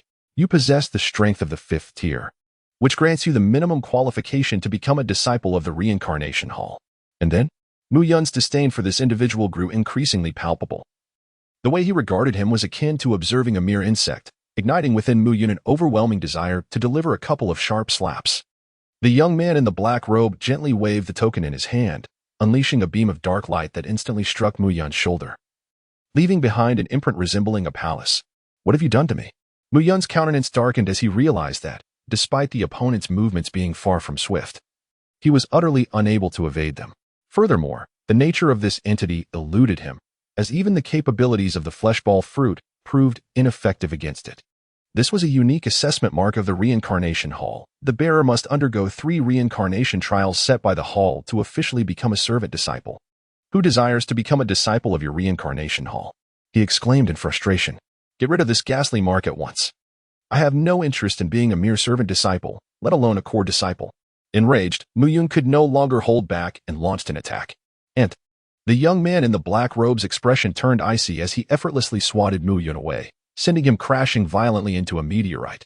3 reincarnation trials. Succeed and live. Fail and perish with a time limit of 3 years. You're fortunate that I see a glimmer of potential for you to gain merit energy. Otherwise, I would have simply ended you with a single strike. With disdain, the young man retrieved a handkerchief and wiped his hands, as if he had touched something vile. Once he departed, Muyun emerged slowly from the meteorite, his handsome visage unblemished, his attire pristine, entirely devoid of the disarray one would expect from defeat. What a domineering reincarnation hall, and what a formidable Luo Tian, at the 7th tier of strength. I shall remember you.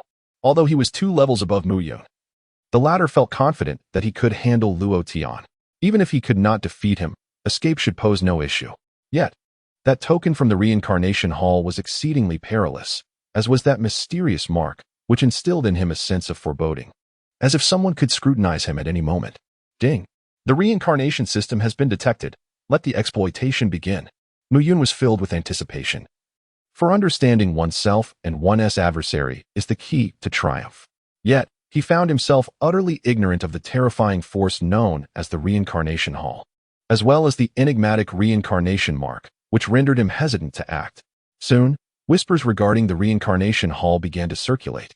This hall grants individuals the opportunity to traverse into other realms for trials, and those who succeed may acquire merit energy. The guide, known as the Reaper, would receive 50% of the benefits, and in Mu Yun's case, that guide was Luo Tian. Moreover, the reincarnation hall proved to be a colossal entity, with the lowest rank of servant disciples already at the 5th tier. Above them were outer disciples, inner disciples, core disciples, true disciples, stewards, guardians, elders, the sect master, and the supreme elder. Among them existed saints, beings that Mu Yun could not yet fathom. As for the reincarnation mark, it indeed served a monitoring function. Even if he entered a trial, every move he made would be scrutinized by the Reaper, suggesting that Luo Tian harbored a keen interest in his secrets.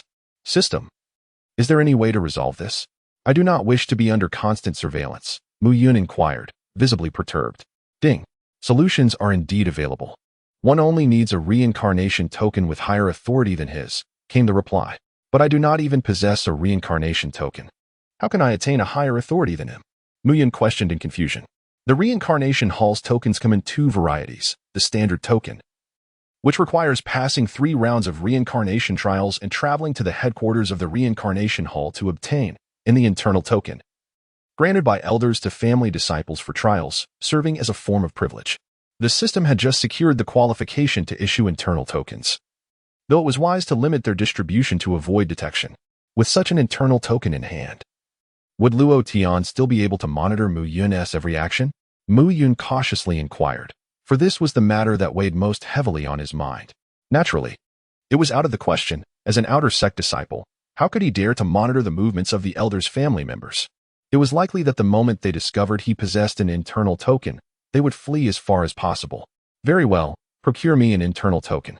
First, I need to scare off that Luo Tian. We shall discuss the reincarnation trial later. I must prepare myself, he declared. As Mu Yun re-entered the Douluo world, he immediately sensed a marked difference. The spiritual energy of heaven and earth surged with unusual vitality, and the spatial barriers were exceedingly robust. It was no longer feasible to cleave through them with a single sword strike as before. At that moment, a graceful figure swooped before him. Chapter 57. The trial of the late Han Dynasty. During the waning years of the Eastern Han Dynasty, the central authority was weak while the nobles grew powerful, leading to a corrupt and decaying imperial court. The prominent families manipulated the political arena, while local warlords seized control of the provinces. Natural calamities plagued the land, leaving the populace in dire straits. Amidst this turmoil, Zhang Jiao raised his arm and called forth the Yellow Turban Rebellion, igniting the flames of war across the entirety of the divine land within a mere few years. In a picturesque village nestled on the outskirts of Luoyang, a strikingly handsome young man languidly reclined by the riverbank, basking in the sun. He chewed on a blade of grass, humming an unknown tune. Humph, what nonsense is this reincarnation trial? At its core, it is merely laboring for the Hall of Reincarnation, aiding it in accumulating merit energy, is it not? Mu Yun was quite displeased. He had devoted several days to prepare for this trial, compelling a gene to work tirelessly to produce the Star Godwood sword, the Thunderfire bomb, and the vast sea bottle, 3 spiritual treasures. However, only after the reincarnation trial commenced did he discover that equipment of such a tier could not be brought along. And to make matters worse, he was soul transferred, leaving him with a body of abysmal physical condition. Fortunately, he had entrusted his physical form to Asuna before departing, leaving behind only a shell of flesh. Who knows what mischief it might have encountered? The primary function of the reincarnation token was to tally the accrued merit energy. How fortunate it was that the flow of time here was 100-fold faster. Otherwise, this venture would have been utterly disastrous. Meow, a plump orange cat, stretched lazily, voicing its strong discontent at being disturbed from its slumber by Mu Yun's commotion. The orange cat's martial soul had also accompanied it, albeit in its most primitive state, possessing a combat capability of 0. Young master, trouble is brewing. A band of mountain bandits is approaching the village, and they do not seem friendly. An elderly man hurriedly rushed over, panting and clutching his aged waist. Bandits, you say? Excellent. Is this the time for a grand opening? Indeed, the reincarnation token suddenly reacted. Ding. Repelling the bandits to protect the villagers will yield a portion of merit energy. Mu Yun stood up and brushed off the dust from his trousers. Ready to commence his tasks. The plump cat leapt onto his shoulder in a swift motion, stifling a yawn before resuming its slumber. Unlike the orange cats of the Douluo continent, this diminutive creature bore no distinction from an ordinary domestic cat, save for its slightly rotund physique. Young master, I shall summon the others at once. No, please, do not. Mu Yun hastily called to the steward, for one of the tasks was to protect the villagers. Should any perish, his mission would undoubtedly end in failure. Furthermore, he wished to shield the villagers from witnessing certain events that would bring them great shame. 10 miles from the village entrance, in a treacherous locale nestled between two mountains, a youthful maiden, strikingly beautiful, planted a colossal sword taller than herself into the ground as she engaged in warm-up exercises. It is no wonder that Mu Yun preferred to remain unseen, for he was clad in garments provided by the cross-dressing system. Bloodthirsty raiment grade, spirit artifact effect. Upon wearing, it doubles speed, defense, and strength, while granting a chance to drop blood crystals from slain foes. Mu Yun narrowed his eyes as a horse-drawn carriage approached. Make way, make way. There are thieves behind us. A flustered maid driving the carriage shouted anxiously. Mu Yun was suddenly overwhelmed by an inexplicable sense of discomfort. The maid clearly lacked driving skills. Observing her reaction in this moment was reminiscent of a modern female driver encountering a crisis, instinctively pressing the accelerator while shielding her eyes. Mu Yun did not retreat. Instead, he extended his right hand and pressed it against the horse's head. The galloping steed came to an abrupt halt, coming to a complete standstill. Not only the rider, but even the horse was left bewildered, utterly perplexed as to what had transpired. Only the coachman's maid and an indistinct object from within the carriage were propelled outward, accompanied by a piercing duet of screams capable of shattering eardrums. The crimson hem of Mu Yun's skirt flared as she vanished in an instant, only to reappear behind the two women in the next moment, grasping each by the collar. She halted their progress, though they nearly found themselves choked. Who are you? Why are those bandits pursuing you? Mu Yun narrowed his eyes, sensing an air of exploitation emanating from the woman who had leapt from the vehicle. Ding! An epic talent, Kai Wenji, has been discovered. Rescuing her from the clutches of the Xiongnu will yield tenfold merit energy.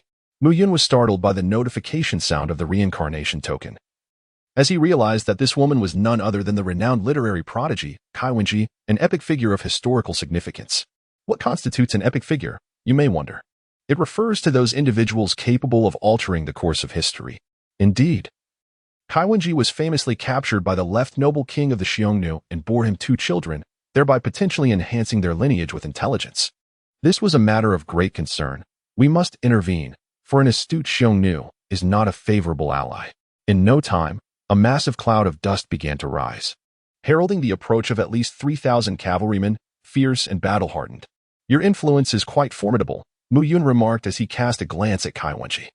They are not mere common thieves, they are Xiongnu marauders. Kai Wenji's complexion turned pale, her face betraying a sense of despair.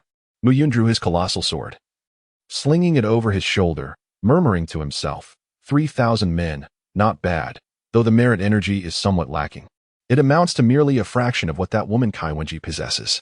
In the face of the Hun's charge, Mu Yun wasted no time and launched a counteroffensive.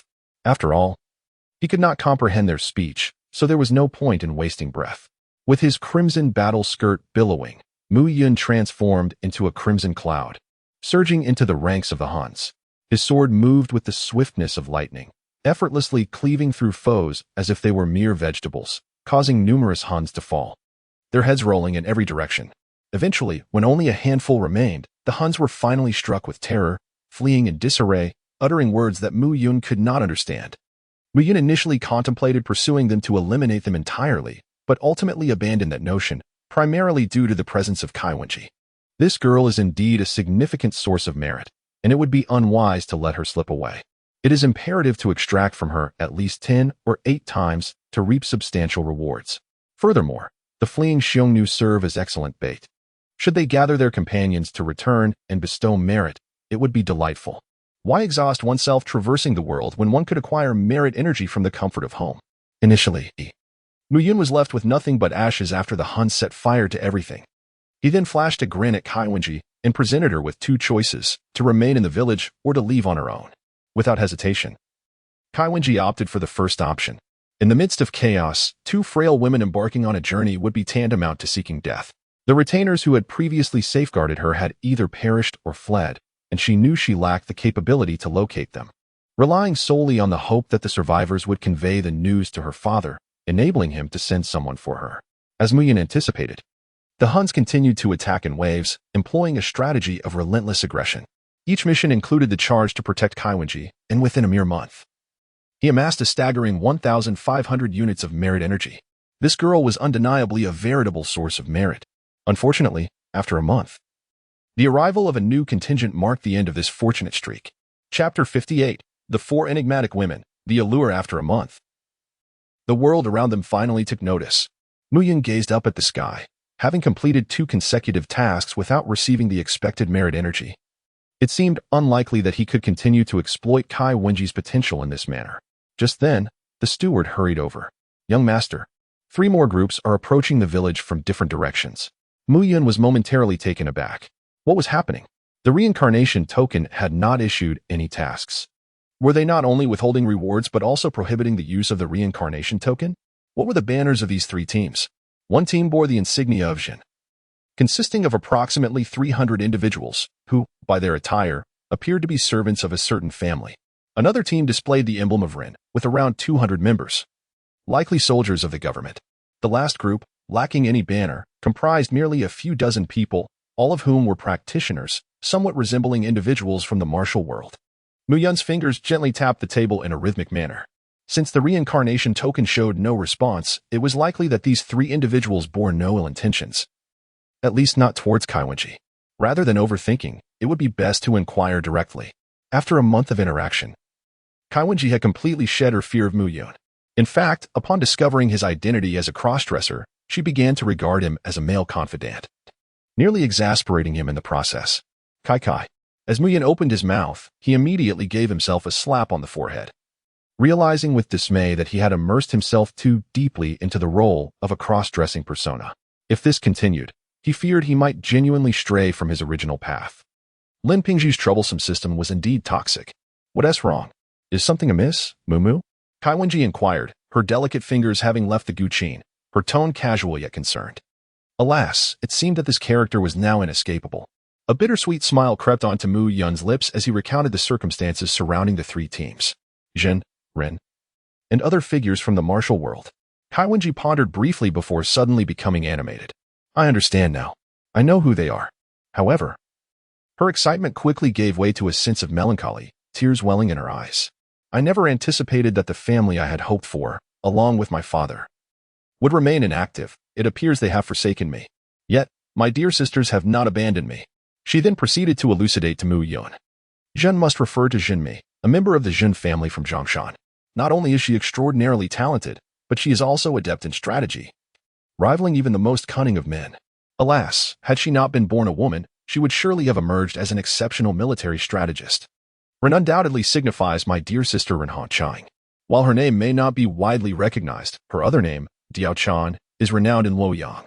The moon itself, upon witnessing her beauty, would retreat behind the clouds. Sister Diao Chan possesses a gentle exterior yet a resolute heart, embodying the essence of a remarkable woman.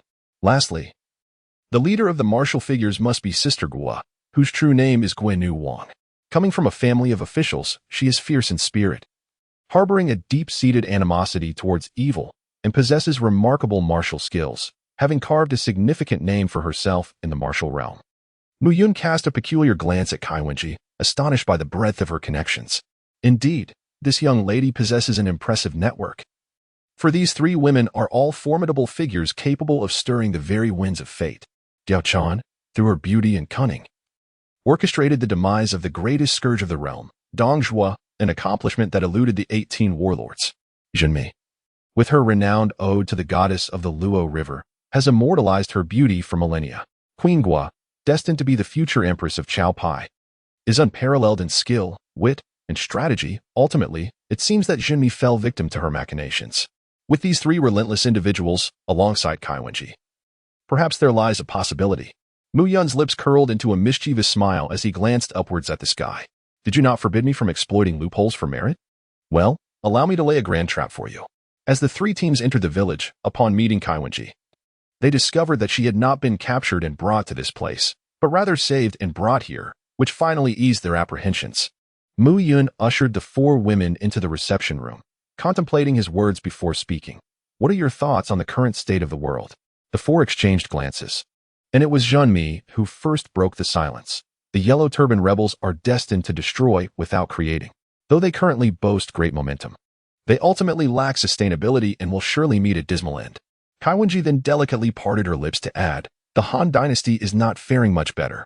While the Yellow Turbans are fated to fail, they have nonetheless ravaged the very foundations of the Han, unleashing a host of warlords far more perilous than the rebels themselves. These are the true grave diggers of the Han. Diao Chan furrowed her brow, suggesting, in truth, there remain many loyal ministers within the Han. Should we succeed in vanquishing the Yellow Turbans and properly reorganize, perhaps there is a chance for revival. Queen Gua scoffed, shattering her illusion with a dismissive laugh. Dear Diao Chan, spare yourself the self-deception. The Han dynasty has endured for over 4 centuries and has rotted to its core. Do you truly believe that the Yellow Turban uprising is merely the result of Zhang Jiao's call to arms? There are countless influential families lurking in the shadows behind this movement. Without their backing, how could the Han be so easily reduced to such a state of disrepair? The true architects of the Han's downfall are the noble families, now manifesting as the warlords. Mian listened quietly to the insights of the 4 extraordinary women and suddenly posed a pointed question. Which family do you foresee thriving in the future? General He Jin. One responded, he is currently in his prime, commanding a formidable army, and with the Empress as his sister, he has considerable influence within the court. The Yuan family. Another interjected, boasting 4 generations of nobility, their former students and officials are scattered across the realm, with many in positions of power both in the court and the populace. I still believe the Han dynasty will not fall easily, another remarked. After all, the provinces of Jingzhou and Izhou remain under the control of the Han royal family. Diao Chan, still somewhat hopeful, added, TCH, a bunch of scheming individuals, and they are far removed from the heart of the matter when trouble arises. Distant waters cannot quench immediate thirst, Queen Gua disdainfully retorted. Mian gazed at her with a smile that was neither fully a smile nor devoid of it. Pray tell, who do you favor, Queen Gua? Queen Gua furrowed her brow in deep contemplation, ultimately shaking her head with a disdainful glimmer in her eyes. In this world of ours, I fail to discern anyone possessing the aura of a true sovereign. They are either arrogant fools with grand ambitions, yet meager talents, or timid souls plagued by indecision. Muyan gazed into her eyes and suddenly remarked, in that case, why not let you take that position? The 4 of them simultaneously expelled the tea they had been sipping, their faces a portrait of astonishment. This is inconceivable, setting aside the family's heritage and societal reputation. The mere fact of being a woman renders that position unattainable for me. Queen Gua did not hesitate to refute the notion, dismissing such a daydream as something she would not even dare to contemplate. Mu Yun smiled faintly, dismissing notions of gender distinctions and familial heritage. The impossibilities you speak of stem solely from your own lack of strength. A formidable, earth-shattering aura emanated from Mu Yun. In this world, there are countless men, yet even they must bow their heads in reverence before you. Chapter 59, Stirring the Winds and Clouds. A month later, the 4 extraordinary women reunited. Reflecting upon the transformations they had undergone, gazing at Mu Yun as if she were a celestial being. The grand visions Mu Yun had once painted for them had all come to fruition. Dear ladies, rise against the tragic fates that bind you. Shatter the shackles that constrain you. With aspirations as lofty as the heavens, why settle for being mere vines clinging to trees? Strive to become the towering trees that uphold the sky and earth. Lacking power? I shall provide it. Is strength of the 3rd tier sufficient? Lacking soldiers? I will train you, 10,000 formidable warriors with 2nd tier strength, enough to conquer the world. Lacking wealth? I possess lucrative means to generate riches. Lacking food? How fortuitous! I have methods to enhance crop seeds and accelerate their growth. In summary, I possess everything. All that I have spoken will manifest in a month's time. And all you need to do is change this world. 1 month has passed. Kaiwenji cultivation. 9th stage of literary energy abilities. Poetic transformation. The ability to manifest poetry into tangible existence. Literary empowerment, which enhances oneself or others, significantly increasing attack, defense, and speed. Celestial Dragon's 8 sounds. A form of sonic attack. Equipment. Robe of the literary sage gathers the vast, righteous energy of heaven and earth, transcending into saintliness.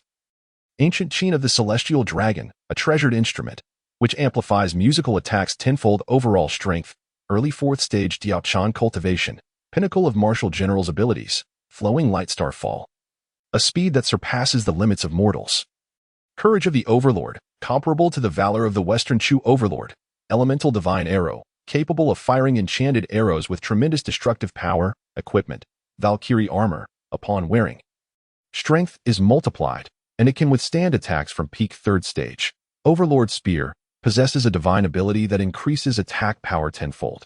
Elven Bow doubles elemental attack effects, overall combat power, early 4th stage Jinmi cultivation, 9th level sorceress abilities, Goddess of Water, mastery over all water-related spells. Controlling all energies or entities containing water elements in the world, can transform into a water elemental body. Immune to all physical attacks, equipment, Luotian set summons the manifestation of the Luotian. Wielding the power of water, overall combat power, early 4th stage Queen Gua cultivation, early stage of martial saints abilities, Conqueror's Haki, Armament Haki, Observation Haki. User of the sweet fruit, enchanting all beings, petrifying opponents and objects, capable of manifesting physical attacks through kisses, sweet breeze, fragrant kissing spear, arrow of captivation. Imperial Haki equipment, Empress Hancock's Chi Pao doubles Haki upon use and can summon all members of the 9 snake pirates in tangible form, overall strength. Mid-4th stage Muyun crafted a treasure akin to the first layer of the 9-tiered demon tower, effortlessly refining the physical prowess of the 4 individuals to its utmost limits. Following this, he tailored his teachings to each of them, cultivating them into distinct types of formidable warriors. As for the army of 10,000 invincible elites, through the celestial body refinement and the consumption of blood crystals, they were produced en masse. With manpower secured and provisions in place, the time has come for you to demonstrate your capabilities. Muyu languidly reclined in his chair. Having been thoroughly exhausted over the past month, he had not anticipated that engaging in a nurturing game would be so taxing. I intend to recruit 3,000 individuals to form the moon-closing Dragon Riders and embark on a quest to conquer the realm. Diao-Chan, brimming with determination, was the first to select her 3,000. My return to the family is not solely to consolidate its strength, but also to make those who abandoned me pay dearly. And then to present myself to the world as a female sage of letters, requiring 1,000 individuals. Kaiwenji is no longer the frail woman she once was. She seeks to unabashedly showcase her talents and formidable prowess to the world, declaring that scholars too can possess great strength. I shall take charge of wealth and intelligence. Upon my return, I will establish the 4 Seas Commercial Guild to amass riches from across the land, and create the Listening Wind Pavilion dedicated to gathering intelligence. Jinmi personally selected 1,000 individuals with special talents from the remaining populace. The remaining 5,000 shall be arranged by me. Queen Gua smiled serenely as she divided the remaining individuals into 10 groups, dispersing them across various prefectures. With a radiant smile, she stepped gracefully into the air, as if ascending invisible steps beneath her feet, standing above the 10,000 soldiers. Boom! The terrifying aura of an emperor surged forth at this moment. Queen Gua embodied the unparalleled empress of the mortal realm. The 10,000 soldiers slowly knelt on one knee, their eyes alight with fervor. Soldiers, your first command from this empress is to plant my banners throughout the prefectures within 3 months, wherever the sun and moon shine. From rivers to the farthest reaches of the land, all shall be my territory. I shall first enter Luoyang and clear away all obstacles. 3 months hence, all soldiers shall gather in Luoyang, and I shall ascend to the pinnacle in your stead. Long live the Empress! Long live the Empress! Muyun couldn't help but feel a surge of passion. Queen Gua truly deserved her title. Possessing an innate regal quality that could only be complemented by her awakening of the Conqueror's Haki, Muyun cast a fleeting glance at the sky, a mischievous smile gracing his lips. Let the tempest descend with even greater ferocity. As the crowd dispersed, Muyun's days returned to their tranquil state. With news arriving from all corners like a flurry of snowflakes, the notifications of merit energy echoed incessantly. Ding! Diao-Chan vanquished the wolf riders of Bingzhou, subduing Lu Bu and acquiring 10 units of merit energy. Ding! Diao-Chan triumphed over the Xianzhong camp, capturing Gao Shun and gaining 5 units of merit energy. Ding! Diao-Chan defeated the White Horse Company, subjugating Gongsun Zan and obtaining 5 units of merit energy. After besting Dian Wei, prevailing against Zhao Yun, capturing Guan Yu, and recruiting Zhang Fei, she subdued Huang Zhong with 3 arrows. Within a mere 3 months, The renowned generals of the realm had all pledged allegiance to Diao Chanding. Kai Wenji unleashed a bloodbath upon the Kai family, executing a show of strength to unify them, earning 5 units of merit energy. Ding! Kai Wenji summoned countless literary warriors, defeating the invading Huns and slaying the left-wise king of the Huns, avenging old grievances, and acquiring 10 units of merit energy. Ding! Kai Wenji's method of literary cultivation attracted scholars from all over the world, securing 50 units of merit energy. Having risen to prominence through a singular battle, Kai Wenji became the people's choice, advancing to the rank of literary sage, a figure comparable to the ancient sages of yore. Ding! Zhenmi established the Four Seas Chamber of Commerce, implementing a franchise distribution strategy, with every merchant association becoming a branch of the Four Seas Chamber of Commerce, gaining 10 units of merit energy. Ding! Zhenmi introduced high-yield crops through the Four Seas Chamber of Commerce, ensuring that the populace would no longer perish from starvation, acquiring 100 units of merit energy. Ding! Zhenmi pioneered the money trade, digitizing currency, and securing 50 units of merit energy. Ding! Zhenmi covertly established an intelligence agency, Listening Wind Pavilion, infiltrating various states and noble families, earning 10 units of merit energy. In just 3 months, Zhenmi became the wealthiest woman in the world. Chapter 60. The Mask is Torn, System-Wide Upgrade. Ding! On her first day in Luoyang, Queen Guo attended the Luoyang Poetry Conference, where all participants, regardless of age or gender, bowed before her, earning 10 units of merit energy. Ding! Queen Guo ascended to court, where all civil and military officials prostrated before her, and the Han Emperor became her foremost sycophant, securing 100 units of merit energy. Ding! Upon entering the harem, Queen Guo eliminated the 10 eunuchs, bringing all, from the Empress Dowager to palace maids, under her dominion, earning 10 units of merit energy. Ding! Queen Guo formed the Plum Blossom Inner Guard, overseeing the palace and purging corrupt officials, restoring integrity to governance, and winning the hearts of the people, acquiring 100 units of merit energy. 3 months later, the 4 women converged in Luoyang. The Han Emperor abdicated in favor of Queen Guo, heralding the era of Zhao, where the sun and moon soared in the sky, establishing the reign of the Empress. Ding! The course of world history was entirely disrupted, and the challenger received the title of Destiny Destroyer, earning 1,000 units of merit energy. In this trial, a total of 12,351 units of merit energy were acquired, rated at the Celestial Level 1. 7,000 units were submitted, while 3,000 units were allocated to the transit agent, Luo Tian. As the sound of the reincarnation token faded, Mu Yun was filled with rage, shattering it with a single slap. How infuriating! After toiling tirelessly to amass such merit energy, a significant portion was taken from him without question. And even the share given to that detestable Luo Tian exceeded his own, leaving him with mere crumbs.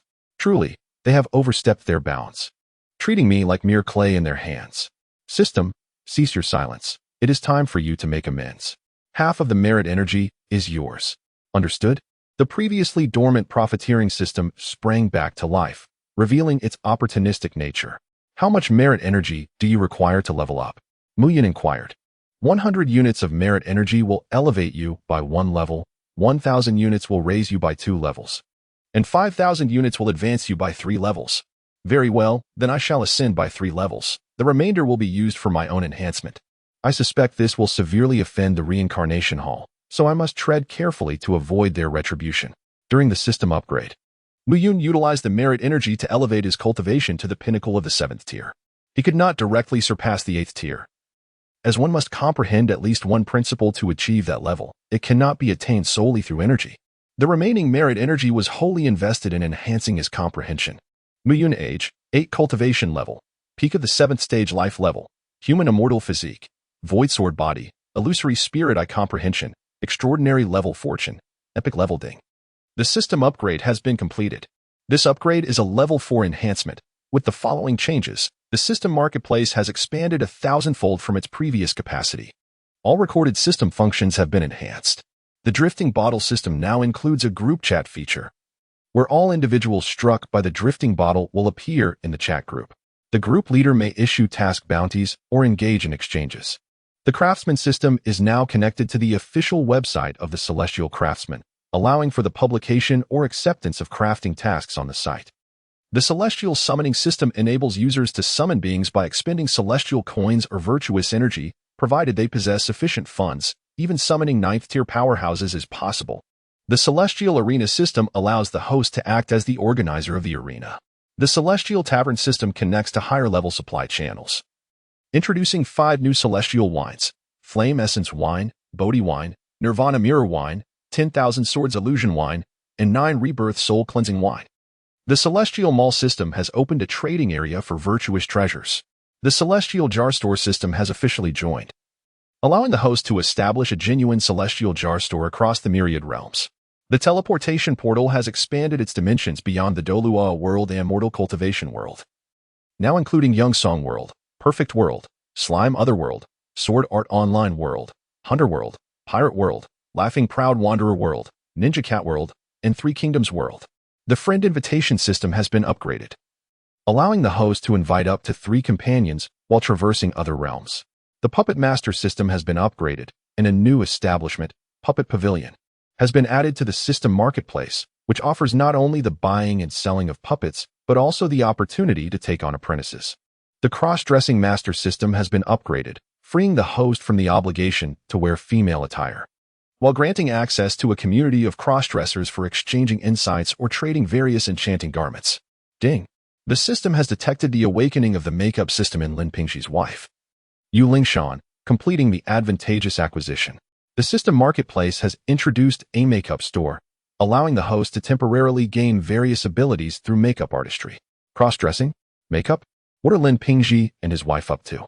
One is a cross-dressing master, the other responsible for applying makeup. It seems they are indeed a match made in heaven. Do they not understand the true essence of marital duties? Such peculiarities.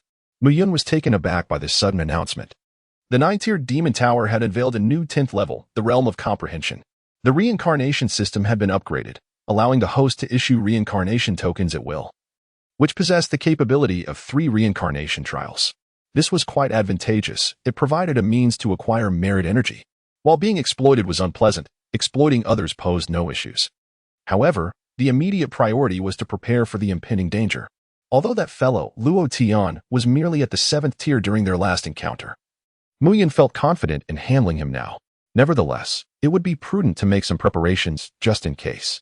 With a cautious demeanor cultivated over countless years, Mu Yun first procured the newly added celestial liquor, the fiery essence elixir, and the Bodhi wine from the tavern. He then donned an outfit designed to enhance his enlightenment, a Bodhi bubble dress, and adorned himself with exquisite makeup. Taking out a small mirror, he gazed at his reflection from various angles and sighed, lamenting that such innate beauty was hard to forsake. Indeed, this young man was stunningly beautiful. Ultimately, he ascended to the 10th level of the Demon Tower. In an instant, Mu Yun was astounded by the spectacle before him. The 10th level of the tower was devoid of sky and earth, existing merely as an empty, vast cosmic void. However, it was not completely barren. It was suffused with the power of the laws, and unlike the vague and imperceptible essence usually encountered, here the law's power was remarkably tangible, visible even to the naked eye. Such a manifestation of the law's power could likely be comprehended even by a fool. How much more so for one with my extraordinary insight? Coupled with this attire, my makeup, and the Bodhi celestial wine, success was assured. Mu Yun wandered amidst the myriad laws, his troubles distinct from those of others. While others lamented their inability to comprehend the laws, he was burdened by an extraordinary, capable of grasping an overwhelming array of principles, leaving him perplexed about which to choose. After all, given his current realm, mastering too many laws might not be advantageous. It was prudent to first select those most suited to him. Chapter 61. The First Battle of Laws in the Endless Maze. Law of the Sword, Initiation. Law of Space, Initiation. Law of Stars, Initiation. Law of Thunder, Initiation. Law of Wind, Initiation. Law of Fire, Initiation. Law of Wood, Initiation. Law of Metal, Initiation. Law of Time, Initiation. Law of Darkness, Initiation. Law of Strength, Initiation. Law of Devouring, Initiation. In the brief span of 7 days, he initiated himself into 12 laws. The reason he had not advanced to a minor achievement was not due to a lack of, but rather the limited level of laws available in the 10th tier of the cultivation space. To comprehend laws of a higher echelon, he needed to unlock the 11th tier, which required a system upgrade demanding an immense energy of 10,000 merits, a sum he could not presently muster. Yui, the reincarnation token can be issued, All those struck by the drifting bottle may claim it for free, announced via the drifting bottle group. However, the merit energy obtained shall be split 50-50. Furthermore, the 10th tier of the Demon Tower was now public. Anyone with a strength above the 7th rank could enter to comprehend the laws, earning 10 merit energies per hour. He published a bounty for acquiring merit energy. 1 unit could be exchanged for 100,000 celestial coins, or one could opt for pills, artifacts, or spirit wines. In pursuit of merit energy, Mu Yun was determined. This resource was essential for both him and the system. Departing from the system marketplace, he did not return home to the Douluo world, but instead manifested directly amidst the cosmic expanse. The figure in the black robe, Luo Tian, stood with his hands clasped behind his back in the void, observing the suddenly appearing Mu Yun with an air of calm, entirely unperturbed. As if he had anticipated this encounter, his eyes gleamed with a profound greed. Ah, indeed, you possess great fortune. I am fortunate not to have wasted time waiting here for you. If I am not mistaken, you must harbor an entity known as the system within you, correct? Oh, you are aware of the system? Mu Yun replied with a smile. He too felt no surprise at Luo Tian's appearance, as the reincarnation mark upon his shoulder flickered incessantly, designed to pinpoint his location, thereby facilitating Luo Tian's search. Of course, this was also Mu Yun's intention. While Luo Tian sought to seize the opportunities that belonged to him, Mu Yun was equally resolved to eliminate this opportunist. Otherwise, he would have long since erased the reincarnation mark with a mere unit of merit energy, a trivial expense. Many within the reincarnation hall possessed this system fortune, and I have long coveted it. Little did I expect that today, I would also be fortunate enough to acquire this boon. Young one, I advise you to obediently surrender the opportunity, for it may spare your life. Otherwise, the forthcoming extraction of your soul will reveal to you the most excruciating and merciless punishment known across the myriad realms. With a sinister grin, Luo Tian approached Mu Yun. Ah, then allow me to congratulate you, for I am not acquainted with the art of soul extraction. Thus, you shall only need to perish once, and it shall not be overly painful. Mu Yun's expression remained serene as he unsheathed the celestial wood sword, a weapon crafted with great care, yet untouched by battle. A 4th-tier spiritual treasure? How amusing it is that someone hailing from a remote and insignificant world could possess such a weapon. However, do you not find it somewhat ludicrous to wield a 4th-tier weapon against one of my caliber, possessing the formidable strength of a 7th-tier late-stage warrior? Upon sighting the celestial wood sword, the disdain in Luo Tian's eyes intensified. Mu Yun lightly waved his long sword, a cold smile gracing his lips as he declared, "Today, you shall learn a lesson. No matter the level one occupies, the notion that proud soldiers will inevitably face defeat holds true." As his words echoed, Luo Tian suddenly found himself struck with astonishment, for Mu Yun had vanished before his eyes, leaving him enveloped in an abyss of darkness. Humph, a dark arts spell, merely a trivial illusion that deceives the eyes. Witness as my golden radiance demon eye shatters your trickery. With a swift closing and reopening of his eyes, 2 beams of golden light shot forth. Regrettably, the darkness remained unscathed, consumed entirely by the void. Behold, the Buddhist technique of heavenly hearing. Luo Tian's ears expanded dramatically, twitching incessantly. Unfortunately, no effect ensued. He withdrew a stack of talismans. Golden Light Talisman, ineffective. Fire Dragon Talisman, ineffective. Holy Light Talisman, ineffective. As time wore on, Luo Tian's agitation grew. Come forth, if you possess any courage. Hiding like a rat in a gutter is hardly commendable. At this moment, Mu Yun stood not far away, observing the spectacle with a sense of amusement as Luo Tian flitted about like an ant on a hot skillet. Ha!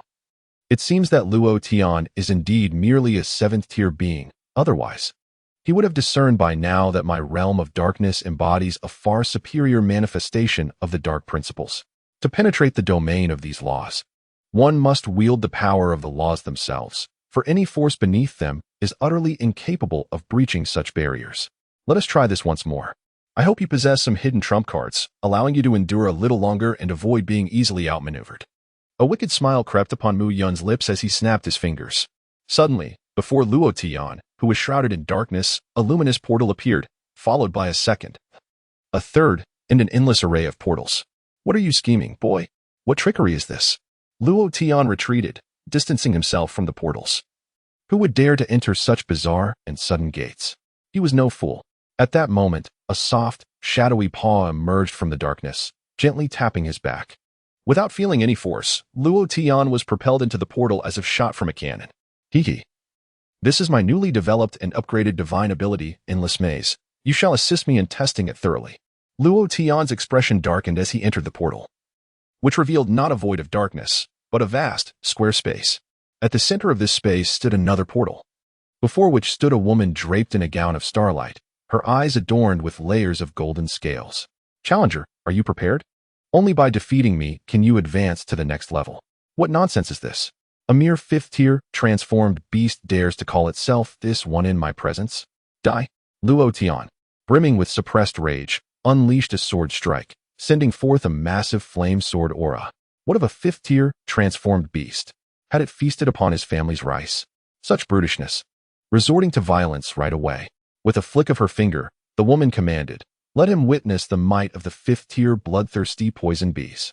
Buzzing filled the air as 1, 2, 3, and countless bloodthirsty poison bees materialized, enveloping Luo Tian in a suffocating swarm that threatened to trigger his entomophobia. The queen of insects had undergone a transformation. Her essence had evolved alongside Mu Yun's cultivation on the 10th floor of the Demon Tower. Mastering the laws of space and poison, this clone possessed the strength of a late 5th-tier entity, with all its minions also at 5th-tier prowess. Capable of wielding the power of laws, far from being mere ordinary 5th-tier beasts. Chapter 62. An invitation to the jar shop owner unable to bear the sight. Mu Yun watched as Luo Yun lay defeated in the void, overwhelmed by an array of toxins. Speechless, he realized that this fellow could not even overcome the trial of the Insect Queen's clone, suffering a crushing defeat as the battle commenced with him succumbing to poison. Alas, it is said that pride leads to downfall, yet he remains unrepentant. Even a 5th-tier beast capable of harnessing the power of laws dares to underestimate his opponents. How truly audacious. As for the entry-level poison laws, Mu Yun had no fear. After all, his physical form had reached the celestial level, and these toxins could at most cause him discomfort for a brief moment. Moreover, the ability of the meatball fruit could dispel such states of poisoning. Yet, it was evident that he was indeed impoverished, lacking any hidden cards up his sleeve. His situation was so dire that he resorted to targeting me. Alas, he had kicked against a formidable iron wall. After a thorough examination of the corpse, Mu Yun discovered that the individual possessed nothing of value, prompting his leisurely return to the Douluo world.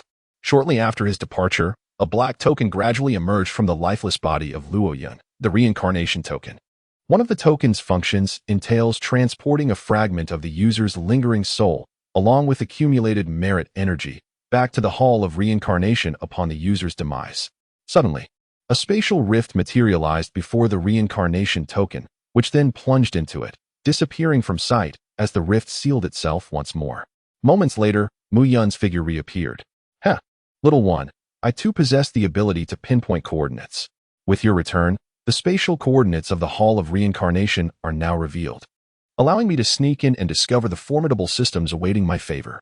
Upon his return to the Douluo world, Mu Yun noticed a significant reduction in its populace. His previously issued bounty had taken effect. The once mighty alien alliance was now diminished to a mere handful, as many had embarked on tasks to accumulate merit energy. Rimuru and Ziyuan, accompanied by a few capable allies, had departed for their original world to seek merit energy. Zhu Zhuqing and Ning Rongrong, along with several members of the Zhu family and a portion of the Seven Treasure Glazed Tile School, ventured into the mortal cultivation world for development. With the world having ascended, both Zhu Zhuqing and Ning Rongrong had attained the 4th tier of power, granting them the ability to safeguard themselves adequately. The group, led by Qian Ruxua, had vanished once more, their whereabouts a mystery, as she seemed to have mastered some method of traversing dimensions. Even Tang San and his companions had disappeared, undoubtedly due to the influence of the multiverse jar shop. Who knows what peculiarities it has unleashed this time? Speaking of the jar shop, Mu Yun sauntered to its entrance. The establishment had undergone a remarkable transformation. It was no longer the dilapidated shop of old, but rather an opulent venue, bustling with several attendants. The business thrived, drawing patrons from the Alien Alliance, the Demon Kingdom Federation, the Seven Treasure Glazed Tile School, the Spirit Hall, the Tiando Empire, and the Star Luo Empire, resulting in the shop ascending 2 levels. The most direct beneficiary of this success was undoubtedly Lin Fan, the shopkeeper, whose prowess had soared to the 8th tier of the law realm, matching Mu Yun's own. Shopkeeper Lin, it has been quite some time. Mu Yun swaggered into the Celestial Can shop, casually taking a seat beside Lin Fan. Huh, haven't you been coming here every week at the same time to break jars? Lin Fan remarked with a raised eyebrow, clearly displeased. The audacity of using shadow clones to exploit system loopholes was a tactic that only this little brat would dare to employ. And it was not the first time he had done so. Previously, Asuna and Rimuru, along with a plethora of other extraordinary beings and many soul beasts transformed into human forms, were all closely tied to this fellow. However, the undeniable surge in his own accomplishments and the enhancement of his power had led him to turn a blind eye to Mu Yun's jar-breaking antics. Hee. I must express my gratitude to Manager Lin for his guidance. Allow me to congratulate you on your ascension to the 8th tier of the Law Realm. Mu Yun clasped his fists and revealed a radiant smile. Lin Fan narrowed his eyes, realizing that the young lad before him was, astonishingly, also at the 8th tier of the Law Realm. This was not merely a feat achievable by oneself, after all. He was well aware of the limitations of the doppelganger's capabilities.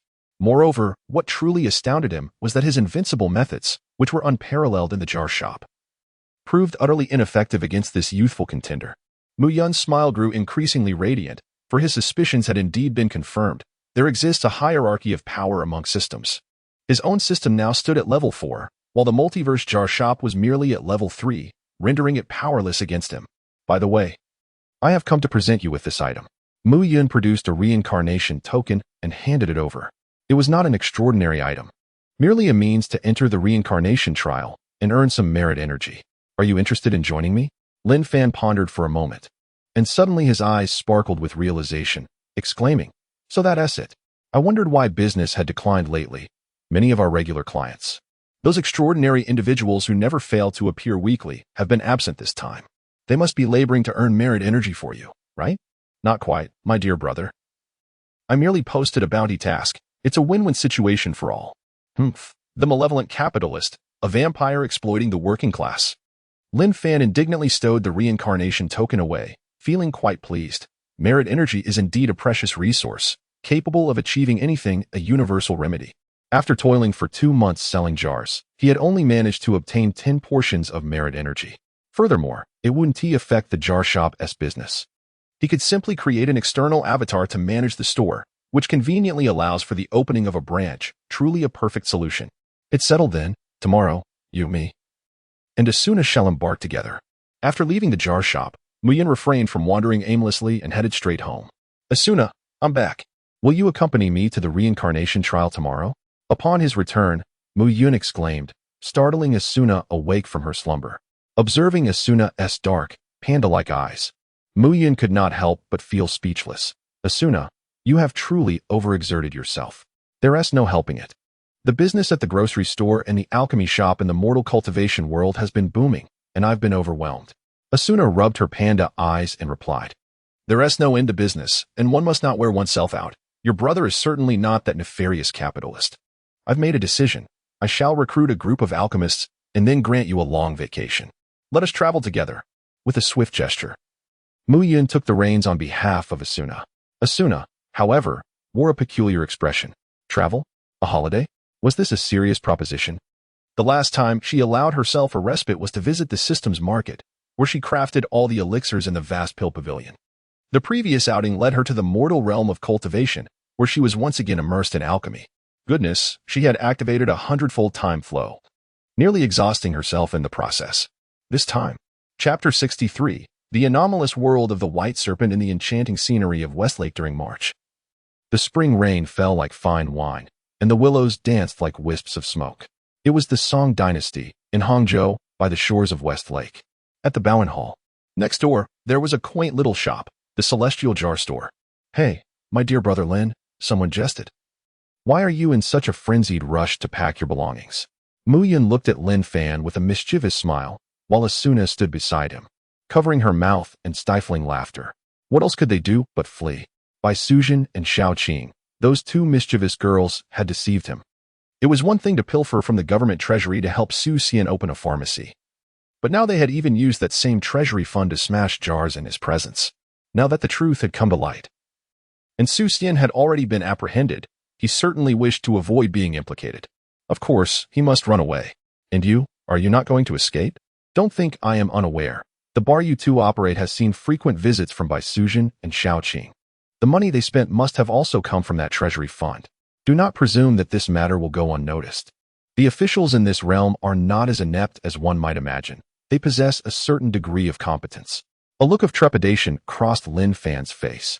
Mu Yun also expressed his agreement, noting that the world emerging from this cycle of trials was the world of the legend of the White Snake.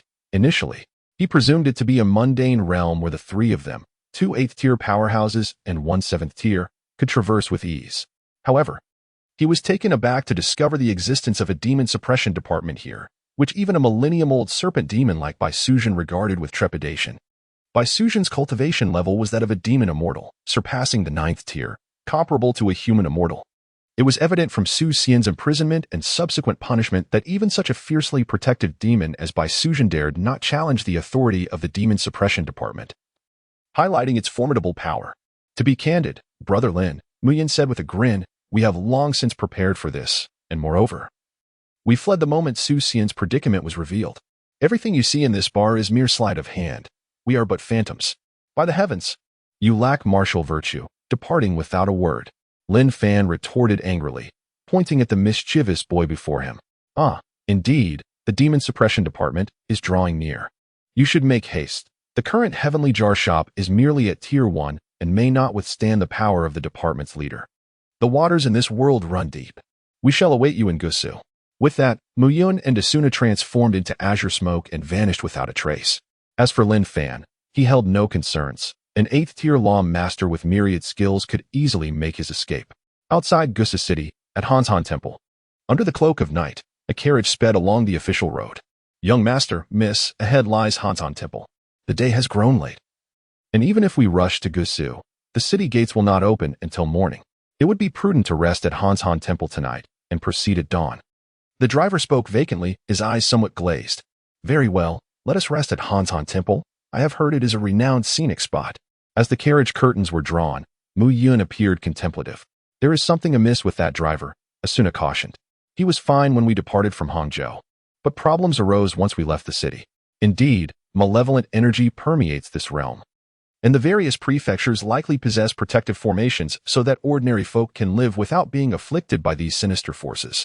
However, once they exit the protective barrier, they become vulnerable to the encroachment of dark energies, easily falling under the control of demons and spirits, especially at night.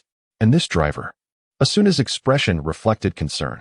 Fear not, he is merely under temporary control by a demon. Once we enter the prefecture, the protective formation will naturally dispel the dark energies within him. Or we may seek the assistance of an enlightened monk to perform an exorcism. A glimmer of intrigue flickered in Mu Yun's eyes. Monsters? Are you referring to Hanshan Temple? Indeed, who could have imagined that such an ancient shrine, steeped in a millennium of history, would be overrun by malevolent spirits? By day, it serves the Buddha, guiding the souls of the living. By night, it transforms into a den of darkness, bringing suffering to the innocent. As Mu Yun extended his finger, a streak of luminous energy slipped through the gap in the curtains. It was a small black bee, conjured from pure energy. As the bee dissipated and returned to its ethereal form, Mu Yun's expression shifted to one of peculiar intrigue. What is it? Has something happened? Asuna inquired. Her brow furrowed in confusion. Nothing of great concern, Mu Yun replied cheerfully. It appears that individuals from the Demon Suppression Department have arrived at Hanshan Temple ahead of us. The Demon Suppression Department? These individuals seldom act without reason. They must have received some intelligence, Asuna remarked.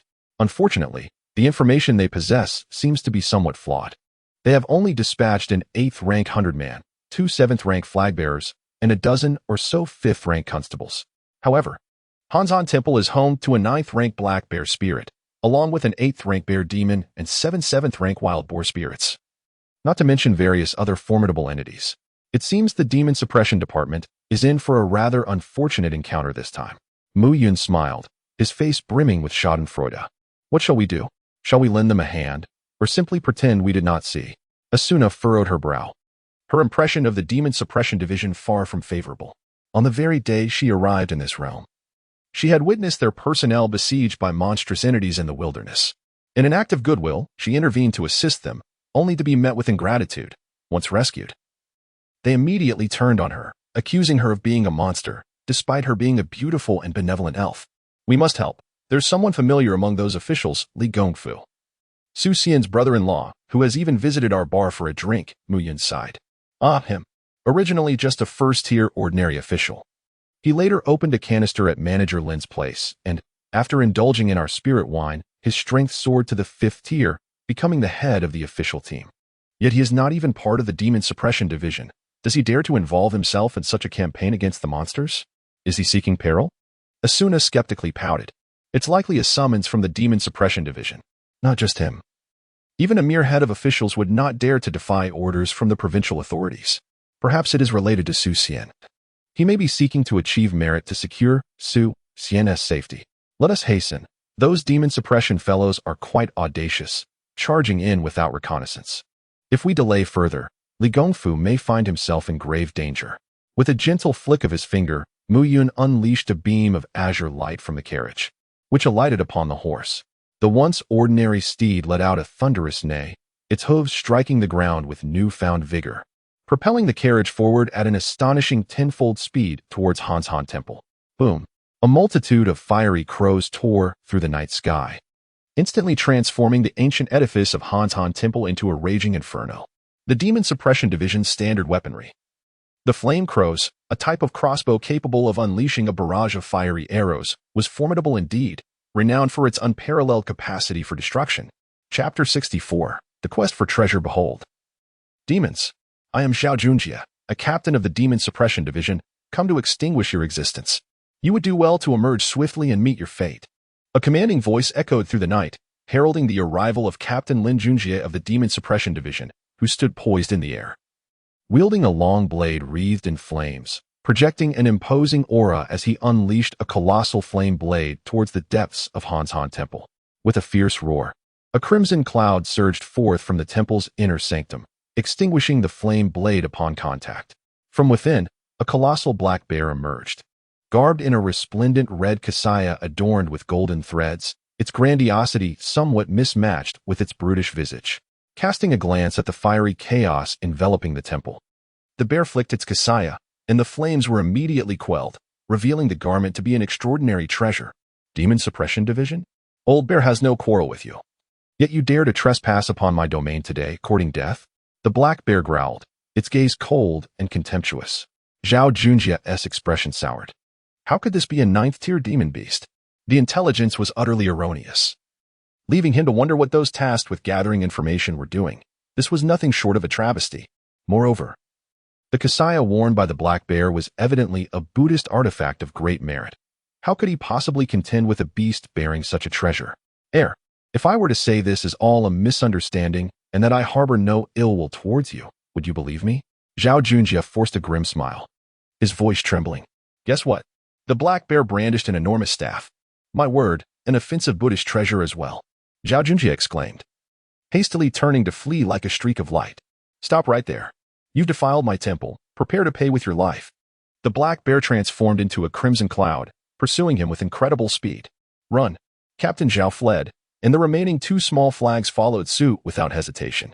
The remaining officers, however, found themselves in dire straits, encircled by a horde of demons before they could take but a few steps.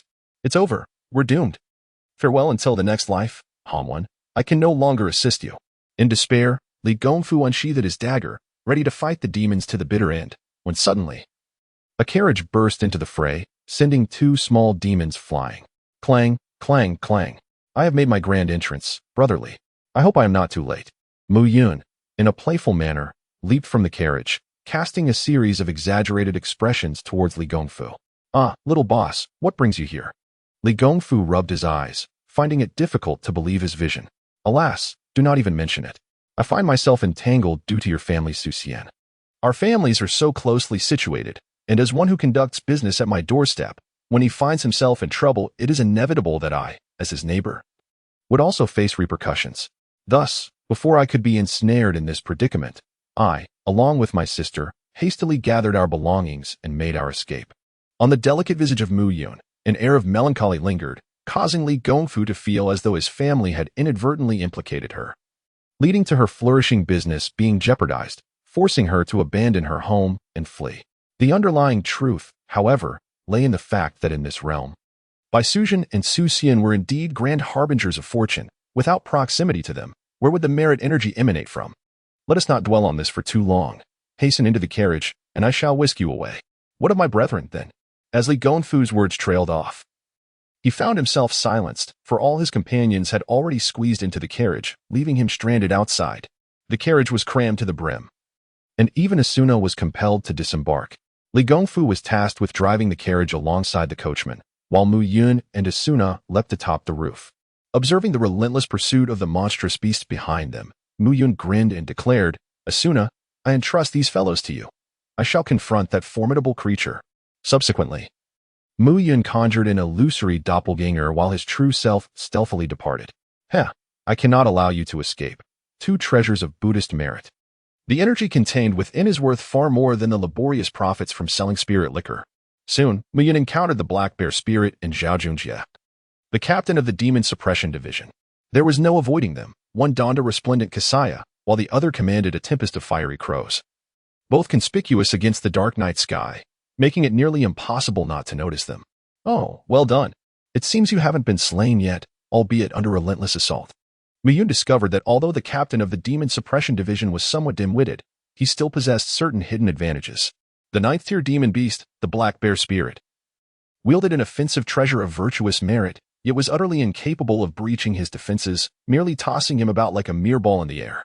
Of course, Zhao Junjie's fiery assaults proved entirely ineffective against the Black Bear Spirit, primarily due to the robe that absorbed flames and exhibited formidable defensive capabilities, leaving Zhao Junjie at a complete loss. Mu Yun did not act immediately. After a moment of contemplation, he resolved that it was indeed better to amass wealth quietly. The Dark Law, the realm of eternal night. As darkness descended, both the Black Bear Spirit and Zhao Junjie were instantly paralyzed, rendered devoid of not only sight but all senses, a sensation that was utterly terrifying. "Who dares? Come forth, you bear of a grandfather. I have connections. My ancestors hail from the Black Wind Mountains Black Wind Cave, the great Black Wind Immortal." Bang! Before the panicked Black Bear Spirit could finish his words, he felt a sharp pain at the back of his head, and darkness enveloped him as he collapsed to the ground. "Come forth, if you dare." Mu Yun abruptly seized the kasaya and the Zen staff, initially intent on exterminating the Black Bear Spirit. However, he soon reconsidered. It seemed this creature had connections, perhaps even access to treasures of merit. It would be prudent to nurture it for a time rather than waste such a valuable opportunity. With the treasures in hand, Mu Yun nonchalantly departed, completely uninterested in the foolish Zhao Junjie of the Demon Suppression Division. The treasures of the Demon Suppression Division were best left untouched, as they could not be exchanged for merit energy and might attract unnecessary troubles. As dawn broke the following day, the darkness that enveloped the area finally dissipated. The Black Bear Spirit, having been struck on the back of its head and left entirely stripped of its possessions, suddenly awoke. Its eyes opened to find Zhao Junjie of the Demon Suppression Division brandishing a knife, ready to deliver a fatal blow. Enraged, it roared, "Damn the Demon Suppression Division! How dare you ambush your esteemed bear grandpa? I'll slaughter you." Thus, a fierce battle ensued between man and beast. This time, Zhao Junjie was well equipped, while the Black Bear Spirit was unarmed and had to rely solely on its formidable physicality. The balance of offense and defense swiftly shifted, despite the bear's superior rank. It found itself howling in pain, its once glossy fur marred by burns. "Just you wait. The Demon Suppression Division has stolen my treasures. This matter is far from over." With a final growl, the Black Bear Spirit turned and fled. Come at me if you dare. Remember, it was Zhao Junjie of the Demon Suppression Division who defeated you. Chapter 65, The Gathering of the Three Emperors. So, what have you acquired? Suddenly, Mu Yun felt a jolt as his true form returned atop the carriage. "I have gathered over 600 units of merit energy. Upon review, I found that slaying a 7th-tier wild boar spirit yields 50 units of merit energy, while a 6th-tier beast provides 20. Beyond that, the rewards dwindle significantly." Asuna remarked with a hint of indifference. "What about the 8th-tier Black Bear Spirit? Surely you could have bested it?" "Indeed, it was weaker than I anticipated.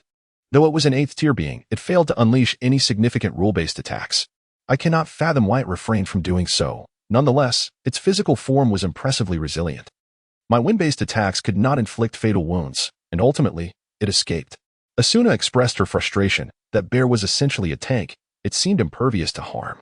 Were it not for a fortunate wind blade striking its nasal weakness, I might have found myself in peril. Muyun recalled the ninth-tier black bear spirit that had robbed him, noting that it too had not employed any rule-based assaults throughout their encounter. Despite wielding the treasured Zen staff, it resorted to brute force, and the few spells it cast appeared to be inherent to the staff itself, making it seem as if it possessed no capabilities of its own. Considering this, it appears the beasts of this realm lack depth. And what of the black bear spirit you pursued?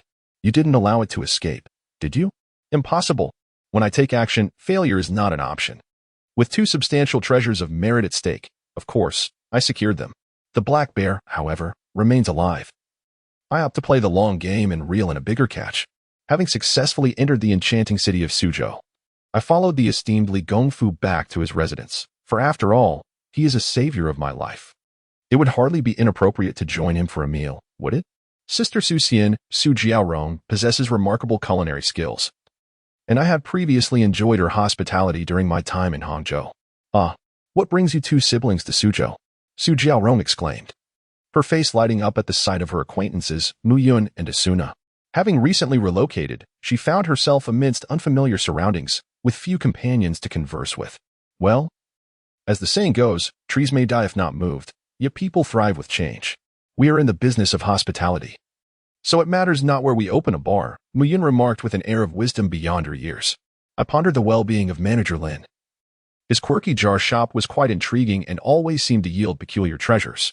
Previously, Hanwen had unearthed a stethoscope and a medical tome there, which he cherished dearly. Upon mentioning Su Xian, Su Jiaorong's eyes glistened with unshed tears as she clenched her teeth, lamenting, "My poor brother. I cannot fathom which villainous thief stole the treasury," forcing Hanwen to bear the blame. Cease your lamentations, all is well with Hanwen now. It is said that the stolen treasury and valuables have been returned, and the authorities have ceased their inquiries. All suspects have been released, and Hanwen shall reunite with us shortly. Are you scolding me? Su Jiaorong suddenly sprang up, grasping Li Gongfu by the ear. The government arrests at whim and releases at will. What of justice? What if they refuse to release Hanwen? Do you dare? Observing this lively exchange between the bickering pair, Muyun cautiously inquired, by the way, did Sister Bai and Sister Shaoqing not accompany you to Suzhou? I have yet to see them. They have arrived. They are at the street corner reopening a Balatang. They are merely awaiting Hanwen's return to commence operations. Speaking of Bai Suzhen and Shaoqing, Su Jiaorong extolled their virtues, for true loyalty is revealed in times of adversity.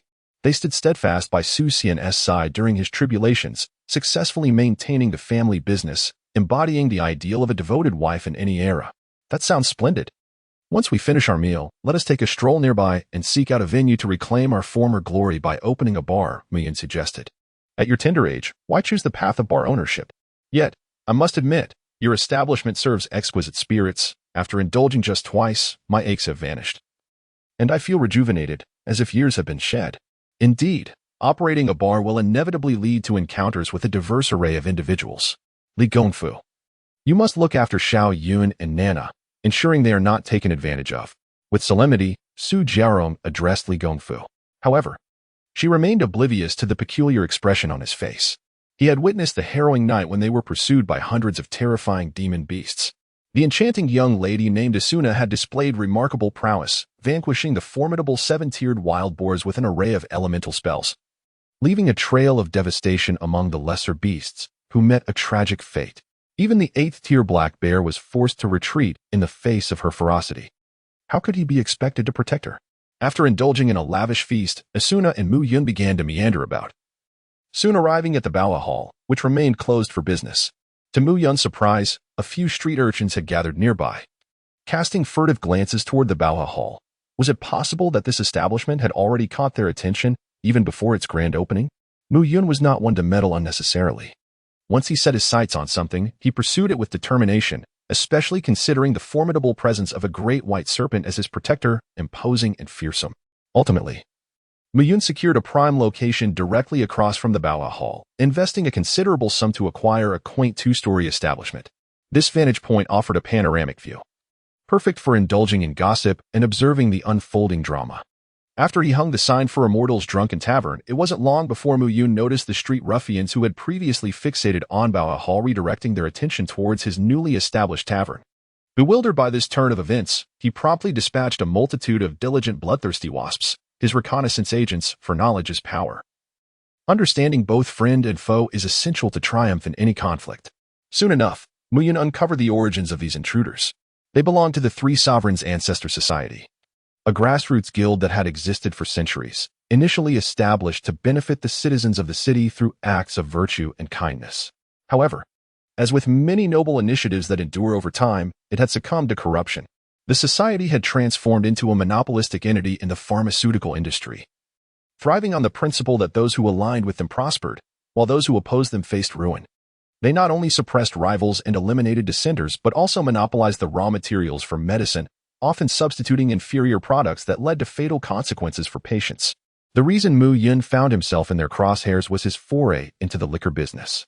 The Three Sovereigns Ancestor Society had extended its monopoly beyond medicine to the brewing industry, thus it was no surprise that as soon as his sign was unveiled, the individuals who once hovered around Bao Hall flocked to his tavern like wasps drawn to nectar. The corners of Mu Yun's mouth curled up slightly, revealing a mischievous smile. How delightful! The Three Sovereigns Assembly has existed for such a long time. It must be quite prosperous, wouldn't you agree? Chapter 66. The Arrival of Goods, Met with a Demise. The finest hunters often appear in the guise of their prey. Bang!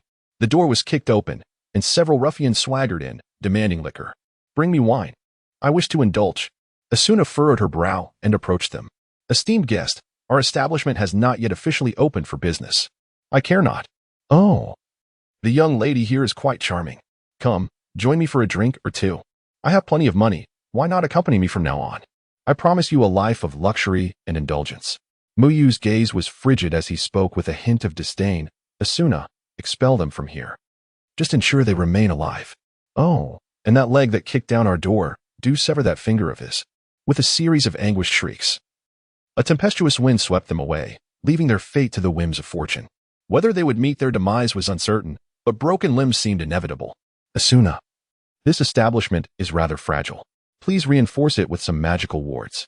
It appears there are issues with the grand formation of Gusu City, as it has allowed a considerable number of malevolent entities to infiltrate. Muyin furrowed her brow slightly, her piercing spiritual eyes flickering as she observed the dense demonic aura enveloping the skies above Gusu City.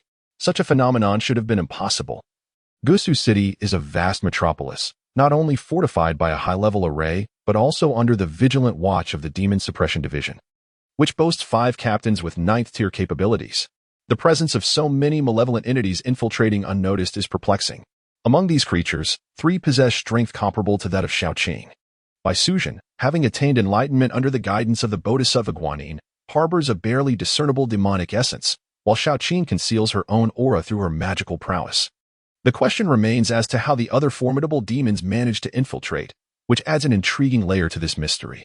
Muyin noted that the 3 powerful demons were situated at the General S Mansion, the Three Emperors Ancestor Society, and the Demon Suppression Division. The Three Emperors Ancestor Society, while not surprising, has become a den of iniquity, clandestinely harboring demons to engage in disreputable activities, which is somewhat understandable. However, the presence of formidable demons within both the General S Mansion and the Demon Suppression Division is decidedly peculiar. The General, Huyan Wuma, renowned for his countless battles against demons, has mastered a formidable anti-demonic aura. Ordinary demons would disintegrate long before they could approach him. The notion that a demon has infiltrated his stronghold is preposterous. The situation at the Demon Suppression Division is even more outrageous, as it is precisely their duty to combat such threats. Mu Yun had no intention of intervening in these matters, as long as they did not hinder her pursuit of accumulating merit energy. Let others deal with it. Asuna, it is high time for you to level up as well. Go partake in a bottle of boundary-breaking wine, and then venture once more into the 10th level of the Demon Tower to grasp the elemental laws. Miyun harbored a tinge of envy towards Asuna in her elven form, as she effortlessly grasped the principles of elemental magic. Furthermore, with the blessing of the Elven King, the potency of these elemental laws was significantly amplified. What about you, Mumu? Asuna's beautiful eyes flickered with concern. As for me, I intend to venture into the Three Sovereigns Grandmaster Society tonight. The previous relics, the Robe of Merit and the Meditation Staff, yielded only 7,000 units of merit energy, leaving me just short of the required amount for a system upgrade. Thus, I plan to procure some resources from the Three Sovereign Society. Please exercise caution. I shall return swiftly. Have no fear. Are you not aware of my capabilities? Even the likes of Bai Suzhen, a transcendent being, could not best me. What can a mere three-sovereign society do to me? Mu Yun asserted confidently. He had previously engaged in a tentative contest with Bai Sujin, discovering that her powers were considerably restrained in this realm. Even in her true form, she could only exhibit the strength of an earth immortal. Yet she remained unable to contend with him. His void law seemed to hold significant sway here. As night fell, Mu Yun transformed his appearance, donning the thousand-faced mask and a tight black outfit that accentuated his form. The Night Queen's attire, a celestial-grade garment, granted him the abilities of invisibility, allure, and immunity to magical damage.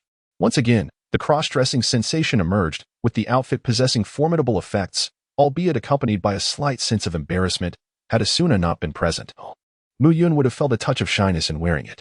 Before long, Mu Yun stealthily infiltrated the Three Sovereign Society, spending an hour within to locate two areas rich in merit energy. The first was the main hall, where the revered ancestor of the society, the medical ancestor Shinon, was enshrined. Mu Yun circled the entrance several times but ultimately refrained from entering, for he sensed that within the hall, alongside the enshrined medical ancestor, there resided a sword imbued with a dangerously potent sword intent.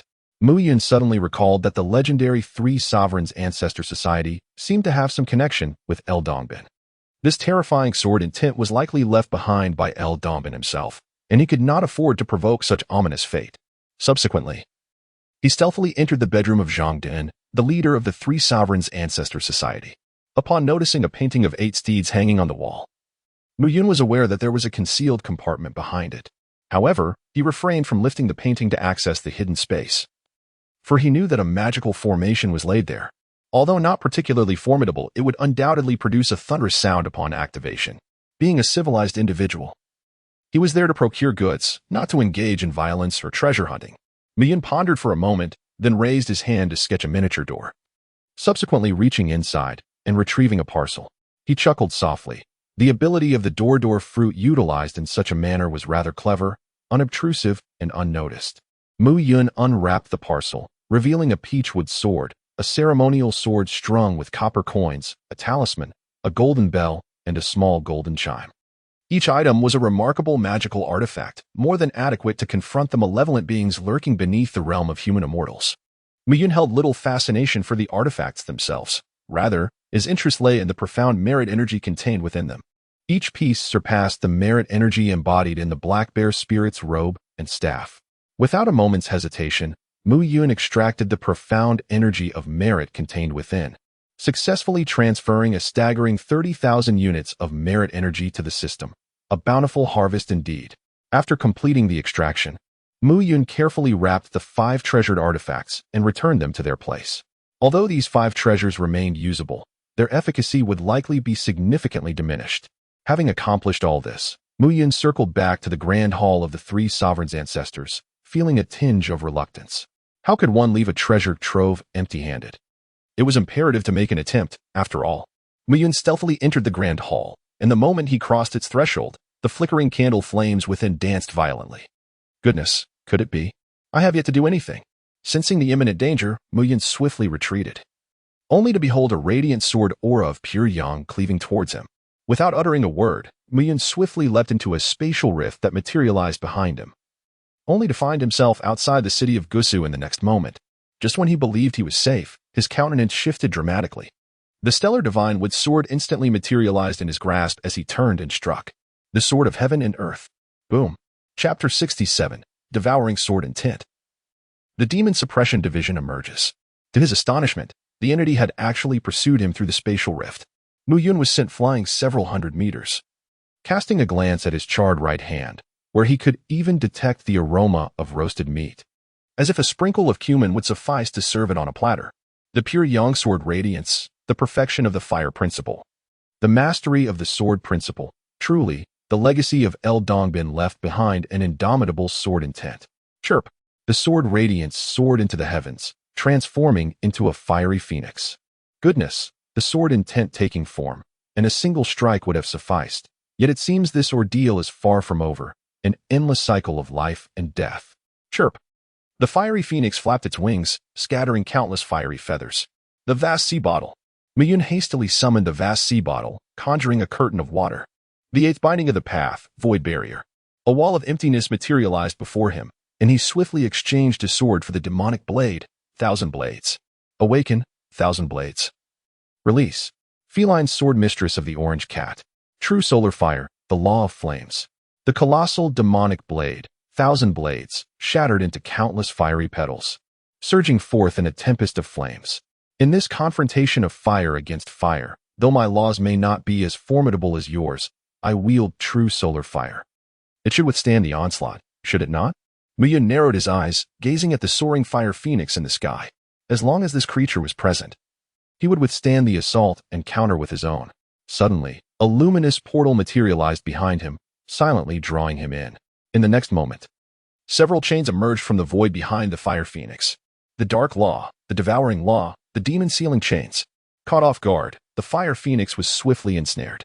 At that moment, Muyun leaped from the void. Without uttering a word, he cast a golden ring that settled firmly around the fire phoenix.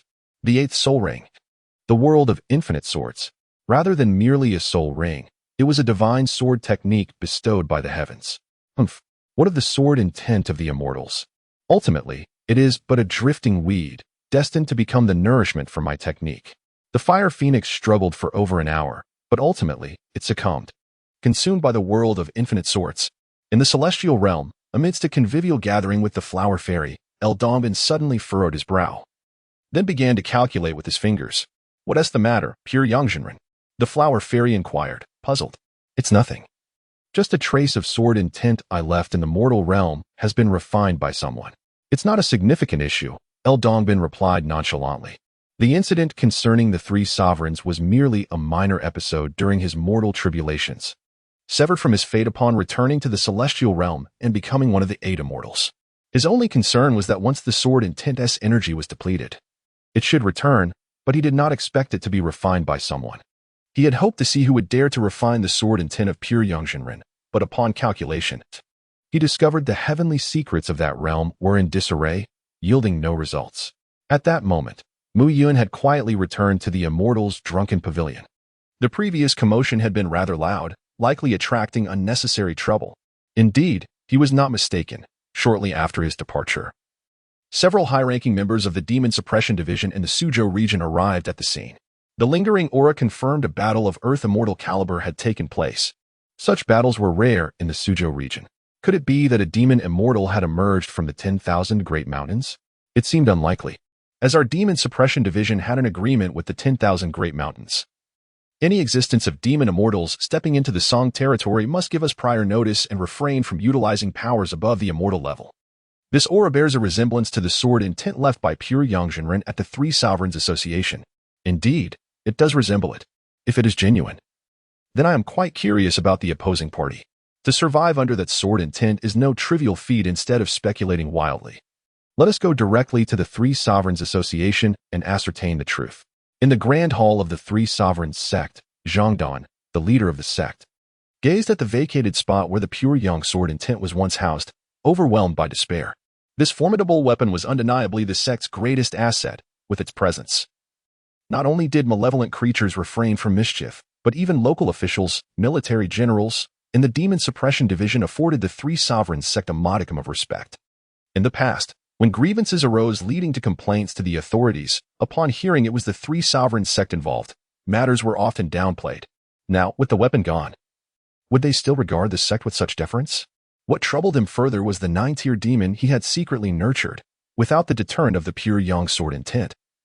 It was unlikely to remain obedient. Lord of the Demon Suppression Division, you must uphold justice for the Three Sovereigns sect. You must apprehend that thief who stole the sword intent. Observing Zhang Dan's lamentations, a curious officer from the Demon Suppression Division remarked, "Very well. Let us begin our investigation within the Three Sovereigns sect. Based on my experience, such cases often involve an insider." Zhang Dan's expression shifted dramatically at the thought of an internal inquiry. No. Please, spare us the investigation into the Three Sovereigns sect. Don't you possess a relic known as the Retracing Glaze Orb? Use it to discern who entered the Grand Hall under the cover of night. So you are aware of the Retracing Glaze Orb. Consider yourself fortunate. An officer retrieved a fist-sized orb of glass, and the four positioned themselves according to the cardinal directions. Commencing their incantations, the orb began to reveal the events that transpired within the Grand Hall, akin to a film replay. Soon, They witnessed the moment when Mu Yun first entered the hall, pursued by the pure yang sword intent. To their astonishment, the pursuer was a woman, shapely and youthful. Her attire provocative and intriguing. "What is she wearing? I must have such a garment," someone exclaimed. "Really? What would a grown man want with that? Are you a pervert?" Another retorted. "Of course, it would be for my little Chui to wear. It would surely be delightful. You all are dreaming. That fabric is extraordinary. It could very well be a treasure. It is said that the celestial weaver of the heavens excels in crafting garments. And those she creates are not only visually stunning, but possess various magical abilities, surpassing even artifacts. Such creations are rare, even in the heavens." Zhang Duan felt tears welling up. The officers of the Demon Suppression Division were entirely unreliable, fixating on the thiefess attire rather than identifying her and capturing her. However, the next scene rendered everyone in the Demon Suppression Division, along with Zhang Duan, speechless, their expressions betraying disbelief. She slipped into the spatial rift? Am I seeing this correctly? A scream erupted from the Demon Suppression Bureau. You heard it correctly. Not only did she plunge into the chaos, but even the pure yang sword intent pursued her into the fray. In this tumultuous realm, who would dare to engage in spatial traversal? Is she not afraid of the chaotic currents of space? Zhang Duan found himself momentarily paralyzed, then abruptly turned and fled. Space? Thieves, this cannot be. It simply cannot be true.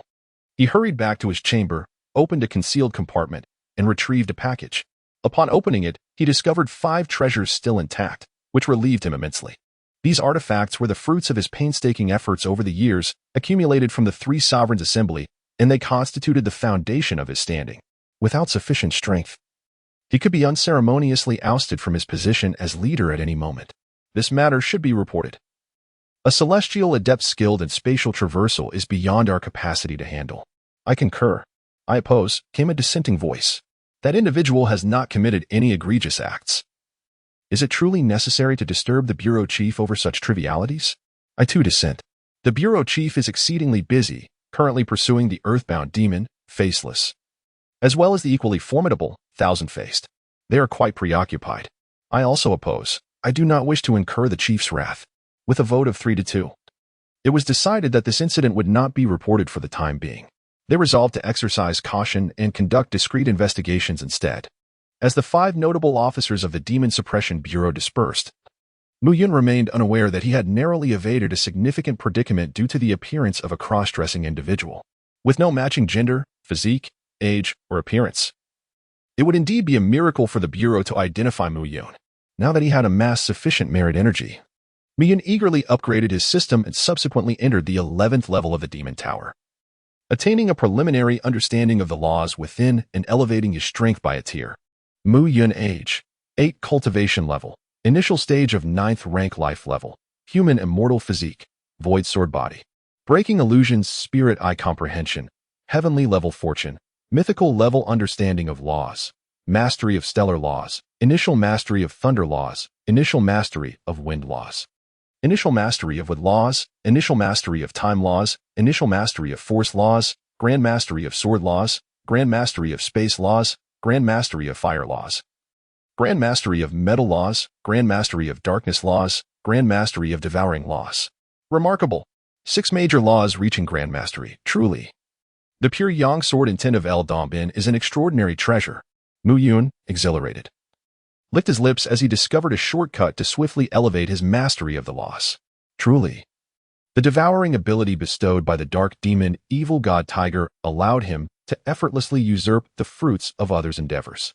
After upgrading to the law of devouring, his power intensified even further. Within the grand hall of the 3 sovereigns, there exists a clay avatar of the divine farmer. Would consuming it also yield significant benefits? Mu Yun felt a stirring within his heart as his aim struck the statue of Shinnong. The Shinnong clan, known for their magnanimity, would likely not take offense at a minor transgression, especially considering that his true form was reportedly ensnared within the fire cloud cave, leaving merely a clay avatar outside, which should not pose a significant challenge. Truly reminiscent of a cat, his reckless heart began to stir once more. Upon returning to the Immortals' drunken pavilion, he discovered that Asuna had already returned. Utilizing her broken illusion spirit eye, she assessed her attributes, which startled Mu Yun. Asuna had astonishingly reached the 9th tier of strength, having comprehended all elemental laws to the minor accomplishment stage. Mu, I initially intended to grasp the laws at an introductory level before returning, but I was suddenly drawn to the emergence of the 11th layer of the Demon Tower. My accrued merit energy was sufficient, so I ventured in. You do not harbor any resentment towards me, do you? Asuna said, a hint of shyness in her voice.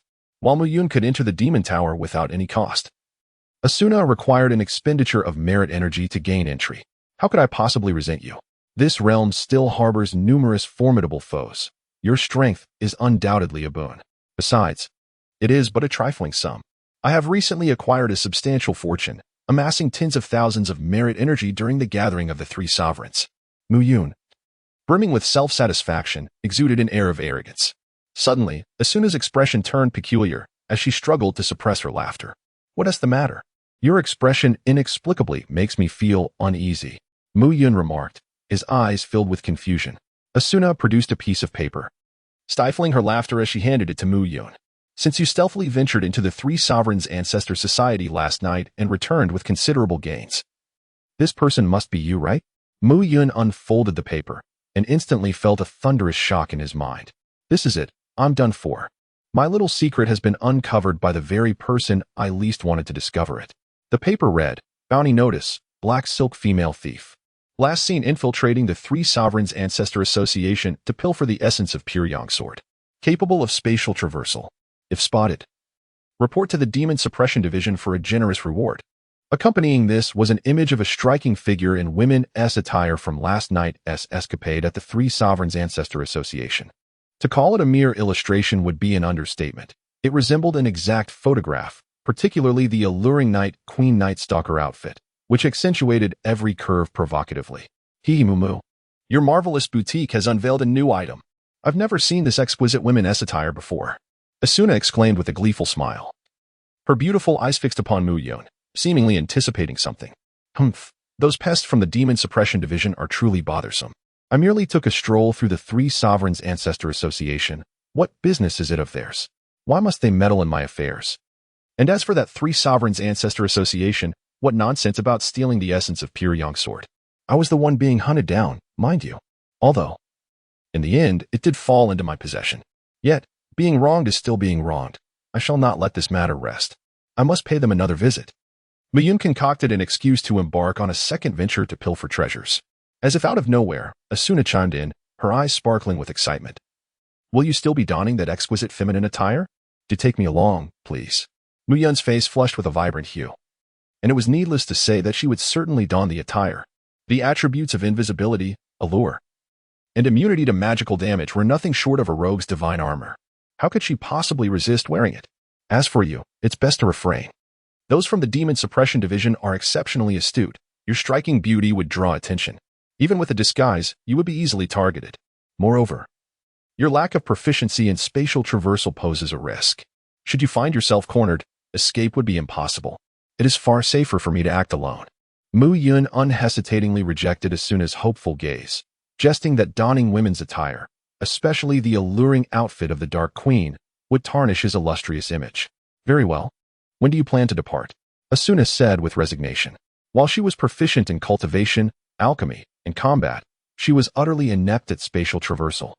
Her presence would only hinder the endeavor. Seize the opportunity while the iron is hot. I intend to act that very night. The Demon Suppression Division will certainly be caught off guard. Just after issuing the wanted notice, I shall deliver a resounding blow to their faces. Muyun harbored a profound disdain for the wanted notice, regarding it as an indelible mark of shame upon his life. The Demon Suppression Department, you shall face dire consequences.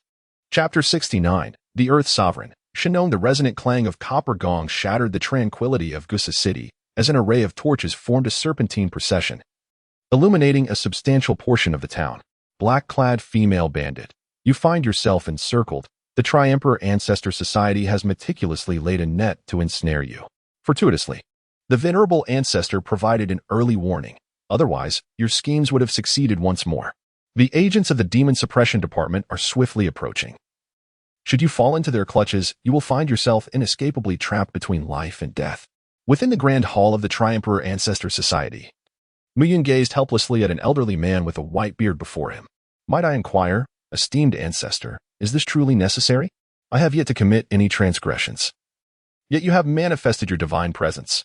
You, a mighty figure of the quasi-saint realm, have traversed such a distance solely to apprehend a mere child like myself? Are you so devoid of leisure that we can no longer enjoy our playful pursuits? At this moment, Mu Yun was engulfed in profound frustration. He had considered every aspect but overlooked the divine statue of the Shinong behind the offering table. That entity was capable of divination, an awe-inspiring sage whose mere calculation could unveil his intentions with alarming clarity.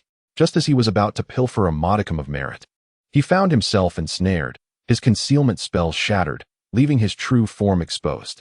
The entire space became immobilized, severing any possible escape. Ultimately, that clay-bodied manifestation came to life, approaching Mu Yun with an air of nonchalance. A single glance from it made him feel as though he were utterly laid bare, both inside and out. You, at such a tender age, dare to covet the merit energy of an old man? No, I didn't steal anything, Mu Yun protested vehemently, shaking his head vigorously as if it were a rattle drum, refusing to accept any wrongdoing. Your lack of ability merely prevented you from succeeding. Therefore, it can only be deemed an attempt. Might the venerable ancestor be magnanimous enough to overlook my transgression? He stole a sidelong glance at the elder, whose benevolent demeanor seemed to suggest a disposition for leniency. Do not address me as venerable ancestor. You are not like those ruffians outside who incessantly use that term. It's quite distasteful, the Earth's sovereign remarked, his gaze narrowing with palpable disdain. Then shall I call you Grandfather Jiang? Mu Yun retorted, adeptly climbing the metaphorical ladder. However, before we proceed, I must clarify. Are you affiliated with the Hall of Reincarnation? The Earth Sovereign's tone remained unruffled, a subtle mental force binding Mu Yun firmly in place. I am not. I have no connection to the Hall of Reincarnation whatsoever. Mu Yun replied, his eyes clear, presenting himself as an honest young man. The first part is true. Indeed, you are not a member of the Hall. However, the latter part is somewhat dubious. There are still threads of causality entangled. This made sense, as individuals from the Hall of Reincarnation would refrain from entering such a world, rife with calamity, particularly those who had already attained immortality. In such a place, a careless action could lead to severe repercussions if they were to become tainted by calamity. Calamity? What calamity? Mu Yun inquired nervously. Initially, it was merely a minor tribulation orchestrated by the Buddhist sect. However, with the return of the demon realm, this minor tribulation has transformed into a cataclysmic event. Have you not noticed that many ancient temples that once stood for millennia now lie abandoned, overtaken by demons? The deities of the heavenly court have been summoned back, leaving only unprotected loose immortals and those destined to face their fateful tribulations among us. Mu Yun felt a shiver run down his spine. Even the Buddhist sect and the celestial realm had chosen to retreat. The formidable beings of the quasi-saint realm declared it a cataclysm of the heavens and the earth. Was he truly rushing toward this place to seek merit energy, courting death? It seemed he valued wealth over life. Excuse me, Grandfather Jiang. Is it too late for me to leave now? Guess. Come on, at this juncture. Let us refrain from playing guessing games. Mu Yun was on the verge of tears. This world had become a cage, allowing entry but forbidding exit, until all settled. No one could depart. Here is a piece of advice, young one. Do not attempt to transcend into immortality here before everything is resolved. The chances of falling alongside weak celestial beings are exceedingly high. Moreover, remain composed, do not wander aimlessly. This cataclysm is a fierce battle between demons, Buddhas, and immortals. Once involved, you would be among the first to perish.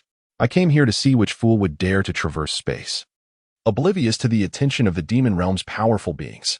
Well, now that I am enlightened, I shall take my leave.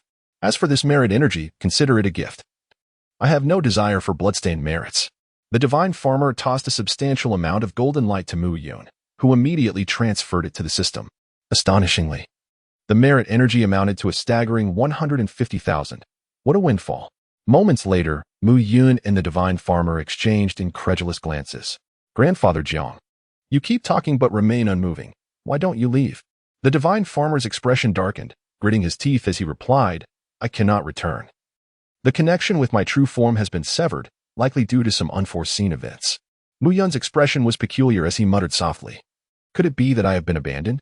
After all, with the existence of a Dharma body, losing a few would not pose any significant issue. At worst, it would merely result in a slight depletion of spiritual energy, which could be replenished with a few days of cultivation. Shinong's face darkened further. He believed in the adage of not striking a person's face nor exposing their weaknesses. Why was this insufferable child so irksome with his words? Let us depart. For the days to come, I shall reside with you. This three sovereigns' ancestor harbors filth, and I have no desire to linger here for even a moment. Upon returning to the immortals' drunken pavilion, Asuna curiously observed the dejected Mu Yun alongside the imposing Shin Nong, and inquired, Mu, did you succeed? I noticed quite a commotion outside, and thought you had encountered a mishap. I was ready to come to your aid. By the way, who is this esteemed gentleman? Indeed, success was achieved. This is the Earth's sovereign, Shin Nong, a formidable figure at the quasi-saint level, truly impressive. Mu Yun replied with a weary tone. Although he had acquired a substantial amount of merit energy, the entanglement in the calamity of heaven and earth left him far from elated. Wow, Asuna exclaimed, taken aback. How remarkable, my Mu. I thought you merely ventured out to pilfer some merit energy, yet you managed to bring back its rightful owner, and alive no less. Sigh. Mu Yun sighed and recounted the series of events.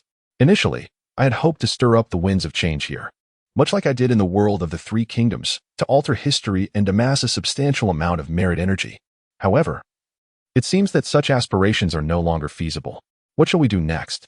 Asuna, recognizing the gravity of the situation, inquired urgently. 12 words. Observe the clouds rise. Enjoy the spectacle and endure for the long haul. Mu Yun replied, shaking his head. Shall we continue to operate this tavern? Mu Yun pondered seriously for a moment and said, of course, but it would be best not to bring out the higher-grade celestial wines.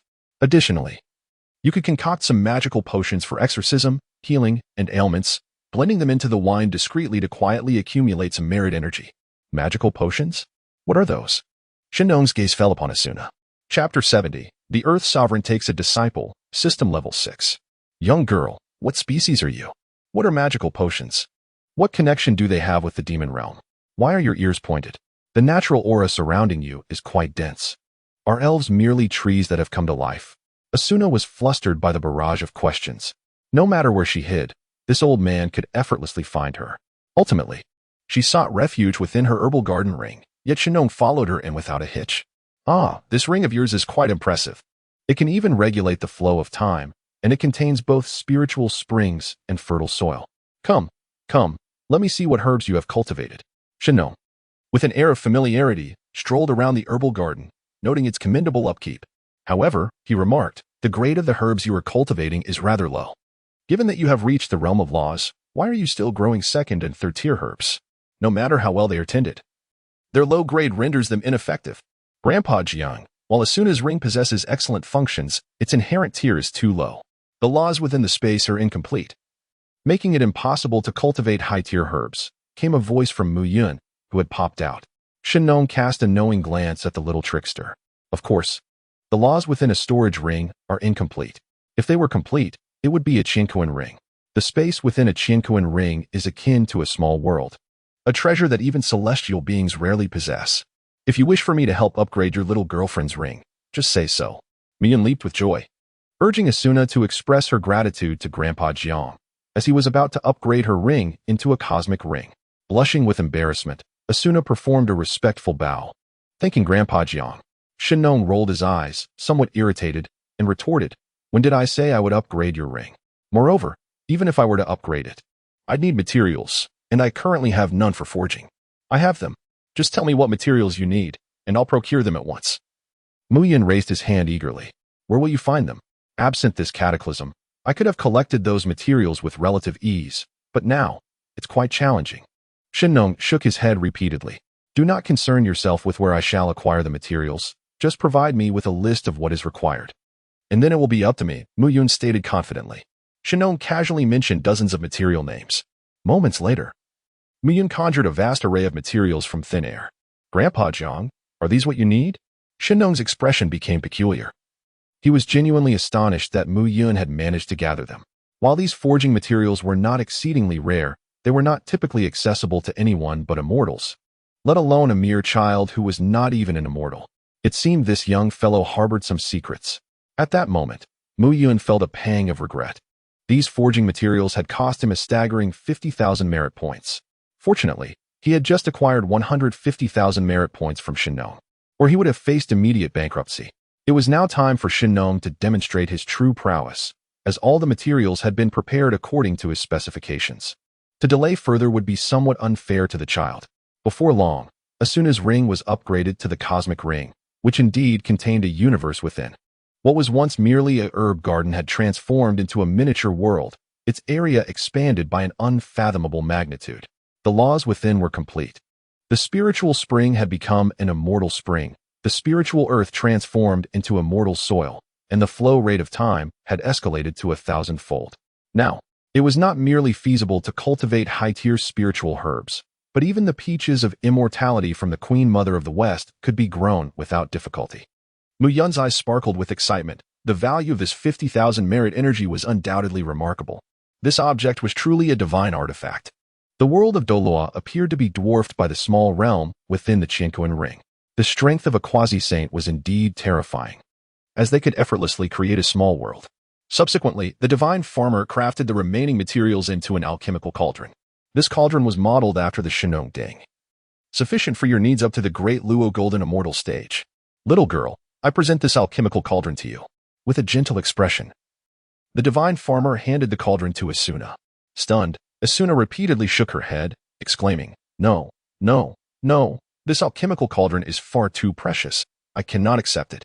At that moment, Mu Yun suddenly interjected, "Sister Na, are you foolish? Hurry and pay your respects to your master."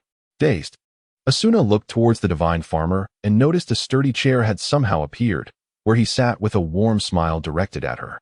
Realizing the significance, Asuna immediately bowed her head in reverence, saying, "Master, I pay my respects to you." Ha ha ha, rise, rise. Who would have thought that this journey would grant me such an excellent disciple, with an innate affinity for flora and fauna, comparable to the myriad spirit bodies? You are undoubtedly a promising talent for alchemy. Shenong laughed heartily. The days ahead would be arduous for Mu Yun, as Asuna and Shenong, his mentor, spent their days within the Qianquan ring concocting elixirs, leaving Mu Yun solely responsible for managing the shop. Due to his lackadaisical approach, the tavern's business dwindled to a dismal state, almost desolate. Mu Yun, disheartened, closed the door and sought refuge in the Qianquan ring, consulting Shenong on matters of artifact forging. After all, he possessed a forging master system and bore the title of a master craftsman. It must be said that Shenong was indeed a treasure of a celestial being, not only exceptionally skilled in alchemy but also possessing remarkable prowess in artifact creation, talisman crafting, and formation techniques. In just a month, Asuna's alchemical abilities skyrocketed, enabling her to forge high-grade celestial pills, while her cultivation reached the pinnacle of the 9th tier, on the verge of ascending to the realm of human immortals. Under Shenong's guidance, utilizing high-quality celestial herbs for alchemy, her strength surged at an astonishing rate. Were it not for the unsuitable conditions for advancing to human immortality at this juncture, Asuna could have even made a rapid leap towards the celestial realm. Such is the unreasonable nature of alchemists, who can enhance their cultivation through the process of alchemy, provided they have an ample supply of superior celestial herbs. Mu Yun was not idle either. He shamelessly clung to Shenong and managed to elevate his lamentable forging skills to the celestial level. He could now forge celestial artifacts, and his mastery of formations had also reached the 9th tier, just shy of the celestial level. His strength had also attained the pinnacle of the 9th tier. During this period, he expended 50,000 units of merit energy to upgrade the system, unlocking the 12th layer of the Demon Tower. With the 12 laws he mastered reaching a state of great perfection. The system had now ascended to level 6, and the system marketplace expanded 100-fold. The Tavern of the Heavens system introduced over a dozen new celestial wines, which Shenong indulged in during this time. The cross-dressing master system received an upgrade as well, with several new styles added to the shelves, featuring ethereal designs. Wearing these garments not only exuded an air of celestial grace, but also offered remarkable effects, enhancing cultivation speed, boosting comprehension, and even bestowing divine abilities. Asuna now donned these outfits while concocting elixirs, unperturbed by the danger of catching fire. Chapter 71. The arrival of manager Lin Mu Yun. "You rascal, open the door.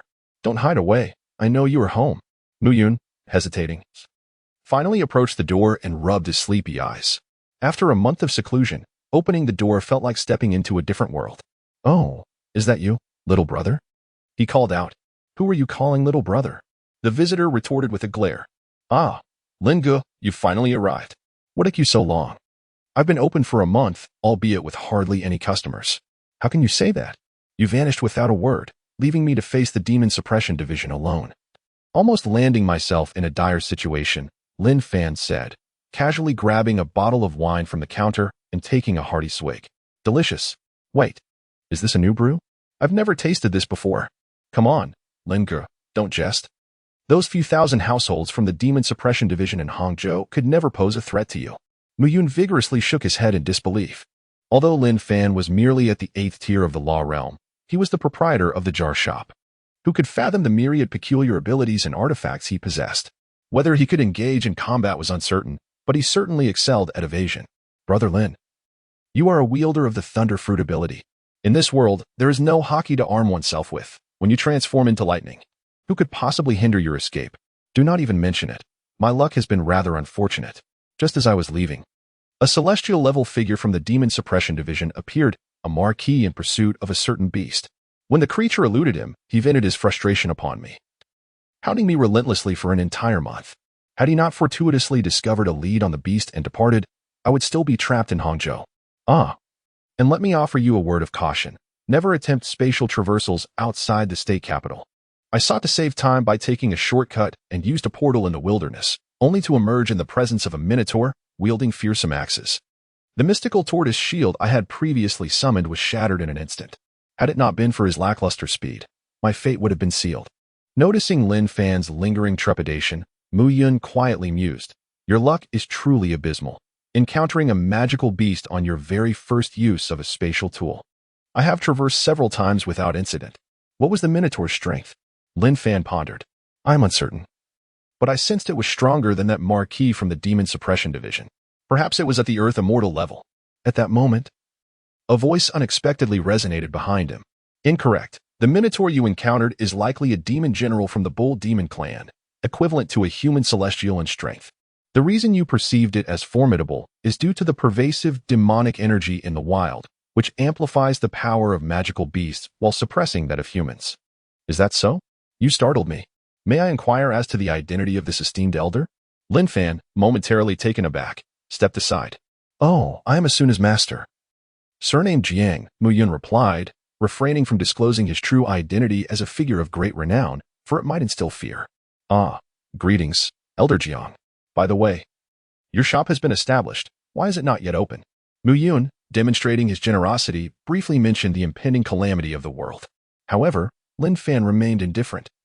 As the proprietor of a jar shop, he would remain ensconced within his establishment, regardless of the looming crisis. "Have you selected a suitable location for your jar shop? If not, why not set up directly across from my tavern? I have already secured that spot for you," Mu Yun suggested, gesturing towards a modest storefront across the street. "At least you possess a modicum of conscience, albeit not much," Lin Fan remarked, accepting the offer with a smile. "What exactly is a jar shop?" Shenong inquired. His interest piqued. "You will understand once he opens the shop," Mu Yun replied, choosing not to elaborate, for the establishment of Lin Fan's shop would be a straightforward endeavor, facilitated by the fixed templates of the system, allowing for effortless completion without the need for personal renovations. In a short while, Lin Fan's celestial jar shop flung open its doors. Upon entering, Mu Yun was filled with nostalgia as he surveyed the dilapidated surroundings, reminiscent of the very place that had once propelled him to success. Shenong, on the other hand, entered with a visage of disdain, but paused momentarily, intrigued. Despite its modest dimensions, it revealed itself as a microcosm, governed by the rules set forth by the shopkeeper, akin to the tavern of the young fellow. At that moment, Lin Fan was struck dumb with astonishment. Upon the elder's entrance, he, as the proprietor of the celestial jar shop, had discerned the elder's information. Earth Sovereign Shenong, Avatar of Divine Power, Quasi-Saint Realm. Is this for real? Lin Fan stammered, unable to articulate a coherent thought. Without awaiting a response, he instinctively recognized the truth, as his absolute control over the shop did not extend to this venerable figure, surpassing all bounds. "Come, let me have 10 jars, Shenong declared with enthusiasm. Lin Fan, wearing a wry smile, replied, "Your esteemed status is far too elevated. My shop is currently only at level 1. Even the finest wares I could produce would appear as mere refuse in your eyes. What you create matters not. I simply wish to experience something novel. After all, I shall be the one footing the bill." Shenong gestured towards Mu Yun. Mu Yun was indifferent to this, as he had gained significant advantages from the Shenong clan. The guidance of an immortal-grade artifact master, a 9th-tier formation master, and a quasi-saint powerhouse was invaluable and could not be purchased with any amount of money. The subsequent phase of smashing jars left Lin Fan, the proprietor of the celestial jar shop, feeling quite uneasy. While others perceived the treasures within the jars as emerging from them, in the eyes of an entity like Shinnong, the jars initially contained nothing but chaos. At the moment of their shattering, treasures would be summoned from some distant, unknown dimension. This intriguing concept sparked a thought in Lin Fan's mind.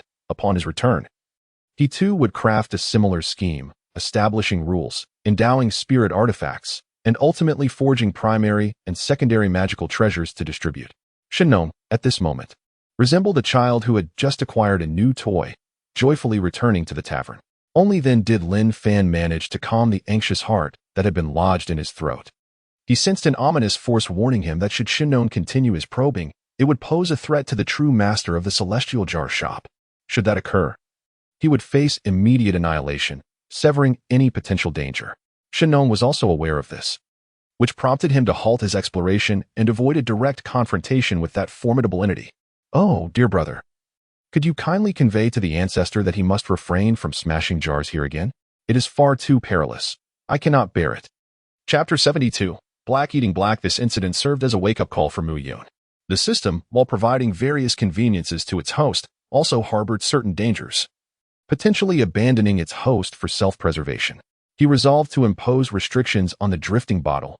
Individuals of extraordinary strength should never be allowed to smash jars. If a saint were to emerge, it would spell utter ruin. The days passed like a gentle stream, and soon another month had slipped away.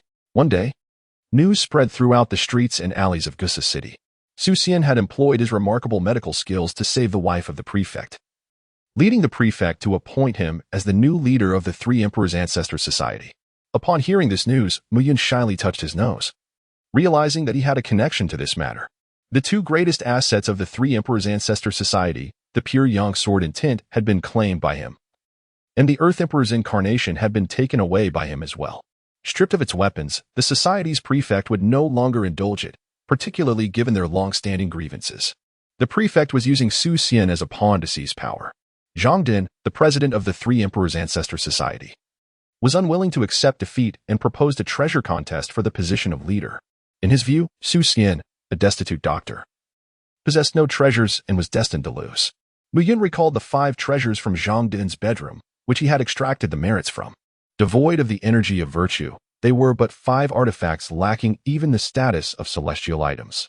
A mere scale plucked from the serpent of Baisujian would surpass the combined worth of those 5 trinkets. However, it was evident that Baisujian and Shaoqing remained oblivious to this fact. Mu Yun intended to offer a warning. Yet through the lens of his broken illusion spirit eye, he beheld the radiant light of Baohe Hall soaring into the heavens across the way. It was too late. It appeared that Shaoqing had already accomplished her thievery, and her movements were remarkably swift. Mu Yun even beheld the grand gates of Gusa City, where an extraordinarily opulent carriage was entering, escorted by 4 captains of the demon-subduing division and a dozen or more officers. This was Liang Lian, the favored son of the esteemed Prime Minister Liang, the catalyst for a series of unfortunate events. Goodness, despite the impending calamity, nothing could impede the unfolding of this narrative. Su Xian was destined for misfortune once more, parading the treasures he had pilfered, only to be caught red-handed by their rightful owner.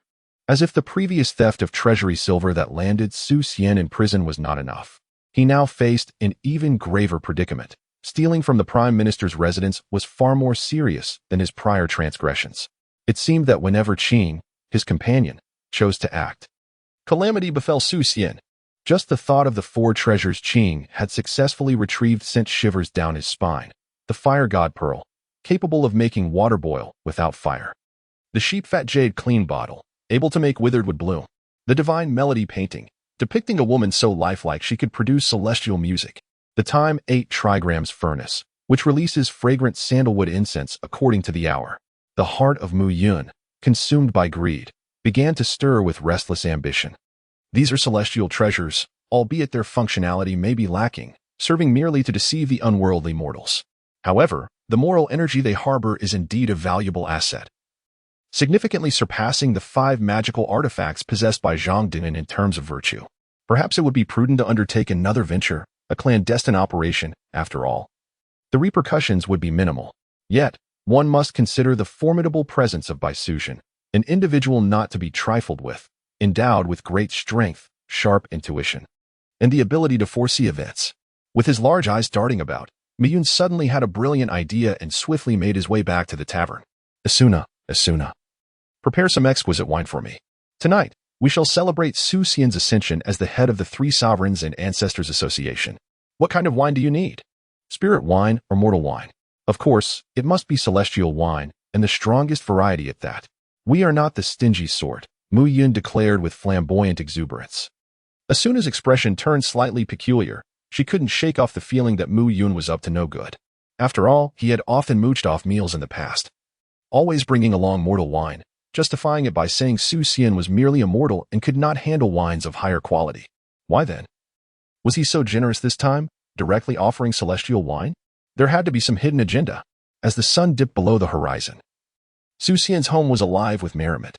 Brother Su, I raise my glass to your new position as the head of the Three Sovereigns and Ancestors Association. May your path be smooth and your career flourish. Cheers. Sister-in-law, I wish you a healthy baby, a harmonious family, and joy in abundance. Cheers. Sister Ching, I hope you two find a suitable husband. Cheers. After Mu Yun finished uttering those few words of blessing, an inexplicable sense of guilt washed over him. For it seemed that none of those well wishes had come to fruition. Instead, they had manifested in the most contrary manner. Su Xian, having just assumed the role of the Grand Master of the Three Emperors, found himself embroiled in a scandal concerning the theft of treasures, and his days were consumed with either being apprehended or being rescued, leaving him in a constant state of turmoil. Bai Suzhen indeed welcomed a healthy baby boy into the world, yet this bore no relation to the ideals of family reunion, peace, and joy. As for Xiaoqing, she had encountered a scoundrel and, bewitched by his charm, nearly fell out with Bai Suzhen. Asuna, it is your turn, in such a splendid evening. Let us indulge until we can no longer remain sober. As night fell, a tiny figure stealthily approached Bai Suzhen's side. Haha.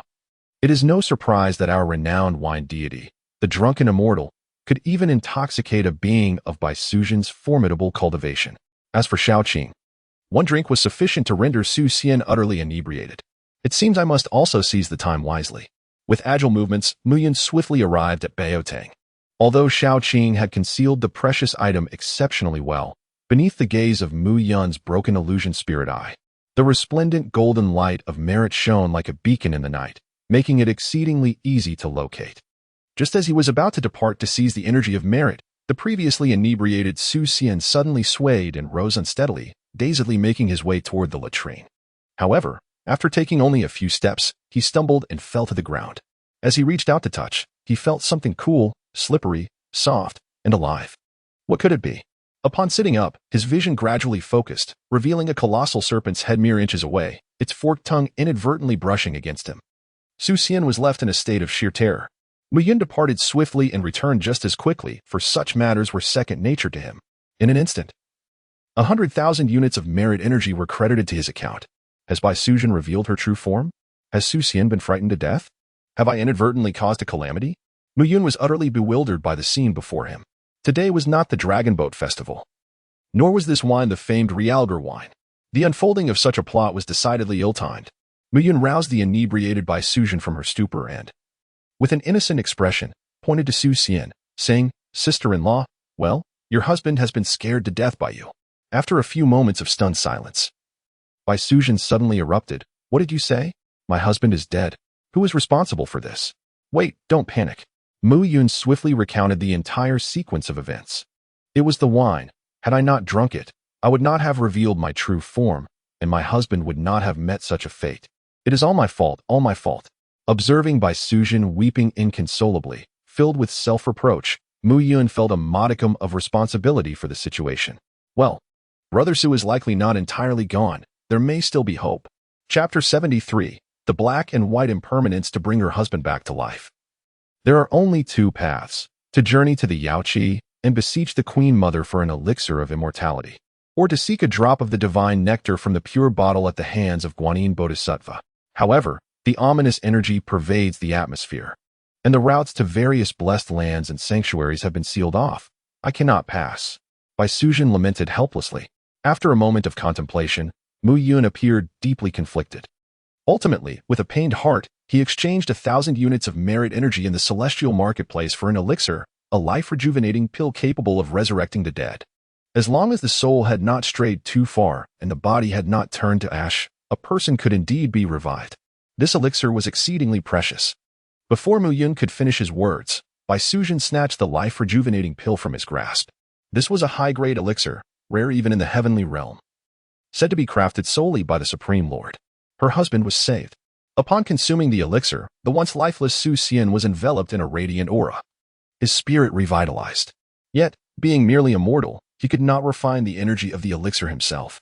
I would assist him in this process, which would require his undivided attention for about half an hour. I hope that Brother Yun will provide protection during this time. Mu Yun opened his mouth, intending to refuse. But upon seeing Bai Sujin's pleading face, his resolve softened. Very well, just for half an hour. Any longer, and I fear I shall not endure. Thank you. Bai Sujin was acutely aware of the daunting task ahead. The act of reviving the deceased was far from simple. Even if one were to bring a soul back to life, they must first navigate the treacherous domain of the messengers of death. Thus, she did not harbor any expectations for Xiaoqing, as she herself lacked complete confidence in confronting the spectral duo, much less could Xiaoqing manage such a feat.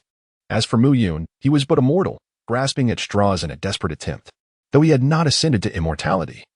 A nagging intuition warned her that this child was perilous, far more complex than he appeared.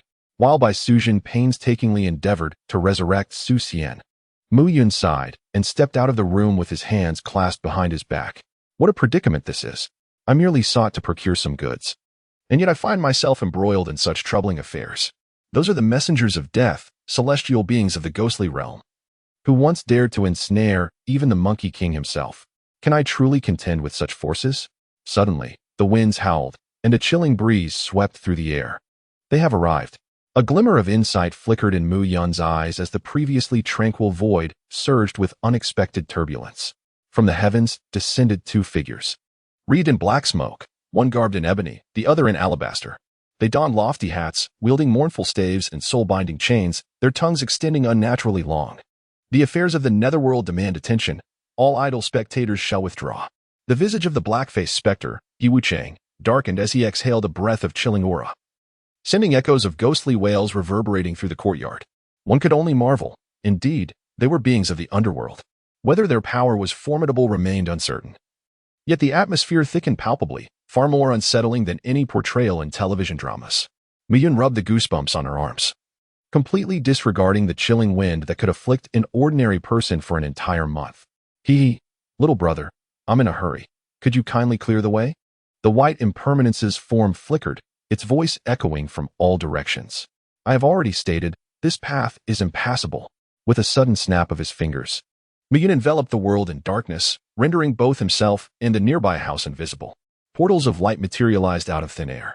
What do you mean? Do you wish to oppose the underworld?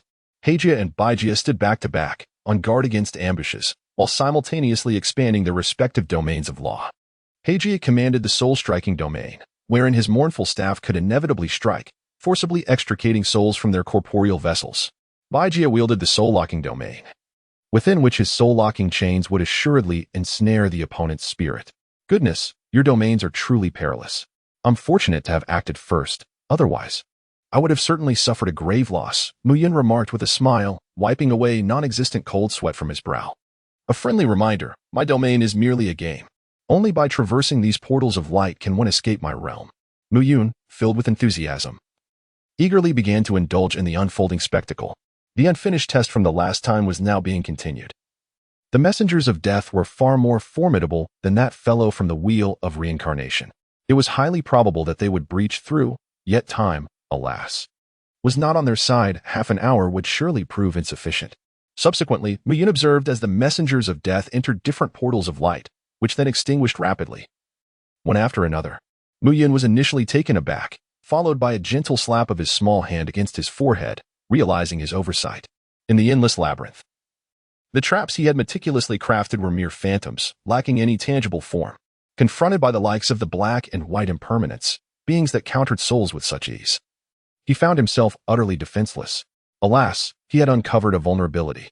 He resolved to return to the puppet pavilion to diligently study the art of puppetry, enhancing his mastery in this domain.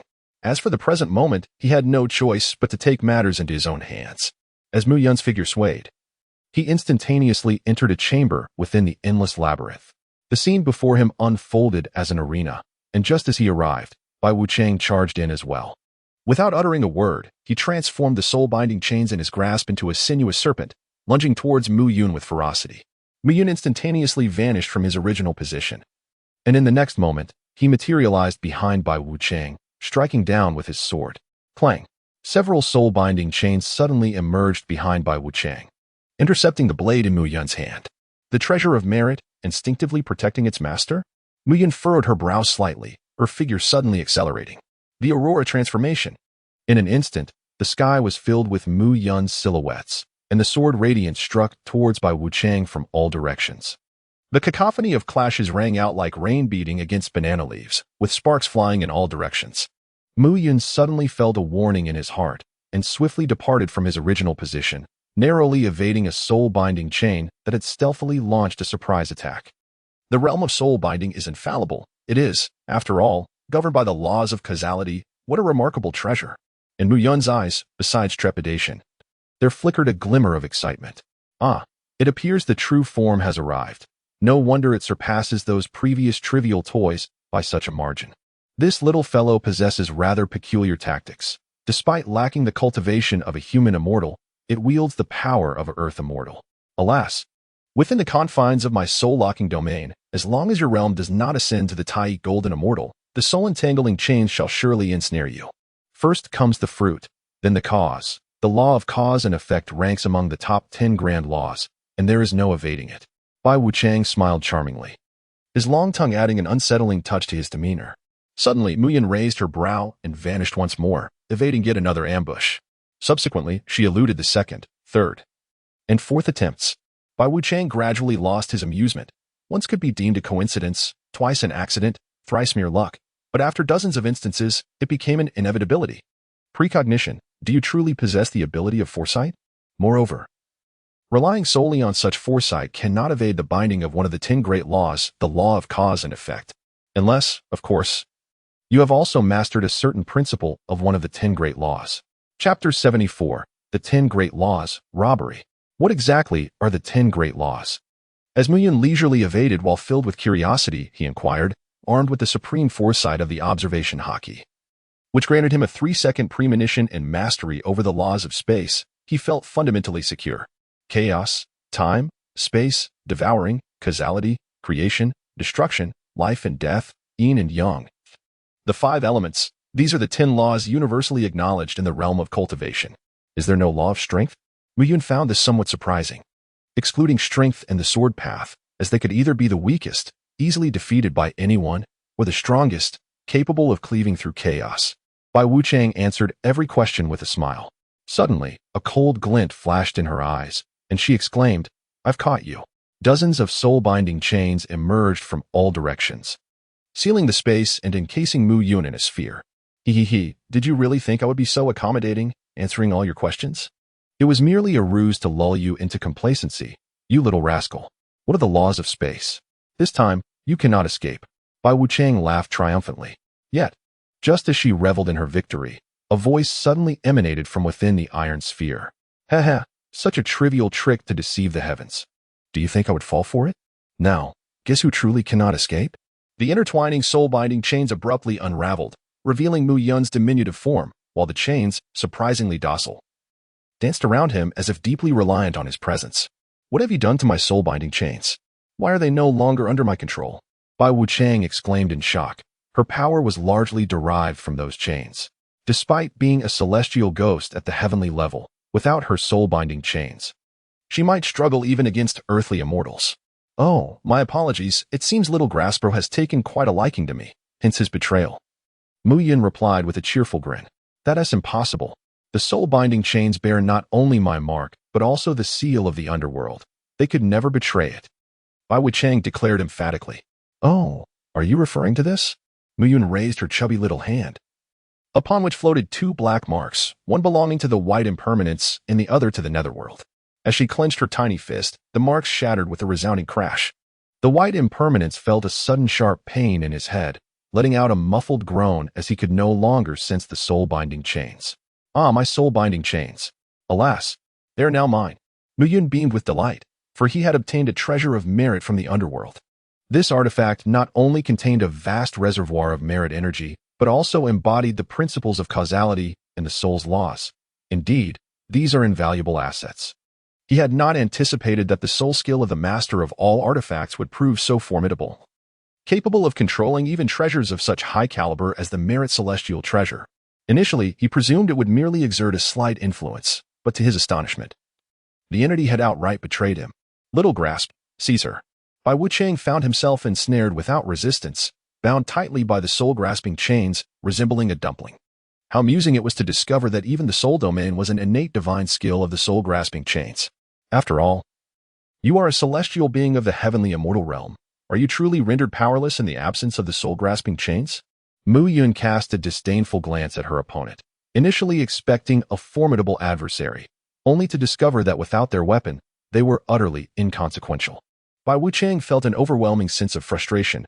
Her own prowess was not so feeble, yet as a ghost, she found herself ensnared by the soul-binding chain, a divine artifact specifically designed to capture spirits. With Bai Wuchang securely bound, Mu Yun abruptly looked up and encountered the entrance of He Wuchang, revealing a toothy grin. "Ah, my dear brother, what have you done to my sister Bai?" He Wuchang's expression was one of disbelief. Could it truly be that Bai Wuchang was captured by his own divine artifact? Was this some bizarre dream? Brother He, flee at once. Return to the underworld and inform Lord Yan. This individual is not to be trifled with. Bai Wuchang urged loudly, yet struggled to articulate her thoughts, for she remained perplexed as to why the soul-binding chain had turned against her. "Ah, but do not be in such haste to depart. I have taken a keen interest in your crying staff. Hand it over, if you please." Mu Yun's gaze was fixed intently on the mournful staff clutched in the hands of the Black Impermanence. "What a marvelous item!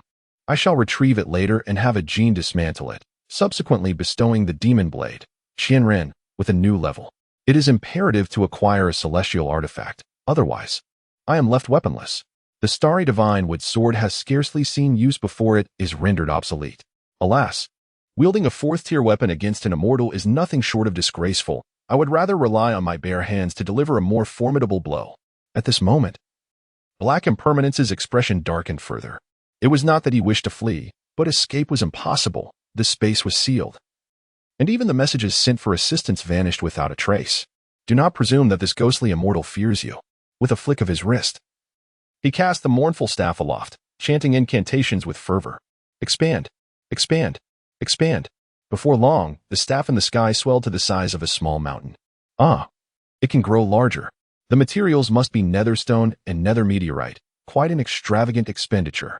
Confronted with the colossal staff hurtling downward, Mu Yun propelled himself skyward like a cannonball, delivering a powerful punch. Boom. The mournful staff was sent careening back. "Humph. You think you can intimidate me with your oversized weapon? This is not the celestial seal. Who do you think you are scaring? That was forged from the indomitable Mount Buzhou, capable of shattering worlds. And you, with your precious nether meteorite, how could you possibly conceive of crafting a mere staff?" As a celestial-grade weaponsmith, Mu Yun expressed his profound dissatisfaction. Such an item as the Morning Staff should be crafted from materials like soul-shattering wood or abyssal shadow wood, not some ludicrously inappropriate netherfall iron. At this moment, He Wuchang instinctively approached Bai Wuchang and squatted beside him, resigning himself to fate, while others were oblivious. He understood that the recent enlargement of the Morning Staff, which appeared to be a mere physical assault, was truly an attack on the soul. When the opponent charged in with a punch, he secretly reveled in the thought of shattering their spirit. However, to his astonishment, there was no sign of the opponent's soul detaching. To forcefully expel someone's soul is a matter governed by the laws of causality, and the fact that the opponent could remain immune left him utterly perplexed. It was an undeniable mismatch. Having bound He and Bai Wuchang with the soul-reaping chains, Mu Yun retracted his divine abilities. At this point, dawn broke, and Shaoqing and Asuna awoke from their stupor, while Su Xian had already been revived. "Ah, I have not failed in my mission. Do not forget the immense favor you owe me. Asuna, let us return home. These two fellows are now in your capable hands." Mu Yun took Asuna by the hand and strode away, leaving behind the unfortunate duo of He Bai Wuchang. The two, on the verge of tears, lamented their predicament. Their task was merely to capture a soul, and not even a genuine capture at that, merely a performance in accordance with the narrative. Yet here they were, inexplicably beaten and stripped of their most reliable asset, the divine treasure of meritorious deeds. This felt like a robbery, a far cry from what their superiors had instructed. Meanwhile, Bai Suzhen wore a bewildered expression, questioning why she had been left to deal with these two miscreants. They belonged to an organization with structure and hierarchy, and she found herself utterly unequipped to handle the situation. Chapter 75. The Emergence of the Demon King. A Crisis in Gusu City. The Immortal S. Drunken Pavilion. Muyun cast an irritated glance at the individuals before him, clad in black attire with matching hats, and their counterparts dressed in white. One could not deny that these figures, having exchanged their underworld uniforms, presented rather striking appearances with their unusually long tongues. Sister Bai, what is the meaning of bringing these two to my tavern? Bai Su's expression turned slightly awkward. Brother Yun, I find myself in a difficult position. These two are messengers of the underworld, while my husband is merely an ordinary man. Prolonged exposure to their aura could jeopardize his health. Then why not send them back to the underworld? Are they not concerned about the repercussions from King Yin? It is not so simple. We cannot return at present. This place is currently sealed. Entry is permitted, yet exit is not, even for us, the messengers. Pei Wuchang replied with a hint of bitterness. Mu Yun's expression was peculiar. Have you offended someone? Knowing full well that this realm is in turmoil, you still send the two of us here to work. Isn't that a trap? What you may not be aware of is that we, as ghostly emissaries, were previously able to traverse this realm without hindrance. However, due to a sudden upheaval in the demon realm last night, the gates to the underworld were hastily sealed. It is not just us. Other emissaries who were on official duties are also unable to return, Bai Wuchang said cautiously. But you cannot abandon them here with me. This is not a shelter. We shall not stay for free. We are willing to pay handsomely. Go on, go on. This is a tavern, not an inn. Muyun abruptly halted. As a bag brimming with black coins, glistening with a golden light, materialized before him. These are the spirit coins circulating in our underworld, imbued with the power of merit. Consider them as our accommodation fee. Might I inquire if this is sufficient? Mu Yun discreetly tucked away the purse, his eyes glimmering like copper coins, revealing a broad smile as he welcomed the guests, one gentleman and one lady. They were indeed two plump sheep. It is only natural to consider that in the desolate realm of the underworld, where not a soul wanders, the abundance of merit is unparalleled. Although the black and white impermanents may not hold a high rank in the underworld, certainly not comparable to the 10 Yama Kings and the judges, they nonetheless occupy a lucrative position, amassing considerable merit over the years. One must seize the opportunity to reap the rewards. Let it be known, however, that this merely covers the lodging. Beverages shall be charged separately. Muyun exchanged a knowing glance with Asuna, presenting the celestial wine with an air of determination, fully intent on exhausting the efforts of the spectral guardians. In the ensuing tempest of events in Gusu City, as anticipated, Su Xian found himself incarcerated once more. However, this time fortune did not favor him as it had previously. The thunder roared while the rain fell lightly, rendering the situation seemingly trivial. He encountered the merciless Liang Lian, who resorted to brutal methods, nearly leading Su Xian to the brink of death once again. Fortunately, the life-transforming pill had altered his constitution, enhancing his self-healing capabilities. Otherwise, he would have indeed met his demise. Thus, even though Mu Yun did not directly partake in this unfolding drama, he nonetheless provided indirect assistance to Su Xian. Subsequently, the troublemaking ancestor, the spirited young Qing, did not disappoint expectations and made a bold move, swiftly eliminating Liang Lian. In a shocking display, she brazenly took the life of the Grand Tutor's son right under the watchful eyes of the elite of the Demon Suppression Division, thereby stirring a hornet's nest. At the window of a tavern, Mu Yun, Asuna, Pei Bai Wuchang, and Lin Fan reveled in the atmosphere, thick with the portent of an impending storm. What is the matter? Aren't you planning to lend a hand this time? Lin Fan inquired, a hint of confusion in his voice. Assist? There is no merit energy to be gained, and it could easily offend the Buddhist sect, not to mention attracting the attention of the demonic realm. It's far too perilous, Mu Yun replied, shaking his head dismissively. Huh, you claim you want tea help, yet what were you sneaking around for last night? Lin Fan teased, a knowing smile gracing his face. Naturally, I was delivering wine. Miss Shaoqing and Bai Suzhen ordered several types of celestial wine from me, and I simply took the opportunity to deliver it, Mu Yun responded. As for you, don't think I'm unaware that you went over there too, right after I left, she added, her expression a blend of amusement and challenge. I was merely breaking some jars, offering door-to-door service, Lin Fan retorted boldly. The two shared an unspoken understanding, reveling in the unfolding drama, each subtly supporting the other. A few days later, twin beams of purple and gold light descended from the heavens. Boom! A terrifying aura enveloped the entirety of Gusa City. In the inner courtyard of the Grand General's residence, a serene and beautiful lady was tending to some flowers when suddenly she froze. Her exquisitely beautiful face twisted grotesquely.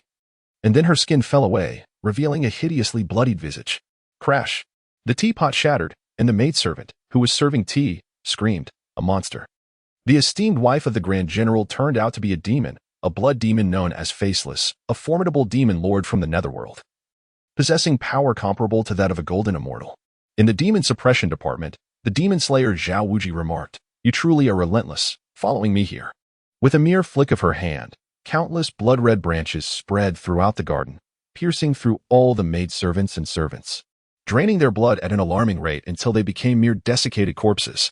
In Gusa City, within the demon suppression department, a robust man with flowing hair suddenly sprouted two sharp horns from his head. His face contorted violently until it morphed into a grotesque bovine visage, and his body swelled rapidly, ultimately exploding through the confines of the building. Roaring, "I've had enough. Everyone shall perish." He wielded a colossal axe, obliterating the entire demon suppression department in an instant. Another demon lord, rivaling the golden immortal realm, had emerged. Within the depths of the Three Sovereigns sect, a gargantuan scorpion expanded swiftly, growing larger than a small mountain. With a languid sweep of its tail, the entire Three Sovereigns sect was reduced to ruins, burying everyone beneath the debris. The former sect leader, Zhang Din, met a particularly gruesome end, crushed into a pulp, oblivious to the fact that he had been dealing with a once docile 9th-tier scorpion demon that had inexplicably transformed into such a terrifying demonic scorpion. In the Tavern of the Drunken Immortal, Mu Yun cast a glance at an old man drinking in the corner and discreetly transmitted a message, "Master Patriarch. Your disciples are on the brink of annihilation. Will you not intervene?" "Humph. They have sown too much evil. This is their karmic retribution. It would be a mercy that I did not personally eradicate them. Why would I bother saving that group of troublemakers?" To the Three Sovereigns and the Ancestor Masters, the Shinnong clan is filled with disdain. Yet, as for you, will you truly refrain from intervening? Given the current circumstances, should a conflict arise, the first to suffer would undoubtedly be Gusa City. There are two demon lords. It won't take long before the inhabitants of Gusa City meet their demise. You overestimate my capabilities. After all, that level of power belongs to the Golden Immortals. I, a mere Karami who has yet to even reach the immortal rank, am utterly powerless in this situation. Mu Yun shrugged helplessly. That may not be the case. You possess a remarkable asset, though it appears you are unaware of how to utilize it, Shinnong remarked with a smile. Mu Yun's heart tightened involuntarily. Could it be that he was referring to his own system? Had this old man uncovered something? With a swift motion, he summoned a resplendent golden ring into his hand. "This is my 9th soul ring, the Golden Ring of Merit." Chapter 76. The Gourd of Merit, the World of Swordsmanship. A treasure capable of autonomously condensing merit. Do you know about the 8th treasure pool of merit that guides the wayfarer? The water from this pool can purify impurities, enlighten the mind, and reconstruct the physical body. It can even give rise to the immensely powerful 7 treasures 1,000-petal golden lotus, and your object possesses similar potential. However, as a treasure, it must have a form. Otherwise, it is merely a mass of energy. I humbly request you, Grandfather Jiang, to teach me. Mu Yun said respectfully. Very well, I shall assist you, lest you recklessly mishandle it and ruin it. With a series of vigorous maneuvers, Shinnong transformed the Golden Ring of Merit into a shimmering golden gourd. The Gourd of Merit can convert any energy into golden liquid of merit, which bears similar properties to the water within the 8 treasure pool of merit. Furthermore, if you possess any treasures, adding some golden liquid of merit will enhance their power. Once more, Shinnong extended his hand, and a 9-colored ring materialized in his grasp. Goodness! My 8th soul ring, the world of all things sword. Mu Yun, on the verge of tears yet without a single drop to shed, realized that before others, he bore no secrets. This is merely a nascent form of the Sword Dao world. With the infusion of merit essence, it shall evolve into a true Sword Dao realm. Although the power of its internal rules may be insufficient and requires your refinement, the structural integrity of this world is undeniably robust. No mere demon king could hope to shatter it. Oh, it appears that a great array of the celestial bodies has been laid out within. Albeit somewhat rudimentary, the concept is commendable. Let us enhance it further. The laws of the sword, the laws of space, the laws of the stars, the laws of thunder, the laws of wind, the laws of fire, the laws of wood, the laws of metal, the laws of darkness, the laws of strength, and the laws of the soul, Surprisingly, even the laws of time, causality, and devouring are present. You have grasped 4 of the 10 most formidable laws. It seems I must exert some effort to assist you in fortifying this further. Oh, is this not the true fire of the sun? Such a feeble manifestation of solar flame. Where did you procure this scrap? Mu Yun had grown weary of conversation, as all secrets had been laid bare. Soon, the 8th and 9th soul techniques underwent a profound transformation in the hands of the divine Shinnong. At that moment, the skies above Gusa City were engulfed in chaos, with the blood demon, the bull demon, and the giant scorpion demon unleashing torrents of infernal flames. A figure clad in purple robes, wielding the demon-dispelling sword, emanated a formidable aura of exorcism. Beside him stood a towering monk, draped in a fiery red cassock adorned with golden radiance, holding a Zen staff in his left hand and a purple gold alms bowl in his right. Additionally, the white snake and the green snake, despite not having reverted to their original forms, exuded a demonic energy rivaling that of the golden immortal realm. Shinnong cast a sidelong glance at Mu Yun, suspecting the mischief maker behind the turmoil. Was it you who bestowed the demon god wine upon them? Mu Yun smiled awkwardly and said, "There's nothing I can do. They offered a substantial price for the reservation. I can't just let a business opportunity slip away. Furthermore, the individual selling the jars provided a card for the great demon king, which will allow Bai Sujin to attain the golden immortal level for a period. You 2 youngsters may not be particularly strong, but your methods are quite impressive. It is your turn to step forward and save a city. The merit from such an act is considerable." Shinnong gently patted Mu Yun's shoulder, and in the next moment, Mu Yun found himself hovering above Gusu City, positioned right in the midst of the 3 parties. Goodness, this is terrifying. This old man is truly unreliable in his dealings. Clearing his throat, Mu Yun addressed everyone. "Esteemed guests, how about we show some courtesy and choose a different location for our confrontation? Heaven has a benevolent nature, and it would spare the innocent from suffering. The young benefactor speaks wisely. I, Fahai of Jinshan Temple, concur. I, Zhao Wuji of the Demon Suppression Department, agree." Naturally, both Shaoqing and Bai Sujin also expressed their assent. The blood demon without face indicated indifference. The bull demon, with a fierce glare, retorted, "I agree to nothing. What face do you, a mere brat, possess? It's just some food. If they perish, it matters not. Die." With a single swing of his axe, a terrifying arc of light cleaved through the air, creating a massive spatial rift from which demonic energy surged forth. This was ultimately just a mundane world, and the spatial barriers were utterly incapable of withstanding an attack of golden immortal caliber. Mu Yun narrowed his eyes, a surge of anger rising within him. All the merit energy below belonged to him. How could he allow it to be wasted? To obstruct someone's means of livelihood is akin to murdering their parents. This old bull-headed creature has sealed its own fate. The world of the all-encompassing sword. Reveal yourself. Boom. As the stars shifted, several individuals found themselves transported to a celestial realm. This world is remarkably sturdy. The blood demon, faceless and malevolent, extended a blood-red branch from his fingertip and drew it through the void, yet the spatial barrier showed no signs of being breached. The bull demon's expression darkened. That little brat dared to deceive us? The impossibility of tearing through the space indicated that they had become trapped within a spatial prison. Unless the master of this realm chose to grant them passage, escape was utterly impossible. Moreover, there was no trace of demonic energy here, which posed a significant disadvantage for their kind. I've ensnared you. What will you do about it? If you have the capability, come and bite me.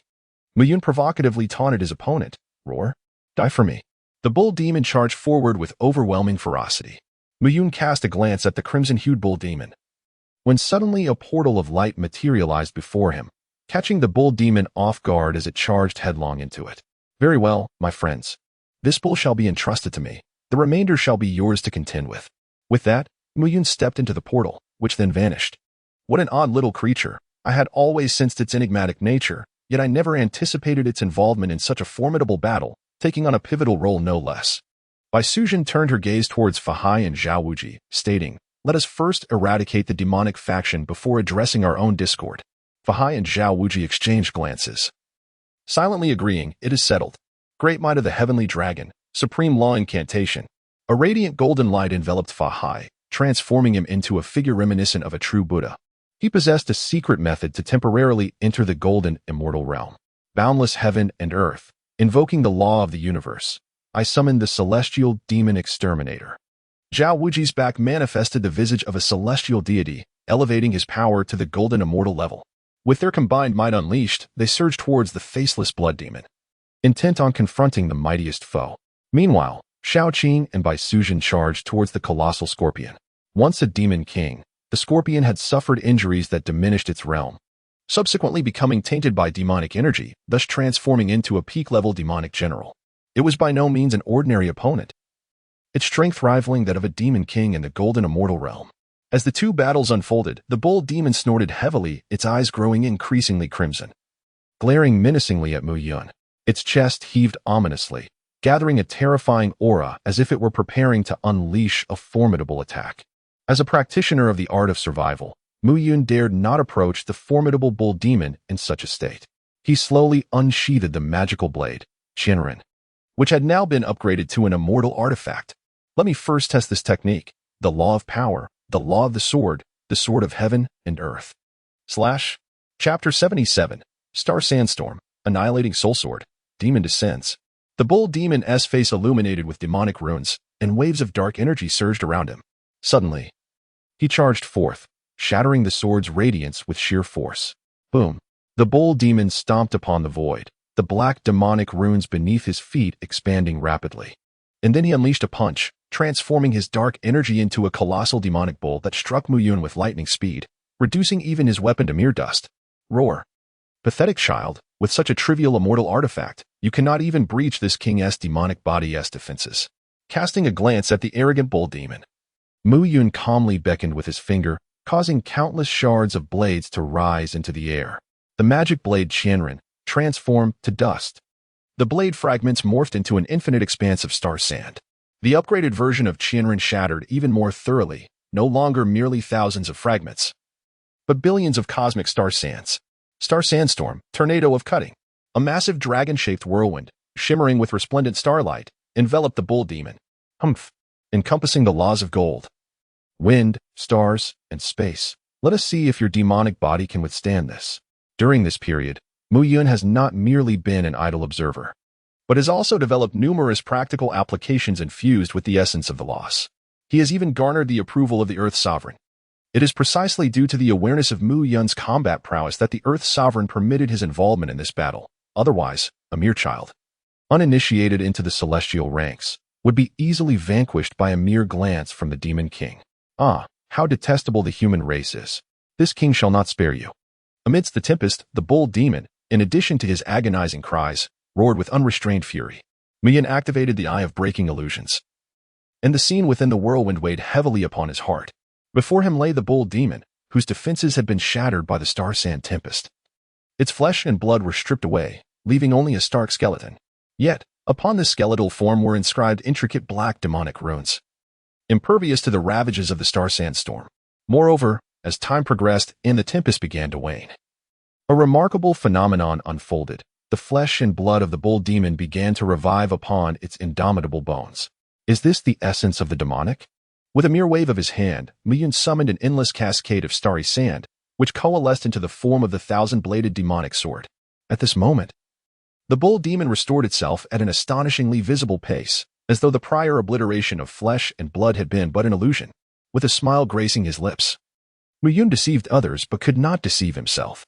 Although the bull demon appeared seemingly unscathed, the malevolent energy within him had been significantly depleted.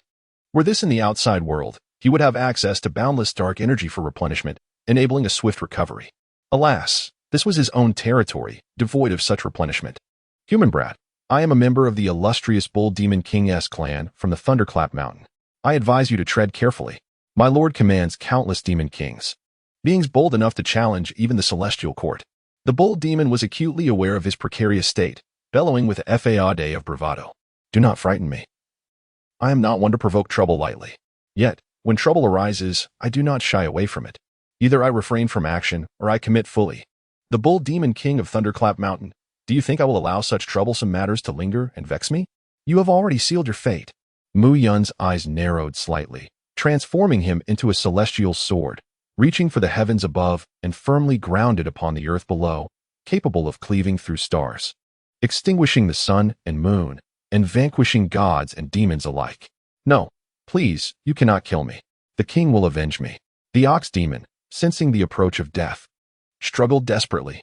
Yet, as Mu Yun's sword descended, Fear solidified upon the ox demon's visage, leaving him motionless. Sword 23, Soul Annihilation. No matter how formidable the physical form, this strike obliterated only the soul. After executing this technique, Mu Yun's delicate countenance turned pale, as if all his strength had been siphoned away. This strike, modeled after Sword 23, incorporated the principles of time, space, causality, thunder, and the soul. As long as there was no supreme treasure safeguarding the soul and the disparity in soul levels was not excessively vast, this strike was assuredly lethal. The old bull's physical form remained commendable. The indestructible bone demon king body could be preserved for the crafting of a corpse puppet. Infusing it with a touch of marigold liquid would undoubtedly enhance its power. Within my endless labyrinth, a formidable guardian is also required for its defense. Mu Yun, filled with delight after securing the complete remains of the bull demon, suddenly raised his gaze to the heavens, revealing a look of horror. How dare you slay a member of my bull demon clan? Regardless of your divine origin, you shall meet your demise at my hands. In that moment, a hoof, as colossal as a divine mountain, descended from an unknown realm, shattering the very fabric of space with its overwhelming force. My goodness, is this bull demon truly so formidable? Mu Yun did not dare to be careless. He swiftly retracted the sword world divine power, knowing that his energies were too dispersed and would inevitably be shattered by the impending footfall. He then concentrated the sword world divine power upon the enchanted blade, Thousand Blades, amalgamating all his strength into a singular point. The myriad manifestations of the sword world converged, and with a resounding clarity, he unleashed a resplendent sword radiance that soared towards the heavens, steadfastly resisting the colossal descending hoof. At that moment, Bai Suzhen, Shaoqing, Fahai, Zhao Wuji, and the faceless blood demon had already ceased hostilities, gazing upwards in astonishment. The demon scorpion had been vanquished by Bai Suzhen and Shaoqing, while the faceless blood demon, riddled with wounds and exuding a feeble aura, clung to life only due to its formidable vitality, though its end was near. Amitabha Buddha, what is this? Such an attack is on the level of a great Luo golden immortal. What could have provoked such a formidable entity? Fahai's poker-faced demeanor finally wavered, his mantra faltering. Could this be the bull demon king of Mount Jile? Bai Suzhen, hailing from the demon clan, had indeed heard of the bull demon king's illustrious reputation. However, the disparity in their origins was stark. She was merely a white snake who had cultivated for a mere 1700 years. Had it not been for the serendipitous enlightenment from Guanyin Bodhisattva, she would have remained a minor demon. In stark contrast, the bull demon king was a being of immense stature, a mount of a saint, elevating his prestige to unprecedented heights. If the strike were to land, not only would the city of Suzhou be obliterated, but the entirety of the Song dynasty would be annihilated. Zhao Wuji trembled in fear. Goodness gracious. Stop lamenting and lend a hand. I cannot hold on any longer. In a fit of exasperation, Mu Yun exclaimed, what manner of people are these? Even in the face of life and death, they still find time to engage in idle chatter. Amitabha, great might heavenly dragon, supreme dharma spell. Fahai brandished the golden bowl, the azure dragon Zen staff, and the Wuwang Buddha beads. Infinite celestial sovereign. Zhao Wuji summoned forth the demon-slaying sword from his grasp. Bai Suzhen unveiled the Xionghuang sword, while Shaoqing presented the Qihong sword. Amidst the turmoil, the blood demon, faceless, seized the opportunity to flee, for in this dire moment, none could spare the effort to confront her. It was a near miss. The expressions of the five were grim, having already unveiled their ultimate trump cards. Yet they could merely slow the descent of the immense ox hoof. The destruction of the Song dynasty was merely a question of time. At that moment, a graceful figure soared into the sky, and a great cauldron was cast down. Chapter 78. A Parting Gift, 1 year. Asuna, I am immensely grateful to you. Otherwise, if the people of Suzhou perish, the merit would be lost, and my efforts would be in vain. Mu Yun grinned weakly, collapsing into Asuna's embrace, not out of mischief, but from sheer exhaustion. No matter how formidable one's divine abilities may be, they require a solid foundation of cultivation to support them. The vast universal sword world is a supreme technique, and its full-force manifestation drained Mu Yun entirely. Upon returning to the immortal's drunken pavilion, Shinon glanced at the unconscious Mu Yun and shook his head, saying, I wondered why he faced such a level of attack without evasion. It turns out he values wealth over life. Even if you could evade, could I stand by and watch the world suffer without intervening? Just then, Mu Yun suddenly opened his eyes, realizing he could not retreat. If he dodged this overwhelming energy of merit, it would no longer pertain to him. Moreover, do not assume I am unaware. Your Dharma body's energy is limited and cannot withstand prolonged consumption. If you were to withstand that strike, you would likely cease to exist. Mu Yun had always been acutely aware that in recent months, Shenong had devoted considerable effort to teaching Asuna the art of alchemy, upgrading the Baichao Garden Ring, assisting him in refining the Merit Gourd, and perfecting the myriad realms of the Wuxiang Soluo sword. All these endeavors were immensely taxing on magical power. As Shenong's incarnation was akin to a rootless floating weed, the expended magical energy could not be replenished. Thus, it was best to refrain from compelling him to exert himself unnecessarily. Such a little rascal, fretting at such a tender age, you ought to rest well, Shenong said with a hint of exasperation, lightly pressing his finger on Mu Yun's forehead. With that, Mu Yun's eyes fluttered shut, plunging him into a deep slumber. Meanwhile, Shenong's form became increasingly ethereal, prompting Asuna to swiftly support him. Master, what is happening? Shenong waved his hand dismissively. It's nothing. All gatherings must eventually disperse. This incarnation of mine cannot endure for long. To have found a disciple as remarkable as you is already a great fortune. I shall leave a small gift for this young one. That is more than sufficient. As Shenong's body grew ever more translucent, he added, the little one will likely sleep for an extended period. Do not disturb him. This is his opportunity. How much he can comprehend will depend on his own capabilities. Asuna's eyes brimmed with tears as she watched Shenong's incarnation dissolve into specks of golden light, vanishing from sight. Time flowed by, and seasons changed. When Mu Yun finally awoke, a year had passed. After a moment of dazed realization, he understood the gravity of the situation. Alas, this old man truly has placed me in his debt. The fingertip Shenong had pressed upon him before departing had imparted profound insights into the laws of the universe, elevating Mu Yun's understanding several tiers. Upon reflection, the principles he had previously grasped paled in comparison. The notions of minor and major accomplishments were mere trifles. Although all were referred to as laws, the essence of each realm's laws differed significantly. His previous triumphs over formidable foes had been facilitated by the constraints imposed by the world's heavenly laws, which limited the power to the realm of human immortals, rendering the true might of celestial and golden immortals ineffective in this domain. Now, having received the gift of laws from the quasi-saint level, his understanding had ascended to the realm of great Luo golden immortals. This indicated that, although his cultivation remained at the pinnacle of the 9th tier, the path ahead to becoming a great Luo golden immortal was now unobstructed, free from any bottlenecks. Truly, this was a significant debt of gratitude owed. Mu, you have finally awakened, Asuna exclaimed, bursting through the door and rushing towards him. Over the past year, Asuna had also made remarkable strides. Not only had her cultivation reached the celestial immortal realm, but her alchemical skills had also advanced dramatically, enabling her to concoct earth-grade elixirs.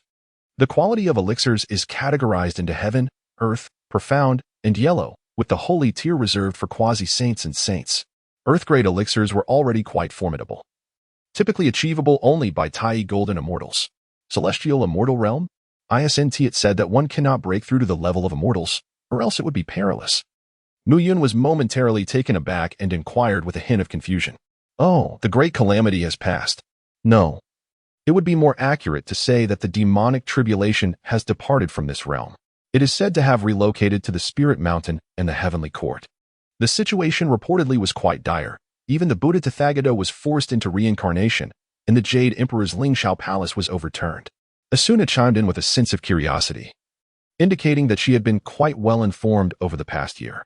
Who could it be that is so formidable? The news was startling enough to leave Mu Yun in disbelief. The Buddha Tathagata, a being of immense power, second only to the saints, had been vanquished. This implied that the adversary must possess extraordinary strength. It is someone named Wu Tian, who nearly annihilated the Buddha of Spirit Mountain. As for the Heavenly Court, it was toppled by a coalition of great saints led by the Bull Demon King, Ping Tian. Asuna stated nervously while glancing at Mu Yun. Mu Yun was taken aback, astonished that the Bull Demon King was indeed this formidable. What Sun Wukong, the Monkey King, could not accomplish in his time, he had achieved. Yet, it remained uncertain whether the Celestial Court was merely staging a performance. What of Bai Sujin?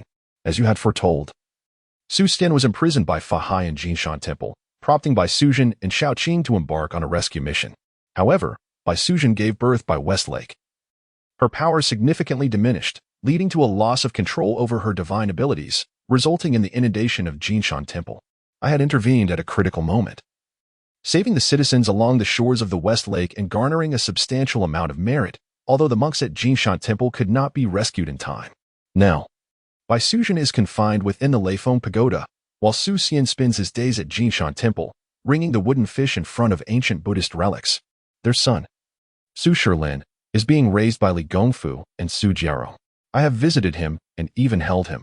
He is a child blessed with merit and fortune. Asuna recounted the events of the past year in detail. It seemed we were returning to the storyline. Asuna, prepare yourself. I shall venture to face a tribulation first, and then we shall return home. Mu Yun stretched his stiff body and reflected on how even Asuna had ascended to the realm of celestial beings, while he remained stuck in the realm of mere mortals. It was rather disheartening. Shall we not continue to harvest the energy of merit here? Isn't Su Shilin destined to take the top scholar's position and rescue his mother from Leifeng Pagoda? Surely, when the time comes, everyone will achieve their own merit, and the rewards will be plentiful. Asuna asked with curiosity. Too slow. Su Shilin's examination for the top scholar is still 18 years away. I cannot afford to wait, especially with the unpredictable variable of the Bull Demon King looming over us. Who knows if he might come seeking trouble? This fellow has the power to upend the celestial court, and we would undoubtedly be no match for him. For the sake of safety, it is best to retreat. Mu Yun stated solemnly, unwilling to risk his life so carelessly. Moreover, I have already accumulated a sufficient amount of merit energy this time. Saving a life is equivalent to constructing a 7-tiered pagoda. I have saved countless lives, and the golden liquid within my merit gourd is abundant. Chapter 79, A Splendid Transformation. Returning home. Mu Yun age, 10 cultivation level, true immortal life tier, true immortal soul, Tai level martial soul, orange cat sage Tai level, physique, all-encompassing immortal body. Breaking delusion golden eyes comprehension, heavenly level fortune, heavenly level understanding of loss, mastery of the great Luo golden immortal laws system level, immortal after transcending the tribulation to become an immortal. The affluent Mu Yun showered a vast amount of merits upon himself, resulting in a splendid transformation for both him and the system. As soon as ascension to the celestial realm was achieved in a similar manner, the influx of abundant merit energy into her being rendered any form of stagnation impossible, allowing her to bypass both the human immortal and earth immortal tiers, soaring directly to the celestial immortal level. In the span of a year, the number of individuals in the system's marketplace has surged to tens of thousands. The greater the number, the mightier the collective force, more wood fuels a higher flame. The accumulated merit energy totals in the millions, augmented by the merits Mu Yun gained from saving hundreds of thousands of lives. With nearly 10 million units of merit energy at his disposal, Mu Yun indulged in unprecedented luxury, elevating the system to the immortal rank while experiencing a monumental leap in his foundational attributes. Truly, the great tribulations of the universe, though fraught with peril, yield an abundance of merit, such as the adage that fortune favors the bold. Mu Yun could not help but feel a surge of emotions. If others were to discover his extravagant expenditure of merit, both the Jade Emperor and the Buddha would undoubtedly come seeking him. Back in the day, when the grand spectacle of Journey to the West was orchestrated, the celestial beings of the heavenly court and the myriad Buddhas of Ling Mountain took to the stage. To ensure the monkey's involvement, the Jade Emperor even crawled beneath the table, subsequently arranging the trials of 81 tribulations. Even the Buddha's maternal uncle, the golden-winged Great Pine, descended to play a supporting role, all for the sake of sharing in a portion of the merit. Lin, I must return now. What about you? If it were not for Asuna's reminder, Mu Yun would have completely forgotten about Lin Fan, the manager of the Heavenly Jar Shop, whose presence was so minimal. I suppose I shall wait a little longer. Your reservoir of merit is overflowing, and thus you likely disdain the rewards of a fulfilling conclusion in the Whitesnake saga. The satiated are oblivious to the hunger of the famished. As for me, I have only managed to gather a meager handful and wish to seize this final opportunity. Lin Fan retorted, somewhat exasperated. Everyone clearly agreed to remain discreet and evade the calamities of heaven and earth, yet you recklessly dashed out to save the day, harvesting all the merit without a hint of martial virtue. Mu Yun was not surprised by Lin Fan's decision. The strategy of the Heavenly Jar Shop in acquiring merit energy was akin to casting a wide net and allowing a gentle stream to flow. Over the past year, the shop had forged connections with numerous influential figures in this realm. They merely needed to await the final results of Su Shilin's examination for the top scholar, after which he would rescue his mother from the Leifeng Pagoda, thereby completing the cycle of merit, allowing them to share in the rewards effortlessly. Naturally, departing at this juncture was out of the question. As for safety, there was no cause for concern. Lin Fan was even more cautious than himself. Ever since witnessing the devastating strike from the Bull Demon King, which could obliterate the heavens, he had been alerted to the importance of his own safety. Consequently, he had devoted considerable effort to upgrading the system. The Heavenly Jar Shop had now reached an immortal level, as long as no quasi-saint intervened. And provided he remained within the shop, no one could threaten his life. Very well, I shall take my leave for now. After all, you possess the reincarnation token and can return at any moment, he said with a wave of his hand, a joyful expression gracing his face. Hurry along, hurry along. Your presence here unsettles me. You never play by the rules, and who knows what unforeseen mischief you might conjure up, jeopardizing the hard-earned merit energy I have meticulously planned for. Lin Fan's expression darkened as he recalled that Mu Yun had not mentioned such details when inviting him to participate in the reincarnation trial. Hey, I apologize. I haven't fully grasped the specific rules of that reincarnation trial either. Mu Yun offered a disingenuous apology with a smile. Lin Fan, feeling helpless, realized that given the circumstances, he could not abandon the merits he was so close to securing. Fortunately, a manifestation had been left behind in the Douluo realm. Otherwise, chaos would have ensued. As a gesture of compensation, Mu Yun generously established a void gate within the multiverse jar shop, facilitating Lin Fan's passage between Douluo and this world. Naturally, Mu Yun, as the contractor, would not undertake such endeavors without personal gain. Upon returning to the Douluo realm, Lin Fan immediately sensed a repulsive force. The current Douluo world could no longer accommodate him, nor Suna. Thus, he thought to himself, I merely seek a moment's respite. Do not provoke me, lest I unleash my wrath upon you. Mu Yun cast a disdainful glance towards the heavens, issuing a subtle threat that instantly caused the celestial order of this realm to quail. He understood well the principle of mutual convenience. Presently, the landscape of Douluo continent has undergone a profound metamorphosis. The alliance of outsiders, having seen the departure of numerous formidable figures, has adopted a notably subdued demeanor, no longer bellowing about annihilating this or that, but instead focusing on the steady development of their enterprises in the accumulation of wealth, rendering them largely untroubled by others. For who knows when those powerful beings might return? The Demon Federation has retreated deep into the Stardow Forest. After all, Soto City remains the domain of humankind. Without Rimura's guidance, the spirit beasts lack the confidence to linger here.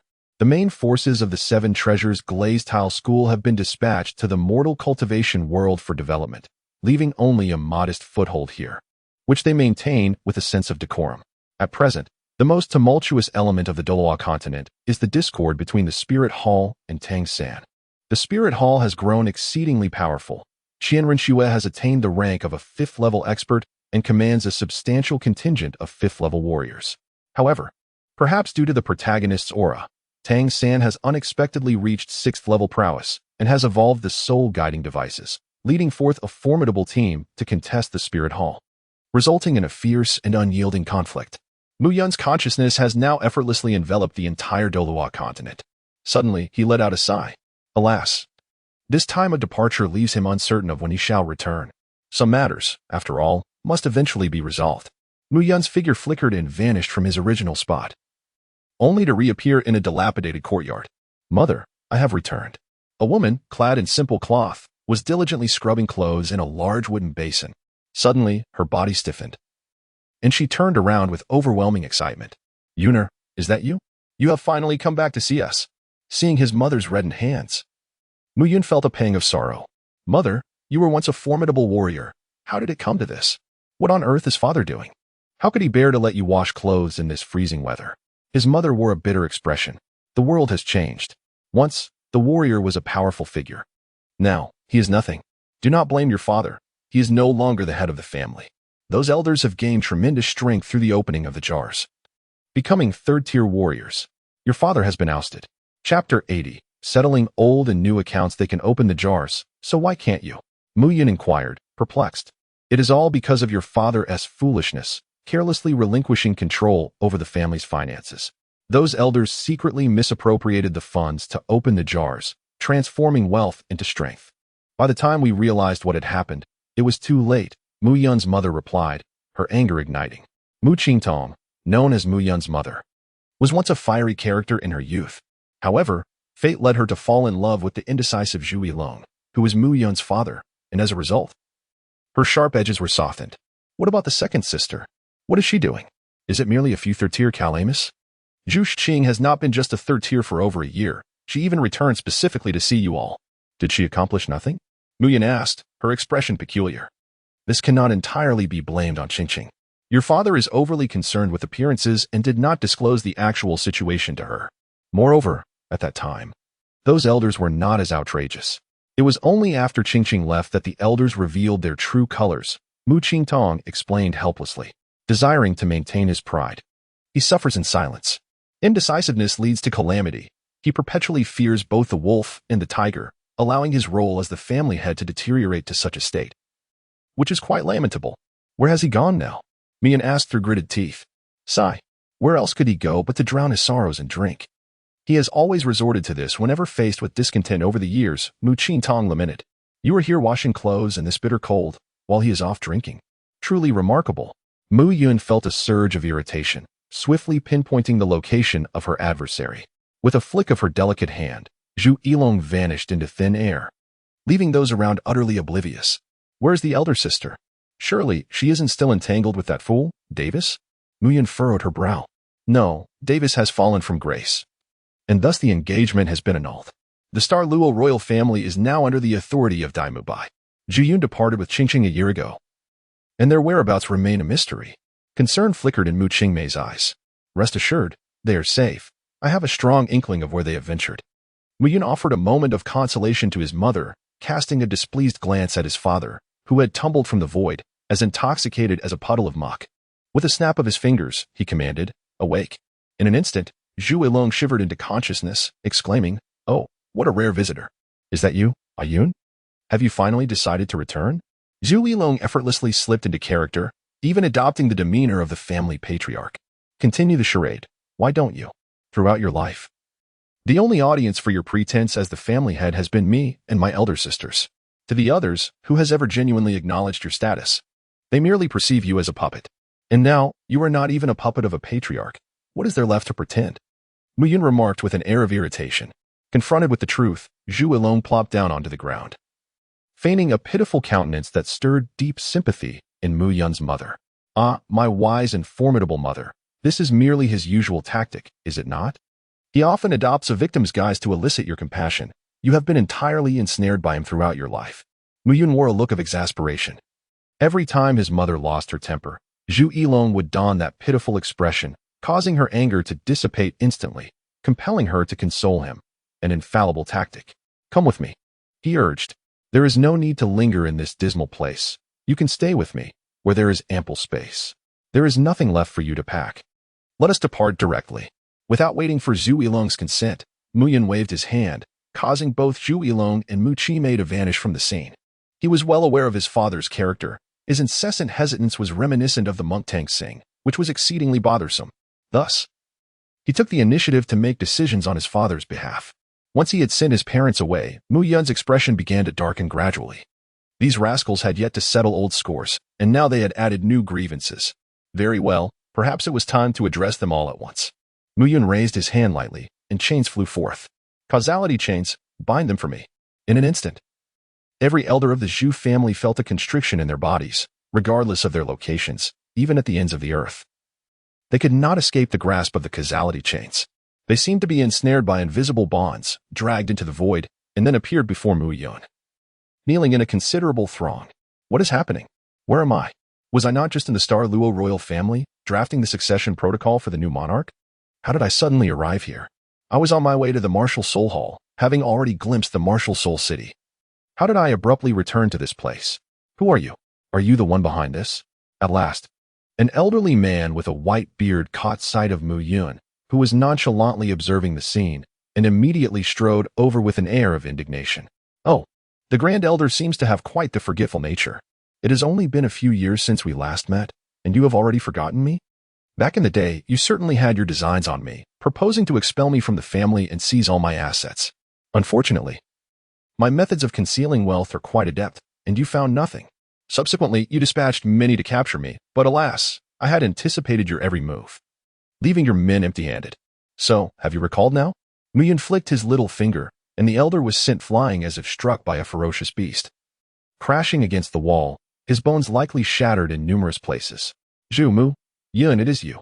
The elder spat blood, articulating each word with great effort. Wrong. I am now called Mu Yun, and I have severed all ties with your Zhu family, Mu Yun replied coldly. Since you have no connection, why have you returned? What else could I do? It is, of course, to settle accounts. The first account, abusing power and disrespecting the elderly, driving me out of the family, seeking to unjustly seize my meager wealth. The second account, callously disregarding familial bonds, intent on taking my life. The third account, embezzling public funds for personal gain. The fourth account, usurping authority and dismissing the family head. The fifth account, oppressing my parents. In summary, with these 5 grievances combined, I hereby pass judgment upon you. Mu Yun's gaze gradually turned frigid, an almost imperceptible aura of menace seeping forth. Why waste words with this little brat? Eliminate him. Everyone, attack. At the elder's command, a dozen individuals surged forward to confront Mu Yun. Ah, how fortunate to encounter not one, but 2 wielders of devil fruit abilities. It seems fate has smiled upon them to discover such treasures in the store of the heavens. No wonder they dare revolt. Yet, how foolish to presume that a mere handful of third-tier ruffians can intimidate the parents of someone like me. They are courting death. With a swift motion, Mu Yun struck, sending everyone soaring against the wall like a mural, save for 2 individuals who found themselves beneath his feet. Hiki, the elemental wind fruit, and the paramecia pin fruit. Splendid treasures, now they belong to me. Chapter 81. 6 years, danger approaches all right. No need to linger on this. I am a magnanimous sage. I did not slay those old fools. I merely taught them a lesson. Our grievances have been resolved. Under the mournful gaze of Zhu Yilong, Mu Yun reluctantly offered a response. Such a formidable weapon. No wonder his mother could not endure it. Even I, a master, find it overwhelming. Zhu Yilong exhaled in relief. Humph. While these ingrates deserve not death, they certainly require proper handling for daring to bully me, the head of the family. Truly, he is my son. Well done. Mu Chimei gazed with an odd expression, pondering how the phrases understanding a child like a mother, magnanimous, and broad-minded could possibly relate to her son. An eye for an eye, a tooth for a tooth seemed more fitting. What, do you wish to return and become the head of those ungrateful wolves? Mu Yun's brows furrowed, for they say experience is the best teacher. If this unreliable father fails to learn his lesson, he cannot blame her for her wrath. Moreover, the Zhu family had already sunk to the depths of despair. While their bodies remained intact, their existence was akin to living death. Their meridians shattered, their bodies paralyzed. Yet unable to escape the clutches of life, Mu Yun extracted a portion of demonic blood from the corpse of the bull demon and injected it into their hearts. With that essence coursing through them, death would elude them. What do you intend to do next? Will you remain here? Or shall I send you to seek out eldest sister or second sister? Mu Yun inquired, stretching languidly. I wish to find Qingqing. Mu Chimei made her decision without hesitation. She could no longer bear to witness the true colors of those from the Zhu family. And you? The mother and son simultaneously turned their gaze towards Zhu Yilong, exuding an imposing aura. Very well, I shall go as well, Zhu Yilong said meekly. Fearing that expressing a differing opinion would result in these 2 descending upon him with fierce intent, Mu Yun was indeed prepared. Regardless of consent, he would send him over. Alas, this individual was rather impressionable. Upon witnessing the plight of those unfortunate souls, he might very well come to disturb him. In the realm of mortals cultivating immortality. At Huafeng Valley. Oh dear, mother and father, what brings you here? He exclaimed. And little brother, it has been such a long time. What have you been so busy with? I have visited the villas several times, yet you were never there. Zhu Zhuqing transformed into a chattering little wildcat, incessantly delivering her remarks. And Asuna, you 2 were absent. Have you been off on a date with that young lad? He is but 10 years old. That is simply unacceptable. Mu Yun's face darkened, exclaiming, what nonsense are you spouting? What do you mean it won't work? If you have the guts, speak more clearly. Humph. It's been a year, and your strength is only at the 7th rank. Have you been slacking off? Mu Yun huffed irritably. Upon hearing this, Mu Yun's parents were taken aback. The 7th rank? Even the elders at the 3rd rank could bully them mercilessly, yet their daughter was a formidable 7th rank warrior. What did that make of the hardships they endured over the past year? Such a grand potential wasted. This isn't my fault, Zhu Zhiqing lamented. The 10th level of the 9-tiered demon tower cannot be accessed with spirit stones. It requires merit energy. I only possess spirit stones and lack merit energy, which is why I remain stuck at the 7th rank. It has been 6 months without any sign of breakthrough. Mu Yun was acutely aware that her words rang true. This realm was, in fact, the lower world of the cultivation domain. The most formidable beings here were merely a handful of 5th-stage transformation gods. who dared not unleash their powers for fear of divine retribution. Attaining the 7th stage was already a considerable overreach, and aspiring to comprehend the forces of the laws to ascend to the 8th stage was utterly inconceivable. Mu Yun pondered for a moment, realizing that acquiring the power of merit here was not an insurmountable task, considering the imminent eruption of the righteous and demonic war. The impending invasion by the demon sect would undoubtedly be marked by brutal tactics, often involving the sacrificial slaughter of countless innocents. If one were to prepare in advance and rescue them, the energy of merit would naturally follow. Zhu Zhuqing's eyes sparkled with excitement. My dear brother, how should we prepare in advance? Please elaborate. Why not conduct your own research? Surely you are capable of gathering intelligence. If you find it challenging, seek assistance from your close friend Ning Rongrong. The 7 treasure glaze tile sect must have dedicated individuals for intelligence collection. Given the demon sect's methods, tracking their movements should not pose much difficulty. Do I need to instruct you further? Mu Yun remarked with an air of exasperation. Very well. I shall go find Rongrong at once. Mu Yun seized Zhu Zhuqing with determination, choosing not to rush but rather to finish their meal first. By dawn the next day, Mu Yun and Asuna had already departed. Their levels of existence were far too elevated for this realm, although the 7th tier was beyond expectations. It remained within the bounds of tolerance, allowing for methods like lightning strikes or expulsion. However, beings of Mu Yun and Asuna's caliber were simply beyond reach. The previous world of the White Snake was significantly more formidable than this one. Even a strike from the Bull Demon King, originating from an unfathomable distance, had nearly resulted in devastation. Keeping Mu Yun and Asuna here for a day was already pushing the limits. Nevertheless, before their departure, Mu Yun had bestowed enhancements upon his parents, Zhu Qing and Zhu Zhuyun, leaving behind life-saving contingencies, which allowed him to leave with peace of mind. Zhu Yilong was an amiable soul, while Mu Yun was tough on the exterior yet tender at heart. The father and son were indeed 2 peas in a pod. Subsequently, Mu Yun resided in the System Bazaar, which, by now, could no longer be referred to merely as a bazaar.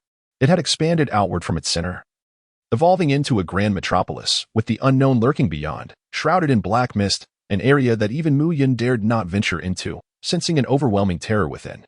Time, like a fleeting shadow, passed swiftly, and in the blink of an eye, 6 years had elapsed.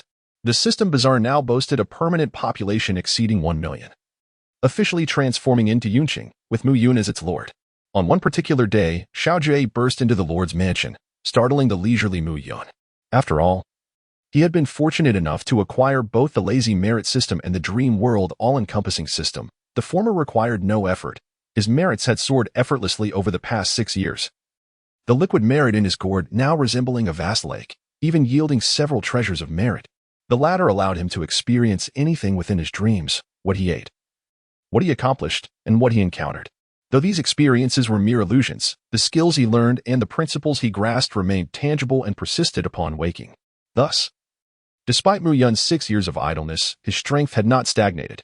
Mu Yun age, 16 cultivation level, Great Luo Golden Immortal Life Tier, Great Luo Golden Immortal Soul, Saint Level Martial Soul, Devouring Heaven Cat, Saint Level, Physique, Myriad Manifestations Divine Demon Body, Breaking Illusion Golden Eyes Comprehension, Defying the Heavens Fortune, Defying the Heavens Law Comprehension, Perfect Understanding of Semi-Saint Level Law System, Saint Level Jie, he exclaimed in panic. This is terrible. The black mist outside the city has receded, and a frightful creature has appeared. You must go take a look. I fear that the city's walls created by the system cannot withstand its assault. Chapter 82. Battlefield of 10,000 Races. Summoning it resembled a colossal pig, towering 100 meters high, clad in armor of stars, standing upon flames.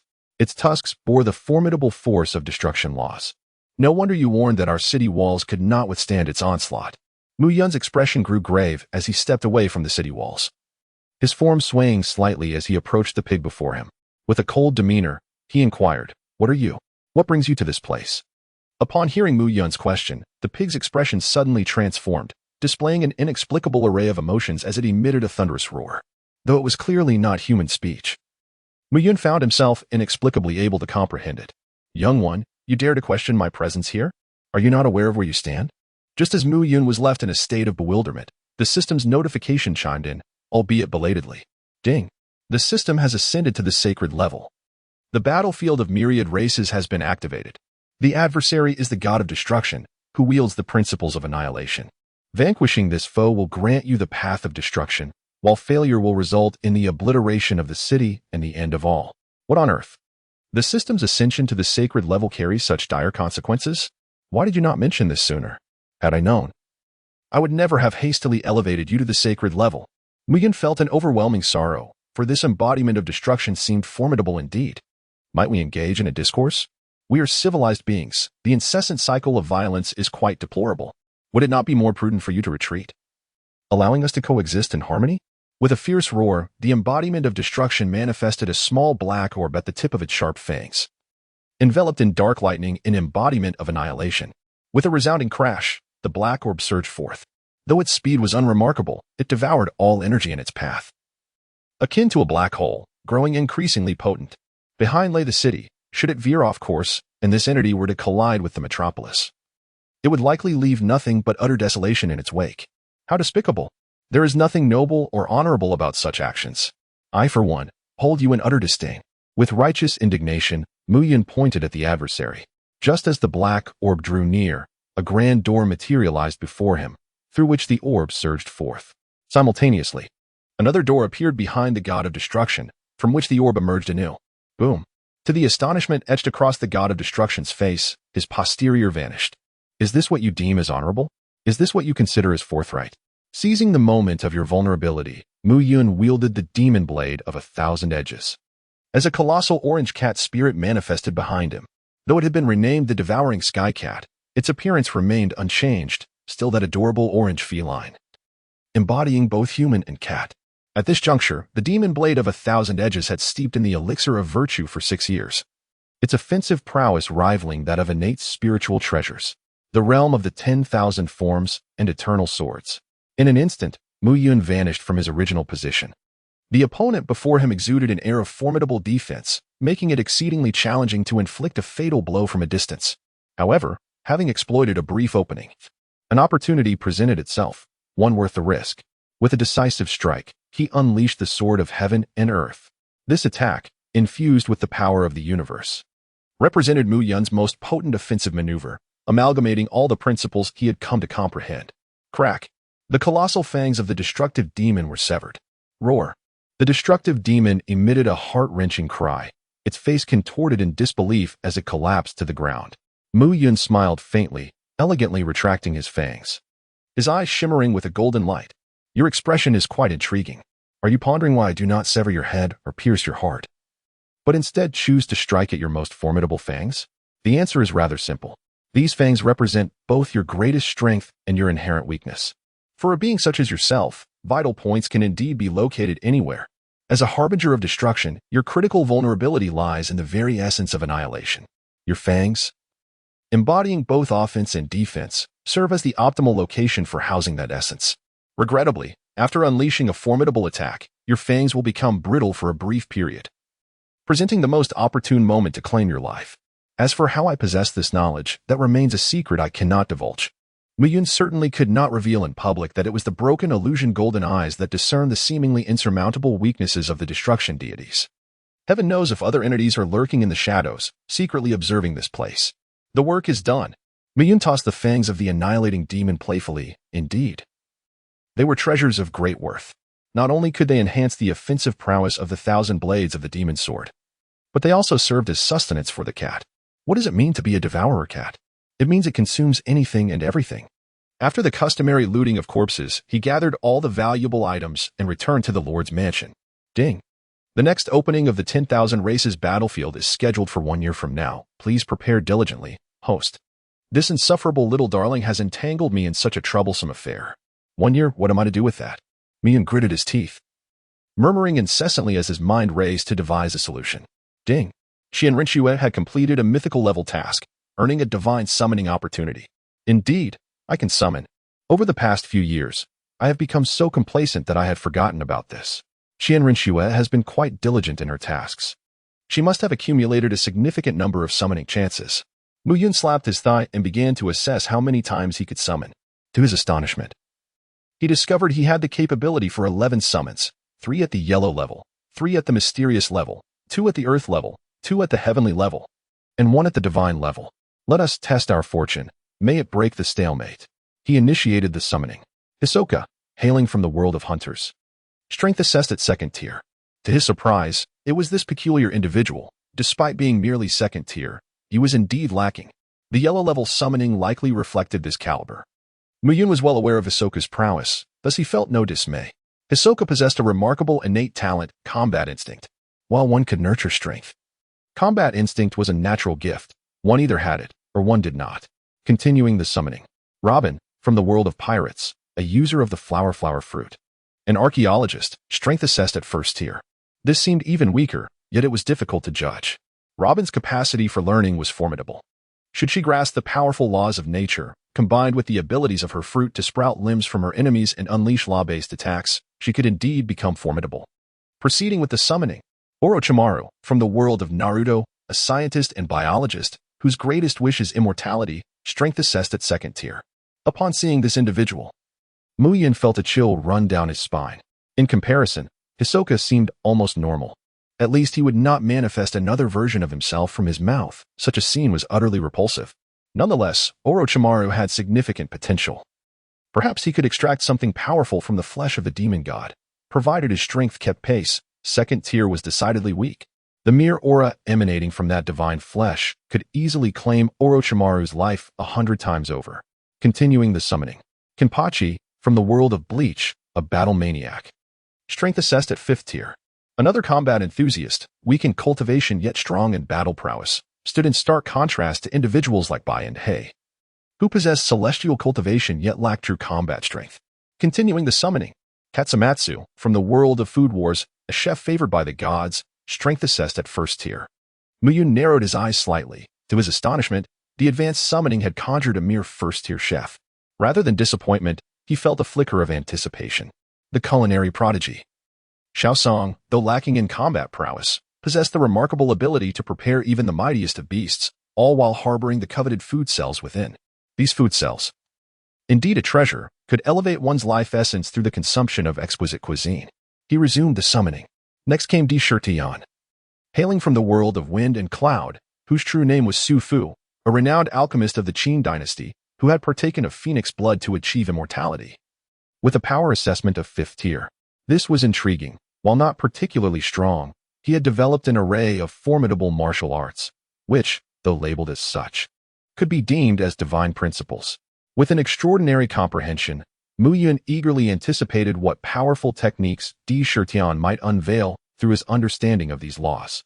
Continuing with the summoning, Su Cha-Ching, a prominent disciple from the Xinjiang Qixia world, known for his commitment to the welfare of all, was assessed at 7th tier. However, Muyun could not suppress a smirk. Aside from his handsome appearance, he deemed him of little utility, harboring a bias against overly attractive men. Next was the Turtle Sage from Dragon Ball, a man capable of making the moon vanish, assessed at 7th tier. The fact that he could obliterate the moon without grasping the principles of the laws only suggested the inherent weakness of that earth. It was no wonder that some could effortlessly destroy the planet, only for the dragon to restore it in an instant, an endeavor even the saints found arduous. Yet he approached it as if it were child's play. Then there was Krillin, also from Dragon Ball, a disciple of the Turtle Sage, who had surpassed his master. Assessed at 9th tier, Muyun continued with the summoning. The Black Bear Spirit, from the Journey to the West, with tough hide and a talent for wind manipulation, was assessed at 9th tier. This one seemed nearly useless, devoid of strength and potential. It was absurd that even the formidable Sun Wukong, at the pinnacle of the Tai Golden Immortal Realm, could not easily dispatch such beings, requiring assistance. Truly, it was a performance where everyone played their part. Muyun found himself dissatisfied with the summons from the celestial and terrestrial realms, feeling they paled in comparison to those from the profound and yellow tiers, which, despite their weaknesses, possessed redeeming qualities. For the final divine summoning, he even took a moment to wash his hands, hoping to shift his luck. The summoning commenced. Sui Ren, one of the 3 ancestral figures of humanity from the primordial world, a being of innate human constitution and inherent Tao body, was assessed as a human immortal. Muyun was initially startled by the esteemed reputation of Sui Ren, the progenitor of humanity. Even the Earth Emperor Shinnong would bow before him in deference. However, a frown soon creased his brow. An immortal among mortals? This seemed rather feeble. It did not take long for him to realize that this Sui Ren was not from his prime. but rather from a much earlier era. Indeed, as Swerin grasped the situation, he immediately sought to bow in reverence, prompting Mu Yun to hurriedly support him. For it was improper for the ancestor of humanity to prostrate himself. Such an act would surely invite calamity and shorten one's lifespan. Please, speak freely, but refrain from such excessive displays of reverence. Mu Yun implored. Our race is in dire straits. The primordial world is engulfed in the war between the demons and the witches. The demon race ravages and slaughters our people mercilessly. We lack the demon's sharp claws and the witch's formidable physique, and our cultivation progresses at a painfully slow pace, leaving us utterly defenseless against the onslaught of the demons. I beseech you, young friend, to extend your hand in assistance. In the primordial world, the war between demons and witches rages on, with the demon race ruthlessly exterminating humanity. Connecting these pivotal concepts, Mu Yun deduced the emergence of a great calamity. The reason behind the slaughter of humanity was to forge the sword of slaughtering witches.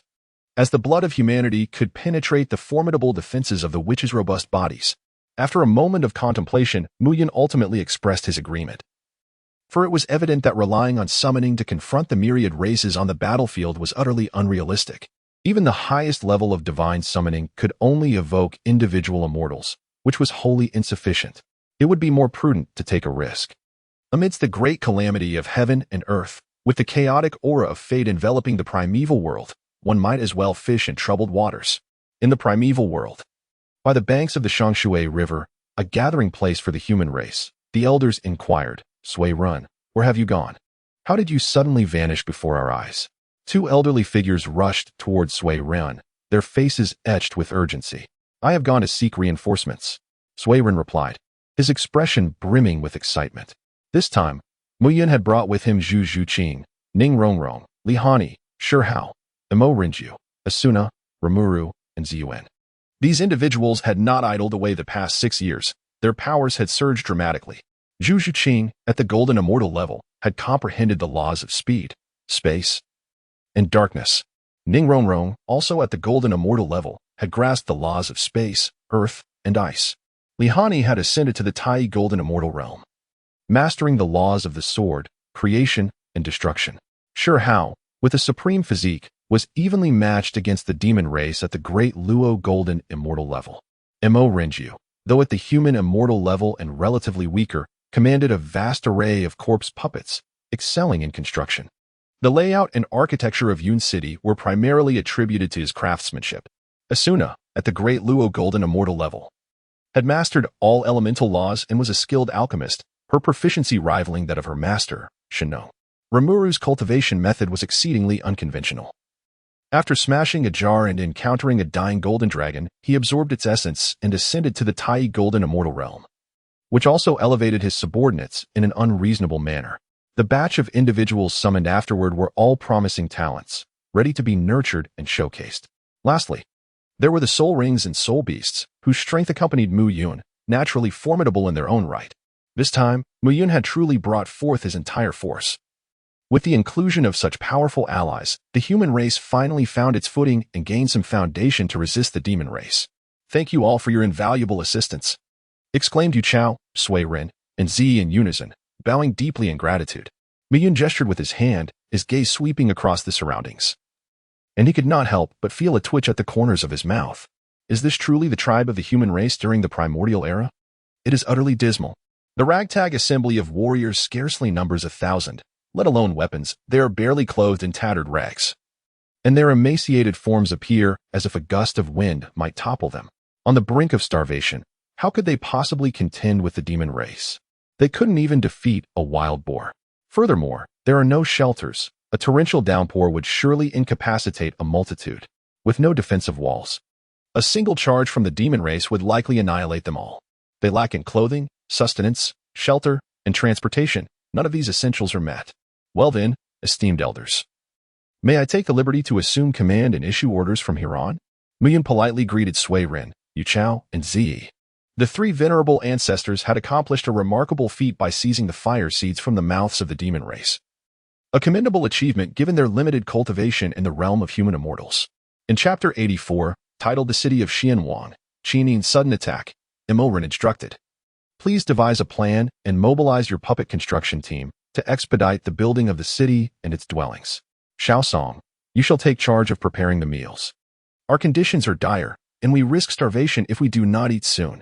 Ning Rongrong established a cultivation tower in the center of the city, embodying the philosophy that teaching one to fish is far more beneficial than merely providing fish.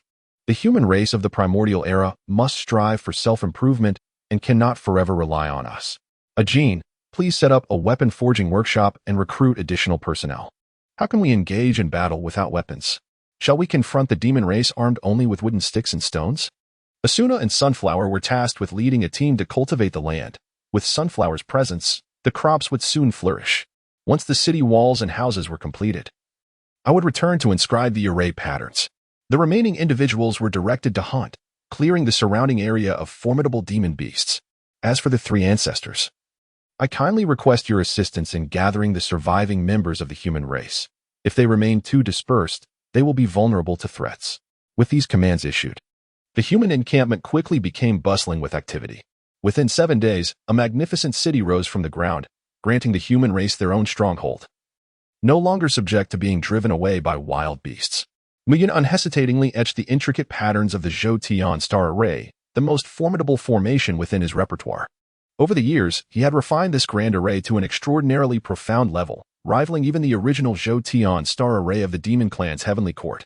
Furthermore, formations like the Zhou Tian star array can only be dismantled through sheer force, an endeavor achievable solely by a sage.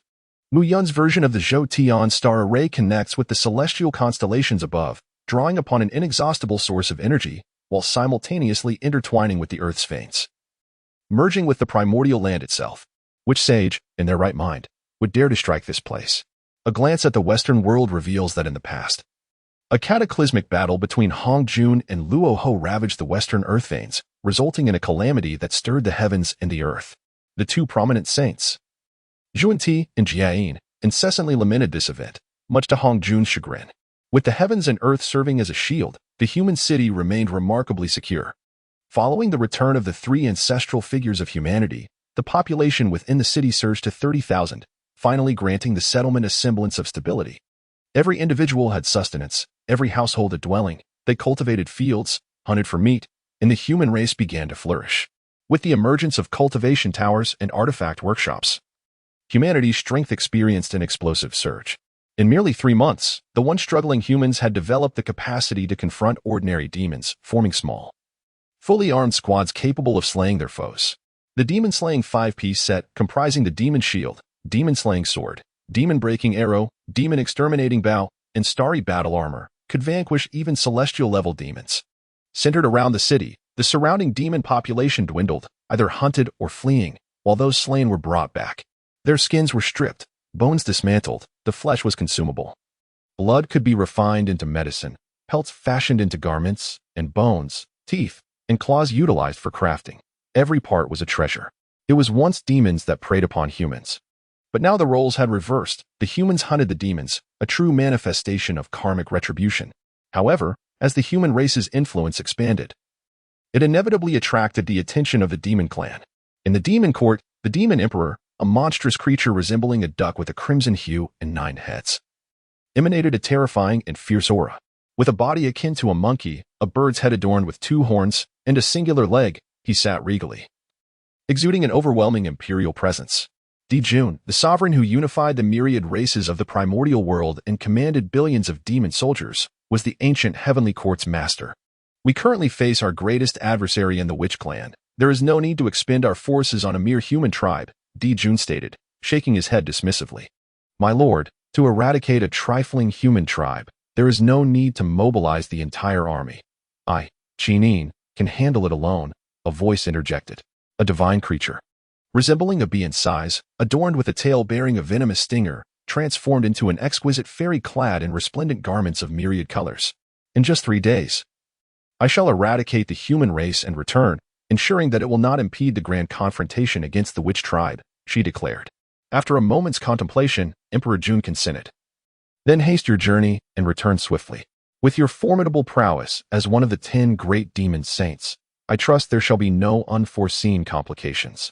As you command, I shall depart, replied the colorful-clad maiden, reverting to her original form and vanishing instantaneously. Though the speed of the demon clan, Qin Yuan, may not rival that of the Kuanping or my own Golden Crow lineage, it ranks among the swiftest of the 10 great demon saints, ensuring her timely return within 3 days.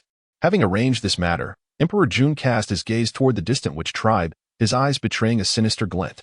The slaughtering sword for the witches had been forged, and this time, he vowed to annihilate the 12 ancestral witches, ensuring the total eradication of their tribe. By the banks of the Shangshui River, among the human clan, Brother Mu Yun, may I inquire as to the purpose of your summons? After the 3 ancestral figures took their seats in the hall, Sui Ren expressed his curiosity. In merely 3 months, the trio had developed profound respect for Mu Yun.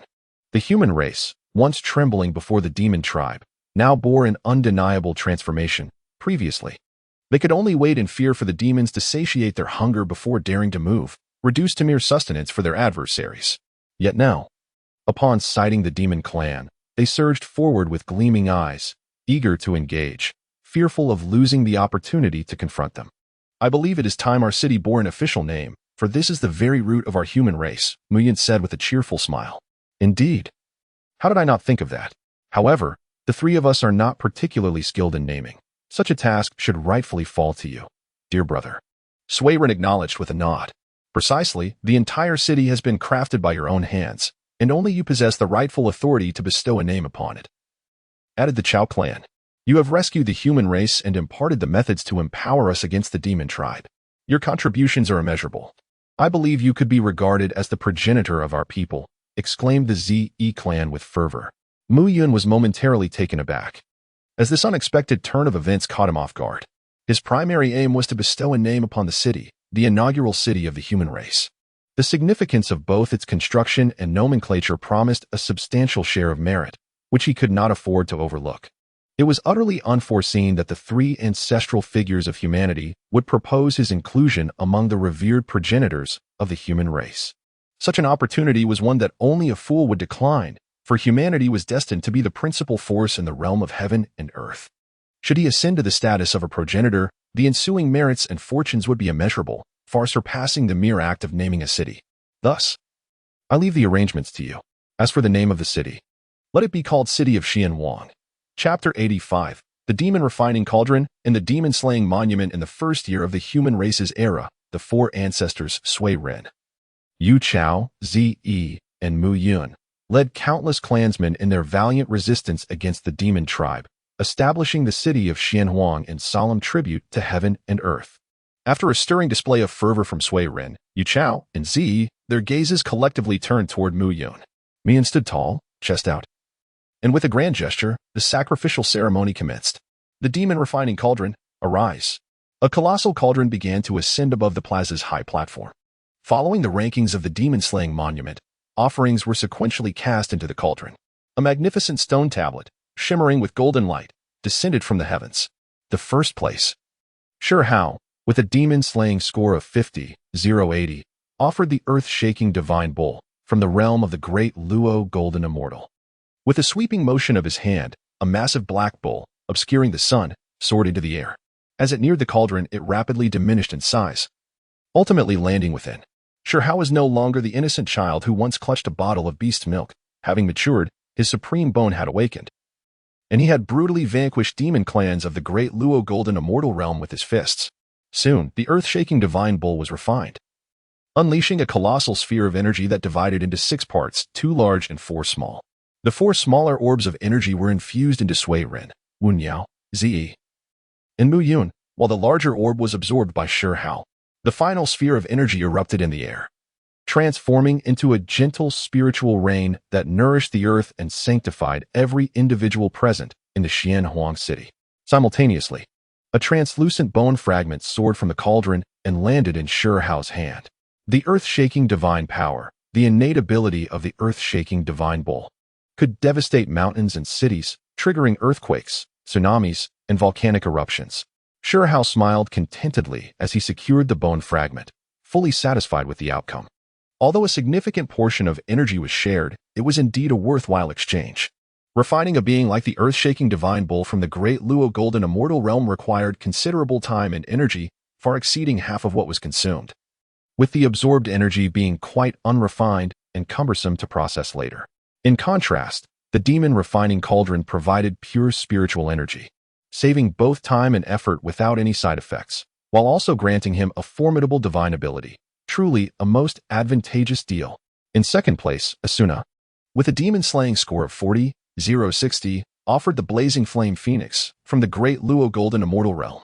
To hunt this fiery creature, Asuna exerted considerable effort, engaging in a fierce battle that lasted 7 days and nights, relying on countless energy replenishing elixirs to outlast her foe.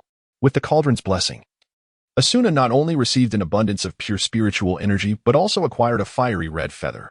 The divine ability Phoenix Fire, the innate power of the blazing flame phoenix, could incinerate the heavens and boil the seas. In third place, Lihani, with a demon-slaying score of 30,010, offered the golden-eyed demon ape from the Tai golden immortal realm.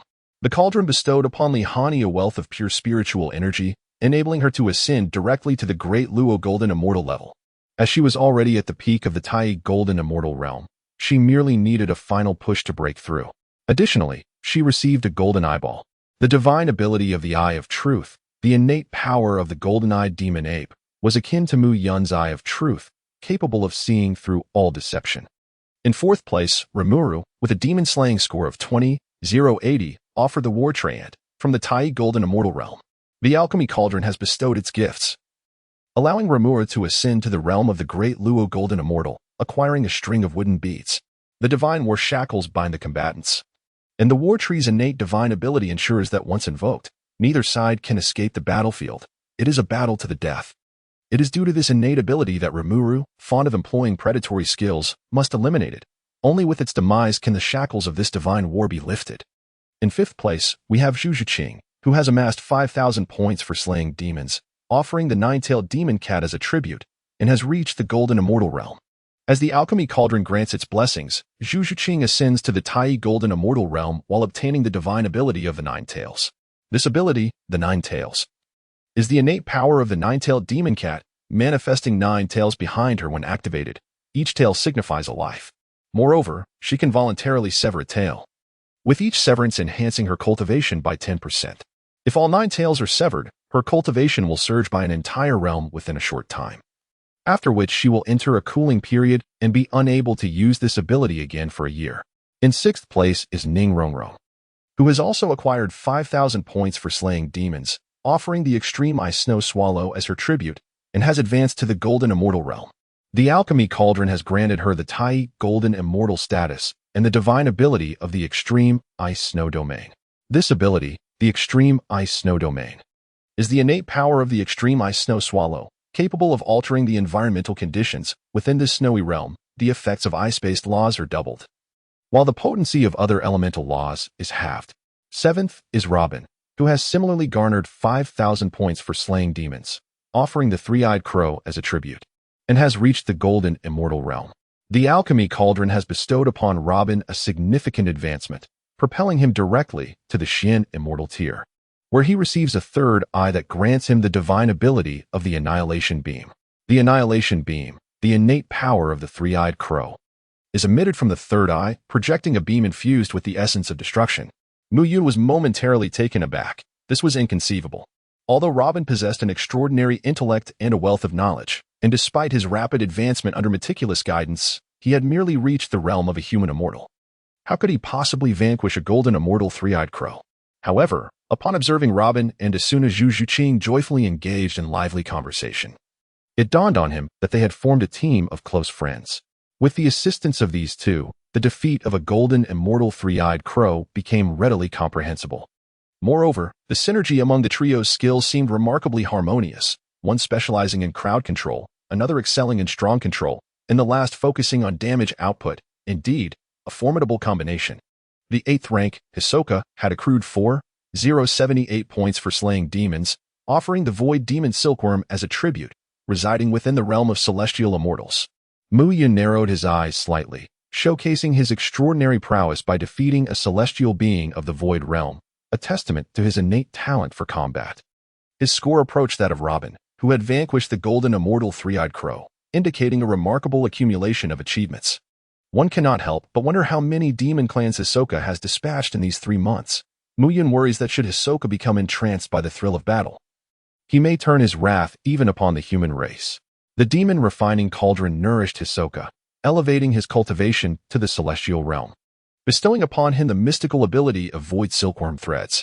This ability, a manifestation of the void demon's innate power, is formed from the laws of emptiness, allowing for a seamless transition between the void and the tangible world, rendering it exceedingly elusive and difficult to counter. With his elongated eyes squinting slightly and a sinister smile gracing his lips, Hisoka appeared even more perilous. In ninth place stands Kenpachi, with a demon-slaying score of 4006, presenting offerings as a battle-hardened Azura of the celestial realm. The demon refining cauldron has once again facilitated his ascension to the celestial realm, granting him the prowess of the battle law. This law, a defining ability of the Azura clan, significantly amplifies one's vitality and spirit, ensuring that as long as the ability is activated, one remains in peak condition until the end of their life. Muyin couldn't help but exclaim. That lunatic Jianba was already mad enough, and now he had acquired the battle method. One could only imagine the extent of his madness. Chapter 86. The Arrival of Qinyuan. 10th place. Orochimaru, with a score of 3,000 for slaying demons, offering a sacrificial item, a three-headed demon serpent from the human immortal realm. A demon beast from the human immortal realm, indeed. This one did not involve defeating enemies of a higher level, so at least it could be considered somewhat normal. Swearin inexplicably let out a sigh of relief. The previous 9 were increasingly outrageous, either slaying Douluo Tai or defeating opponents several levels above themselves, which was utterly terrifying. Mian gazed at him with a peculiar expression, a half-smile playing on his lips as he remarked, "Normal? You dare to deem him normal? What is the matter? He is, after all, a being of the human immortal realm. While it is indeed challenging for the human race to slay demonic entities of equal standing, it is hardly outrageous, is it?" Swearin, perplexed, inquired further. Take a good look at his score. It stands at 3,000. To eliminate a demonic entity of the human immortal realm, one only earns a single point. This implies that he has dispatched at least 3,000 such entities. Moreover, you might be unaware of his true identity, Orochimaru, a deranged biologist with an insatiable thirst for the unknown. I suspect that within his laboratory, there are still numerous living demonic beings awaiting dissection for his research. Mugen found himself at a loss for words. These 3 individuals were utterly perplexing. One was a deviant who reveled in the thrill of life and death. Another was a madman who derived pleasure from both inflicting and enduring pain. And the last was a deranged biologist. Mu Yun could scarcely fathom what Orochimaru might ultimately transform himself into. He might very well become a creature even more monstrous than the demon race itself. Suddenly, Mu Yun's gaze sharpened, fixating on the horizon. What's wrong? Is something amiss? Swearin inquired with a look of confusion. Mu Yun shook his head and remarked, "An unwelcome guest has arrived. I shall attend to them, and the subsequent matters will be in your capable hands." Before the trio could respond, Mu Yun's figure swayed and vanished without a trace. At this very moment, atop a lofty mountain 1,000 miles away from the Xianwang city, a woman clad in colorful garments furrowed her brow. Is this truly a gathering place for the human race? She pondered. The aura of fortune soared to the heavens, and the spiritual essence was so rich it was almost palpable. Clearly, this was a paradise, nearly rivaling the demon court. Moreover, this colossal city exuded an overwhelming presence, with purple energy ascending into the sky, faintly echoing the sound of a dragon's roar. Was it in the process of coalescing a golden dragon of fortune? How could mere humans, mere sustenance, have ascended to such heights? Am I dreaming? Suddenly, a voice whispered in her ear, startlingly close, "You are not dreaming. This is indeed the territory of the human race, known as Xianwang City." "Who?" The woman in colorful attire retorted, not turning her head, and swiftly drew her sword, slicing through the air. Clang! Miyun flicked his fingers lightly, causing the treasured sword to tremble and emit a series of mournful wails. "Who are you?" The woman in colorful garments was filled with astonishment. She was one of the 10 most formidable demon saints under the command of the Demon Emperor. The fact that someone could silently infiltrate her presence was nothing short of impossible. Even more terrifying was the reality that, despite their proximity, she could not perceive his existence. It was as if he resided in an entirely different realm. "I am Mu Yun, one of the 4 ancestors of the human race," he introduced himself with a smile. "The 4 ancestors of the human race? I have never heard of such a title," she replied incredulously, "especially not from one whose cultivation I cannot fathom. I am aware that the human race is divided into 2 kinds, the innate humans and the acquired humans. The cultivation methods passed down by the sages are not suitable for the acquired humans. While the innate humans can cultivate, they reach their limits at the human immortal stage. making it utterly impossible for there to exist a human being beyond my comprehension. The woman in colorful garments stated with unwavering certainty. Muyun smiled faintly and said, "You're mistaken. Although the human race possesses a fragile foundation, unlike your ancient demon clan, where even the most mediocre talent is born above the realm of human immortals, the innate Tao body of humanity is, in fact, the most suitable physique for cultivation within this world. The reason for the slow progress in cultivation, or even the inability to cultivate at all, lies partly in the lack of resources. The vast resources of the ancient world are monopolized by your demon clan and the shaman tribe. Furthermore, the cultivation methods passed down by the saints are incomplete and do not entirely align with the human physique. How dare you question the cultivation methods bestowed by the saints?" exclaimed the woman in colorful attire, aghast. What is there to fear in speaking the truth? The saint established the human teachings and imparted the golden elixir cultivation methods, merely imitating the goddess Nuwa, utilizing humanity to amass tremendous merit and ascend to the realm of saints. In truth, he does not care for the fate of humanity. Thus, after achieving sainthood, there was no necessity for him to invest effort into perfecting the golden elixir methods. It is precisely because of this indifference that the strength or weakness of humanity holds no significance. It is this very disregard that allows your demon clan to hunt and prey upon humanity without concern. It is also this lack of concern that emboldens you to conduct blood sacrifices of millions of our kind, all to forge the sword of slaughter against the shaman tribe. From the beginning to the end, all he sought was that measure of merit. Muyun spoke in a calm tone, yet his eyes were ablaze. As for the goddess Nuwa, one could overlook her, although she attained her holy status through her great merit in creating humanity. She remains fundamentally a saint of the demon race. Even though she is aware of the demon's enslavement and slaughter of humanity, she cannot intervene. Ultimately, she has rendered significant kindness to the human race. Offering assistance is a gesture of goodwill, while withholding it is merely a matter of principle. It cannot be deemed as betrayal or malicious abandonment. However, that Ta-Ching saint is indeed a mere opportunist, having appropriated vast amounts of merit from humanity to establish his own sect, leaving behind a rather ineffective cultivation method, and thus claims to have settled the score? He offers no protection to humanity at all. What kind of kindness is that? The woman in colorful attire was so frightened that cold sweat poured down her face. She kept glancing upwards, fearing that a colossal hand might descend from the heavens to smite this audacious individual before her, and inadvertently implicate her as well. This individual spoke with such audacity. Not content with criticizing one saint, he dared to critique too. Such a madman should be avoided at all costs. He is far too perilous. The woman in colorful attire was already contemplating retreat. After venting his frustrations and satisfying his need for expression, Muyun calmed his emotions and turned his gaze towards the colorful-clad woman. What? Are you preparing to leave? Did you journey all this way to annihilate my people only to depart without taking action? That wouldn't be right. Qin Yuan, how do you know my name? Can you see through my true form? The colorful-clad woman gasped in horror, stepping back and transforming into her original shape, in the form of a mandarin duck.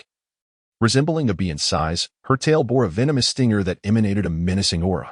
She was Qin Yuan, one of the 10 demon saints under Emperor Jun, who mastered the principles of poison, said to possess the ability to annihilate all things through venom.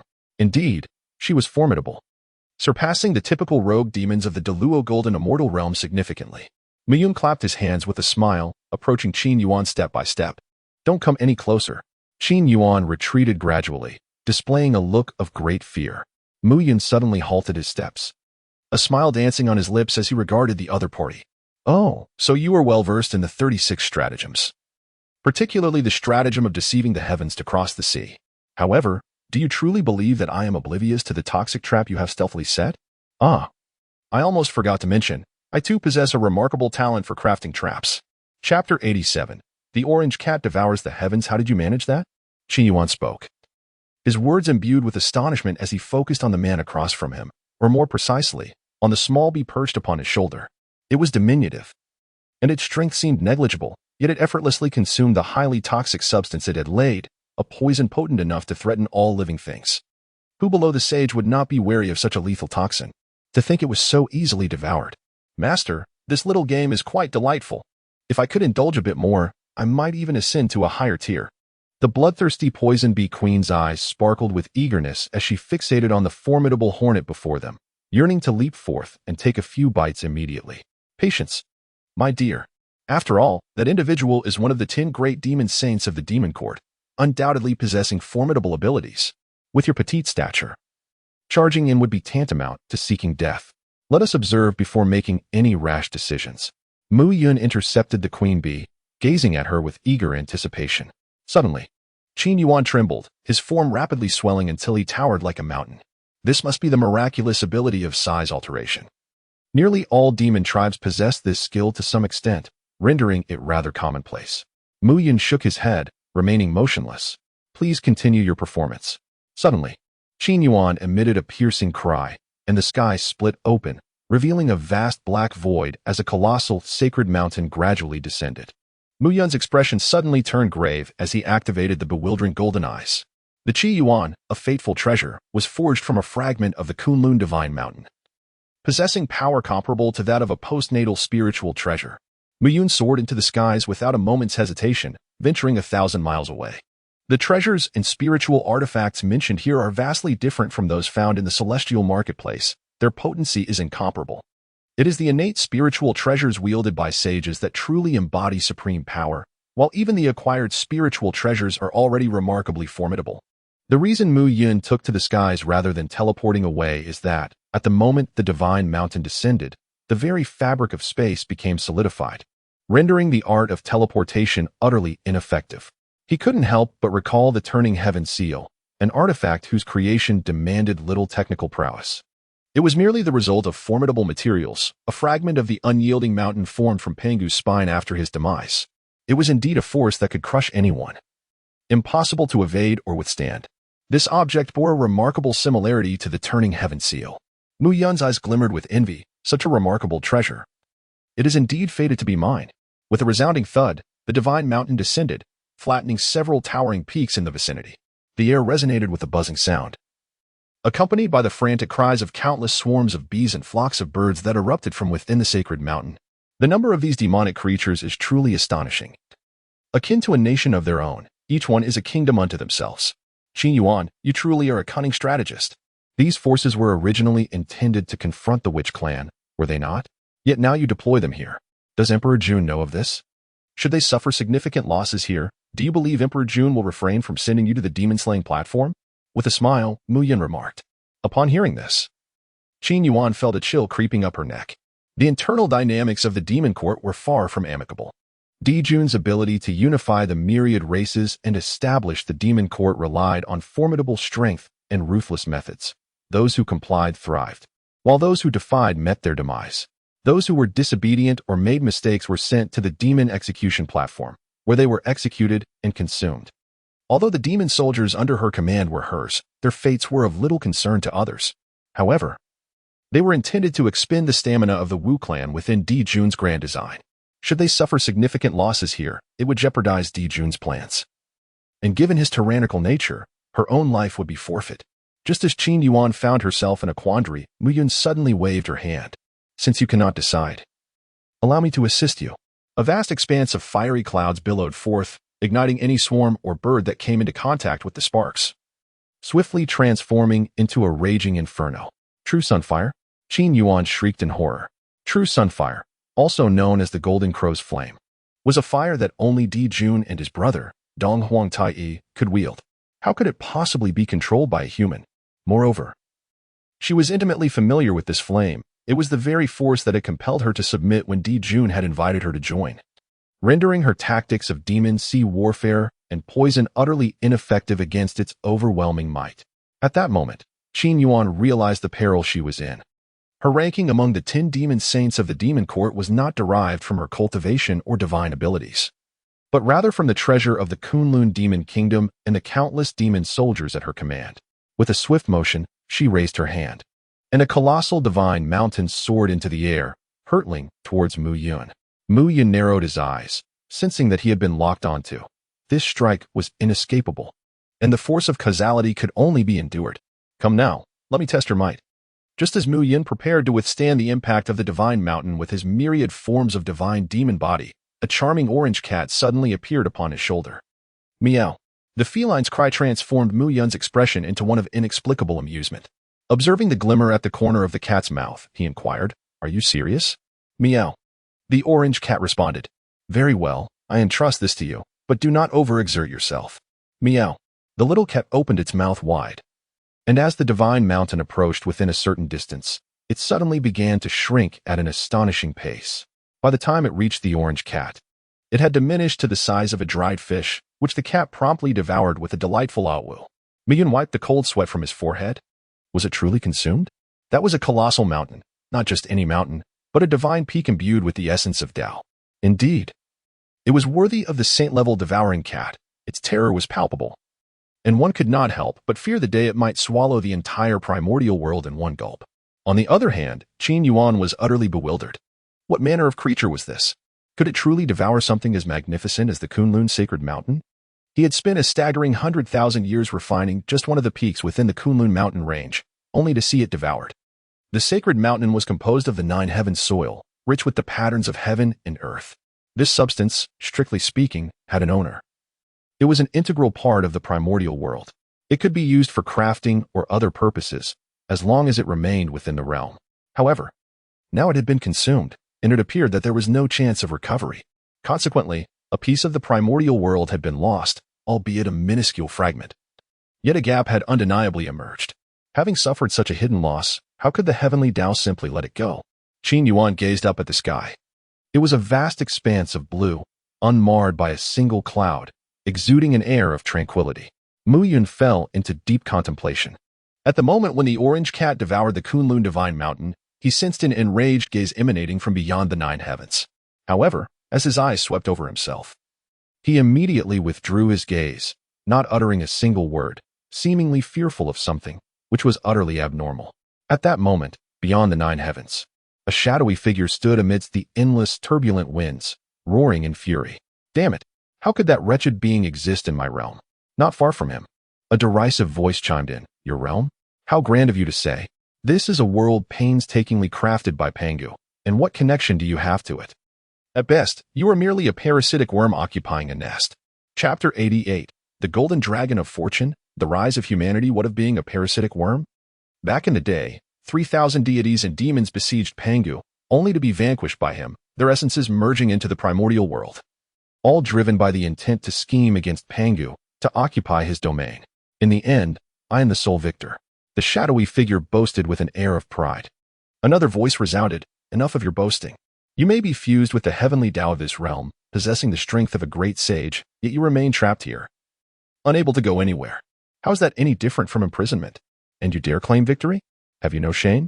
If Panga had not fallen, I would suspect that it was you who were outsmarted, not only perfecting the cosmic laws for him, but also serving as his free laborer, managing the primordial realm.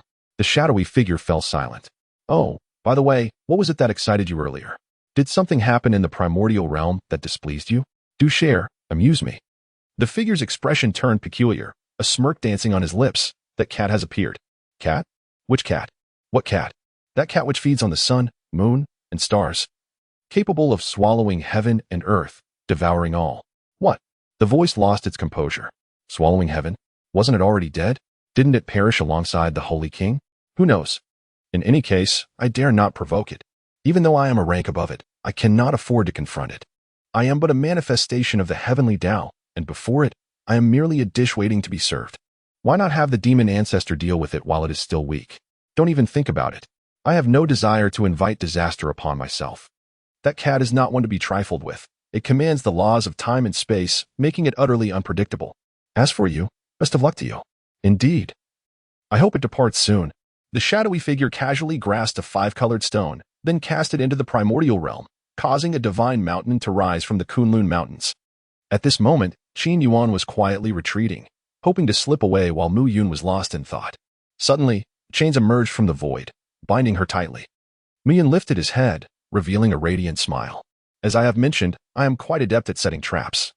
The arrangements were already in place before I made my appearance. With a snap of her fingers, Mu Yun summoned countless spatial whirlpools around Qin Yuan, ensuring that no matter which direction she fled, she would inevitably fall into a trap.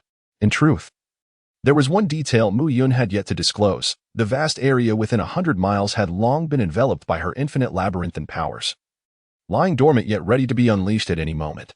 Thus, the outcome of this battle had already been predetermined even before it commenced. Rest assured, I shall not take your life. You remain of value for the time being. Mu Yun cast a glance at the queen bee. She has become yours. The Void Star Insect Queen, the Devouring Flower, the Celestial Swan and Eye Beast, the Celestial Ancient Tree, the Crimson Flame Golden and Eye Beast, and the Clockwork Sunflower. These were the earliest soul rings and soul beasts that accompanied her, all stagnated at the level of Tai Golden Immortal. Even with the application of the Lu God technique, they could not continue to evolve. Now, at last, an opportunity for transformation has arisen.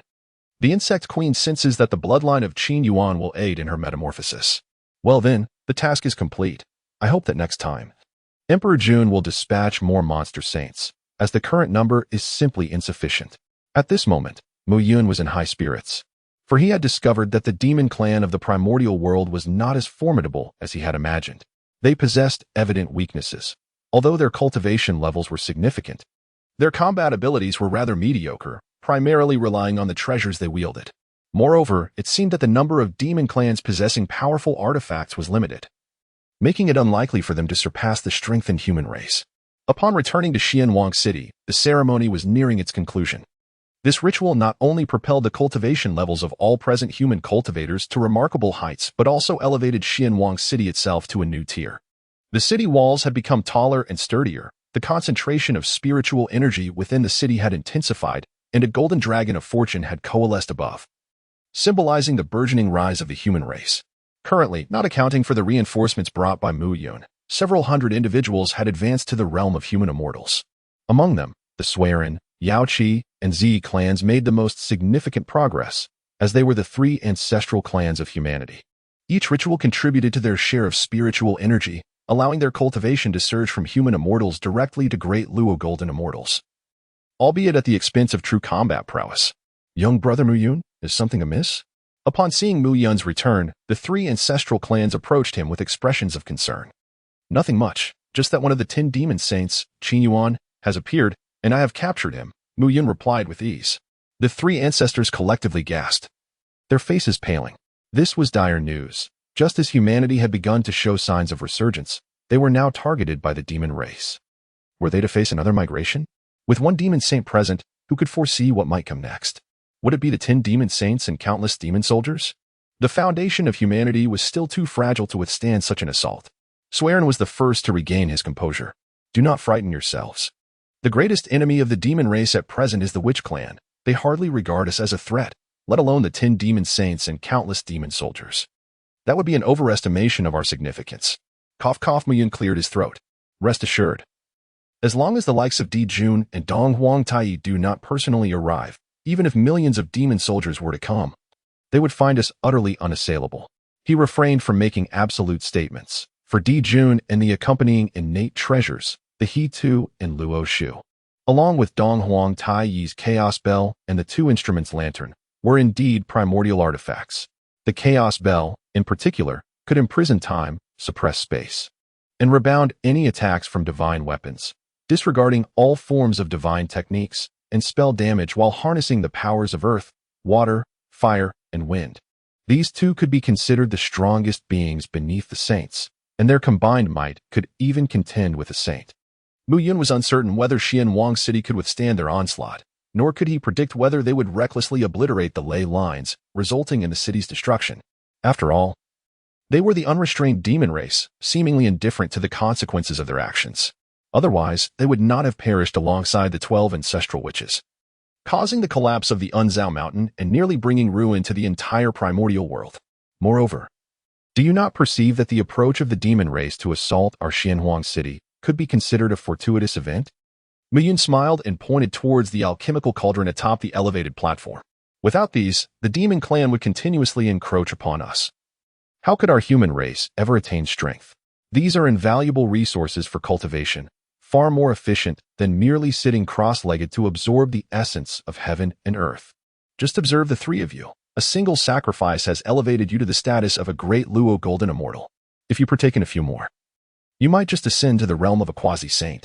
In the voice of Mu Yun, there lingered an endless allure, painting a grand vision for the 3 ancestors. Chapter 89. Di shoots the suns, barbecuing the primordial wilderness, Demon Court. Has it been 3 days already, and still no sign of Qin Yuan? Di Jun furrowed his brow, seated high upon a stone chair, his fingertips lightly drumming against the armrest.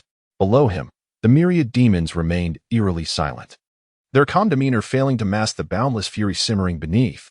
Jun's thoughts were inscrutable, and as the Demon Emperor, he was not merely a devourer of mortals, he consumed demons alike. In his previous suppression of the myriad races, those who resisted were often annihilated, their clans reduced to mere sustenance for him. Though Qin Yuan's strength was lacking, the multitude of demon soldiers under her command wielded considerable influence. If the poison of the laws were to be employed adeptly, it could render all but the 12 ancestral witches of the Wu clan devoid of combat ability. Shangyang, predict the fortunes of Qin Yuan, Jun instructed, his gaze settling upon a blue bird perched at his side. Shangyang, the astrologer of the Demon Emperor Jun, possessed an innate ability to foresee fortunes and misfortunes. Despite the yang in his name, he was not a beast, but rather a singular-footed avian deity. A blue divine bird intricately linked to the king of all birds, the phoenix. His prowess in battle was formidable, and he was well-versed in many secrets of the Phoenix clan, ranking highly among the top 10 demon saints and earning Jun's favor. With a flourish of his azure wings, Shangyang took to the air, only to return moments later, his expression fraught with terror. I report to your majesty. Qin Yuan's journey is fraught with peril. Though she remains alive, her essence is severely compromised, and death is imminent. Boom. An overwhelming aura of murderous intent descended upon the assembly, forcing all demons to the ground. Shangyang, the first to bear the brunt, suffered a devastating blow, his singular foot shattering into pieces. A bitter feeling welled within Shangyang. He had foreseen this outcome, yet his advance warning was futile. There was no escaping it. Shangyang. Who was responsible for this? Was it the Wu clan? Jun pressed, his voice laced with menace. Shangyang bowed his head, panic surging within him. Who had done it? He had no idea. In the current chaos of the primordial, where calamity loomed large, predicting Qin Yuan's fortunes was already a strain. To inquire who was behind it was beyond his capacity. Did they think him a sage? Suddenly, he lifted his gaze, a resolute expression adorning his face as he declared. I report to your majesty, it is indeed the Wu clan who perpetrated this. What a jest. To claim ignorance would be unwise. What if Jun, in a fit of rage, turned upon him? One must not assume that a bird would not consume another bird. It was commonplace for demons to turn against their kin. Moreover, he was a Jin Wu, while he himself was a descendant of the Phoenix, hardly akin. Who exactly? Which Wu clan? Jun continued to interrogate. Shangyang's gaze darted nervously, cold sweat cascading down him. Fabricating a lie was precarious, and being discovered would spell disaster. Just then, a demon soldier burst into the hall, exclaiming, I report to your majesty, news has arrived from the eastern seas. The great witchy of the Wu clan is pursuing 10 of the princes. They have suffered grievous losses, with 9 already fallen, leaving only the youngest prince alive and still in flight. Boom. How audacious the Wu clan is. Daring to slay even the offspring of the emperor. Truly, they seek their own demise. Jun transformed into his true form. A colossal 3-legged golden crow soaring into the heavens, a testament to the unparalleled swiftness of the primordial era, vanishing into thin air in an instant, having narrowly escaped calamity. The merchant sheep felt a surge of fortune. The great Wu master, was indeed the culprit. The web of deceit was now woven seamlessly. After all, he had the audacity to slay even the son of the Demon Emperor, and adding a Qin Yuan to the mix seemed entirely reasonable. He likely would not mind. At this moment, above the eastern sea, a towering giant squatted on a small island, drooling profusely. Before him stood a massive barbecue grill, adorned with a plucked bird, nay, a golden crow. A diminutive figure, no taller than the giant's knee, was diligently rotating the roasted bird while sprinkling it with cumin, chili powder, salt, and other seasonings. Beside him, a crimson-flame gold lion beast was fervently stoking the fire. The giant wiped the drool from the corner of his mouth and exclaimed, Brother Mu Yun, is it not ready yet? The aroma is simply irresistible. I can hardly contain myself.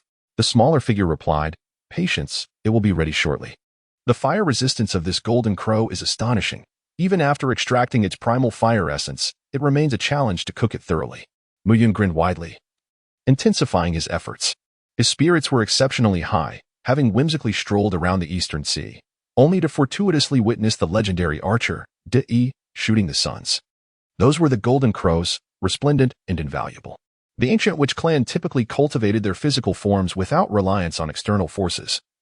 Thus the corpses of the 9 golden crows became a boon for Mu Yun, who needed only to prepare a sumptuous barbecue in exchange. Before long, the roasting of the golden crows was complete, and Mu Yun produced some celestial wine from the heavenly tavern. The trio dined and drank merrily. Yi remarked with a sense of nostalgia, "The transformation of your human race is truly remarkable. Not long ago, you lived in a state of primal savagery, devoid of shelter and clothing, and now you have built cities. Brother Yi, if I may inquire, does your remark imply that you have visited the Xianhuang city?" Mu Yun savored a succulent bite of the fragrant roasted golden crow, relishing the exquisite flavor. "Ah, I just came from over there," he remarked, "and happened to encounter those arrogant little brats of Emperor Jun wreaking havoc, so I took the liberty of dealing with them." Yi, in high spirits, downed an entire jar of wine in one go, exclaiming, "Ah, what fine wine." Mu Yun was momentarily taken aback. "With your physique, will you be able to enter the Xianhuang city without any issues?" he inquired. "Haha, when it comes to the mastery over the physical form, no one in the entire primordial realm surpasses our witch clan. Altering size is merely a trivial feat. If the monster clan can achieve it, how could we, the witch clan, possibly be incapable?" He laughed heartily. That little golden crow, despite possessing the cultivation of the great Luo golden immortal, truly did not stand a chance in your hands. Mu Yun's expression was one of bewilderment. He had witnessed the entirety of the battle and initially believed it to be a fierce contest of equal strength. To his astonishment, it turned out to be a one-sided massacre, a true display of dominance, with each of the 9 arrows striking down a golden crow of the great Luo golden immortal realm. It was utterly surreal. He shook his head and remarked, "It is not that they are weak, but rather that they have been overly sheltered in their daily lives. They possess cultivation but lack practical combat experience. To think they dared to engage in close combat with my Wu clan, and after their defeat, instead of retreating immediately, they remained within my striking range. Was that not courting death? My clan has fought countless bloody battles against the demon race and knows well how to counter their demonic energies. The arrows I wield are crafted from the white pine, specifically designed to pierce through all forms of protective demonic auras. How could those little golden crows presume to shield themselves with their protective energies against my divine arrows? If they do not perish, then who will?" Mu Yun's gaze narrowed slightly. Arrows crafted from white pine could surprisingly pierce through the malevolent aura. He realized the importance of this and decided to amass a considerable collection of white pine to subsequently refine the demon-slaying bow and the demon-breaking arrows. At that juncture, the strength of humanity against the demon race would undergo a significant transformation. The two engaged in a delightful exchange, with Yi even revealing to Mu Yun the intricacies of the witch clan's body refinement techniques and the various applications of witch runes. Chapter 90. Diversified Cultivation. The target, Mount Jizhou, by the banks of the Shunshui River, city of Xianhuang. Mu Yun languidly reclined in the small garden of the city lord's residence, basking in the warm sunlight with closed eyes, his thumbs performing a rhythmic clockwise motion, a habitual gesture when he engaged in deep contemplation. The witch clan's body tempering technique does not merely enhance physical strength, it possesses the remarkable ability to transform the physique of a human into that of a witch. The witch's form is derived from Pangu, the primordial being, who embodies both divinity and demonic essence. Thus, this body tempering technique of the witch clan essentially serves as a method for forging a divine or demonic physique. Furthermore, the witch symbols act as a conduit to awaken the power of the divine and demonic forces. Should these two techniques proliferate among humanity, would not humans inevitably evolve into witches? No, that is not quite right. They would remain human, albeit as practitioners of the witch clan's secret arts, witch humans. How intriguing. It appears that this Yi is not as simple-minded and brawny as he outwardly seems. Suddenly, Mu Yun contemplated the future emergence of the 9 Li shaman, Qi Yu, and Xing Tian. Had it not been for the defeat inflicted by the Emperor Xianyuan wielding the Xianyuan sword, the shamans might have become the true lineage of humankind. Soon, however, Mu Yun realized that such concerns were unfounded. The shamanic clan's secret arts could never transform humanity into shamans, as they lacked a vital element, the essence of shamanic blood. Only those who reached the pinnacle of great shaman could condense this blood, and the great shamans, being second only to the ancestral shamans in power, were few in number. The prospect of the shamanic clan reclaiming their former dominance over the primordial realm seemed utterly impossible. With this reassurance, Mu Yun boldly disseminated the shamanic body refinement method. Currently, the human cultivation techniques in Xianhuang City included the Immortal Path and Golden Core method, passed down by the Saint of Tai Ching and continuously refined by later generations, which required a spiritual route for cultivation, the Shamanic Path, focusing primarily on physical enhancement, suited only for those with innate robust physiques, and the martial path. Accessible to all humans, which was notably taught by the venerable Turtle Immortal, an excellent mentor despite his lecherous nature. Additionally, several auxiliary cultivation methods existed, the martial soul, which enhanced cultivation speed and combat prowess through awakening, where Zhu Xuqing and Ning Rongrong established the martial soul hall to assist individuals in awakening their souls. Albeit with a low success rate, as this was not the Douluo world. The mind power, developed by Ahsoka, proved to be unexpectedly effective when combined with the shamanic and martial paths. The three-color hockey and the Navy 6 styles from the pirate world were compiled into a tome by Robin, showcasing remarkable auxiliary benefits. Although the Kido and binding techniques from the Bleach world were disseminated, they garnered little attention, not due to their ineffectiveness, but rather because of their lengthy incantations, which provided ample opportunity for adversaries to strike first, a luxury not everyone could afford, unlike Asuna, Mu Yun, and Zhu Xuqing, who could release them instantaneously without chanting. The chi and blood cultivation method complemented the shamanic path perfectly. The physical prowess of that lad, Shihao, had become unfathomable, leading Mu Yun to suspect he might have achieved the level of ancestral shaman, just a step away from becoming a true deity or demon. Li Hani's swordsmanship had grown increasingly formidable. Mu Yun believed that even individuals with physiques like his and Shihao's would not withstand her strikes. Another swordsmanship expert, Kenpachi, had, upon learning of Li Hani's prowess, largely refrained from slaying demon kin and instead devoted himself to dueling her. These two pure sword practitioners made remarkable strides in their craft amidst their fierce exchanges, inspiring a host of sword enthusiasts. The puppetry path from the Morin residence had also gained popularity, allowing individuals to operate puppets while remaining safely hidden. As for the origin of these puppets, one could inquire about the finest in Xinhuang. Ajin, the craftsman, and Orochimaru, the biotechnologist, had stocked their shop with various beast men and demon folk, evoking nightmares for those who dared to enter. Zhu Xuqing and Ning Rongrong had ventured in once, suffering 3 consecutive nights of terror, never to approach that place again. Moreover, Orochimaru proved to be a genius. While ninjutsu had initially faltered here due to the low energy levels of chakra, he ingeniously transformed it into a manifestation of spiritual energy, amplifying its power several hundredfold. Through dissection and experimentation on demon kin, he mastered numerous supernatural abilities. On this day, Mu Yun summoned Li Hani, Shihao, Zhu Zhuyun, Ning Rongrong, Robin, Hisoka, Rimuru, and Orochimaru, essentially the strongest forces in Xianhuang City at present, excluding the likes of Sui Run, Wu Chao, and Zi. Despite their cultivation nearing the quasi-saint level, their combat effectiveness was severely lacking. They likely could not contend with even the most ordinary of Douluo golden immortal demon kin. Ah, my dashing younger brother, have you finally decided to rise from your recliner today? Is there a purpose for summoning us? Zhu Xuqing has a habit of teasing Mu Yun, whether there is a matter at hand or not, and Mu Yun has long grown accustomed to it.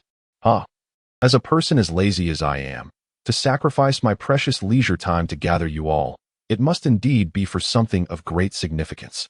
The playful expression on Mu Yun's face suddenly turned serious, prompting those around to adopt a grave demeanor.